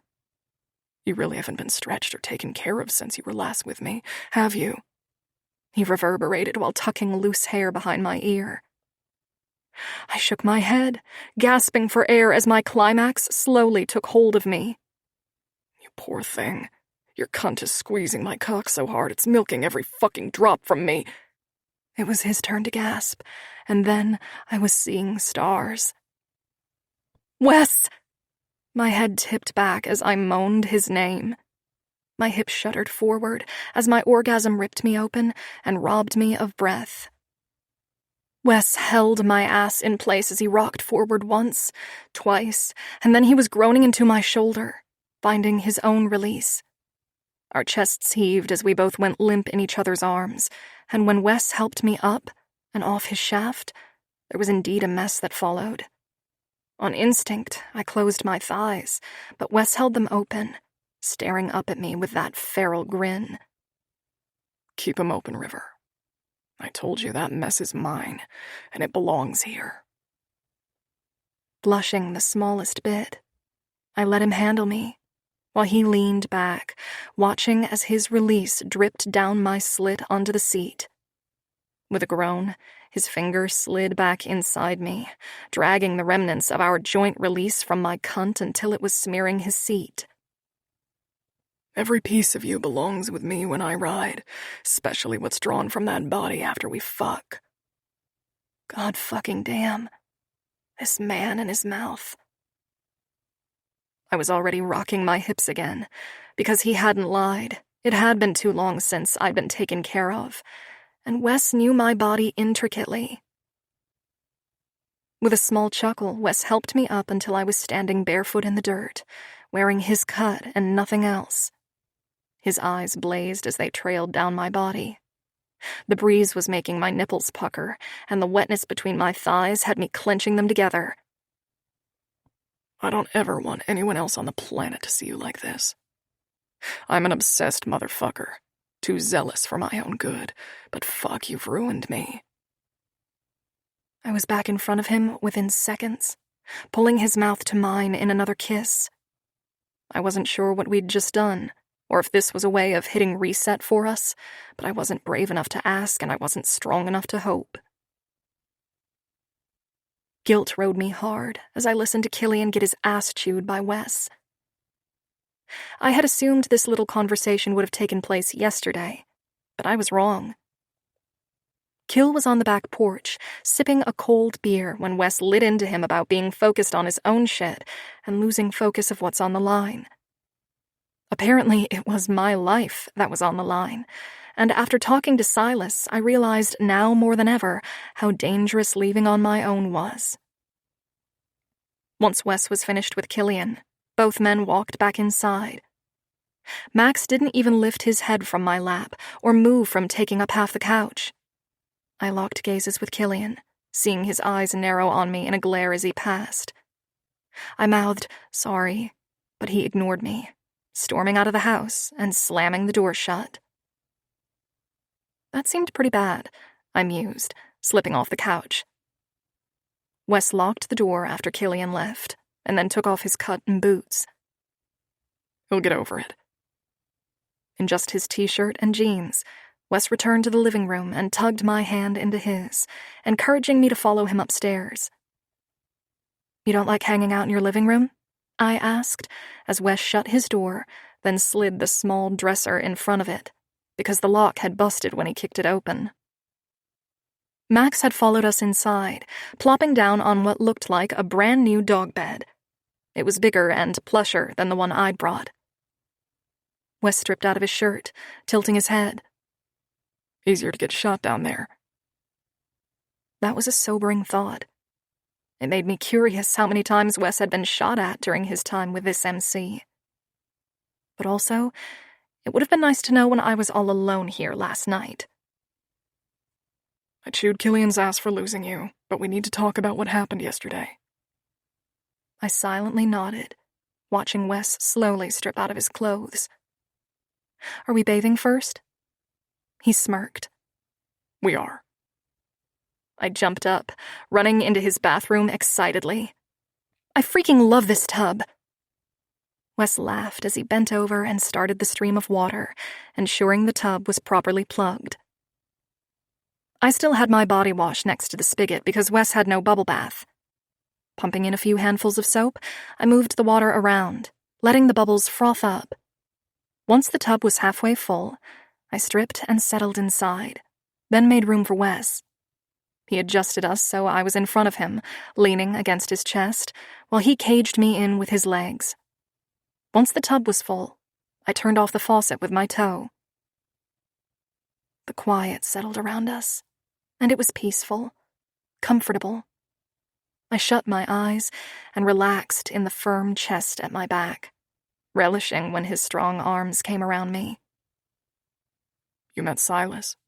Wes rumbled into my neck, and my eyes popped open. Stroking down his arm, I asked, "Is it true that he was there that night?" He and Sasha are the reason no one touched you. They protected you, without even knowing you. When I broke in, they helped me get you out. Not all Death Raiders agree with the direction Dirk has taken things. I tried to piece together a new story based off what Wes was saying, painting Silas in a light that didn't have his brash words or rude tone, but it wasn't easy. I know I owe them my life, but Silas was a bit of an asshole to me. Wes laughed, and I loved the way it felt against my back, but to teach him a lesson, I yanked on his leg hair. You can't laugh at him being an asshole to me. Ow. Shit, River. He laughed even harder, pulling me tighter against him. Then, with a gentle kiss to my ear, he softly said, You can't go places alone. I know this is temporary for you, but I promised your dad I'd keep you safe. I stared up into the clouded window above the tub, seeing strokes of gold and orange infuse the glass. The sun was setting, and it created a dreamy glow inside the room. But as much as I wanted to sink into the moment, Wesley's words gave me pause. I pushed off his chest and turned on my ass, needing to see his expression. Is it really just about keeping a promise to my dad? His gaze slid over my features, and when I assumed he'd break, he seemed to fortify instead. His jaw set and his hands left the water, going to the sides of the tub. Somehow the move made him seem distant and cold, and instantly had me reconsidering our moment out at the river. You're leaving, and I refuse to get used to you being here, or the idea of keeping you. It's not personal for me, it's physical. I mean, fuck. This is all I've wanted for 7 years, but it can't be more than that. Fuck, that hurt. Even though I was apprehensive about that being his answer, I still didn't expect it to come out of his mouth. Not after what I read in those letters, and seeing our past pinned up in his garage. Not after the way he held me this afternoon. There was more, and he was just a chicken shit. So you don't have feelings for me? I slid to the opposite side of the bath, annoyed at how sensitive I still was. Sore. He had the audacity to say this to me, after we'd literally just fucked on the back of his bike. Wes tilted his head, clenching his jaw. Why argue about it when you're leaving the second you sell? It doesn't matter. It absolutely mattered. Without thinking, I blurted, "What if I didn't leave? What if I stayed?" He scoffed. I'd say, for how long? You'll stay for a year, or until the club gets under your skin again. Then you'll leave. This is a waste of time. I want to enjoy what we can have while you're here, and when it comes time to let you go, I will. I pushed loose strands of hair off my face with a shaky hand, belatedly realizing this conversation was frustrating me on multiple levels. Why was he being so stubborn? Why wasn't he acting like the old Wes, who would tell me we could make this work? I wasn't sure I was ready to stay, but I had done a lot of growing in the past 7 years, and with each new day I was in Rose Ridge, I realized I missed home. I could have a life here and still be free of the club. I was mad, and all I wanted to do was lash out and hurt him. So I did. Should have probably mentioned I'm not on birth control at the moment, so that might ruin your little fucker and let her go plan. Without another word, I stood and sloshed water all over the place while exiting the tub. I didn't even get a towel as I walked into his room and headed for the satchel I'd put those letters in. I wasn't ovulating, so there was little chance I'd even get pregnant. Still, it was shitty of him not to ask, and wrong of me not to offer. Reckless on both our parts. I dripped all over the floor, and it was messy and wet, so I grabbed a random robe, tying it off before stomping back out into the room. You said you didn't send these.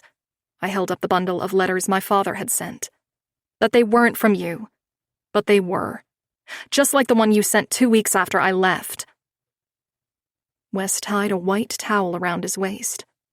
He looked subdued and reflective, almost like a small piece of hope had floated through him, and now he wasn't sure how to get rid of it.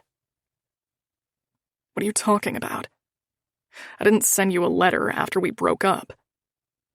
It was my turn to scoff, because that letter was a fucking doozy. Let me summarize it. Dear Callie, I think you did the right thing by leaving. You always were the brave one of the two of us. I think now that I've had time to clear my head, I realized what we had wasn't love, it was pity. From the start, all I did was pity you, Callie. So, I hope you find it in your heart to love again, and you move on with someone who loves you in ways I never could. Sound familiar? Anger radiated from Wes. With jerky movements, he tore the towel off his hips and pulled on a pair of clean boxers. It wasn't until he paced the edge of the bed a few times that he finally said something. When did that letter arrive? His voice was hard as a rough stone, grating against my nerves as I wondered at his reaction. He was acting like he'd never heard the words in the letter, and something inside me both sank and rose with hope. With an unsure voice, I tugged at the terry cloth of the robe. I told you. Exactly 2 weeks after we broke up. It was your handwriting, Wes. The return address was from you. That's why I believed it was from him. It was his handwriting. Fuck! He screamed, throwing a water glass that was on his bedside table against the wall. It shattered on impact, making me jump and Max bark. I never sent that. I'd never say those words to you, Callie. In what universe would I ask you to move on? He pointed aggressively at his chest, seething in anger. In what world would I tell you our love wasn't real? My nose burned, because I didn't want to believe it was him who sent it. I was in denial for so long, rereading it every night, trying to find the lie within the lines of text. But the more I questioned it, the more I realized it had to be him. But if it wasn't, then... Never once did you call, or text, or anything, Wes. It left me no choice but to believe that letter. Because I couldn't have you until I was sure I could offer you a life you didn't want to leave, he screamed, making me recoil. Striding forward, he gently rubbed my shoulders. I'm sorry. Fuck, I'm sorry, I yelled. I just don't understand what the fuck is going on. It wasn't him yelling that had made me recoil. It was his desperation to get me back. Me either. I mean, why would my dad leave me a piece of property that was owed to a rival club, knowing it would put a target on my back? If I thought Wes was angry before, it was nothing compared to the storm brewing in his dark gaze now.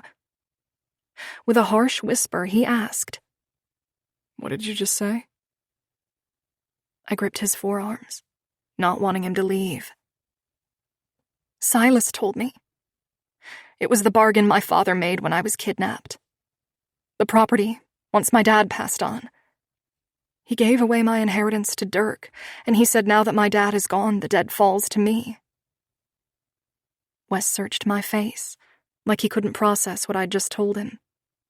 He stepped back once, twice, and then fell to the edge of the bed. He cut a path through his hair with his hand, while he concentrated on the floor.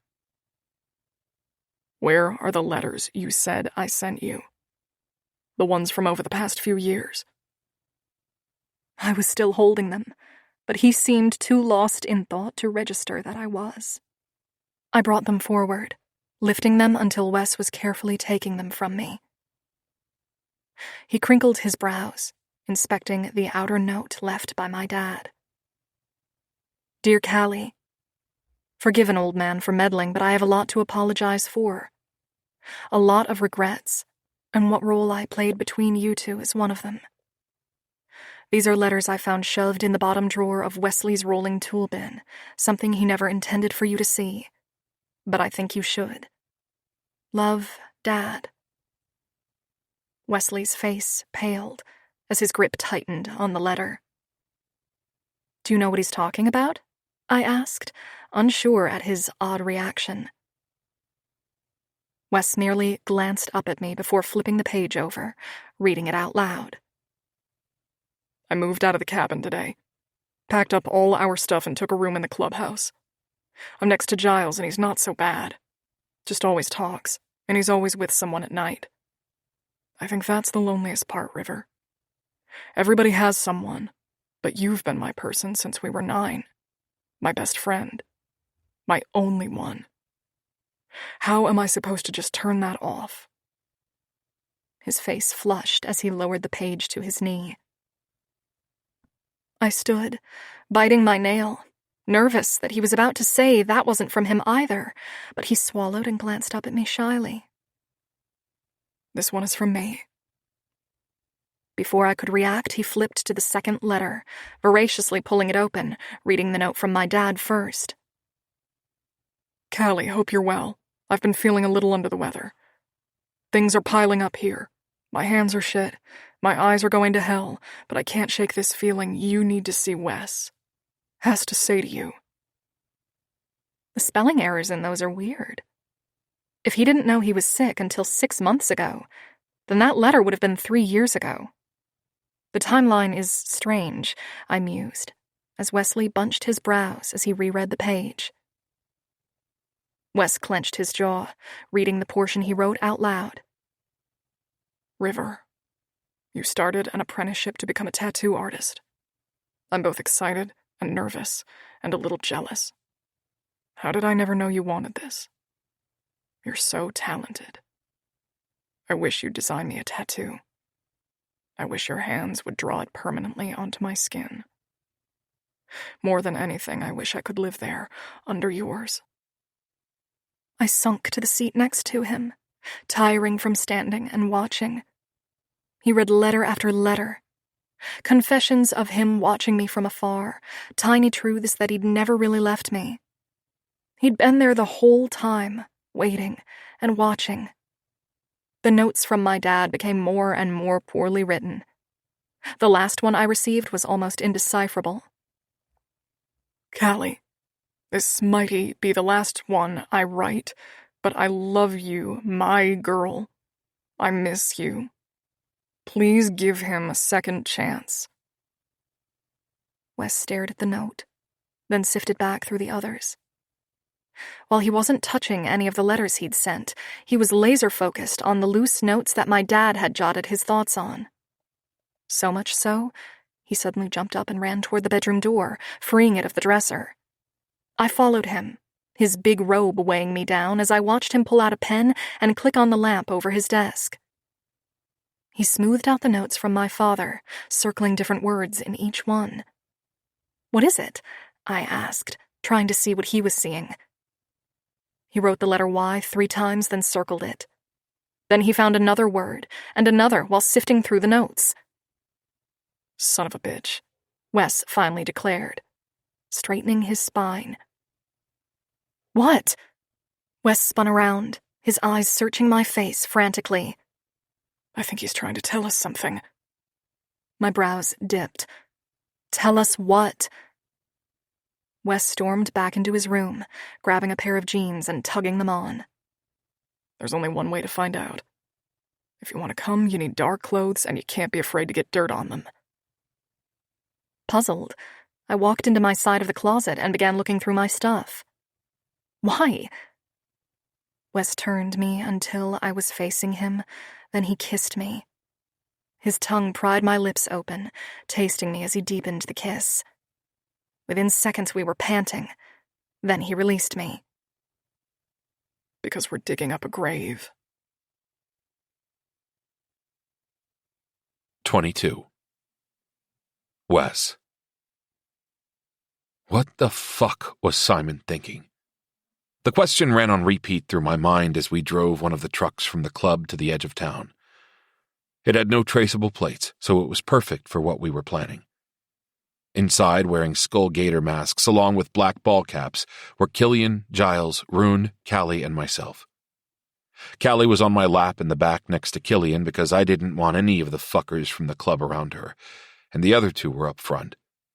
The guys didn't even blink when I told them we had something to do, and no one questioned why Callie was with us. In general, women didn't go on runs, or get to know about our business. I had no idea why it was such a big rule. But after being in the club all these years, I knew Red was still clued into the secrets, and so were the other old ladies. They just never talked about it. Callie was the most essential piece of this fucked-up puzzle, and it was time we started using that to our advantage, instead of leaving her in the dark. Besides, she'd just run and do her own thing if we did. My heart was still recovering from when Silas sent me that photo of her sitting there in a cafe bordering rival territory. The girl was going to be the death of me, which was why I decided it was time to start including her in this shit. She deserved to know, and I deserved a break from stressing out over her safety. Once we pulled up to the cemetery, we all quietly exited the truck. Callie found my hand in the dark, while Giles, Rune, and Killian grabbed shovels. You realize how traumatizing this is going to be for her if Simon is, in fact, inside that coffin? Giles whispered from the back of our group. Killian laughed, while Rune grunted his agreement. Yeah, I realized it would be a shock to her, which was why she wouldn't be looking inside when we pried it open. We walked silently while Giles veered off, heading toward the small office where Gunther, the night groundskeeper, worked. We'd either pay him off or knock him out. Either way, he'd be handled. We found Simon's grave, and with the way Callie slowed, I knew it was already hitting her. He was like a dad to Killian, and even me in different ways. But no one had the same memories with him that Callie did. Dead or alive, this would hit on 1,000 different levels for her. I pulled her aside, away from everyone else, and tugged the fabric around her nose down, doing the same with mine. Hey, find a spot a few graves over. You don't need to watch us do this. Her hazel gaze glittered under the moonlight as she shook her head. He tried to tell me something in those letters. If there's even a chance he's not dead, I want to be there when you find out. Shit. I was worried she'd say that. I wanted to protect her from the hurt this was going to cause, while also letting her be included. No one ever explained that love was going to feel like you were losing your goddamn mind and heart all at the same time. I pulled her in and kissed her. I was a coward, and I owed her the truth about how I felt, but my pride wouldn't allow it. Deep down I knew she'd leave me again. She didn't want this life, and there was nothing I could do to make her stay. Even if she was pregnant, even if there was the slightest chance we'd created a life, she'd still go. With that somber feeling thrumming through me, I turned around and headed back to the grave. The guys had already started, so I jumped in to help. Callie crouched down next to the headstone, handing us waters as we needed them, and after a few hours, when Giles tossed his shovel, she picked it up, jumping into the hole to dig too. She didn't miss a beat, tying her hair back, throwing her shoulders into it, as she shoved the tip of the tool into the earth. Swiping at the sweat on my forehead, I let her get in a few scoops before I grabbed her by the hips and lifted her up. Killian gripped her wrists and pulled her out. I want to help, she whisper-yelled. I let out a sigh and continued digging, and she grumbled a few other things to Killian before he jumped in to take her place.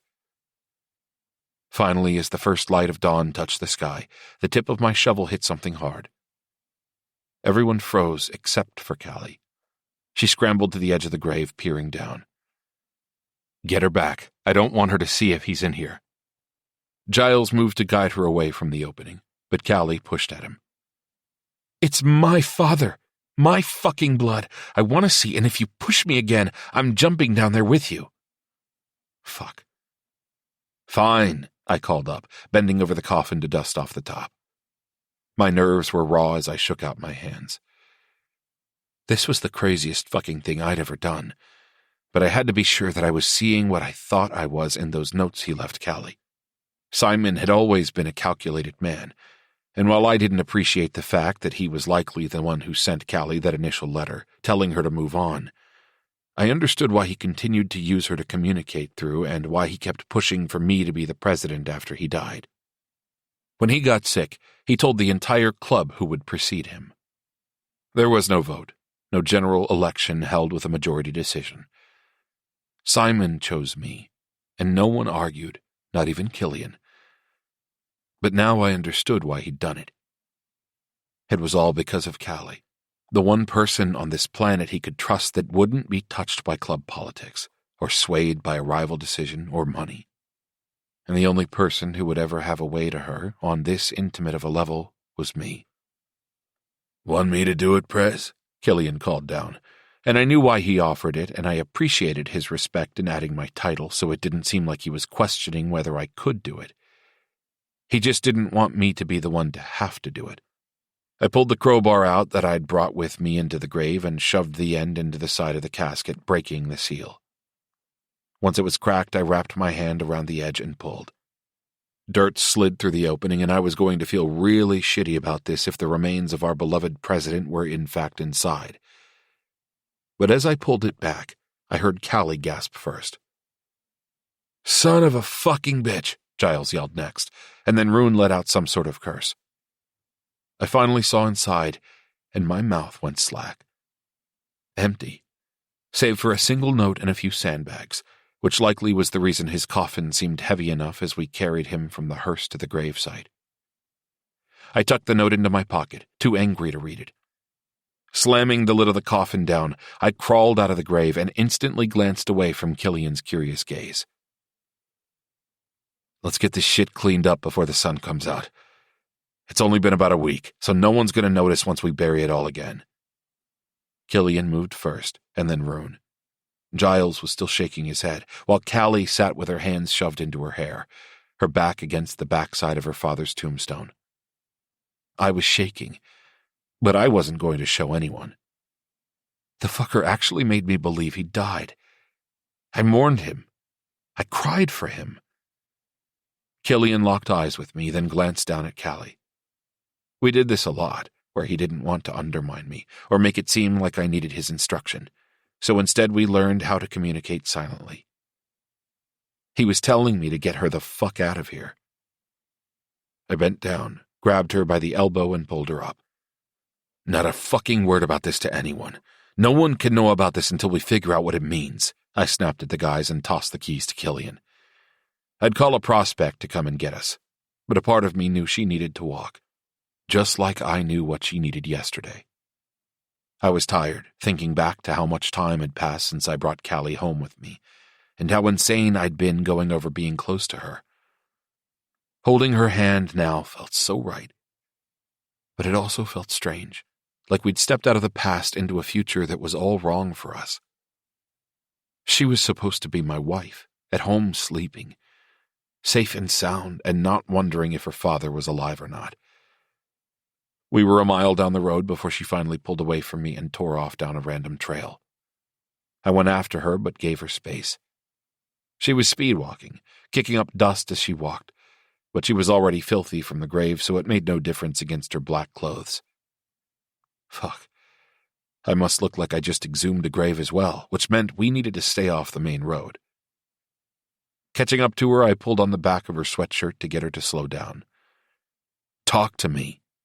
She spun, eyes rimmed with tears, her beautiful face streaked with dirt. She still had her hat on and her mask around her neck. And say what? She threw her hands out. That my dad lied to me? That he manipulated us? Did Sasha know? Was this why she didn't go to his funeral? Why she couldn't bring herself to take anything of his down because she knew? I shook my head, trying to pull her closer. I don't assume she did. Sasha is a death raider. She's been straddling life and death by dating Simon Stone for 5 years. There's no way she would have been allowed to show her face at that funeral. You don't think we were being watched that day? That Dirk didn't drive down to see for himself that his greatest rival had died? He wasn't the only one. The leader of Mayhem Riot was on the fringes.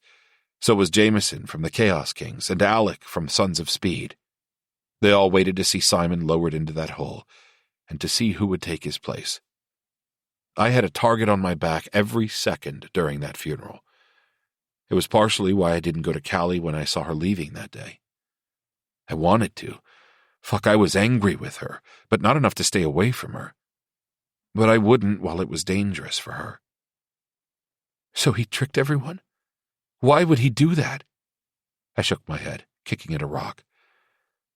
I think it had to do with the deal he made with Dirk, but I'm not sure. He left some hints as to where we can find him in those letters. I want to take it into church and have the guys see if they know for sure or not. Callie wet her cracked lips, nodding. I pulled her closer, pressing a kiss to her neck. We'll figure it out, okay? Her hands wound up my back and sunk into my hair. Okay. Once we turned back toward the road, Callie tucked her hand into mine and asked, What will you do once we find him? He obviously planned all this, which means he's still the president. When he comes back, will you just go back to being the vice president? Watching the dirt at our feet and the way the early rays of sun streaked across it, my mind took me back to when Callie was leaving my treehouse. After we'd turned 16, I'd walk her back home every morning and kiss her goodbye. We'd always been inseparable after that day in the river. A crush became an obsession, which quickly turned to dependency. She was my everything, and I remember staring at the dirt like this while we walked back, thinking up ways I could explain all that to her. Even now, the words I wanted to say were stuck behind my teeth, rattling in my lungs to be freed. But my fucking pride held on to them, shoving them down until they were nothing but air. Same shit, I guess, I rumbled in response. What good would it do to tell her I wanted out? That I wanted a regular life? Even if I accomplished it, I wasn't leaving Rose Ridge, and some piece of me would still be a part of the club. They'd become my family, and with all this shit going on with Simon, the property, and the Death Raiders, I wasn't going to leave them high and dry. Callie kept her face down as we walked, and the silence stretched uncomfortably. What about you? Now that you know he's alive and selling is off the table, you going back to D.C.? Fuck, I wanted her to say no. I needed her to. But why would she stay? I'd given her no reason to. She remained quiet for a long time and then released my hand, itching at the palm that had been inside of mine. Guess I'll go back too. I considered moving back here, getting my own spot at a tattoo shop. But that seems kind of dumb now. I feel like this has all been just one giant mistake. I was glad she couldn't see my face because it was reflecting how badly it hurt to hear her say that. Still, I wanted her to come home if she wanted to, and I knew a big reason why she wouldn't was if she didn't feel like she was wanted, which pissed me off. So much so that I stopped and turned toward her. If you want to move here, then why don't you? Who cares about the club, or the past, or even me? Do what's good for you, Callie. You've lived in D.C. for 7 years. How come you never went anywhere else?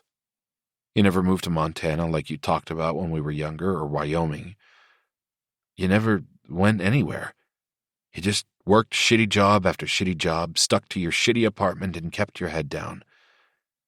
It was like you were waiting for your past to clear up, come back, and tell you it still wanted you. Anger twisted her features as her arms crossed in front of her. I followed a dream.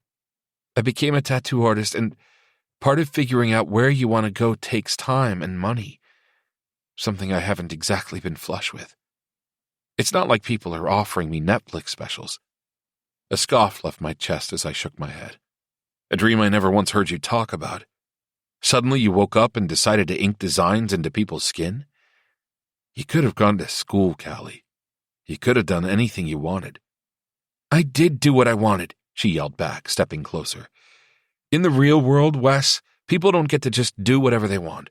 Rent is due. Bills are due.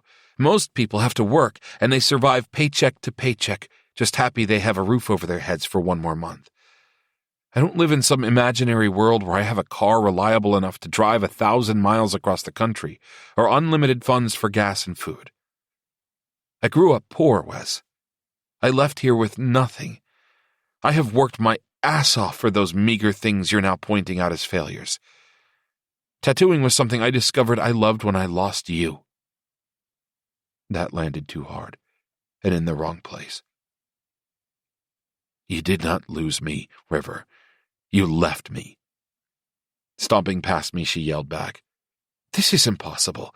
I did lose you, and long before I left. You weren't coming home, Wes. You were late every night. You seemed to forget that I didn't want to belong to the club or be forced to go to parties. You forgot that I used to run away from those parties, Wes. I'd run to you, and all of a sudden you weren't there for me.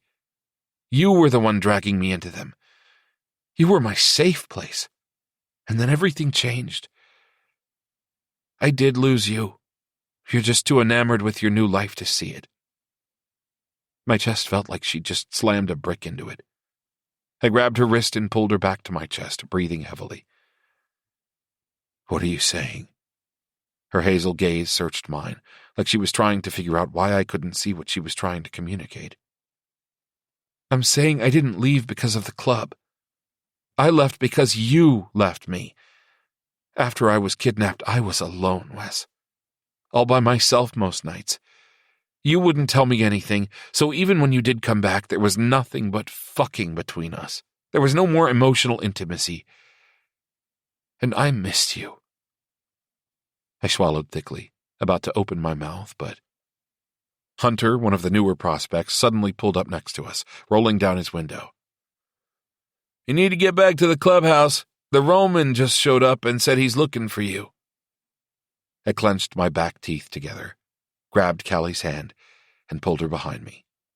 Callie crawled into the back seat, but I slid in right next to her and held her hand in mine while the prospect drove us back. We pulled up in time to see that Killian and the others had returned. Red walked out of the main house with Max on her heels. We'd asked last night if she and Brooks would watch over him before we left, and it seemed the beast did fine. His nose immediately went to Callie's stomach as soon as we exited the truck, and Callie smiled down at him, stroking his neck. I liked seeing her with him. I couldn't figure out why, except that he took care of her. I could tell. When she was sad, he seemed to catch on and go to her, and he was as tall as a small horse, so he kept people away from her. I sort of felt like if she didn't have me, I was glad she had Max. Red put her arm around Callie, steering her back toward the kitchen, talking her ear off. People were saying my name. Others were headed into church, but I went after the women and pulled on Callie's wrist, stopping her. You're with me. Red's eyes rounded, and so did Callie's. But Callie recovered quickly, putting her hand in mine as we walked toward the church doors. Members watched on, staring at us as I broke one of the fundamental rules of the club. No women in church. But fuck tradition. The men were already assembled around the table, and there wasn't a single empty chair save for mine at the head. I slid it out, taking a seat, pulling Callie into my lap. What's going on, Silas? My friend glared at Callie, clenching his jaw before clearing his throat. You sure you want her here for this? I gripped Callie's waist, pulling her closer to my chest, while catching the eye of every man at the table. Right now, it's the rest of these fuckers I'm not sure about. But River stays from here on out. As long as I'm president, she's welcome in these meetings. There was a grunt of approval around the table, and I relaxed when Callie's fingers rested on my thigh under the table, her back pressed into my chest. And then Silas opened his mouth, and everything went to hell. Dirk sent me here to kill you, Wes. 23. Callie. I really freaking hated Silas. My glare was severe enough that he realized this. That or my death grip on the edge of the table gave it away. While I knew I wasn't supposed to speak up in this meeting, I couldn't help the angry whisper that left my chest. What the fuck did you just say? Silas scowled back, those pale blue eyes brutal as he set his jaw. Wes gripped my waist, trying to pull me back against him, but like fuck was I going to sit here and listen to some death raider discuss the semantics of his murder. Maybe I was on edge because of my father, and maybe I was just over all this club bullshit. Didn't really make a difference in my mood either way. I was on edge, and the deeper this hole seemed to go, the angrier I became. Silas finally let out a small laugh, looking around the room. Relax. He wouldn't be sitting here alive if I had any intention of following through with the threat. His blank inspection returned to me. You, on the other hand, I haven't decided about yet. Wes went rigid behind me. Start explaining, Roman, or we're just going to have to make an executive decision. Any threat to Little Fox is a threat to the club, Killian warned, bringing his hands together in front of him. Wes had a death grip on me, which was the only indication that he was barely in control of his temper. I looked over at Silas with a new understanding as I considered what Kill had just called him. This was the Roman they kept talking about. Stupid nickname if you asked me, but maybe I was biased and just hated his guts. Leaning back, unfazed, Silas stared at the wall across from me. With a malicious smirk, he shook his head, which had my eyes scanning the space he kept drifting to. There on the wall, among other memorabilia, was a Death Raider cut with a railroad spike pinning it to the wall. Dried blood covered the leather, including most of the white lettering that revealed the name. Poet. Whoever the man was had obviously died. Maybe that was angering the other Death Raider in the room? Finally, Silas let out a sigh, lounging back in his chair. Dirk wants Callie. He's been looking for a new old lady, says he wants her, and said he's willing to renegotiate terms of the property. My belly filled with dread, while my skin felt like someone had just splattered it with mud. I didn't remember Dirk. I'd never been close enough to see him while conscious, but I didn't have to remember him to know I never wanted to be in the same room as him. And apparently I had at some point. I turned my face to take in Wesley's expression, but he gave nothing away. He was all walled off, brick and stone, so that nothing showed. There was a tiny part of me that was curious if Wes would prefer this, so I was out of his hair and his precious club was free and clear of the threat of being taken. I realized no one had spoken, and all eyes were on me, as though they were waiting on my decision. All except Wes. The tightness of his fingers screamed that he was about to lose it. What do you say, Wes? Think your precious River can take one for the team by being the new queen of Raider territory? It'd make her untouchable. Might be the safest place for her. My lips parted when he used my nickname. No one else had ever used that nickname but Wes. It was his endearment for me, and only his. Ah, fuck. Killian sighed, scooting back in his chair. I had no warning before Wes briskly stood, depositing me in his chair. It all happened within a single breath. Killian lifted Silas by the arms, holding him still while Wes stepped up and punched the Roman in the nose with a sickening crunch. Then he threw another hit and another. I winced each time I heard his fist connect. You think this is funny? Think you can come in here and say that fucking name? Another punch landed in Silas's stomach, but Killian held him up, so Wes continued to have a clear shot, but he didn't need any more. A silver-plated revolver was pulled out, and was now pointed directly at the Raider's forehead. The room went silent. Silas didn't say a word to defend himself. Nothing at all. "Wes," I whispered, as the hammer was pulled back and the gun was prepped to shoot. Wesley's fist was red as he stared Silas down, pointing the gun directly at his face. The room watched on, and I noticed all the other members had their guns drawn, down and out of sight. The only sound was Silas's heavy breathing and Wesley's boots as he stepped closer to the bleeding man. Wes gripped Silas by the hair and tipped his face back, placing the gun to his cheek.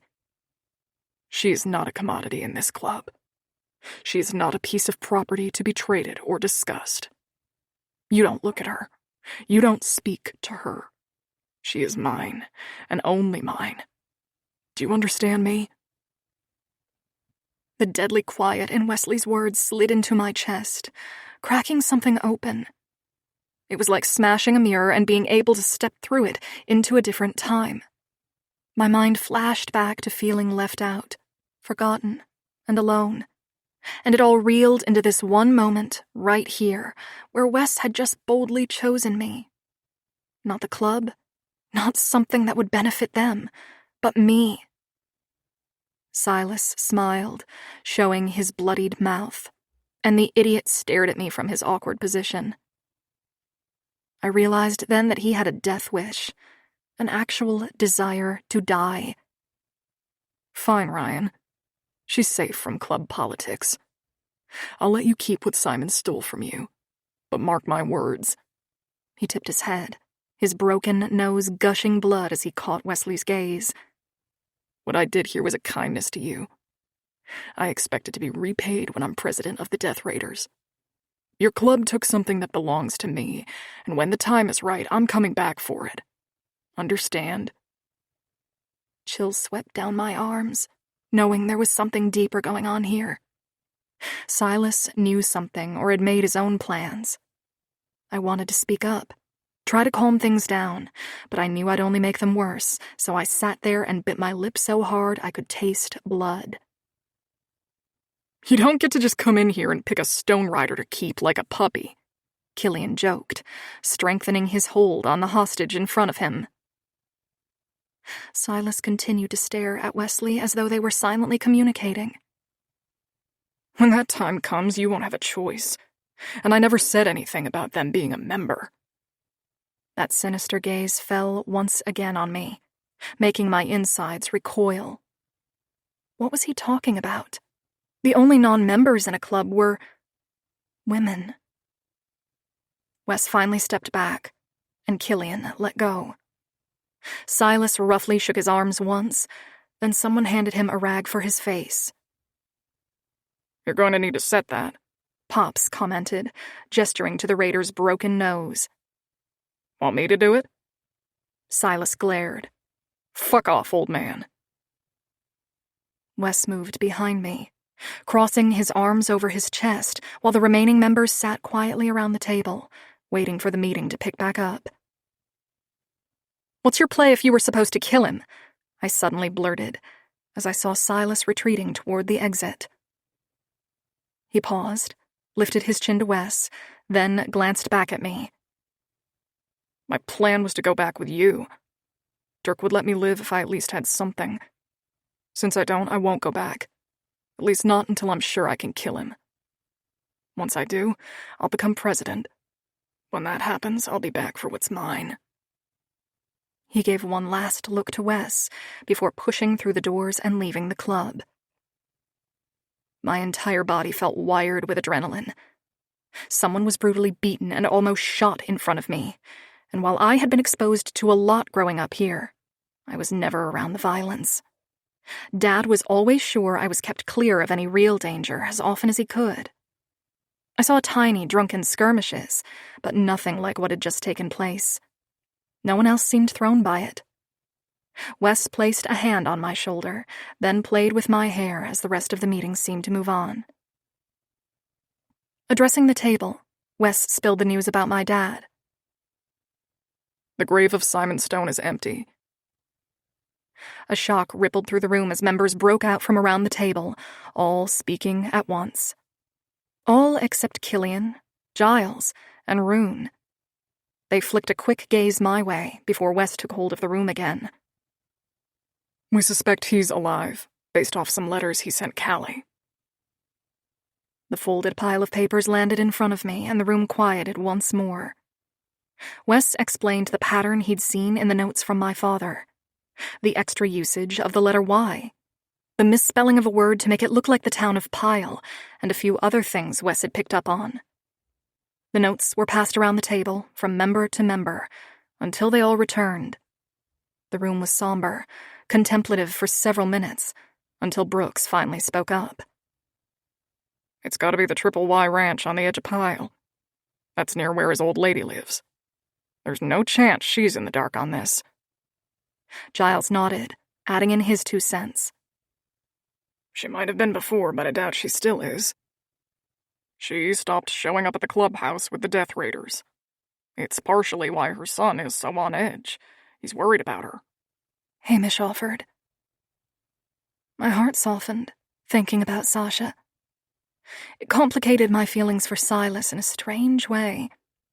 I didn't like him, but I could understand his rage if he was afraid for his mother's safety. It didn't seem like he was too pleased that his mom had been dating my dad, or the danger it put her in.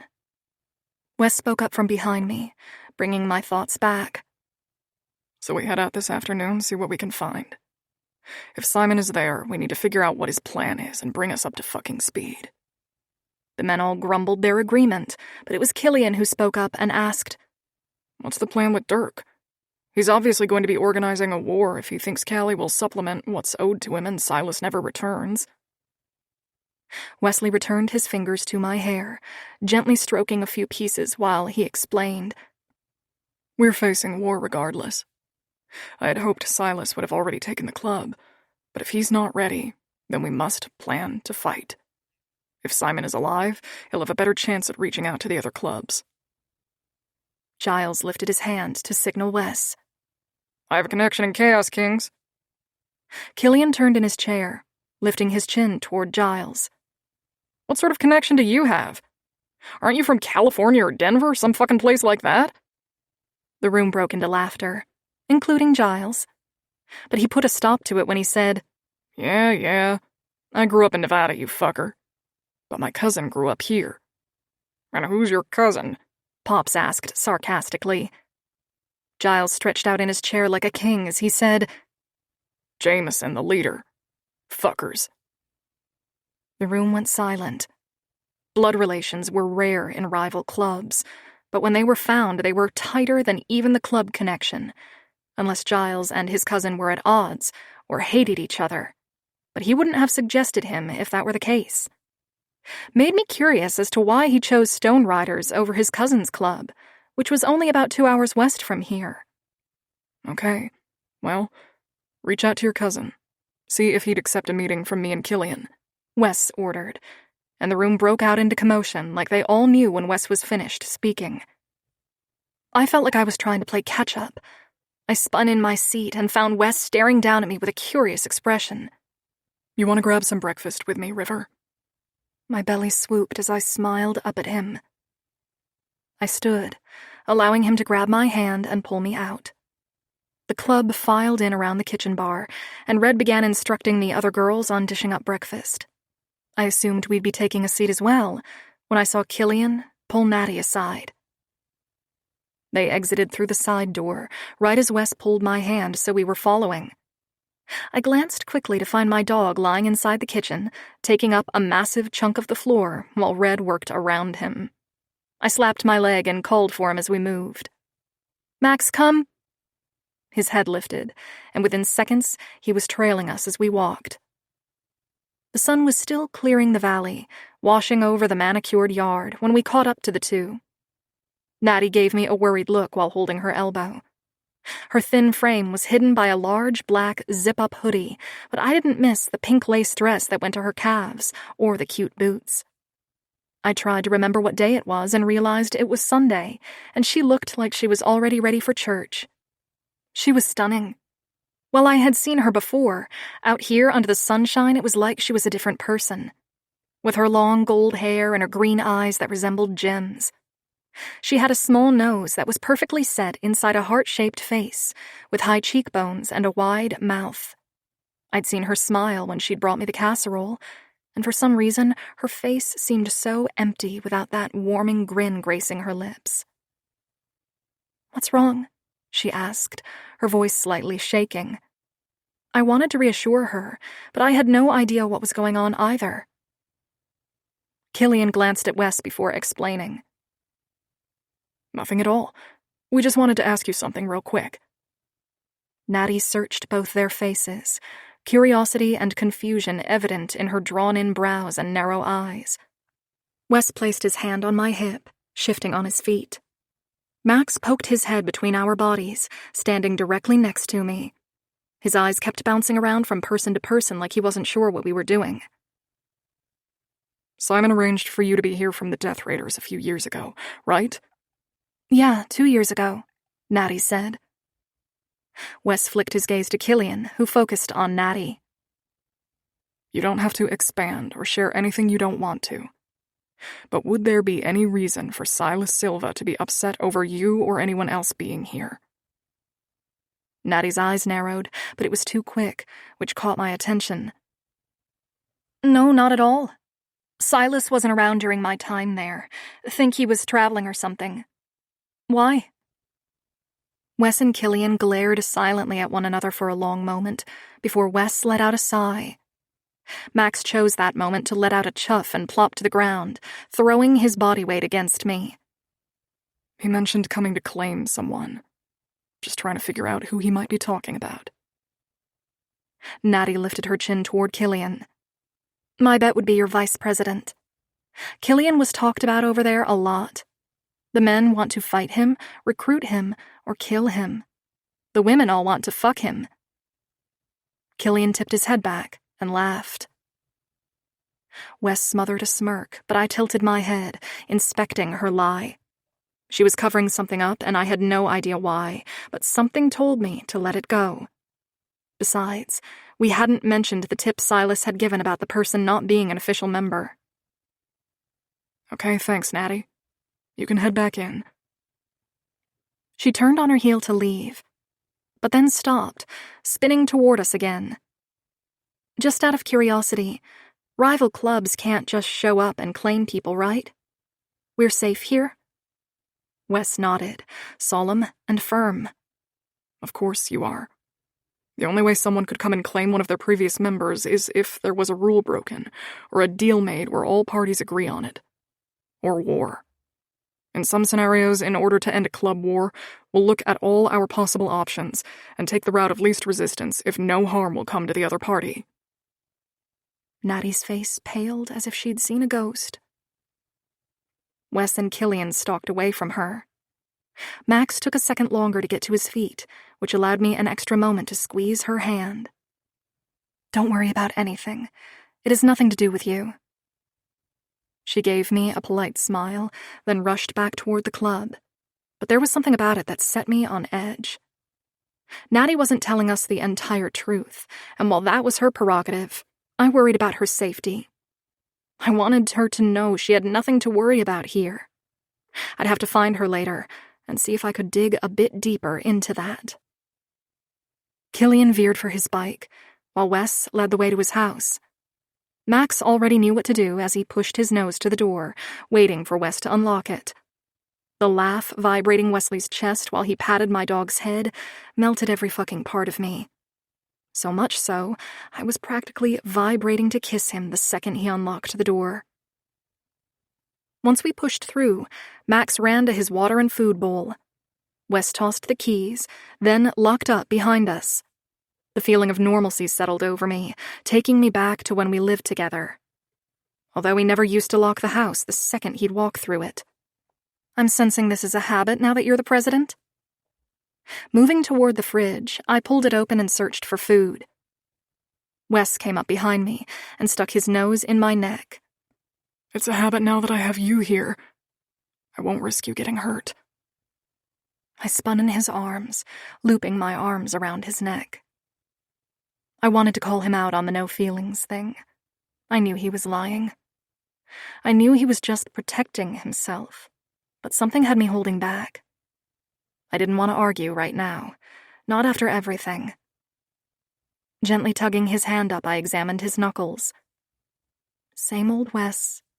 I clicked my tongue, turning around to grab ice, but he stopped me by pulling on my belt loop.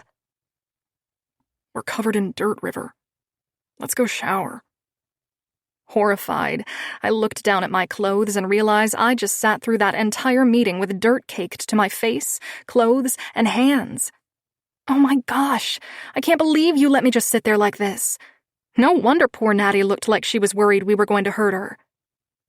Wes laughed low in his throat, then planted a kiss to my jaw. You look perfect. Even covered in dirt. Even exhausted. Even with Max's drool all over your jeans. What? Oh my gosh. I pulled away to check, but he held me against him. His lips moved down the column of my throat, where he tugged the gaiter free, and then unzipped my hoodie. Fabric dropped to the ground as he lifted my tank, continued to kiss, and then unclasped my bra. I lifted his shirt, relishing the way his abs stretched, and I traced each hard muscle. His fingers wrestled with the button of my jeans as mine did the same with his, and suddenly we were in a race to see who could get the other naked first. Wes won, and he claimed his victory by carrying me to the table.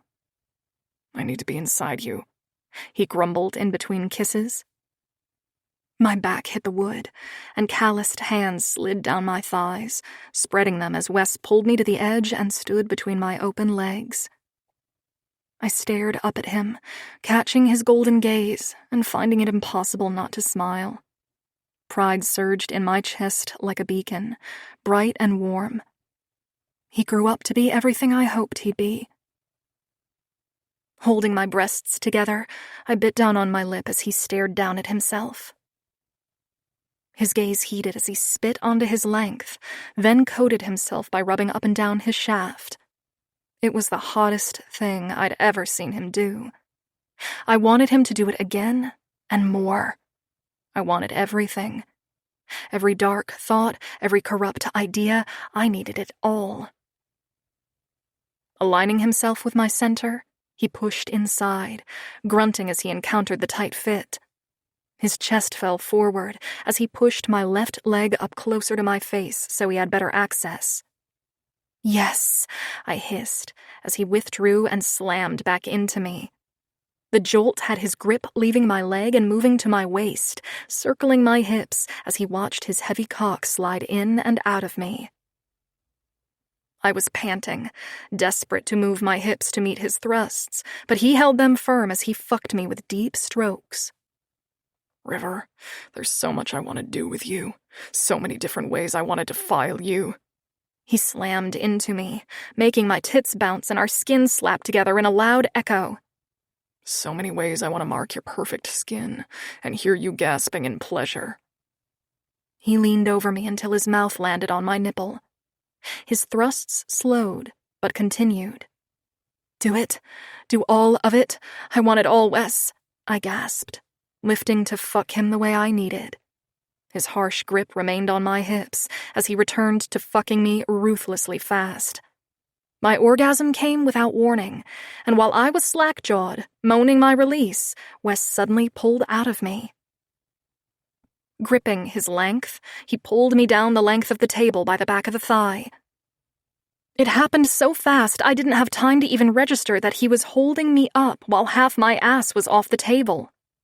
My face, however, was in the perfect position to catch Wesley's release. He'd never finished on my face before, not anywhere on my body except inside me. But maybe this was because I'd mentioned I wasn't on birth control, and he wanted to be careful. Why did disappointment churn in my chest at the thought of that? I blinked, opening my mouth to catch the milky release as it jutted from his cock. It was all over my face and sticky, but it didn't stop Wes from taking a bit by my cheek and spreading it to my lips and tongue. So fucking beautiful. I like seeing you like this, covered in the aftermath of what you do to me. You've deprived me for 7 years, River. You have a lot to make up for.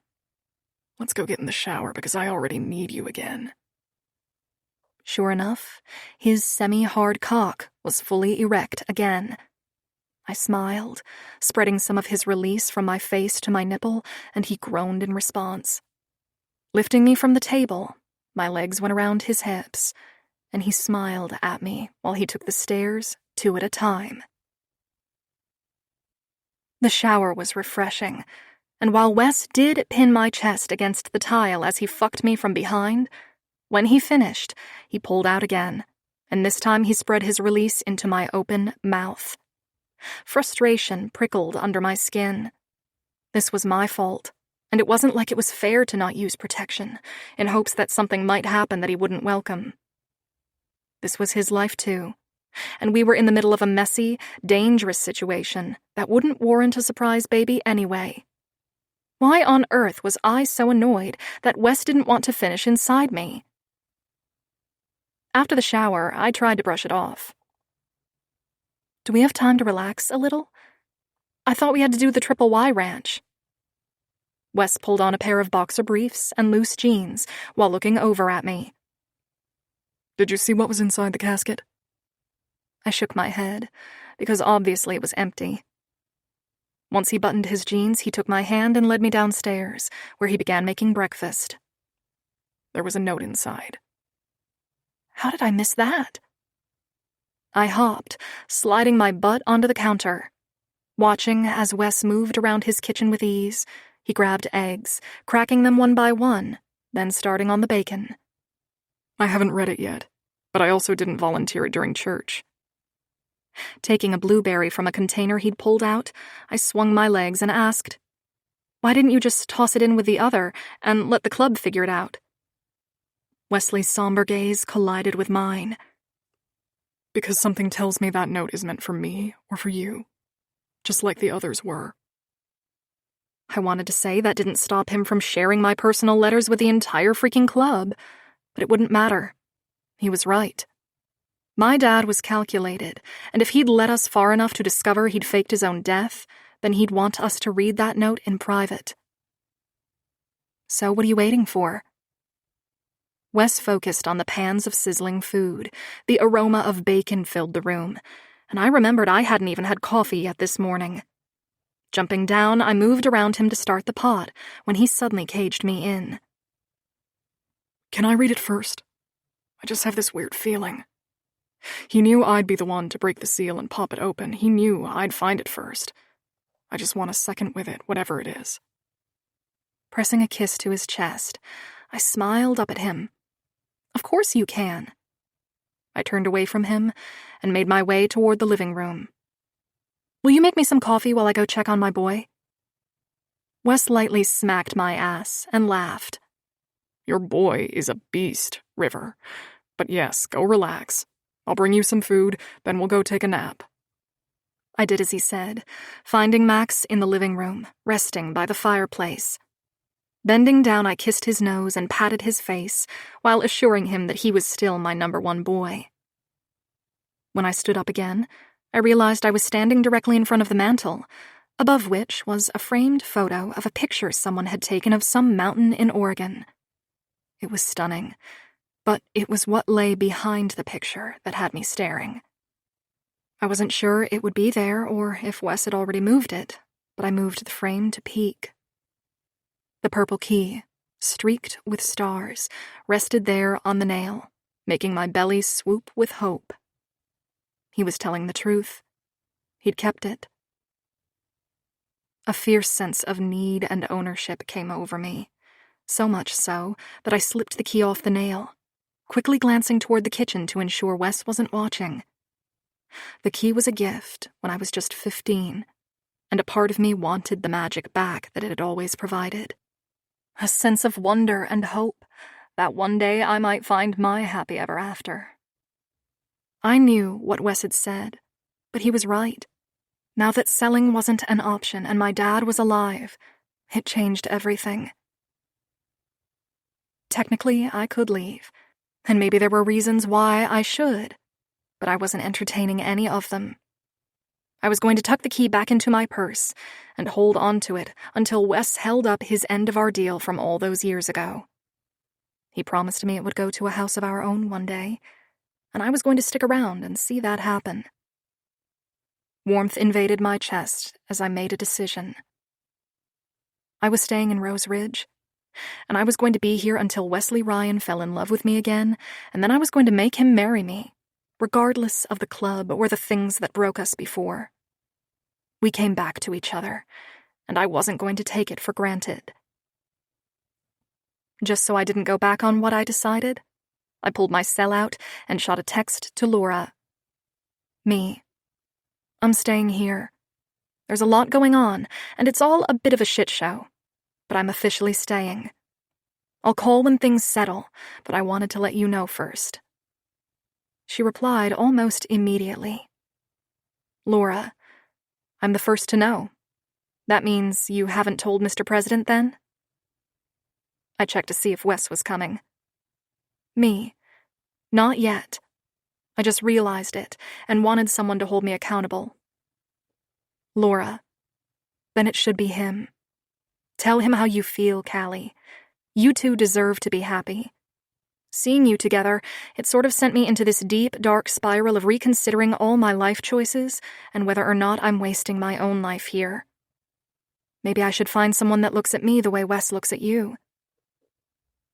My mind instantly went to what I saw in Killian's gaze when the two of them were saying goodbye that day, but I didn't text that. Instead, I told her the truth. Me. You should.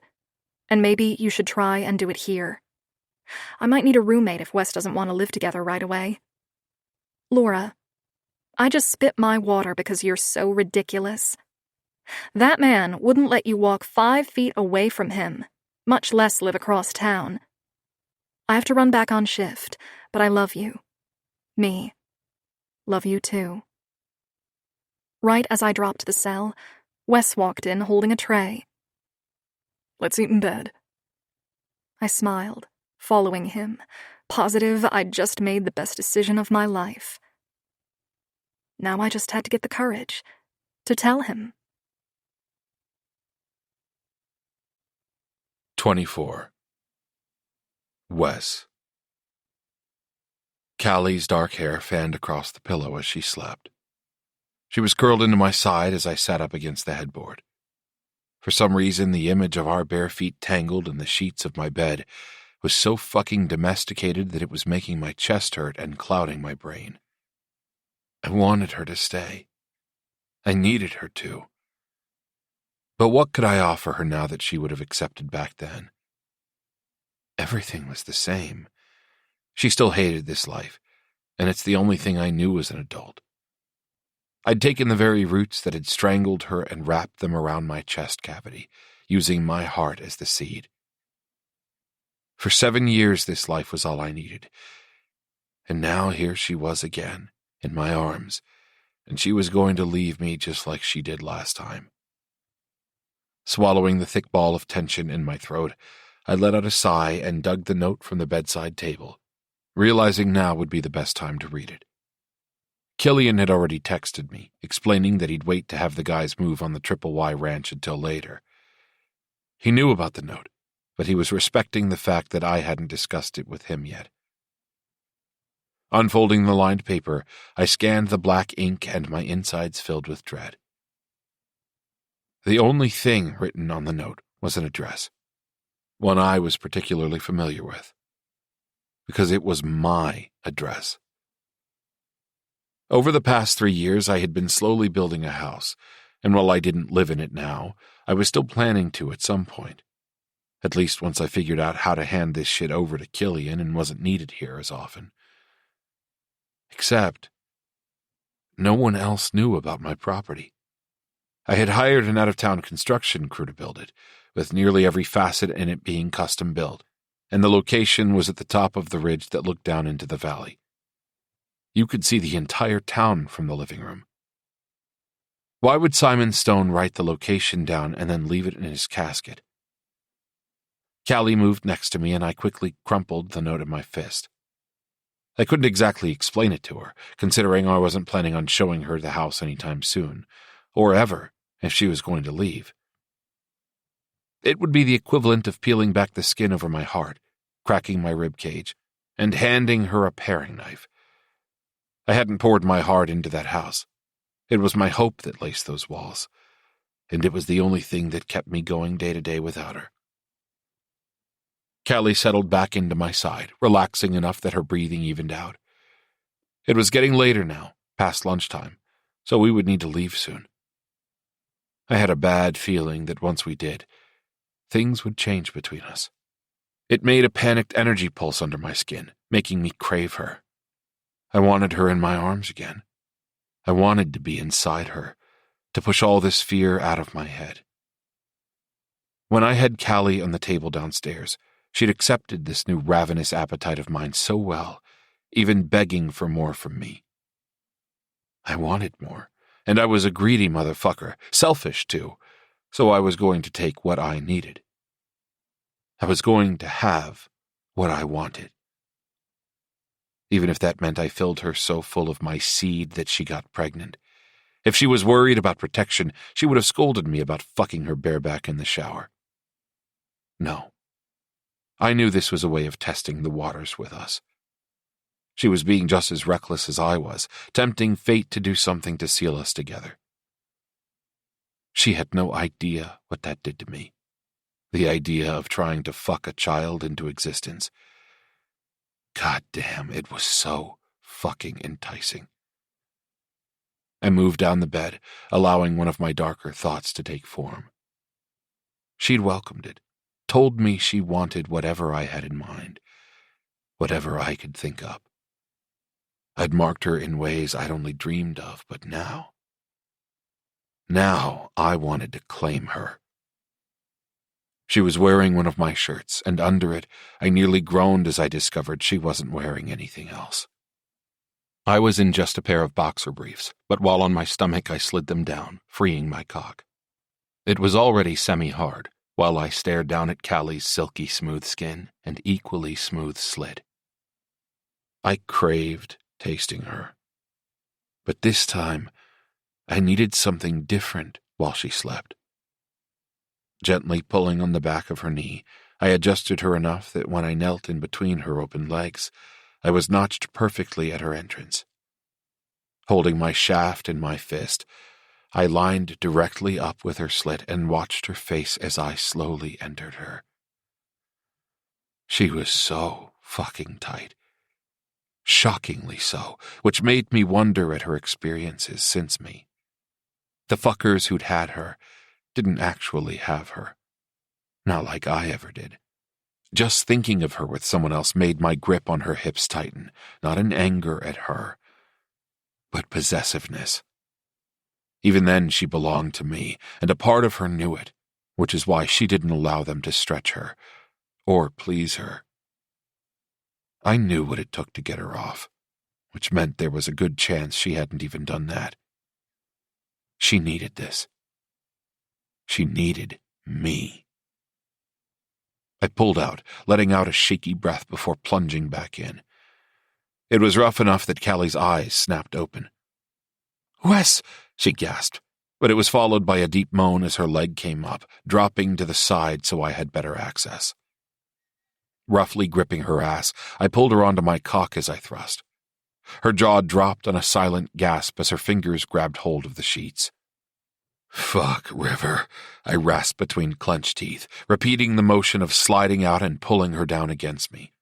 It wasn't deep enough of a connection for me, so I moved my hand from her ass to her back and lifted her, so she was straddling me, her knees going wide on either side of my hips. She stared down at me, cradling my jaw as I controlled how hard we fucked by circling her waist. She swiveled her hips at a brisk pace, keeping her gaze locked with mine. The way our skin slid against one another drove my need for her higher. Her hands came to my shoulders as I roughly shoved the shirt up over her head. I needed her breasts pushed up against me as I fucked her. Chests heaving, her pebbled nipples pressed into my chest as we slowed, and on my knees, I moved us until her back was pinned against the headboard. With a growl, I began forcing my cock into her tightness at a reckless pace. "Fuck, Wes, shit, Callie screamed as her orgasm took hold of her. Her knees compressed my waist, her pussy clenching tight against my dick, but I pulled her ass hard against my cock, coming with a choked rasp. "You think you scared me with that bullshit about birth control, River? You think I'm afraid of marking you over and over, filling you up to the brim with my cum until you give me a baby?" My thumb pressed against her pulse while I continued to fuck her. Her heavy-lidded eyes stayed on my face as our bodies moved. "You think I'm afraid to play the same game as you, tempting fate to tie us together in some sort of toxic, fucked-up way? Putting a baby inside of you isn't going to scare me off, River. As long as I have you, consider us in a game of Russian roulette with fate. Each time we fuck, we're going to see if that's the one that'll ruin us. Because I know you're going to leave me, and even with a baby. But it'll still tie you to me, River. You won't be able to walk away without being marked by me." Our foreheads stayed pinned together as I continued to hold her against me, finishing my own orgasm with a heaving chest. She sagged against me, her lips finding mine in a fevered kiss. With both our breaths mingling, she tipped my jaw back and caught my eye. "Do you want me to stay?" The question pierced through me, tearing at an already gaping hole. It was too big of a request, and if I told her yes, and she left anyway... Fuck. I looked away, lightly kissing her shoulder. Would it make a difference? She stayed quiet for a stretch of time, slowly stroking my hair before eventually trying to crawl off me, but I held her firm. Would it? Her hazel eyes turned on me, sharp and focused. Her pink lips parted like she wasn't expecting me to turn this on her. Then finally she answered, and I was glad I hadn't exposed my heart, because she'd just fucking ripped through it. No, it wouldn't. I assumed as much. Giving her one last squeeze, I let her crawl off me. I didn't follow her as she cleaned up or as she dressed. She knew what would come after this. We'd find her dad, and then she'd pack her things and she'd leave my life again. This time, I was at least grateful I had kept some of my heart tucked under my sleeve, never allowing her to see it for what it was. She owned all of it, the entire fucking thing. If only she wanted to keep it. The cab of the truck was quiet as we drove up to the house. I was nervous to see her reaction, even with her not knowing it was mine. It made her acceptance or disappointment even more important. We didn't talk about what happened at the house or what either of us said. Our relationship was fucked up. I knew it, and she knew it. We loved each other in our own strange ways. Enough that we were literally trying to create life, or at least not doing anything at all to prevent it. I considered it a challenge, and she wasn't shying away from it, while also not confronting any of it. It was better to just move past it. Which was what I had been doing while moving through the motions of finding someone to watch Max and talking to the guys about heading to the Triple Y Ranch. I wanted them busy while Callie and I headed up the bluff. Now, winding through the roads that led to the top of the ridge, I wished she would say something. I wanted her to yell at me or fight with me. Fuck, I wanted her to ask about the note that I promised to let her read. She hadn't. I eventually offered the information and ended up just saying all that was on the note was an address. She merely nodded and got into the truck. I hated this. But it was going to happen no matter how badly I didn't want it to. From the start, this is where we were going to end. Best to just let it unfold. Oh, wow, Callie sat up, peering over the dashboard as the house came into view. My fucking stomach twisted with eagerness. She unbuckled so she could see more from the edge of her seat. Her eyes were wide as she stared in awe. Whose house is this? Once I parked, I saw no other bikes or parked vehicles, so I focused on her. She jumped out of the truck and raced to the edge of what would one day be my yard. Once I moved in, there'd be grass where she was standing. For now, it was all dirt. She held her chest as she stared down into the gorge, viewing the entire town. You like it? I asked, coming to stand next to her. Tears lined her eyes as she continued to stare at the scenery. Then she turned toward me with a tight voice. Would it matter? I regarded her, letting the wind rustle my hair and blow her shirt up as we stared at one another, and with a low murmur I answered, Yes. She searched my face, about to say something when we heard a door open and close from behind us. Well, you made it. Guess that means you got back into the good graces of my daughter and dug up my grave, you son of a bitch. Callie spun around, paling. I turned in time to see her dad do the same. Simon looked the same as I last saw him. Dark hair with streaks of silver, tied back at the nape of his neck. Hazel eyes that matched his daughter's and a jaw made of stone that rarely spread into a smile. Simon, want to explain what the fuck we're doing here? I asked, moving up the hill with Callie on my heel. His stare stayed on his daughter. Before I could repeat my question or push my irritation on him, Callie launched up the steps and ran into his arms, throwing herself at him. He caught her in a tight embrace as she cried, and he kept his eyes on the sky above, his face stern. I could hear her crying things about missing him, regret, and having to bury him. He muttered a few things I couldn't hear, while stroking down the length of her hair. I hung back to give them a moment, remembering this was their first reunion in 7 years. For whatever reasons they had, they'd both stayed apart that entire time, without so much as a phone call between them. Perhaps that was why Simon's eyes were rimmed red now, or why his throat kept bobbing as he tried to control his voice. Once he let her down and she swiped at her face, I decided to step closer. So, you two are back together. Seems I fixed what I had a hand in breaking, Simon assumed, while we entered the house. Neither of us corrected him that this was just temporary. I hadn't set foot in the house in over a month, so it felt strange to be back inside. The main floor was all open concept with a substantial living room facing the valley, with floor-to-ceiling windows. The balconies from the second and third floors were visible from here as well, each one with this view. Callie's face was turned up, taking it all in. She wandered until her feet carried her across the hardwood floors and she was running her fingers over the chrome appliances in the kitchen. "Seriously, who lives here?" she asked curiously while opening the wine fridge. Simon's face turned in my direction as if he was waiting for my reply. I didn't give him a reaction or any indication whatsoever that it was my house. He cleared his throat and finally decided to explain what the fuck we were doing here. "I'm sorry I faked my death. It was shitty, and I know everyone is pissed about it." I laughed, shaking my head. "Pissed?" Simon glared, then focused on his daughter. "But if it took my death to get you back here, then maybe it was worth it." "Were you even ever sick?" Callie let out a tiny scoff in response, fresh tears lining her eyes. Simon swallowed and ducked his head.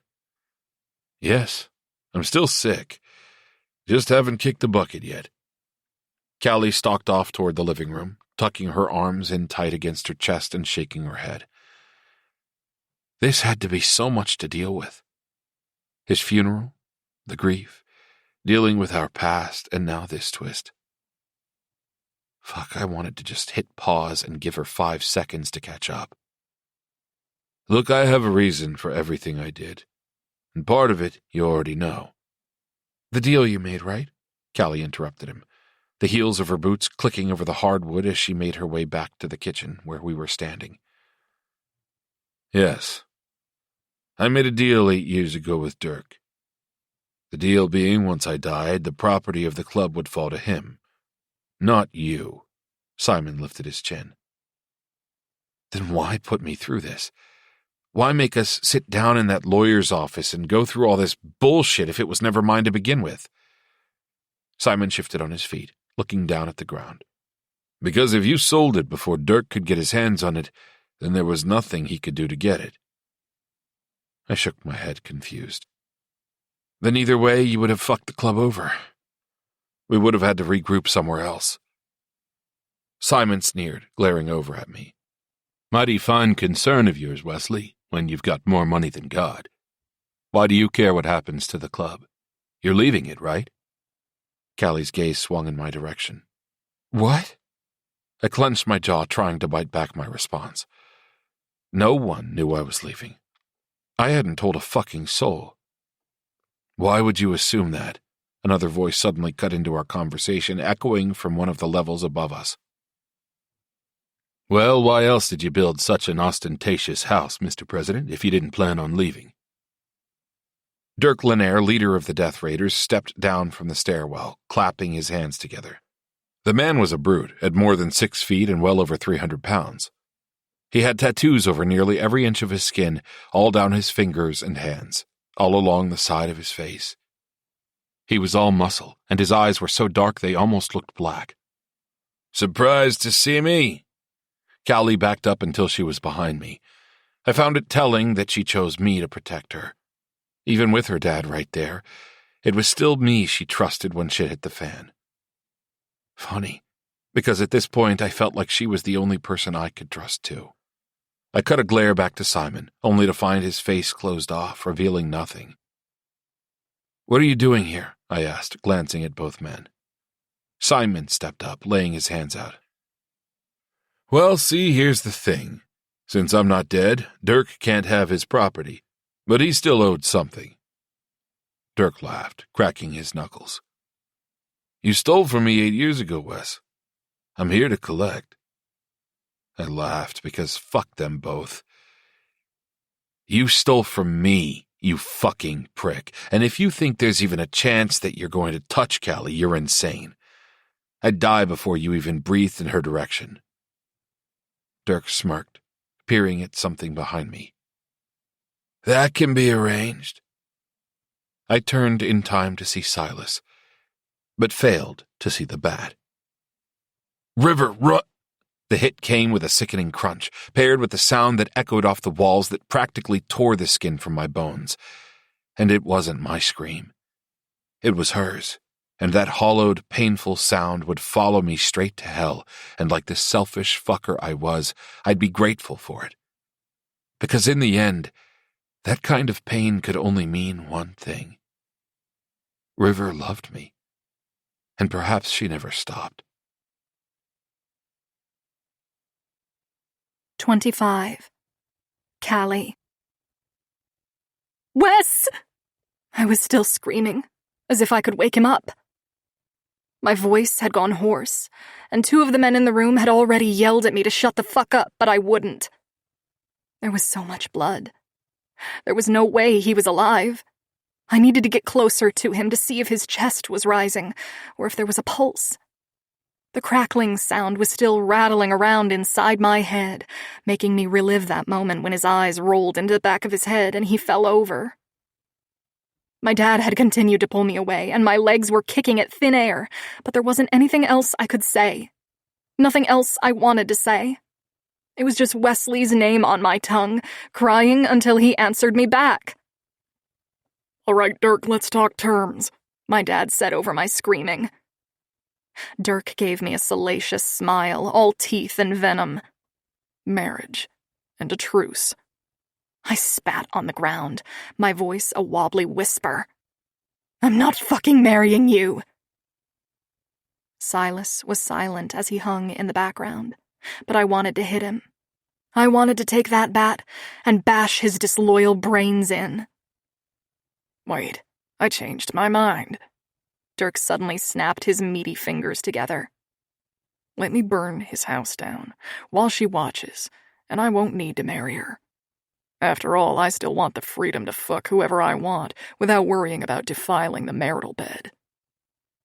Seething angry, I reached for something. Anything to keep them from torching this place while Wesley was unconscious inside it. Please just be unconscious. This isn't even his house, so it's a waste of your time, and I saw cameras. The owners have already seen you. Silas and Dirk laughed at me, and not for the first time I felt foolish, and like I was the butt of the joke. Dirk jumped, sliding his butt on the counter, looking like an oversized toddler. "Stone, don't you have a way of proving it to her?" My dad relaxed his hold the smallest bit and cleared his throat. "Honey, you still have that key you used to carry around everywhere with you? When I asked all those years ago, you said it was for the house Wes was going to get you one day." I felt sick. He didn't. Wes would have told me. He would have brought me up here and shown me and asked me to marry him. Would it make a difference? He'd asked me that when I asked if he wanted me to stay. Silas poured the contents of my purse on the ground, adding to the reasons why I wanted to murder him. "Here it is." He plucked it up and walked to the front door. "How did his little promise go?" Silas asked my dad, giving me a mocking smile. "Shoot. They were so young. I think if it unlocks the front door, then that means this is the house he wanted for them to live in when they were ready to settle down." They laughed, and when Silas locked himself out on the front porch, then used the key to open the door, they both teased with a sigh. I couldn't breathe. So fucking sweet. And how fitting he'll burn alive in the home he had built for you. No, it wouldn't end like this. It couldn't. We didn't get this far to have it end like this. Dad, why are you doing this? Tears burned my nose, clouding my vision. I heard him laugh, and while Silas and Dirk joked to one another, he whispered in my ear, "Just trust me, honey." Louder, he explained. "That day I made a deal for you, I also made a deal for Sasha. If I back out on this now, I lose her. Dirk will kill all 3 of you. This is war, honey, and sometimes there's hard choices in war, so people stay alive." My gaze moved to Silas, and my mind reeled as I watched him begin to pull pieces together as well. "Where's Sasha now?" I asked, keeping my gaze on her son. My gut told me he needed to know, and maybe that was why he was here. If my dad was playing an angle, perhaps Silas was too. It gave me a modicum of hope. Maybe that hit wasn't as bad as I imagined. Or maybe I was already delusional, and this was just me grasping at straws. My favorite place, Blossom.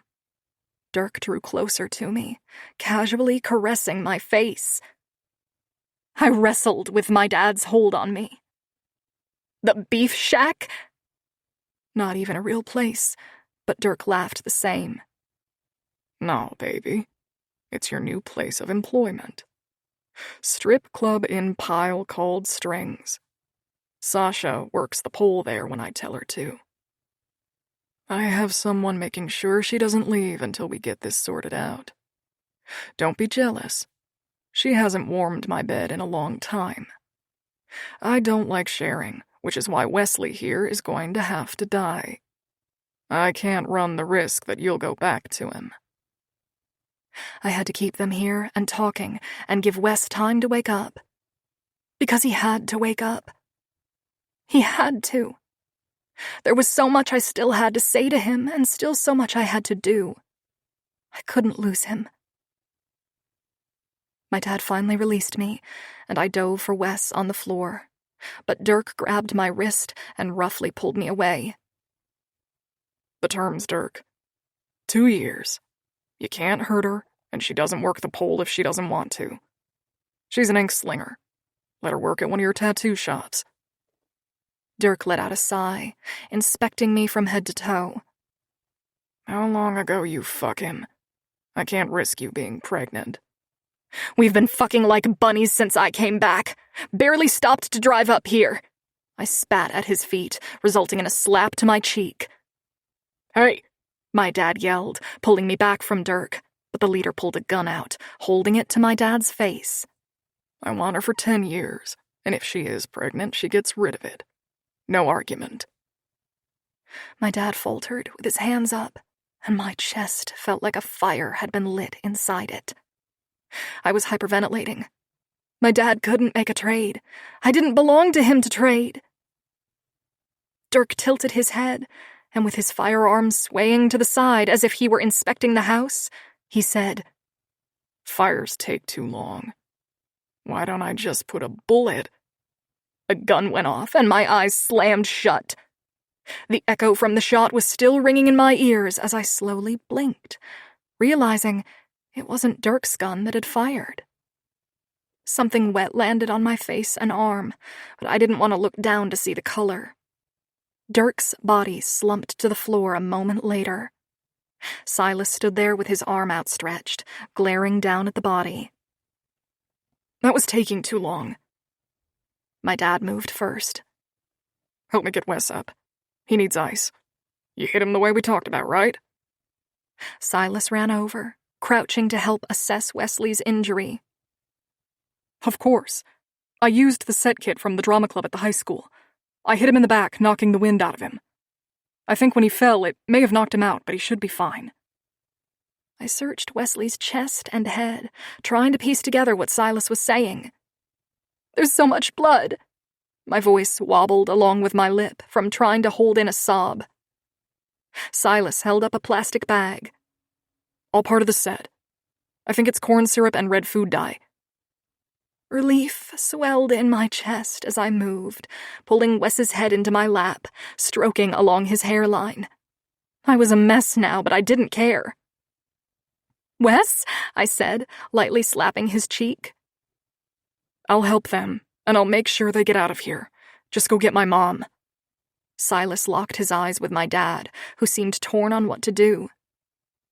Callie, I'm so sorry about this, honey. You were never going to go with him, but I know you were scared. I can explain everything. I was too angry to even hear him speak.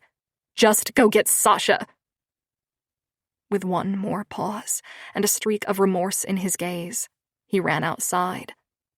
The sound of his bike reverberated through the house before dying off down the road.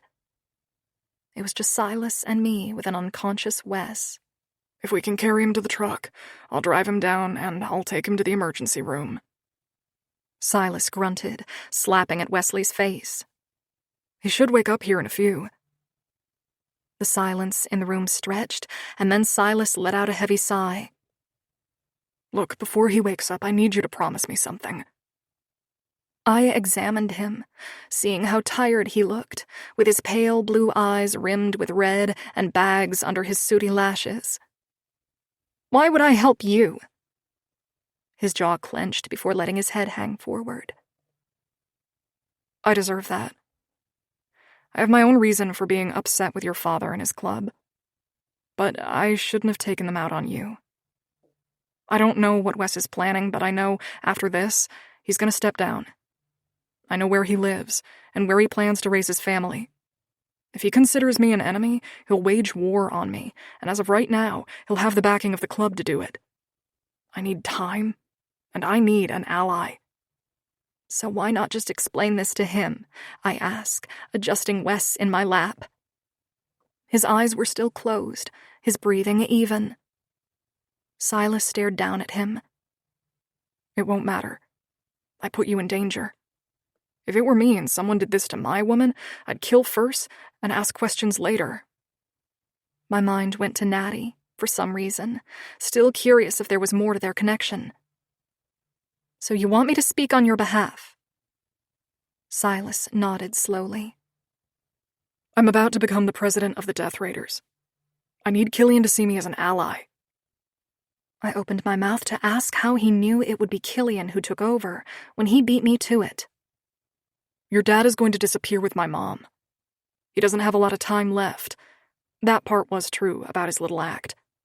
They want to get away from all of this while they can. Once the other clubs realize Dirk is dead, they'll start circling. I need allies. I know Wes is getting out, but I also know he loves Killian like a brother, and so do you. You guys will stick close enough to the club to help him transition. I considered my words carefully as I traced a line down Wesley's forehead. Assuming he wakes up and everything is okay, then you have my word, but I made sure I had his attention before saying, only if you swear not to ever hurt her. Silas dropped his brows into a shelf, shaking his head. Who are you? Whoever it is you're coming for. We all heard your claim. I don't know your reasons or your past, but I have to know you won't hurt her. His jaw worked back and forth as he waited to respond, and I felt Wes move the slightest bit under me. My eyes darted down to inspect him, but he was still asleep. I don't know who you're talking about, but whoever I decide to claim, no harm would come to them. Not ever. The entire purpose of claiming them would be to protect them.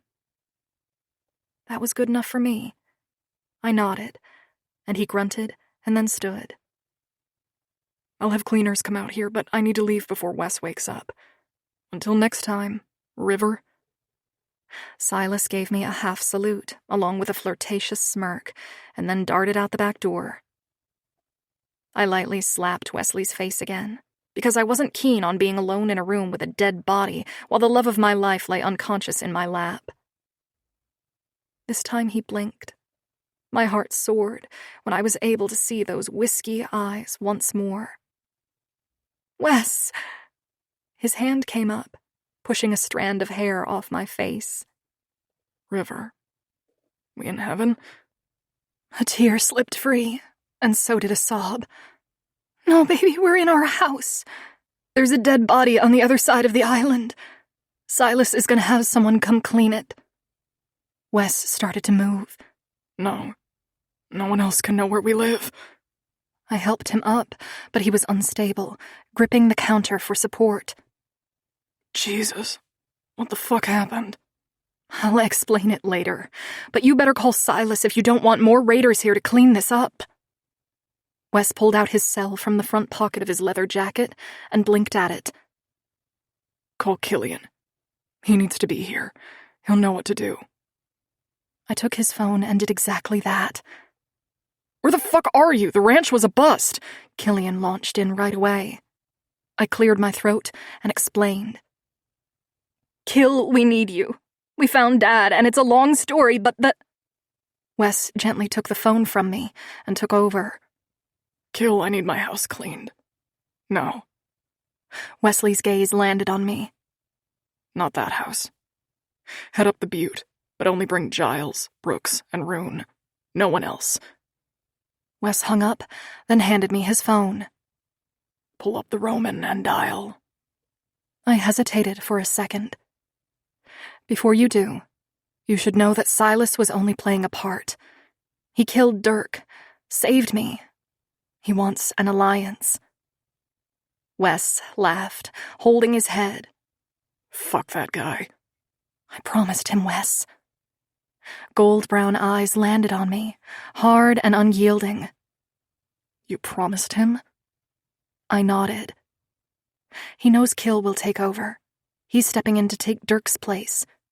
He knows you want him dead because he has this location, and if you ask Killian to go to war on your behalf, he would. He doesn't want a war, Wes. He just wants peace. A scoff left Wesley's chest, while he started to pace around the kitchen, slow but steady. He wants time to strategize. Nothing more. For now, I'll honor it. Only for you. But if he ever gives me reason to question his loyalty again, I'll put a bullet in his brain. I clicked on his contact and shot a text explaining to stay away. We had our own cleaners. Silas replied with a thumbs up. Let's get out of here, Wes. I can't even enjoy this house you made me with that dead body in here. Wes froze, staring down at all the contents of my purse poured on the ground. My key was still in the front door. Kneeling, I began to gather it all and tuck it back into my purse. You used the key? Lifting my shoulder, I explained. They did, to prove you'd built it for me. They wanted to burn it. Wes moved, taking one small step at a time until we'd cleared the door, and I pulled the key out, tucking it back into my purse. And what did you think when you saw the key unlock that door? Telling him what I thought wouldn't make a difference when he needed to understand what I meant. Earlier, when I asked if you wanted me to stay, and you asked if it would matter, I said no because I'd already made up my mind, Wes. His eyes found mine, his fingers tracing the palm of my hand as I led him to the truck, and we got inside. Covered in fake blood and bruises, we stared at one another as the sun began to set, and the purple streaking across the sky reflected across the windshield. What did you make up your mind about, River? Wes groaned, shifting to take pressure off his back. Turning toward him, I smiled. I'm staying. So no, it wouldn't matter if you wanted me to or not. I've already made up my mind. Wesley's face snapped from the view in front of us to my face. What? I reached for his hand and pulled his knuckles to my lips. I'm staying. And if you want to take it slow because you think I'll leave again, then fine, we can. But I'm not expecting anything, Wes. I know the club is a part of you, and it's a part of me too. Silas said my dad really is short on time, and as angry as I am with him, I want to spend what time he has left near him. I want to wake up every day with you, and I want babies. He moved, leaning over the console until he was cradling my jaw. His lips moved over mine, then a whisper. I want forever. You agree to stay, to be mine. You need to understand it's for good. I stalked you when you went to D.C. You were never really free of me. This time I won't even let you leave. I laughed, stroking his hair. Then you've got my future, Wes. Either way, I think our story deserves another chapter. He smiled against my lips. Fuck yeah, it does. 1 week later. The cabin was immersed in streaks of gold as the sun gently filled the valley. Shielding my eyes, I looked up to the hill above the ridgeline and smiled. Wes and I had plans to move into the new house starting next week, and I couldn't be more excited. Killian had the entire place cleaned, and when Wes and I went back 3 days later, there wasn't even a trace that someone had been killed there days prior. It gave me a chance to explore the whole house properly. Wes had built us a 3-story dream house. Each floor was magnificent with small touches, like the colors he picked out, and the style of the handles and faucets. They were all things I'd dreamed of having one day, back when I'd lay in bed with my Pinterest app open, visualizing a life with Wes. The property sat on 5 acres, and while the house sat at the top of the butte, the yard expanding behind it was flat, with verdant foliage and tall trees.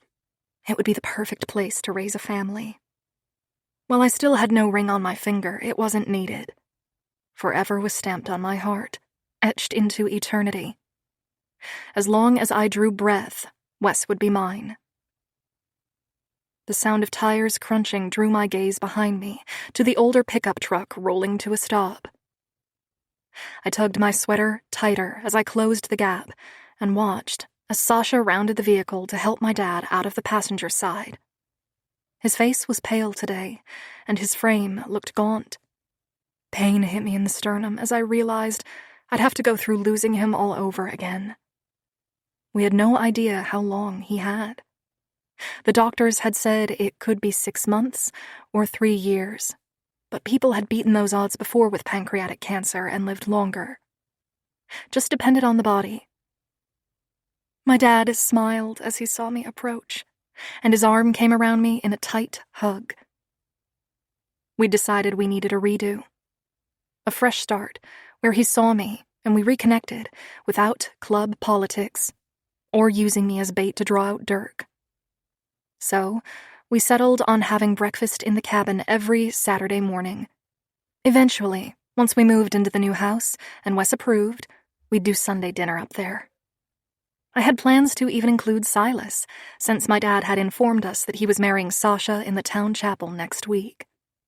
The two of them had plans to move into a house about an hour outside of Pyle, on a ranch where Sasha could grow her garden and Dad could live out the rest of his life, married and happy. With his arm around me, we ventured for the front door, but my dad stopped short. You ever wonder about those glass jars we used to bury out here? His gaze spread slowly over the property behind the cabin. I nodded, following his gaze. I tried to find them when I stayed here at first. I thought I'd remember when we were last out here. He started for the side of the house, making a humming sound. "I'm going to start breakfast, okay?" Sasha called before opening the door to the cabin. Dad and I walked together as he bent low under one of the smaller trees. With the toe of his boot, he dug at the softer soil there. Here. I made sure it followed this line here. See the trees? How they form a U shape around the yard? Following the line of trees, I realized he was right. It wasn't a perfect shape, but it loosely formed a horseshoe. Kneeling down in the dirt, I pushed my fingers into the dirt and began digging, unsure if we needed a shovel or not. My dad just stood patiently as I dug for the treasure. I was about to give up when my fingernail touched something hard. I looked up at him with a wide smile on my face. He sunk to the ground next to me and began helping me unearth the jar. Once it was freed, I held it between us, inspecting the clouded glass of the mason jar. I tried to untwist the cap, but couldn't get it to loosen. Here, let me try. My dad took it and gave it a good twist, and we both smiled when we heard the pop of the seal. I felt like a little girl again as he began to pour the purple sand out. I held my hands up as he emptied it over my fingers, and I felt a few tears begin to well within my eyes. Remember what you used to wish for? He asked, staring down at me with a gentleness I wasn't used to seeing again. Clearing my throat, I nodded. When I was really little, I'd wish for a horse. I wanted one to ride and to take me on adventures. After I turned 9, I would wish for Peter Pan." My dad laughed, likely not understanding, but my heart warmed at the memory. Wes used to tell me stories when I'd crawl into his treehouse. My favorite was always Peter Pan and Wendy's story, and that first fall, after all the extra members went back and you took me out here to camp, I wished for my very own lost boy who'd take me to an island, away from everything I'd ever known. My dad's gentle voice wove between us as he sat in the dirt with me, staring at the purple sand I used to call treasure. But Peter Pan wasn't about Peter and Wendy. It was about the Lost Boys and Captain Hook. It was to me. I inclined my head. I focused on the adventure it must have been for Peter to finally have a Wendy in his life, someone to share different things about his island. The mermaids, and even the crocodile. She was a new adventure for him. The kind he'd never had before or ever again, the kind only a first love can give you. I smiled through a clogged throat. My dad studied me while I dusted the last remaining specks of treasure from my hands. "You know, I never had anything to give you. I was a poor single dad with a club to my name, and that was my only means at really making any money. I wanted to leave you something. Give you something more than purple sand and imaginary fairy dust. I thought by letting you go and cutting your ties from this place, I'd given you a gift. I only brought you back because I had the chance to leave you this place." His eyes misted, the hazel turning gold as the sun invaded our little shady spot. His chin lifted as he continued. "I messed up so much of our relationship, honey. I know I don't deserve you, but do you think you could give an old man a second chance?" A sob escaped through a laugh as I got to my knees and threw my arms around my dad. "I'm already planning family dinners in my mind, Dad. I love you." Once he drew back, and I helped him up, we made our way back to the cabin, and he muttered softly, "Maybe now that we're clear of the club, you can finally have that life you dreamed of with Wes." Smiling, we rounded the side of the cabin, clearing the front, and I saw a new bike parked next to the truck. My stomach dipped with excitement, knowing Wes was waiting inside. I have a feeling we'll still be linked to it for a while. Besides, Wes helped me realize these roots aren't all bad. A kiss landed on my forehead as he pulled on the screen door. "It's good to have you back, sweetheart." "It's good to be back, Dad." And for the first time in my life, I meant it. 26. Wes. Killian was waiting for me when I pulled up to the house. He was helping me lay down sod before the sun got too high and it was too hot. Callie and I were moving into the new house in a few days, and I wanted to surprise her by having the yard finished. Kill offered to help me. Well, several of the guys did. But I wanted to talk to him alone first. "You eat already?" I asked, lifting the bag of donuts I'd grabbed from the drip before driving up. Killian's arms were folded while he nodded. I could tell he was pissed by the way he tossed off his cut and started aggressively raking the dirt to get it even. "Look, I know you're pissed," I started. "You don't know shit," Killian yelled, swinging his wild gaze my way. "No, I'm not pissed, Wes. I'm fucking hurt. You sent me on a wild goose chase and you almost died because of it. You almost got Callie killed. She's my family, Wes, as much as you are. You should have told me." He threw the rake across the yard. Killian's chest heaved as he pinned his hands to his hips. "I tried to stay quiet and respectful for weeks, Wes, but fuck this. I can't believe you did that. I can't honestly even process how close you both came to dying.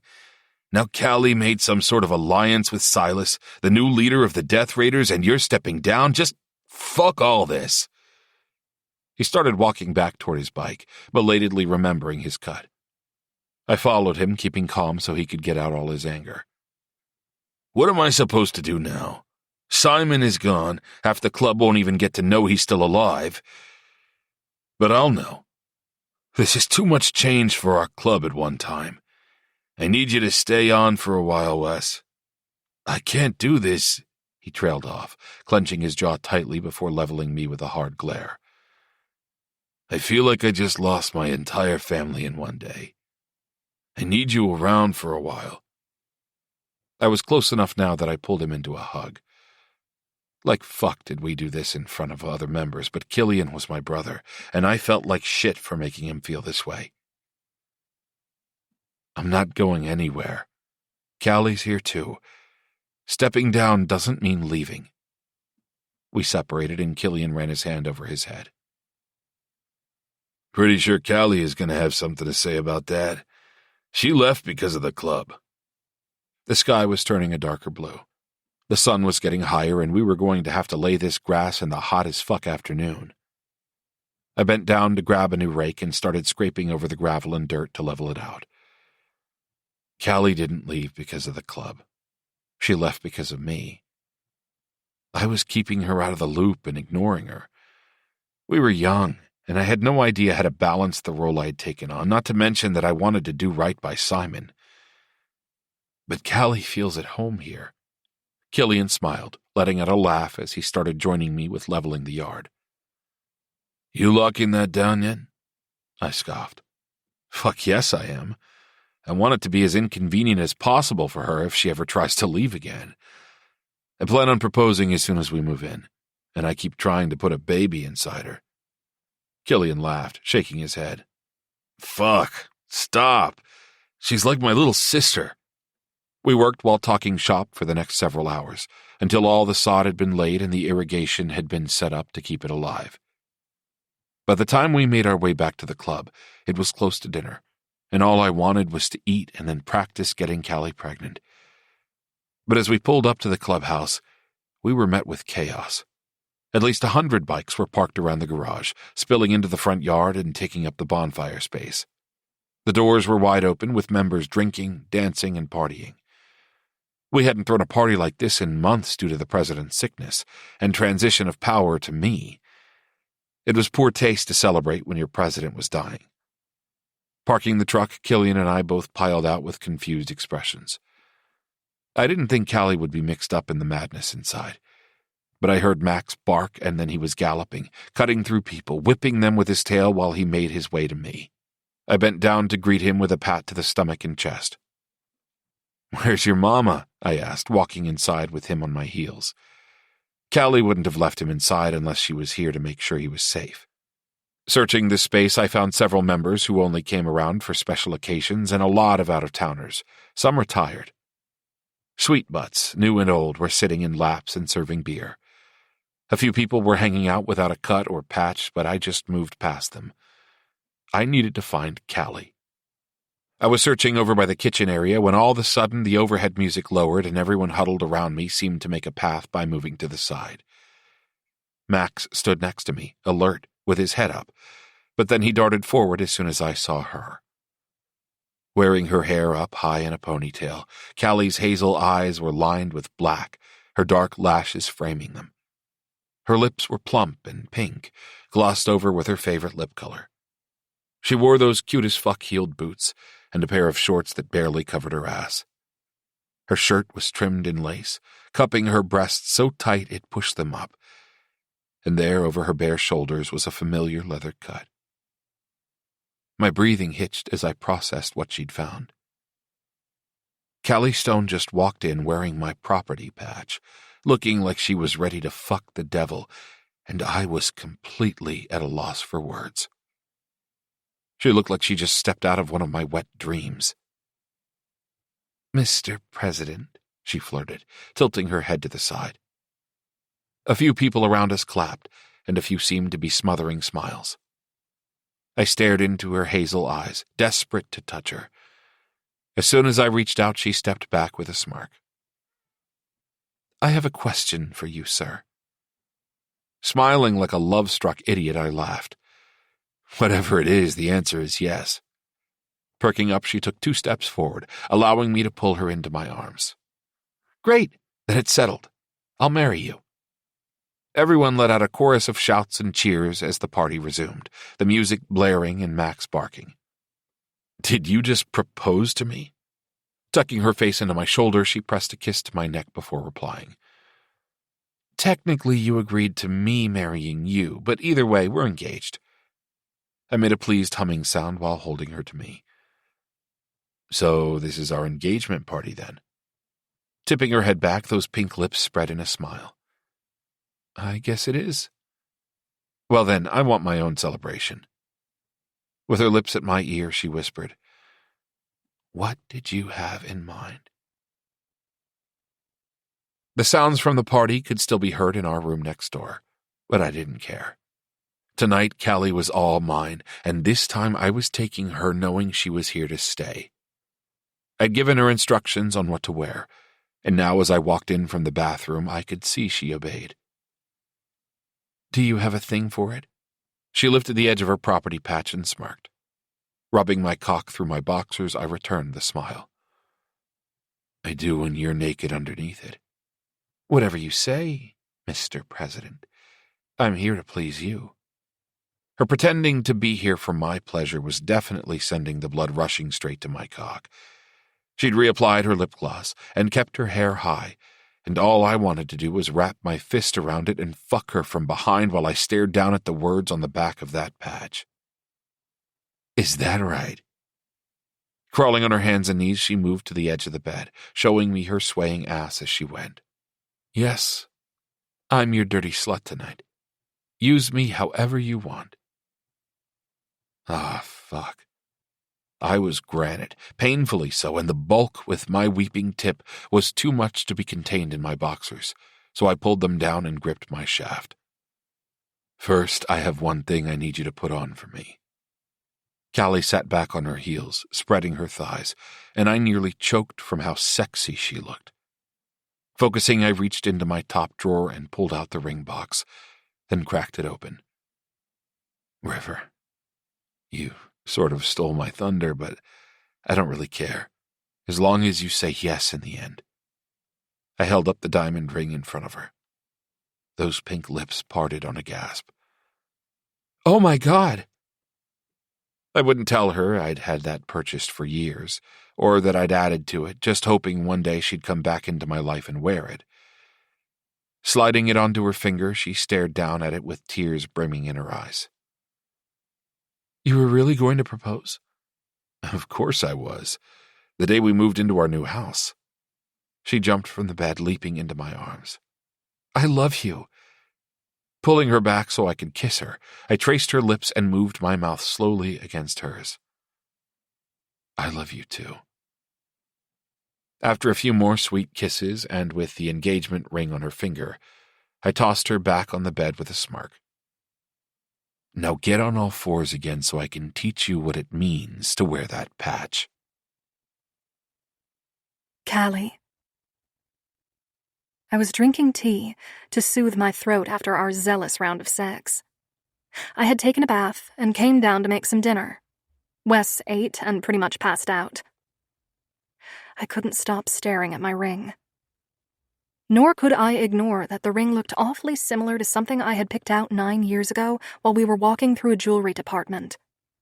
There were extra bands of diamonds added to it, but the center diamond was the same modest princess cut that I had found when I was just 17 years old and in love with the boy next door. Peering over at Wes and seeing him in his gray sweats, bare chest, half cuddling my dog, it was that sunshine in my soul feeling, chasing all the darkness that had hung around me for the past 7 years. All the struggling through rent, living paycheck to paycheck, meaningless connections and friendships until I met Laura. Laura. Alarm shot through me as I pulled up my phone to send her a text. Me. So I have news. Sort of big news. The dots on her end started moving, but stopped. My brows caved as the dots repeated the process a few times, and then there was a soft knock on the door. Wes didn't stir, so I tiptoed off the couch and peeked at his security camera. Seeing who was there, I quickly unlocked and pulled the door open. Searching the porch, I curiously asked, "What are you doing here?" It was dark out and the club was still going, but it had died down quite a bit. There was a bonfire burning in the front, offering a bit of light to Wesley's porch. Laura was pulled in, and I locked everything up once more. Hey, sorry for randomly showing up like this. No, are you kidding me? I'm so happy to see you. She fell into my arms for a hug, but I could sense something was off with her. I heard the movie pause and peeked over to see Wes standing from the couch, rubbing his eyes. Hey, Laura, nice to see you. Guest room's open if you need it. Placing a kiss on the side of my head, he headed upstairs with Max on his heels. I took the opportunity to pull Laura by the wrist and settle into the couch. The cubby in the middle section had a few snacks I'd stashed, so I pulled it open and handed her a rope of red licorice. Why are there moving boxes everywhere? Laura lightly nudged one by her foot. I looked around, realizing things were a little crazy. I hadn't really noticed before with the engagement and orgasmic bliss from earlier. Wes built me a house 3 years ago. I just found out. We were also engaged. I held up my hand and Laura tipped her head back in laughter. God, I missed you. Of course you're engaged and the love of your life built you a house. So you're moving in soon then? I shrugged, biting off a piece of licorice. A few days. Well, Wesley isn't renting this place out by chance, is he? Wide-eyed, I turned toward her. Are you saying what I think you're saying? The rental car I drove down here is packed, and when you texted me that you were staying, I abused my key privileges and loaded your stuff too. I was going to cry. Laura, are you for real moving here? I was having a hard time grasping the concept, because she grew up in a small town and had wanted the bigger city life for as long as I had known her. Why would she suddenly want tiny Rose Ridge, Virginia? I think this place grew on me. Also, I miss you, and living in D.C. is boring without you there. I'm also utterly dependent on you for more tattoos. I don't trust anyone else. Leaning over to pull her into a hug, I let out a happy sigh as I addressed her earlier question. From what I understand, this place will go to the next president. Wes is acting president for a while, but the person in charge will be Killian.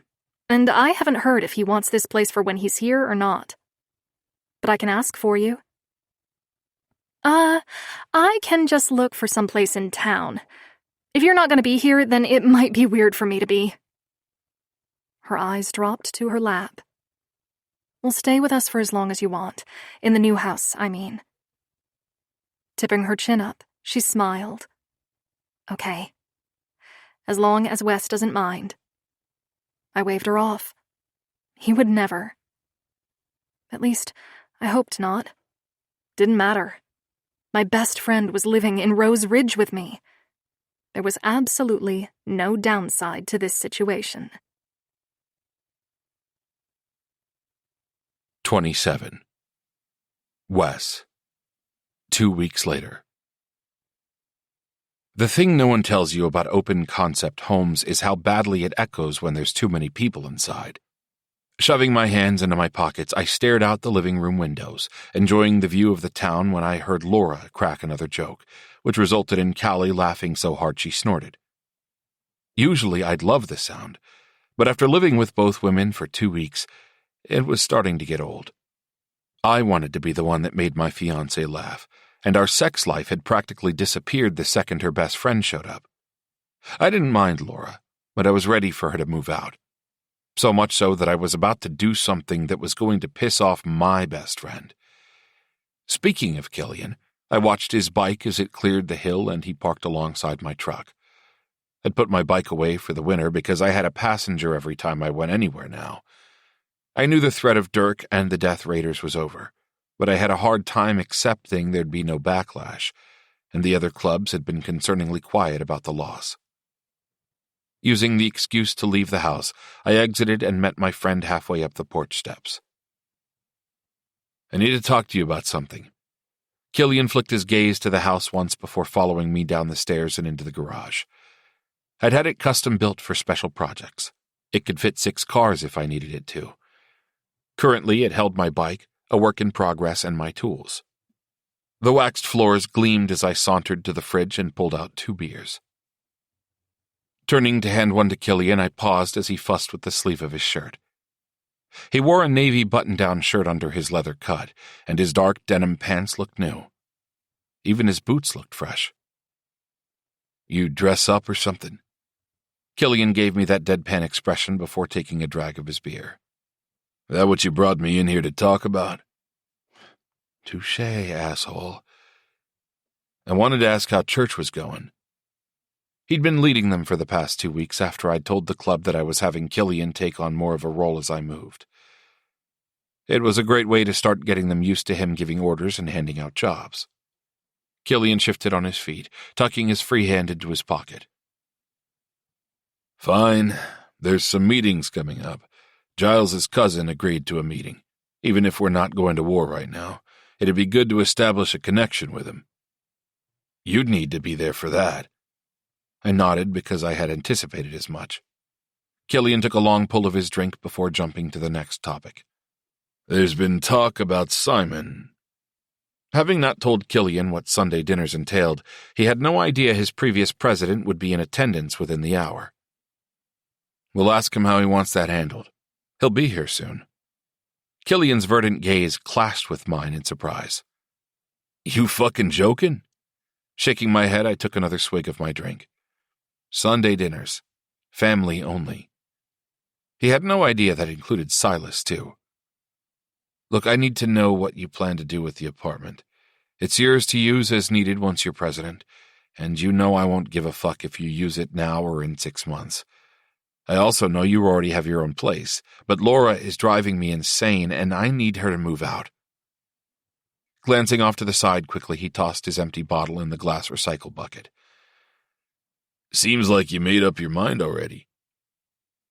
"You're never there.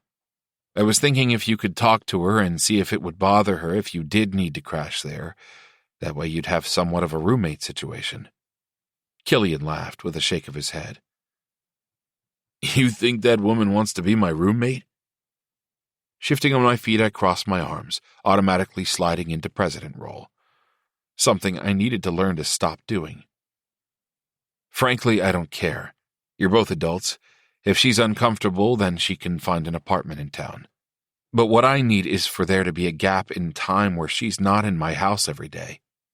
Callie told her to cuddle with her while they watched Twilight the other day. Killian shrugged. "So?" "They were in our fucking bed. I ended up sleeping with Max on the couch. I want to be able to fuck my fiancé in our bed when I want, or on the kitchen counter, or the table. I had big plans for this house when we moved in." Pinching the bridge of his nose, Killian let out a heavy sigh. "Fuck, Wes. I told you not to talk to me about fucking Callie. She is very seriously like my little sister, you asshole." "Then consider this your motivation speech to play nice and stay scarce so Laura can have the rental to herself." With a wave of his hand, he gave in while walking toward the exit. "Fine, but if I have to crash there, I'm not worrying about offending her. If I take a sweet butt back there and we fuck, I don't want to hear any shit from you or her. Or Callie." I'd let him think whatever he wanted as long as it meant Laura was moving out. Feeling happier about finally having the house and my fiancé to myself, I walked back inside, and when I saw Silas leaning against the living room wall, dodging the sun like a fucking vampire, I didn't even make a snide comment or try to hit him. Callie had called a truce with the moody fucker, but he was still on my shit list. It made me uneasy that he knew where we lived, and one day when Callie got pregnant and we started having kids, he'd know where my children lived.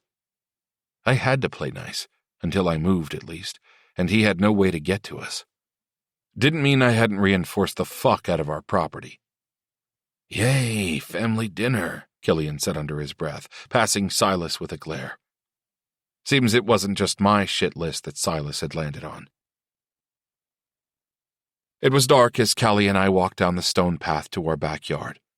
The night sky stretched above us, looking like a piece of velvet that had been poked too many times with a needle, revealing white stars. I'd placed a string of lights to illuminate the path from the house to the small fire pit with Adirondack chairs, then another hung from the pit to the large sycamore off to the side of the yard. Today was fun, Callie sighed happily while leaning into my shoulder. I grabbed her hand to keep her steady and smiled. Even though Laura left? We were both ready for that, she laughed. But because she was slightly tipsy, a cute snort followed up the tail end. But you seemed so happy to have her here. Rounding the fire pit, she was about to settle into one of the chairs when I pressed into the small of her back to continue down the path. Of course I was happy, but 2 weeks is a long time and I wanted to enjoy our new house without roommates. Fuck, I'm glad to hear you say that. We walked down the stone path leading to the sycamore, and I didn't suspect that Callie even realized what we were doing. Besides, she wanted that apartment. It's nicer than anything she'd find in Rose Ridge that she could afford. She needs to find a job. I needed to close the Laura subject, so I offered, I'll get her something with the club, one of the businesses. Pulling her close and making sure she was in the perfect spot, I took out my bandana and placed it over her eyes. Trust me? Yes, honey, I think we're past that. Gripping her hand, I led her forward until her hand was on the wood plank. Okay, put your foot here and then stand up. She did as I said, and I stayed hovering behind her, making sure she made it up the rest of the way. Why am I climbing a ladder? I'm sort of drunk. This feels dangerous. Focusing on the wood and limited visibility, I hefted my shoulder into the door and lifted it. Okay, place your hands here and just crawl onto the platform. She was in a long sundress, so it was harder than I anticipated, but eventually she climbed all the way inside and I crawled in right behind her. Okay, take this off. I helped to untie the blindfold. She blinked and pushed a few pieces of hair off her forehead as she looked around. There was a tiny glow lamp on the little table I'd built, but otherwise it was dark. Is this... Callie turned her head, inspecting the space. A treehouse? I smiled, bending my knee while staring at her. It's our treehouse. Callie's face snapped back, examining me with shock. Placing my hand on one of the boards near the back, I dusted my fingers over the writing. She moved on her knees, crawling closer until she could see it. Peter loves Wendy. Her gasp was cut short as she spun back to me. I wrote that while you were sleeping when we were 10. It was always about us. But I was too shy to ever admit it. I smiled. I fell in love with you that first night you popped through that wood hatch. I couldn't stop thinking about you all year. Callie swiped at her eyes, letting out a tiny laugh. I sort of had an idea where you brought 2 sleeping bags and enough food to feed 5 people that next summer. Ducking my head, I toyed with the edge of her dress. I just wanted you to be okay. You pitied me? Scooting closer, I tucked a curl behind her ear and answered honestly. I did at first, but it was more than that. If it was just pity, I would have been able to stop thinking of you, right? I think I was obsessed, River. You were a little thief, sneaking in and taking my heart, staking a claim to my entire future. Warm lips landed on my jaw as Callie tucked her head into my shoulder. So, you took it down and rebuilt it here for our kids? I smirked, stroking her hair. I tore it down and rebuilt it here for us, because it's where we started. It's our origin story, and if our kids want to play in it one day, then they will. Another kiss landed against my throat. I love you, Wes. Wrapping my arms around her, I whispered back, I've always loved you, River. Epilogue. 3 months later. Callie. The gun buzzed steadily in my hand as I moved it in a straight line down the arm of the man in my chair. He was getting a new skull with roses blooming from the skull, with the MC labeled across the bottom of the image. I'd been working at Dead Roses for roughly 2 months now, and while it was an amazing job and 1,000 times better than what I had in DC, I had a lurker. Taking a quick break, I swiped over the line I'd just drawn and sat up in my chair, heaving a sigh. Are you going to sit there the whole time? Wes lowered his cell phone, but kept his boot up on the edge of the shelving system. I'm the owner. It's my job to be here. My coworkers all smothered laughs around me. I had overheard one of them saying they didn't like me working here because they always felt like Wes was literally staring over their shoulder while they worked. It was tense, and no one ever felt like they could relax as long as the boss was around. Babe. I tore my gloves off, placing a piece of plastic over the work I'd done and glaring at my husband. You can't come to work with me every day. Moving his phone, he smirked. Actually, I can. You only work part-time. It's perfectly timed with my schedule. There were more smothered laughs and throats being cleared. Frustrated, I stood and pulled him into the break room, but before I could open my mouth, he was placing his finger over my lips to stop me. You're married to the president of a motorcycle club. Until Killian officially takes over, I have to worry about your safety, and I'm not taking any risks, especially now that you're pregnant. The fight fled from me.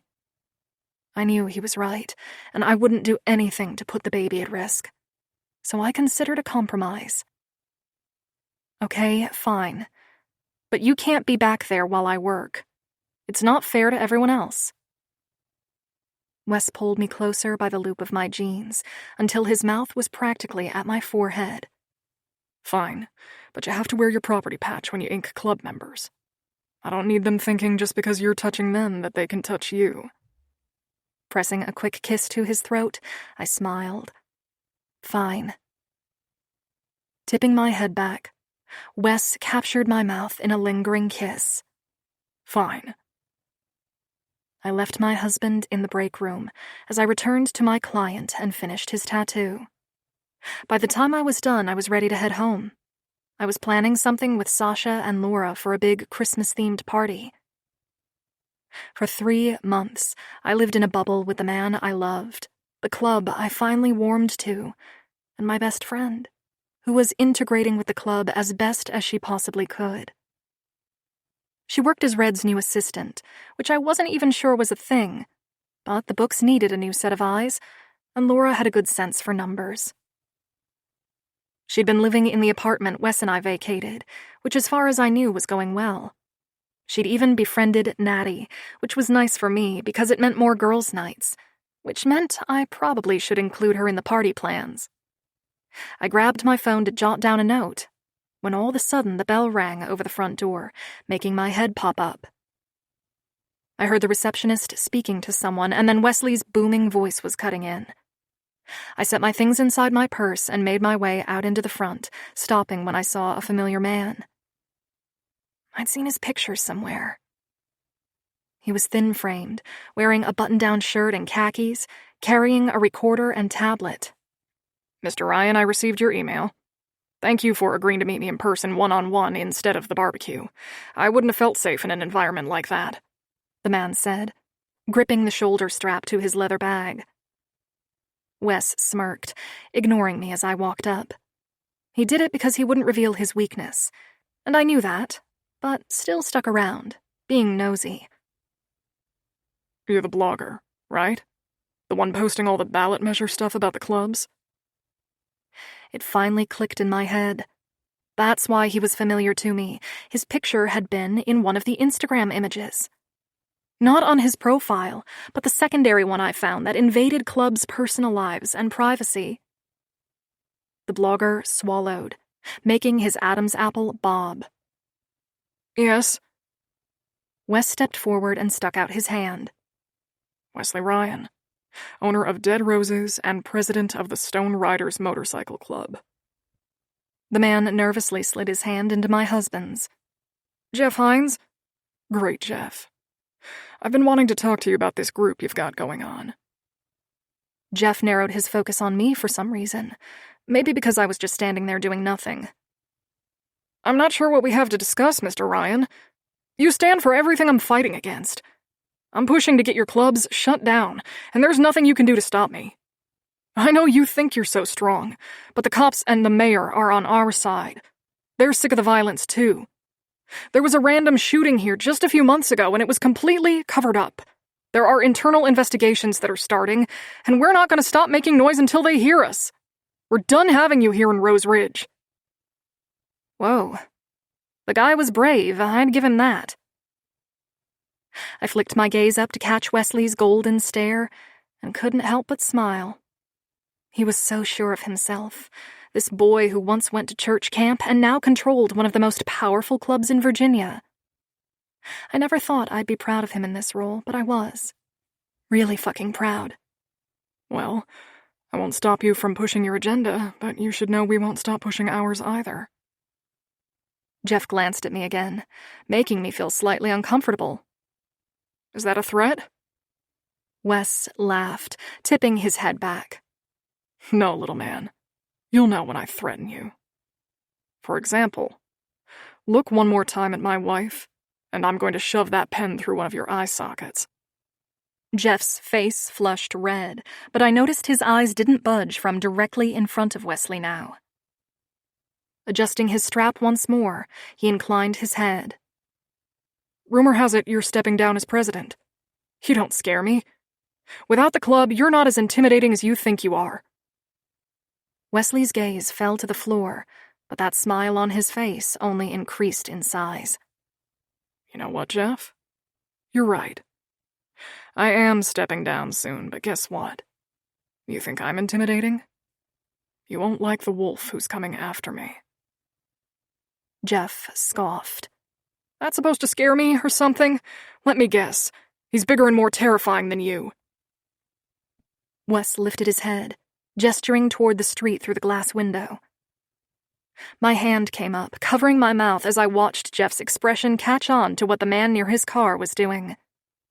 Wearing his stone rider's cut, Killian smiled while pouring gasoline all over the small blue Prius. I assumed it belonged to Jeff. Make your own decision about how scary he is. But there he is now. I guess he didn't like the way you were staring at his sister. Good luck shaking his fangs from your neck now. You want to wage war on my club? It's him you're going up against. Killian gave a little wave through the glass window, then brought out a metal Zippo from his jeans and flicked open the lid. Jeff screamed, running for the door right as Killian threw the lighter on the car. It went up in flames, and Killian disappeared as a truck came and then zoomed off. Wes grabbed my elbow and pulled me in the back, while Jeff ran toward the front, yelling for people to help him. I grabbed my things and followed my husband out through the back entrance and got into the truck, hating myself for the smile I couldn't shake. This life was crazy, but it was mine, and I was embracing every single messed up, sordid detail that made up who I was raised to be. The wife of the most powerful man in Rose Ridge. And even when that title shifted, I'd be the sister to the wolf of Rose Ridge. This was going to be insane. But I wasn't missing it. For anything. This recording of Where We Started was presented by Dreamscape Media, LLC. Narrated by Lauren Ezzo and Bradley Ford. Produced by Michael Jones. Text copyright 2023 by Ashley Munoz. Sound recording copyright 2024 by Dreamscape Media, LLC. This recording was produced by arrangement with 2 Daisy Media, LLC. Thank you for listening. Please check dreamscapepublishing.com for Dreamscape's latest releases.